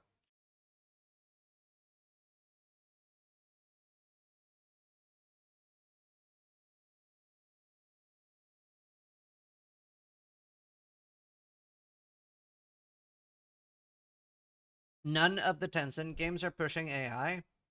Yeah, like, as far as a company that you can sell your game to, Tencent seems just by miles and miles the smartest and best. Didn't a big company buy out last Epoch a year ago? No, like 3 months ago. Krafton.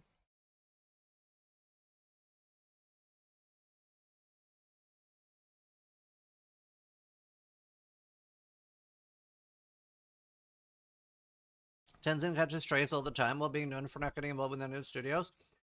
Yeah, I mean, so to be fair, I think a lot of that is like, I don't know what the ties are with like Tencent and the Chinese government, and obviously like that does probably bad things. But from a gamer point of view, as far as like what company or games sell out to, Tencent seems infinitely the best one in terms of like what they do with the game.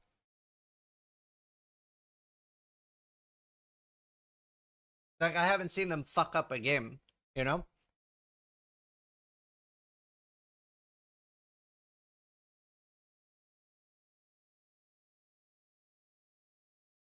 But I mean, I think a lot of the negativity is also like that it's a Chinese company, and there's a lot of like anti-CCP. Yeah, it's a Biscoff cookie. At least it is in Saudi Arabia. Yeah, I mean, when Tencent gonna start lowering the price of their games to 10 cents? Nah.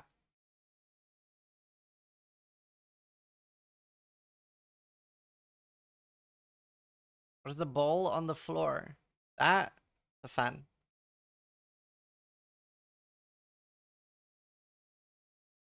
Very good. Says your social score has gone up 100 points. Keep it up. We are proud.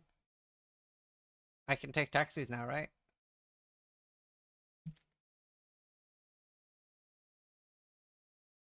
This just farming social credit? Well, no, I mean, I think there's still a lot of like, the CCP bad, obviously, but I was talking objectively from a gamer point of view. Like, they haven't fucked up companies in the same way a lot of other predatory companies have, right? They seem to realize, I just lost all my social credit, didn't I? Fuck. And it's down again? Yeah. I mean, it is what it is. It is what it is. But like, I was talking about it objectively from a, they're very hands off and they're very smart. They just want to make money, right?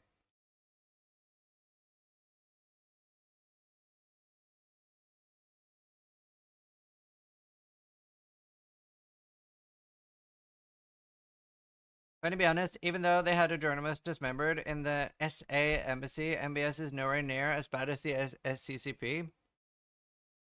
I mean, I think most of those regimes are pretty bad, right? I think most of us want to kind of just dig our heads down and just game. Yeah, I was talking about China's CCP, not even mine.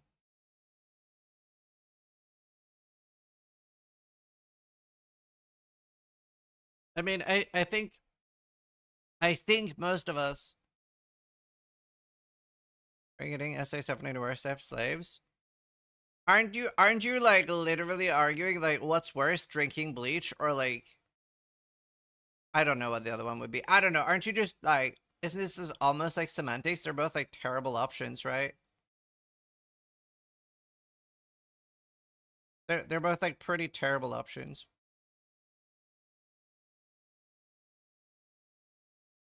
Like, anything that just like reduces your freedom of speech is not great.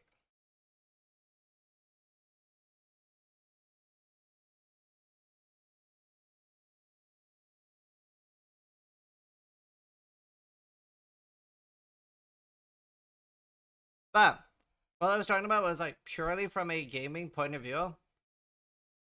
I can't remember like any, especially recently, I can't remember anything where like Tencent has fucked up a game they bought. Whereas like there's so many examples of like EA or Ubisoft or Pearl Abyss and like a lot of other games have like been bought up and they've changed a lot for the worse. Whereas like Tencent are just very like, oh, we just want to make money. They seem to let the continued company to run. Isn't the Horizon ripoff a Tencent game? Yes, that is true, but that is something they're originally doing. But yeah, they're totally just stealing. What's the game they're stealing called? That's funny though. But yeah, for sure. Wait, they're stealing it from Sony, right? Is it Sony they're stealing it from? Who owns the right? Yeah? Okay, I mean, I don't like Sony either, so this is just like... I don't know what the equivalent is, but it's like watching two people you dislike hit each other in the face with baseball bats. So it's like... it's just funny to me, dude. I'm like, you know what? That's a W. They can like... I don't care. I don't care at all. It's like two people I don't like hitting. Yeah, it's like watching Logan Paul versus Mike Tyson. I'm like, I don't care, bro. That's just funny to me. I got inspiration. Nothing's really new except a little. Yeah, I don't know.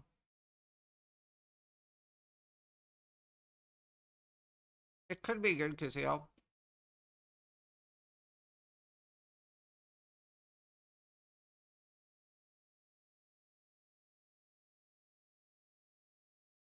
Yes, yes.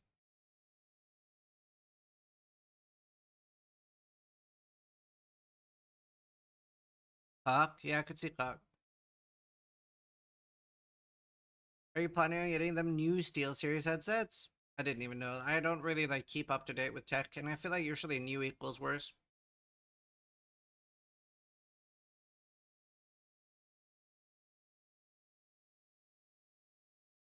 Don't know. I just hate when people let politics happen and not care about it. Well, I mean, I do care about politics, but I try not to talk too much about politics on stream because, A, it is a very divisive issue, and most people want to get to a stream to escape the real world.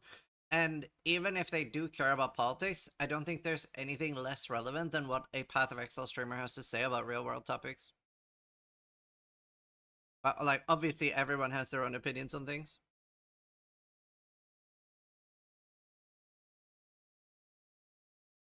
That's also why I was talking specifically about how Tencent has been from a gamer point of view, right?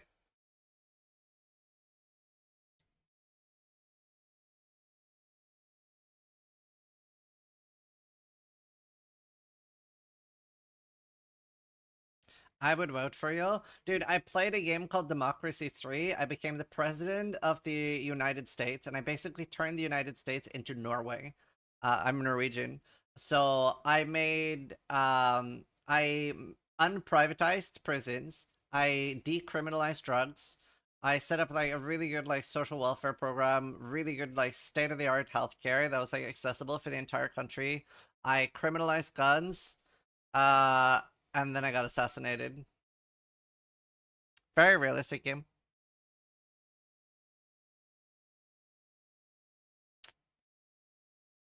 Oh, I also defunded the military, so we probably would have gotten invaded 5 minutes after I died.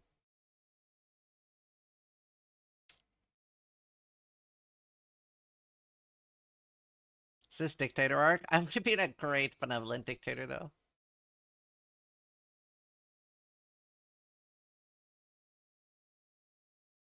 But you got assassinated by a knife, not a gun. No, I actually did get shot.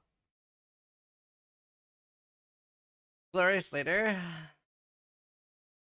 That's how Russia drops a drone on your headquarters and you look at IRL. Speaking of drones, I saw the coolest drone tech.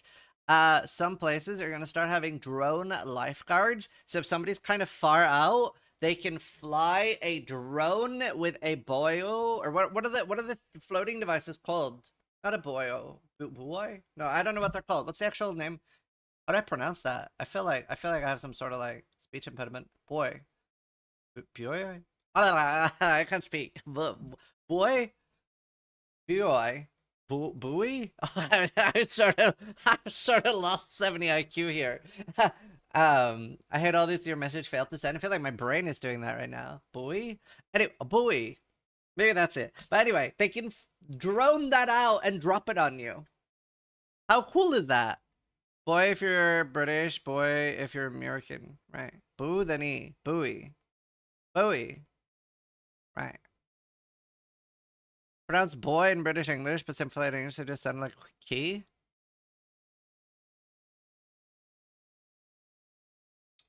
Imagine that. floating around the North Atlantic for several days, clinging to a pillow full of bear farts. Yes, it froze, I did.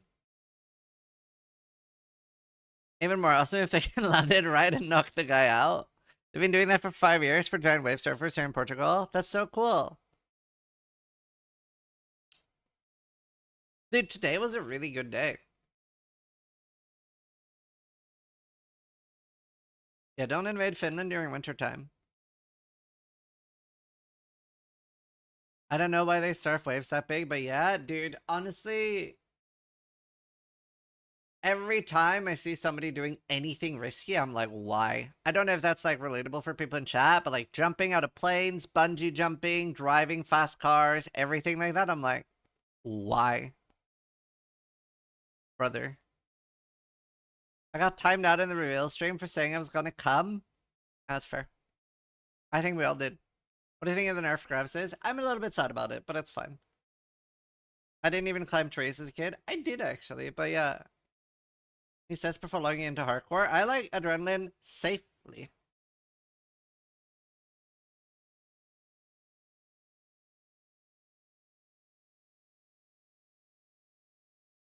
Baby adrenaline?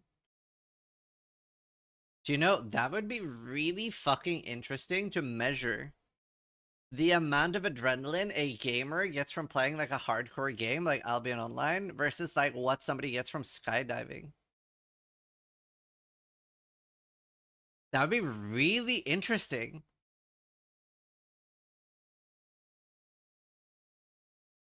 I'm pretty sure they might not be too dissimilar.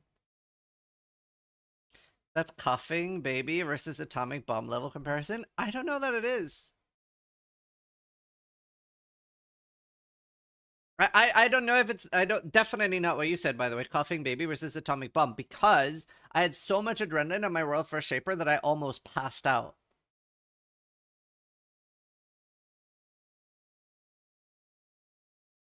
They would have to be extreme gaming addicts though. Well, seeing like now I've played so much that I don't get much adrenaline anymore. Yeah, we were the most unhealthy person on the planet. Yeah, maybe. I don't know. It would just be an interesting test, don't you agree? It would be very interesting in my opinion. It's about immersion though, yeah.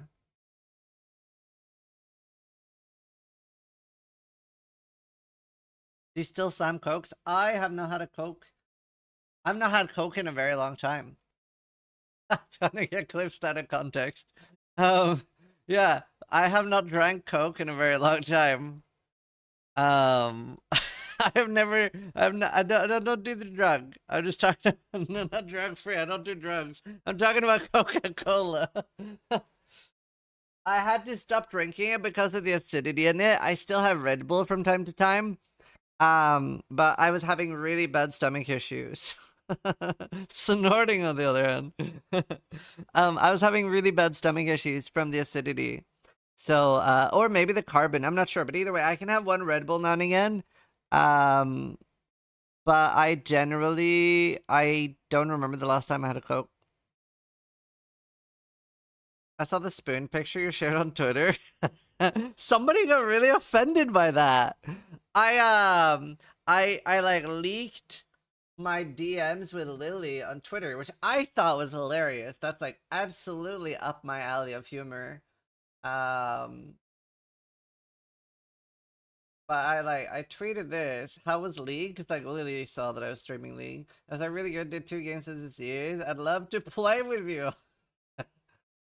She said in my chat when I asked to play, she was like, this is like offering somebody messages.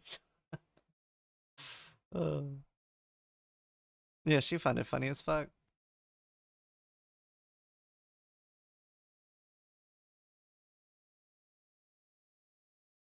You can dream of jumping out of plane and wake up in a spike of adrenaline. You're legit standing still. The most adrenaline I've ever had, and I don't know how many parents we have in chat right now. The most adrenaline I've ever had was when Liam, my son, had worked out how to unlock the front door, and he left our house in the morning. He just walked out. And the doorbell didn't like we have like a camera doorbell. Didn't track him leaving, and we woke up from him coming back. So my wife gets an alert and just like bounds out of bed, and she says like, Liam's outside. And I just like, I've never woken up with harder adrenaline in my life. We're just like, it's so crazy. I can't even explain the experience. And we like, he had never opened the door before. Like we didn't even know. It's actually quite a hard door to unlock. Steel will tell you, like Steel struggled with unlocking the door. Dude has a son. I thought he was gay. Depends how much you pay me. I have one son, one daughter. I want one more kid. Married to a Danish woman. But again, $20 is $20, dude. Gotta work hard for that money. It's hard times, bro. Gotta do what you gotta do. But anyway, still is shorter than your son though. But anyway, so we just got super lucky. Like, he had just walked outside and just started dandering, and like, there's cars. Could get fucking hit by a car. And two guys had just seen him walking around, and they had like asked him like, hey, like, where do you live? And thankfully he knew where he lived, so he had walked them to our house. And everything was fine. But yeah, he's a prisoner now. So now we like imprison him. That's so scary. It's the single worst experience of my life. Maybe he needed a shock collar. Yeah, you know, there really might be something in that. I definitely think some sort of like proximity shock collar would be very good.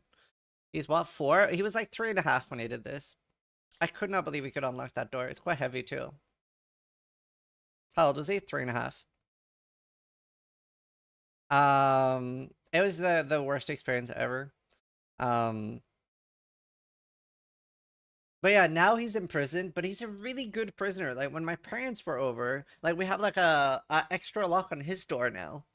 And when my parents were over, they didn't lock the door. And he was like yelling for us. He was like, they didn't lock me in. And I was like, oh, good prisoner. Lock. I feel on that. We had to install locks in our windows as my son would crawl out of his window. His bedroom's on the base floor. Oh, damn.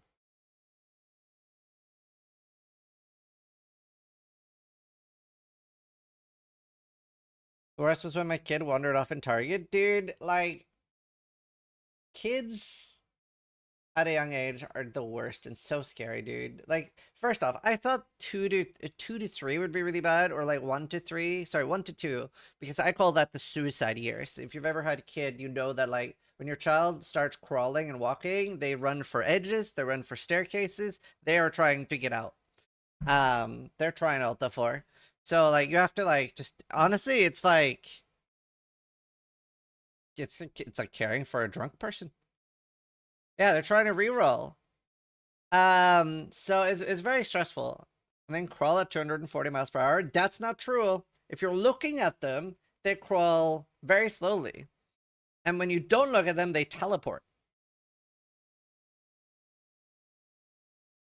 Is actually how that works. Literally replaced every socket in my house as my son had 4 months obsession of shoving things into them. Oh, I did that as a child. I put like 2 electric wires into the socket and it got electrocuted. That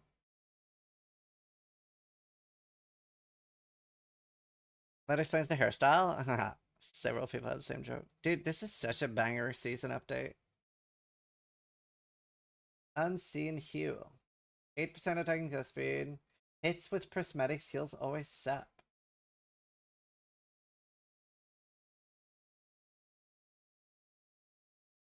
Is sap the extra crit thing? What is sap again? No, it's the less damage. I never use sap. Crit is bird. Anyway. Huh. Interesting.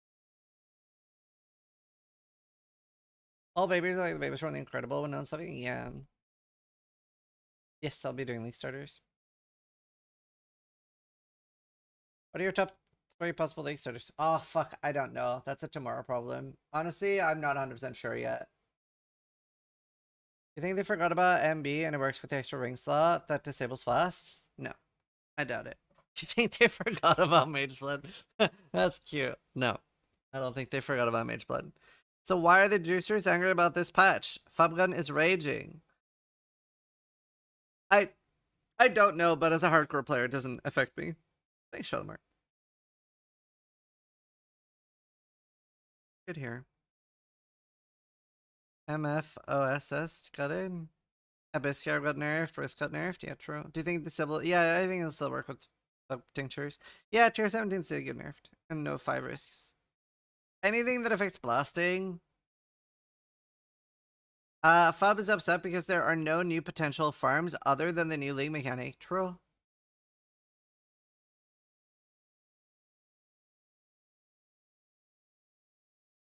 You think Trickster is still okay for the start with the nerfs?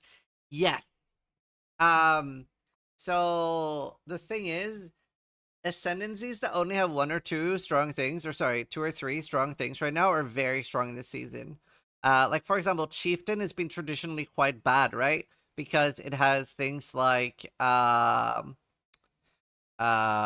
this shit, and like sometimes like this shit is unusable. So for some ascendancy, it only has 2 or 3 points.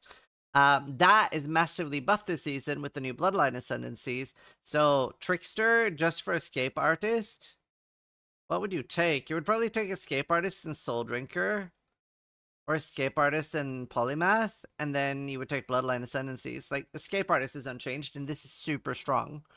So like an ideal scenario, something I could see being really, really good is you take Escape Artist, Polymath, and then you take Bloodline ascendancies, and then you get an Assassin ascendancy from the Forbidden Flesh and Flame.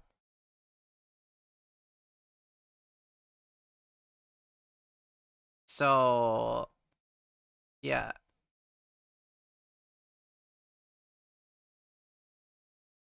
How does Bloodline work?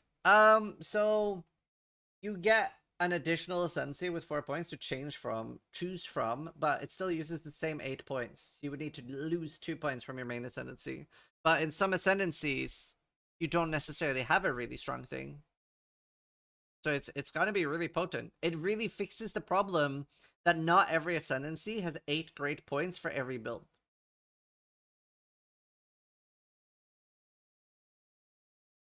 Yeah, petal skills are really shit. You still need to find the boss, though. That's not an issue.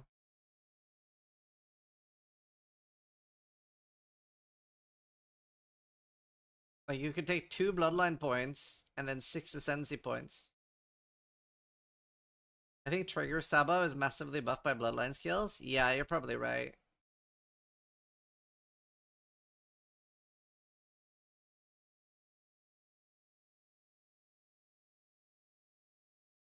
I think you're right. Bloodline's gonna respect? I don't know. Ascendancy points are shared? Yeah. So, like, if you take 8 points from your main ascendancies, your Bloodlines does nothing. You're looking at old POV? Yeah, it's obviously not updated yet.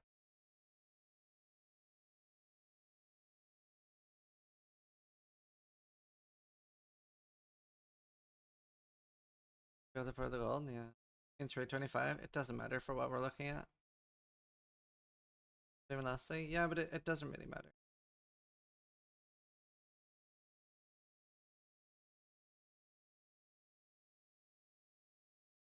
Don't matter. They preemptively nerfed Golem Node, which was a good call. Yeah. It's also, how bad is Element? It's not very good because of the new Bloodlines. Even with the nerf, it's still going to be a very popular starter for sure. I mean, honestly, this is an incredibly exciting league for when it comes to league stuff, like build stuff. It's a very exciting league. Honestly, I don't know if I've ever been this excited for a PoE1 league. Like the instant buy auction house, the altcraft, like the new ascendancies. There's so many things to be exciting about here. Yeah, Minion's huge. Honestly, I might go Minion. I do really want to see if I can make the fire thingy work.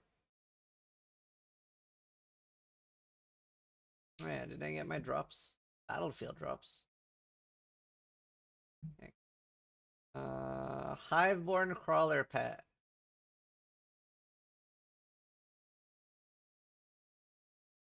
Title suggestion for patch notes, Wid. What's your feeling in 5 to 7 words?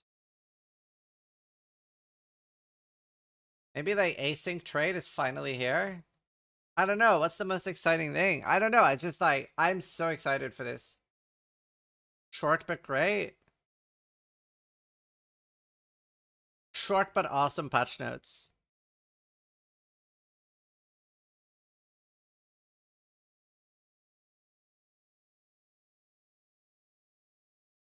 Everyone is like starting hardcore.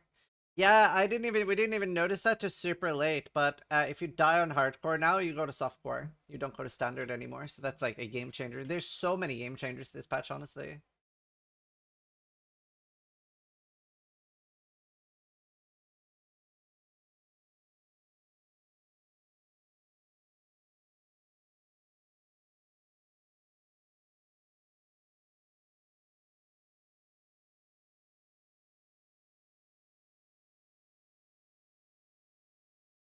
So now if you're dying hardcore, you're no longer dying in real life. True. Would the bloodline stuff be released before the league? No, that's part of the league. You don't get this in standard. Will they change the quests that give refund passive rewards? I don't know. Did you make a video with all the game changes? Yeah, I always make a TLDR if the patch notes. Didn't they say Bloodline Ascendancies are core? Oh, did they? Oh, cool. Is that in already then? No, it'll go in on the same day. You know why they didn't have going to softcore as baseline to begin with? Yes. Yes, I do. It's because, back in the day, there used to be 2 different leagues for softcore and hardcore. So you would have hardcore would be Tempest, and softcore would be Warbands. And there were different challenges for playing hardcore and different challenges for doing softcore, and they didn't want somebody to play hardcore, finish the challenges, kill themselves, and go to softcore.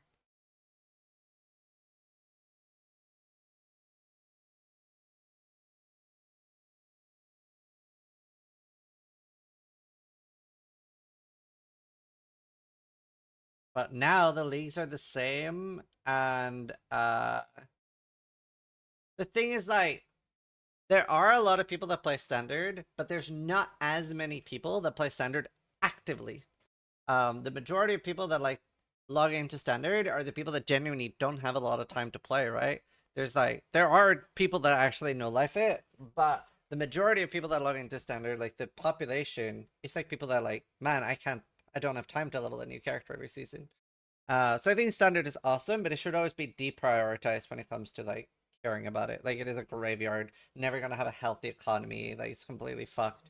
Like even if you find a like 99 life triple res belt, right? It's completely pointless. Like, there's a billion of those.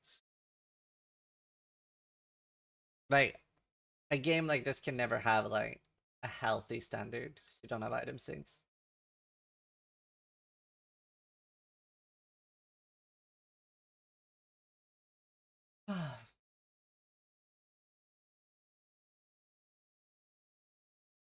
Dude, I'm very excited about this patch.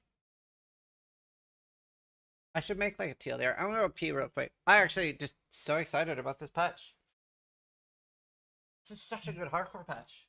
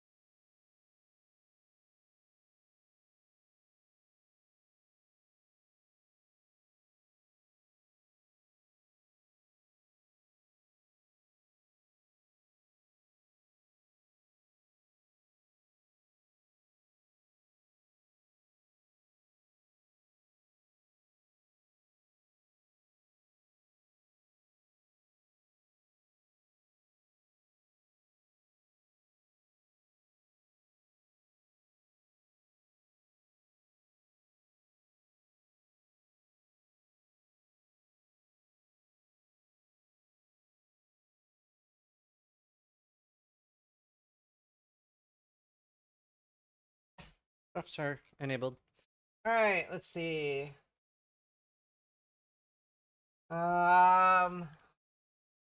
Extremely happy with no, just extremely happy with the upcoming math patch. Always wanted TLDR. Always wanted a continuation of an older league. Very excited for the QOL stuff, especially alts. Craft. Async trade is insanely nice to log into lines. Looks to be a ton new fun builds to play in the in-game. New ascendancies open up so much fun build possibilities. It also really addresses the problem of some ascendancies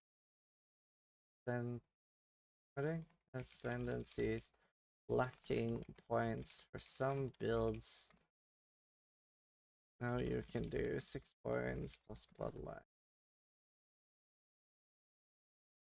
Open new builds. What else was I excited about? New Ubers. Super exciting. Boss breach bosses. Did I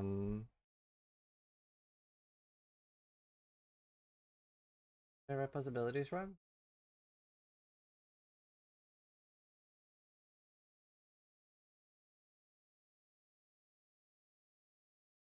Thanks. Right, is there anything else I was excited about?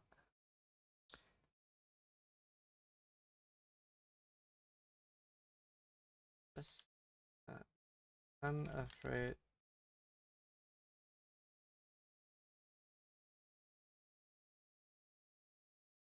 Oh yeah. Also the Foulborn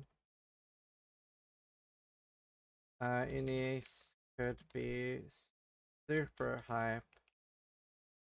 Ton of stuff to look forward to.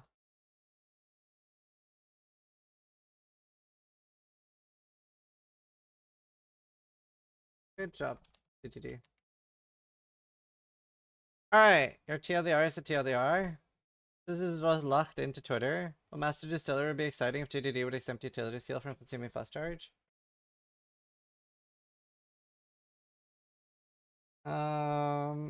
Well, Falborn stats goes from the leftmost utility fast to leftmost life. Huh? Oh yeah. Forgot about that.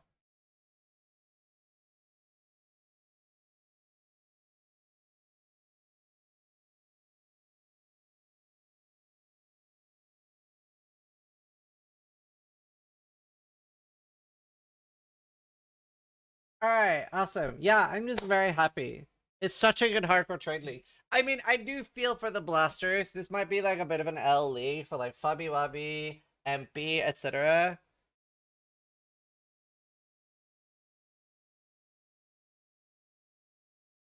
But like, this is such a W league for me. We will find ways of making giga money. Oh, but it's not about that. It's not about that. That's definitely not what they enjoy about it. It's not about the money. Because if it was just about the money, there's a lot of different ways to make money. It's about like breaking the game. It's like they've lost like avenues of breaking the game in the way that they enjoy. Yeah, same Kirby. You're going hardcore trade, Kirby? Man, I feel like so many people will play hardcore trade now.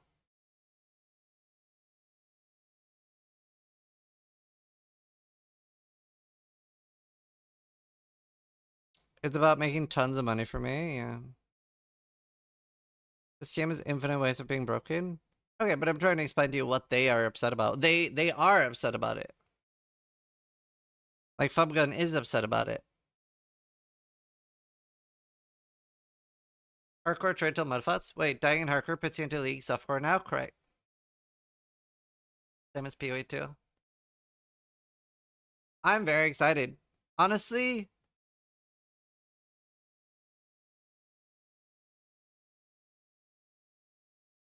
so excited.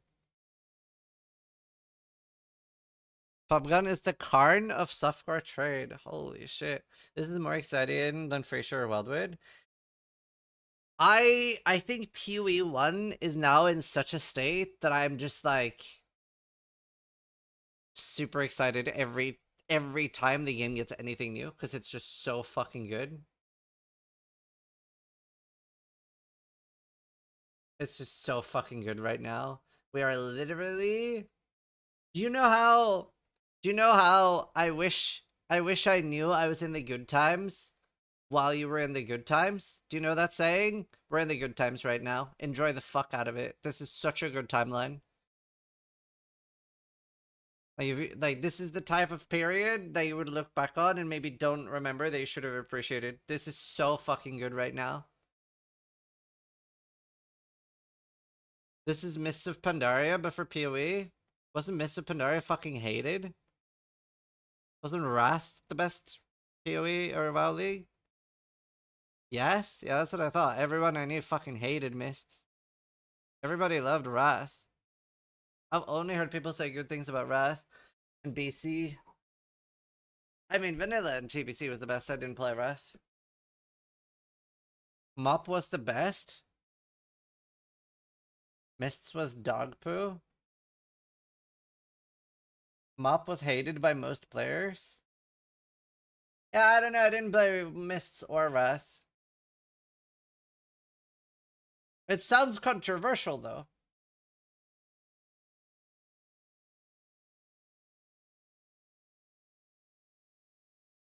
Mop made me quit. Yes, I do think Warlords of Draenor was the worst. I came back during that. Warlords of Draenor was the most loved by far. Man, it seems like there's a lot of controversial here. Can you bug 2DD to give us more defensive layers in the Ranger area, please? I will get right on that. Malaiki! More defenses, please!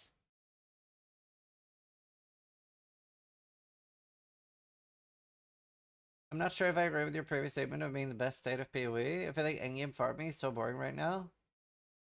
But the Abyss Horde stuff just got changed. I don't know. I am loving current PoE. I am loving current PoE. I'm having such a blast.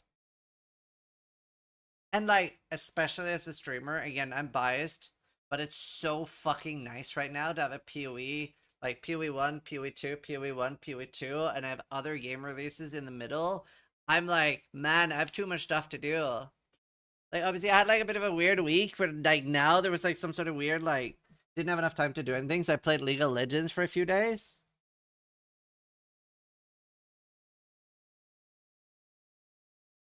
On the forums, Iliac.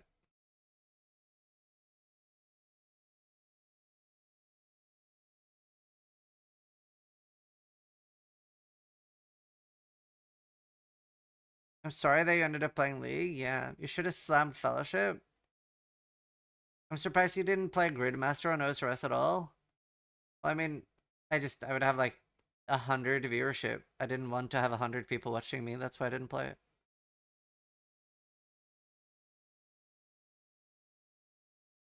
I'm just not as entertaining on RuneScape.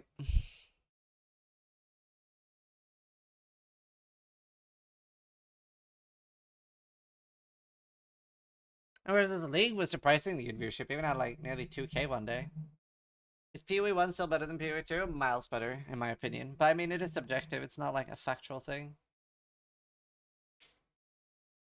Are you going to play more RimWorld? On stream? I don't know. I play it a lot off stream. I was just talking about RimWorld is launching this fucking like U2's plushie, and I usually never buy any of these, but I'm definitely going to buy the fucking Thrumbo plushie. Not sponsored, by the way. Look how fucking cute it is, though. I've never even considered buying one of these. I saw the Kitava one, and I was like, nah. But this is so fucking cute, I'm buying it.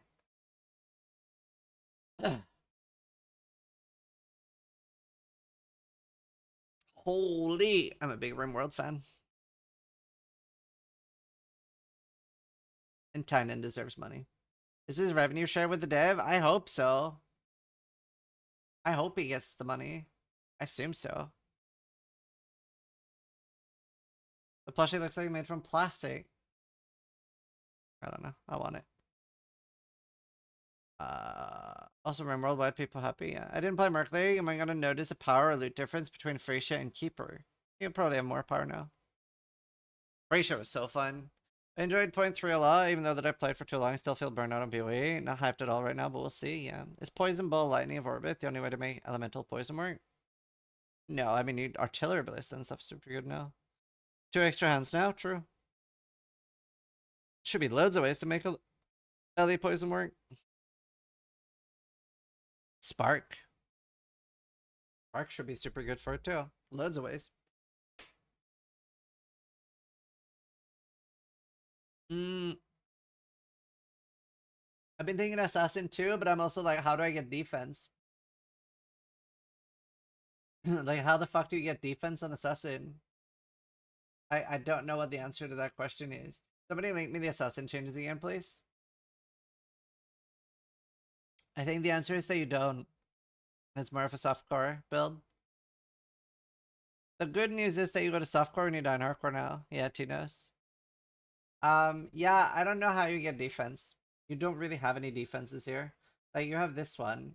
You don't really have any defense. You just, no, okay, realistically is that you make a mapper and you don't get a crazy amount of defense, but, you get to like 8k ES. No, actually, do you know what you do? Do you know what you do is you run assassin and then you get a forbidden flesh with escape artist. That is what you do for sure. And then you go like 30-40k 30-40k evasion, and then you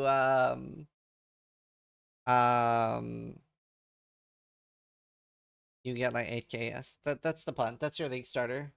I'm gonna play SSF, fuck the FF jewels. Yeah, then go softcore, don't go hardcore. You're gonna die repeatedly on assassin. I don't know how your league starting that shit. Never know what's missing. Bloodlines can give as far as defense too. That's true. And the new hands. The new hands. We could be fisting our enemies really defensively. You have to be an oil prince to be tanky. Yep.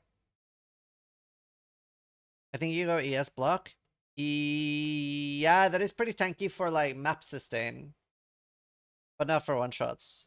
But you would have to go ES, I think, it's Assassin. I think Assassin's like super unviable as a league starter for hardcore, because I think you just almost forced to be. I don't know, man. You could play really well too early on. Mistwalker shield? Yeah, maybe.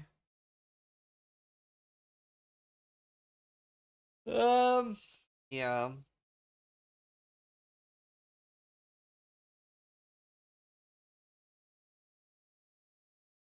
I don't know. There's a lot of fun ways to do it. Wait, yeah, don't we get an extra glove slot if we have 2 new hands?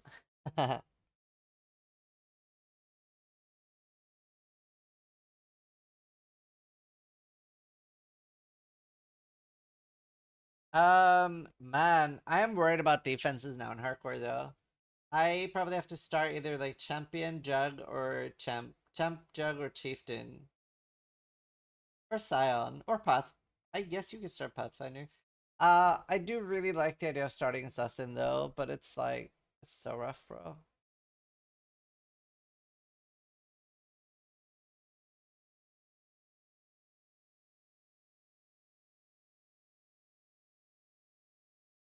Wow, this is an unhinged reply to my tweet.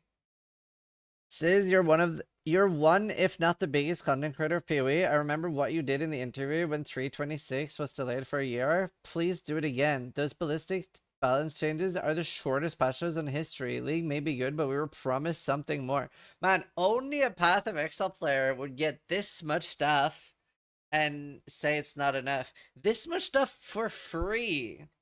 Voluntary monetization, and it's still not enough. That's crazy. I'm definitely buying both the supporter packs. I don't think I bought any last time. I think I'm gonna buy both this time. Nah, he's right. But The length of the patch notes is not an indicator of how enjoyable the league is. There's an insane amount of stuff. The length of the patch notes are completely irrelevant. The length of what's added to the game is what matters, not the amount of skills that have been tweaked. That's a crazy take. Wait, are people unhappy on Reddit? I'm extremely happy. Should do a poll. It's dead. Evolving Shrine. Yay. Bro, MH Bloodling. That's right, yes, that's funny. Magic utility class cannot be used.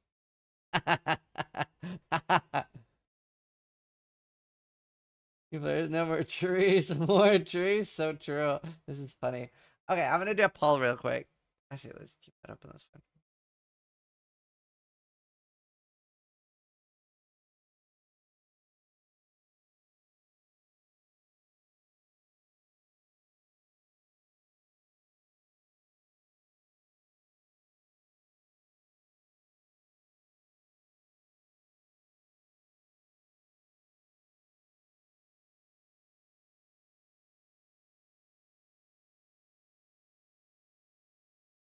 All right, these are the votes on your happy meter, chat. Your happy meter is unhappy, mildly unhappy, neutral, happy, or let's fucking go. I'm definitely in the let's fucking go category. This is just, in my opinion, so much stuff. I'm even surprised that there are people voting on happy because I feel like there's so much stuff. There are new ascendancies, and they fixed the hole on so many ascendancies like Chieftain to have a fourth bad option. That this fixes that entirely. There are new skills. There are, because of the new ascendancies, new ways to run old skills. There are so many like new unique items that are going to be completely game changing with the new breeding system. There is a synchronous trade. There is fucking huge quality of life, and the game is already good in general. Like, I think there's so much stuff here. There's gonna be like fucking 100 cool new builds that I'm gonna be interested in doing, and I'm only gonna get to do like 10 of them. I can't wait to be breedable. Yep. You can tell this guy doesn't play Ranger. The defense nerf and Pathfinder is crap. Yeah, I never touch Ranger, except for Pathfinder. Ranger bad. Embrace Champion or Juggernaut. Or Chieftain. Or Gladiator. I don't know. Also, I'm just happy that I'm happy because, like, it really sucks being a content creator when you're on the Doomer train. Like, that's really rough because you're not as excited to, like, log in and do stuff, and you're like, oh, it kind of sucks. Like, I was so lucky with my honeymoon being on Calandra. That was so good. I remember seeing posts about it. It was like, it was nice of Chris to tactically tank the league that Sizz is taking off. I was like, okay, I missed a good one, dude. I hated that shit. We've already seen the ascendancies. All the ones we've seen so far have a lot of potential. Pure cycling a poison assassin. Interesting. Good luck to him. The entire live? I mean, people seem pretty happy. Wait, this is the happiest I've ever seen Reddit. Like, I've never seen a post like this upvoted. People seem really happy. The grafting guy, but Absolute Cinema, the entire live? The joys of being a Ruthless player. That's it. To be fair though, this little Ruthless changes makes the rest of the community happy.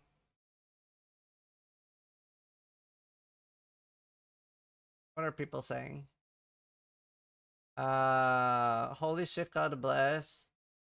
Life easier. Cyrus and feared. Rip Bama. League starts saved. Where petal skill change is true. That should be. That should get some changes. Haha, I love it. Why is it zero no longer accessible? Well, yeah, I don't know. People seem pretty happy. Too many good news make the bad news scarier. think trade confirmed. It ends with me. Can't afford headhunter. You can't afford headhunter. Enjoy your headhunter. Minions.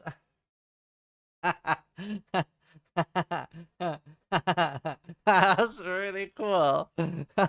That's so funny. That's really funny. Oh, oh shit. That's cute. It ends with me. That's cute. We already had breach. What about second breach? Foulborn Combs Heart. Wait. Is this just somebody's photoshopped or is this like teased somewhere? Oh, it's just edited. Okay. Clean edit. Yeah, I mean, like, I don't know. I'm very excited. Looks like most people are quite excited. Buy your supporter pack now.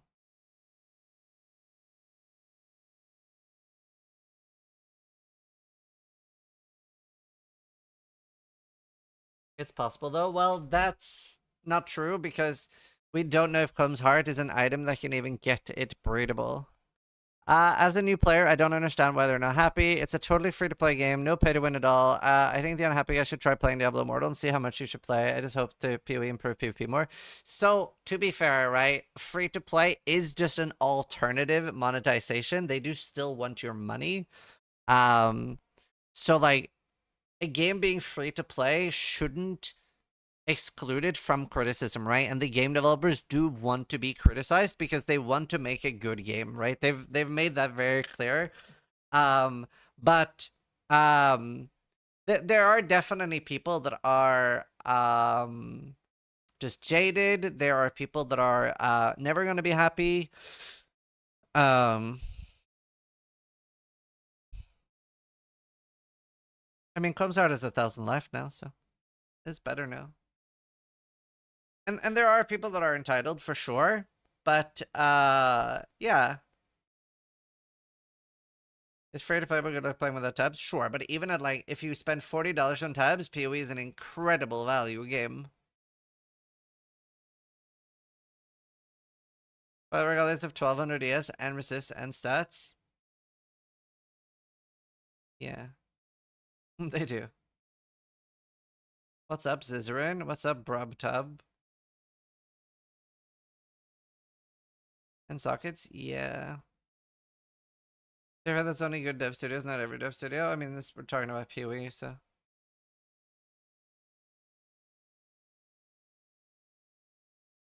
Thanks for saying my name. You're welcome. Hello, and how you doing? Man, that was a good stream. How much did you bribe them to get Rain of Explosive Arrow? I just hope it's good, dude. Trier, are you making a script for me to TLDR? PoE 2 feels like a huge tutorial for PoE 1. It kind of is, yeah. It's sort of like really good onboarding for PoE 1. Maybe this will teach gamers about breeding. I mean, look at the PoE streamers. We're all breeding now. Steel is having a kid. I have 2 kids. Noogie has a kid.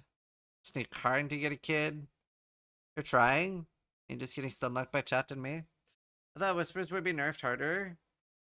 I don't know 100% know what I want to leak. Sorry. Steel is having a kid? Yeah. Quinn has like 10? True. Yeah, Steel's having a kid.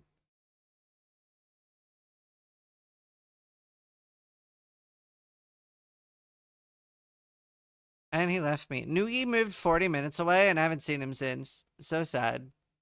Steel moved to Coventry or some shit. Like somewhere in the UK. I never remember. And then Karin took over Steel's apartment that he was, or house that he was renting from me. I need to import more people. Steel's moving to Poland now? Yeah, it does look like that. To be fair, personally, I think it's crazy to move to a country you haven't lived in. Like, to instantly, like, move there. But, like, that's crazy. That's crazy to me. But I wish him the best. I hope it goes well. I will still, like, love him to death.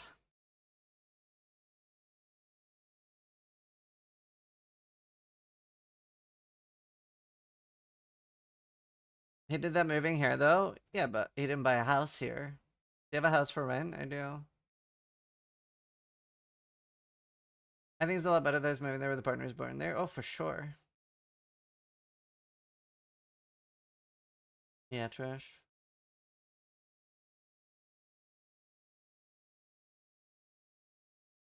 Thanks, bro. Threatened to keep a security deposit. Didn't have a security deposit. Ah. His wife is from, or girlfriend's from Poland.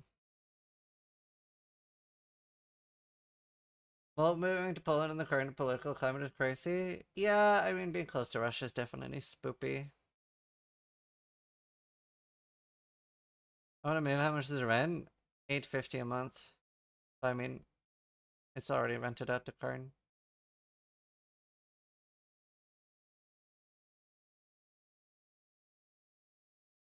I lived in Poland for 10 months. I wouldn't move there, but man, it was cheap as fuck. Yeah. How long still been dating? Not very long. Boy moves fast. I'm happy for him though. I hope it goes really, really well. Steele's mentality is that if shit hits the fan, he will just jump on a plane back to Australia. Yeah, I mean, I'd just be worried about buying a house there. Seems like a wonka-esque decision, but, you know, we'll make their own decisions.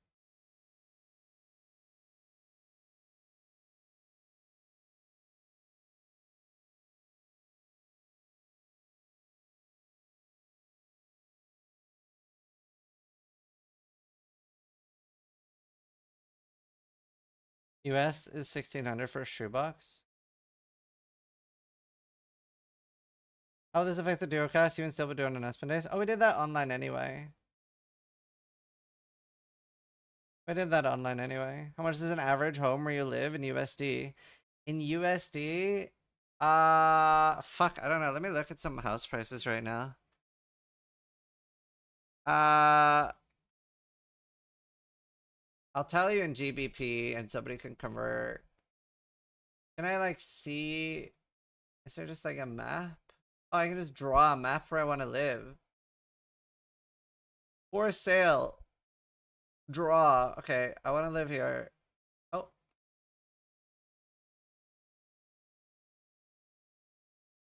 Okay, I want to live anywhere here. Search.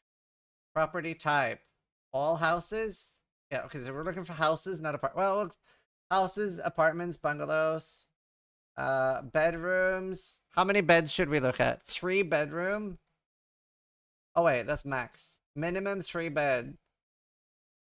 Okay, search. Search. List. Let's see. 300K. Let's see. Is this gonna dox me somehow? That doesn't post my postcode, right? Yeah, I have no idea where this is, so that's good. Don't click any maps. 300,000. Looks expensive for this.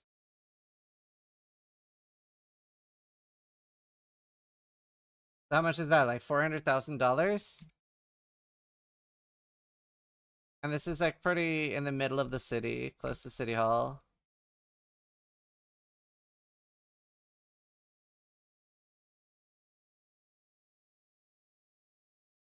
Three bedroom.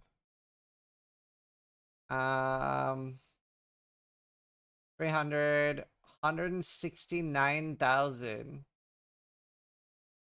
That looks cheap.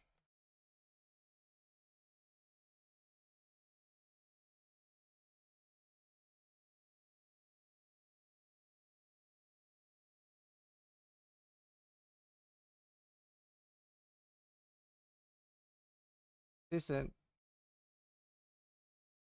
Do they nerf her wishes? Yeah. Yeah, I don't know. Okay, there's a lot between like they start the lowest I see so far is 140,000.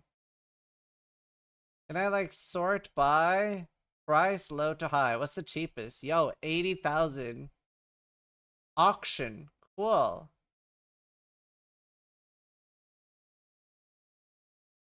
Wait, there's one that's just offers over 80,000. Let's see what 80,000 gets you. Oh, Jesus fucking Christ. Okay. I mean, it's cheap. Holy. Okay, I'm not like a fixer-upper. Brr. That's like a meme. I mean, to be fair, there's probably people that buy stuff like this and just fix it up, right? Damn. Okay, is there anything that doesn't look like it needs to be put down? Someone died in there? Okay, this is 110.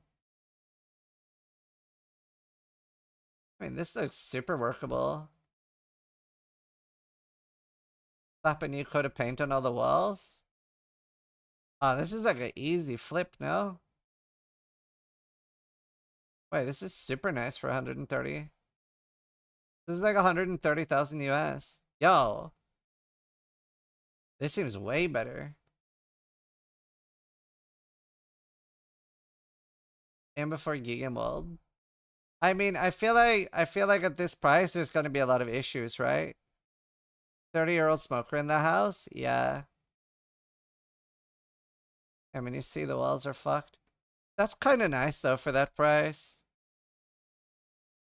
But yeah, I don't know. Most things seem to be like there are quite a lot between like 100K to 200K.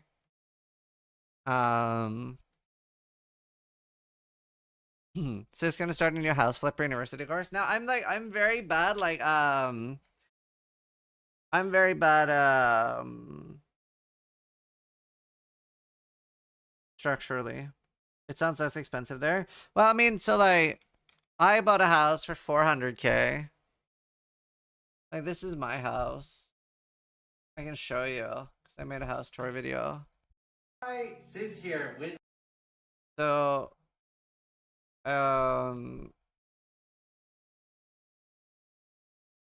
obviously there's a lot of stuff everywhere. This is our cat room. This now has like a way bigger one. Now that we have 2 cats, they have like a giga structure here. That's this. Oh yeah, I was 85 kilos here. This is at my heaviest. I was 85 kilos here. I had tits. Yeah, I'm 73 now. 75. Yeah, they have a cat complex now. This room is pretty much the same today. What's that in Freedom Mutants? I don't know. 85 kilos at 143 centimeters. Not 143. 175 or 78 or some shit.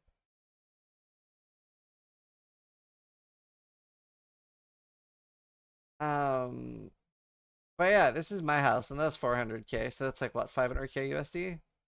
That would be over 1 million USD here. I have 3 floors. I got pretty lucky with the house. It's pretty nice. I'm very happy about it. Make sure Rainbow doesn't see this video. I've censored everything outside.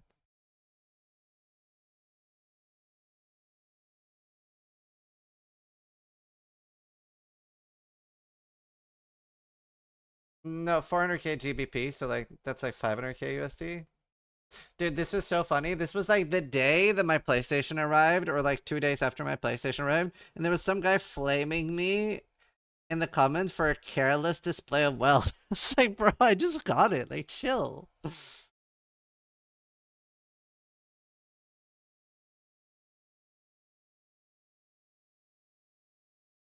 Oh my god, I'd forgotten about this. Fuck me, that was rough. Oh my god, I love my new room. Like, now I have blue and black walls. This was brutal, dude. This was brutal. Why is it all green? I was really excited for virtual reality and thought I was going to start doing a lot more virtual reality. I fucking told you not to paint the room green. So bad. Why is there paper towels next to your setup for spills or jerking off?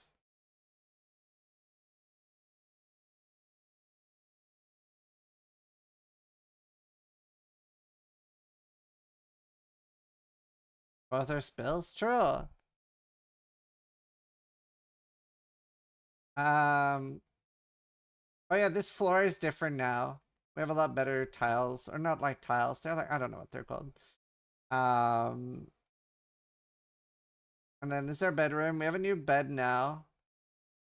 We have a chat actually convinced me this was worth it too. We have like not a hospital bed, but like what do you call the beds that can like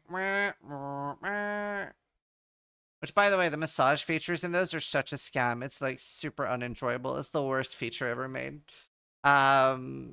Yeah, adjustable bed. We have like adjustable bed now with each side being adjustable. But the massage thing is like the actual most garbage thing. Dude, if it had heat, that would be good. But no, like it has like a massage thing on it. It's the most garbage thing ever. But like the adjustable part, very good. New Ignite post. Yeah, well, I don't think I'll go Ignite with it.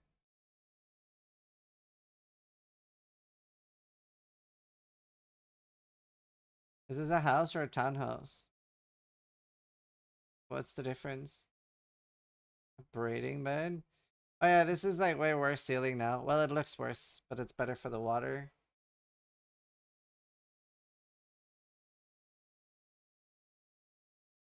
Also, this was honestly like, have you ever had something in life that you really wanted, but then when you get it, it wasn't as good as you wanted? This was not that. This was just exactly what I wanted. I always wanted a waterfall shower. That's such a bad still frame of my face.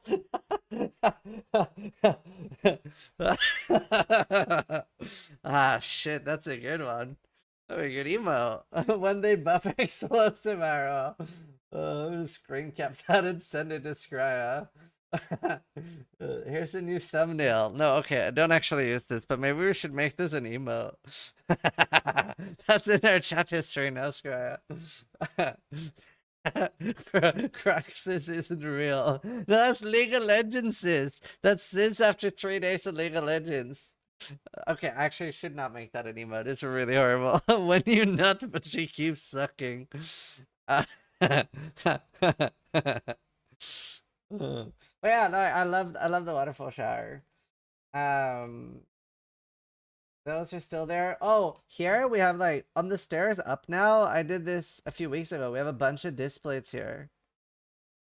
And then I would sleep here. This is Liam's room now, but I would sleep here sometimes. And we had like a couch here. This couch is in Steele's house now. And this was one of my first life goals in life. I just wanted a big ass TV. Like I just wanted the biggest TV I could get. Well, not the biggest I could get, but like I just wanted a big TV. I haven't seen Peaky Blinders, but I've heard it's good. They've tried to upsell me on like they wanted me to buy like super fancy TVs, and I was like, no, I don't care about quality. I just want it to be big. I just want a large TV. But yeah, and then there's another bathroom upstairs, and then this was the room that like Steel, Car, Noogie, etc. all lived in. This is a guest room now. So now there's a big TV here. And like the TV is here now. And there's a couch / bed here. Why are you flexing on us? Oh, we were talking about like people were asking about house prices and stuff, so we were like looking at houses in Northern Ireland and what they cost. No, it's like 75-inch. You looked really meaty in that video? Yeah. 75. Or Noogie and Steel Orgy, yeah. And it's also like, it's not supposed to be flexing, it's also like, I'm very like grateful because it's because of you guys that I have this house. Oh, nice magic.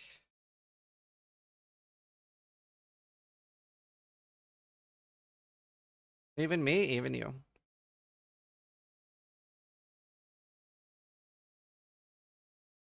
Get help from chat? This is all you got for me, Scriba?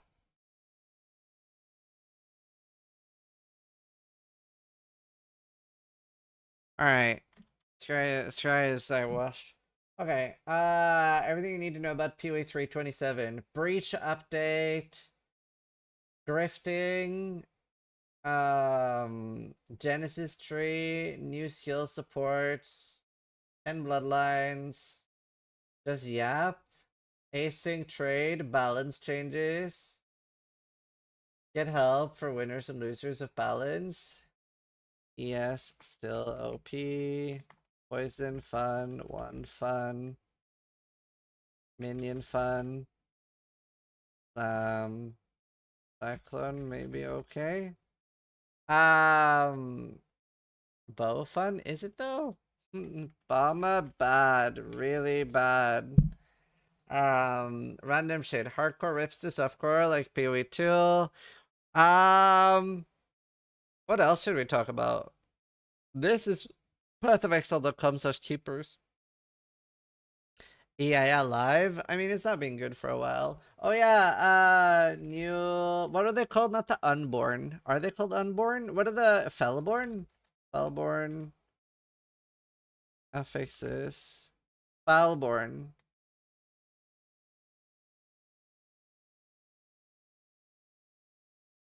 Honestly, I'm so excited for that. Hardcore rips to softcore league now. Correct. This gonna get a link to that? Is it public? Yeah, pathofexile.com/keepers. That's covered above. Falborn currency brings back more likely. Oh, Falborn uniques. Graphs are like undertuned relics. True. Totem come flying, walk around with totems, put down arrows, explode massively. Yeah, it would be hit based though. Yeah, true. VFOS is dead. Oh wait, what's it called again? Fisher.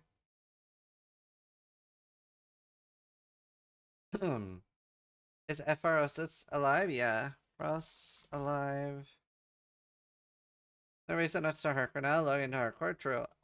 Anything else?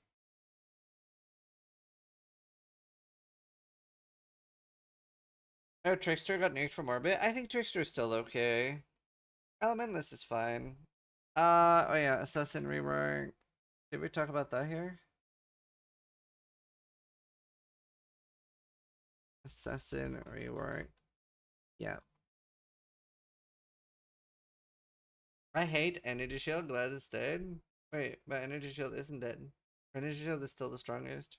EE Trickster is still strong. Suppression nerf, that's true. Suppression nerf.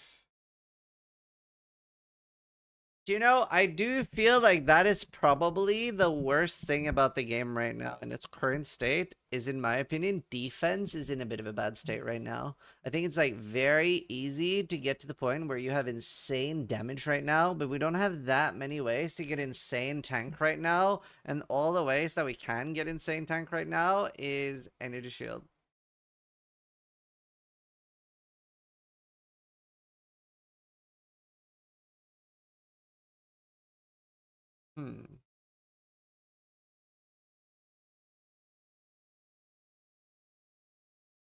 This is drained. Shit. That's funny. Didn't the Giga got Simplex Summoner crafting? Simplex Summoner's got it. Okay, I was wondering about that. Yo, King. Trickster buff makes you immortal. 50% less damage taken. Not taking that.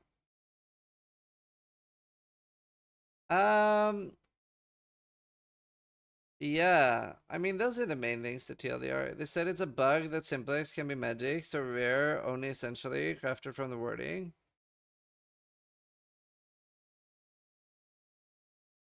Oh, that's terrible for Hinokora's luck, yeah. Can't beast lock Simplexes anymore? Dang. You know, they changed controller support when they don't switch back and forth with exiting? Oh, no, they didn't talk about that. Should have been that way anyway. It was kind of fun, but yeah.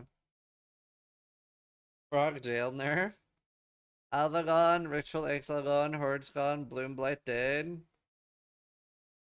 Boxes are the only strat left. I mean, there'll be loads of new strats. We'll have loads of fun things to do. I'm not worried.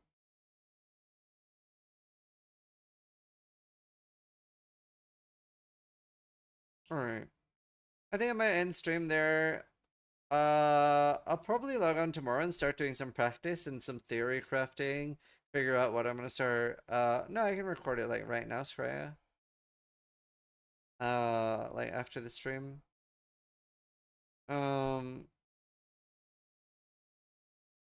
Good to get it out early.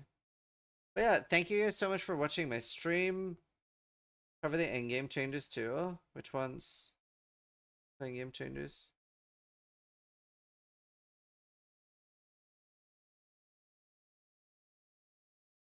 Your opinion on them nerfing juice? Oh.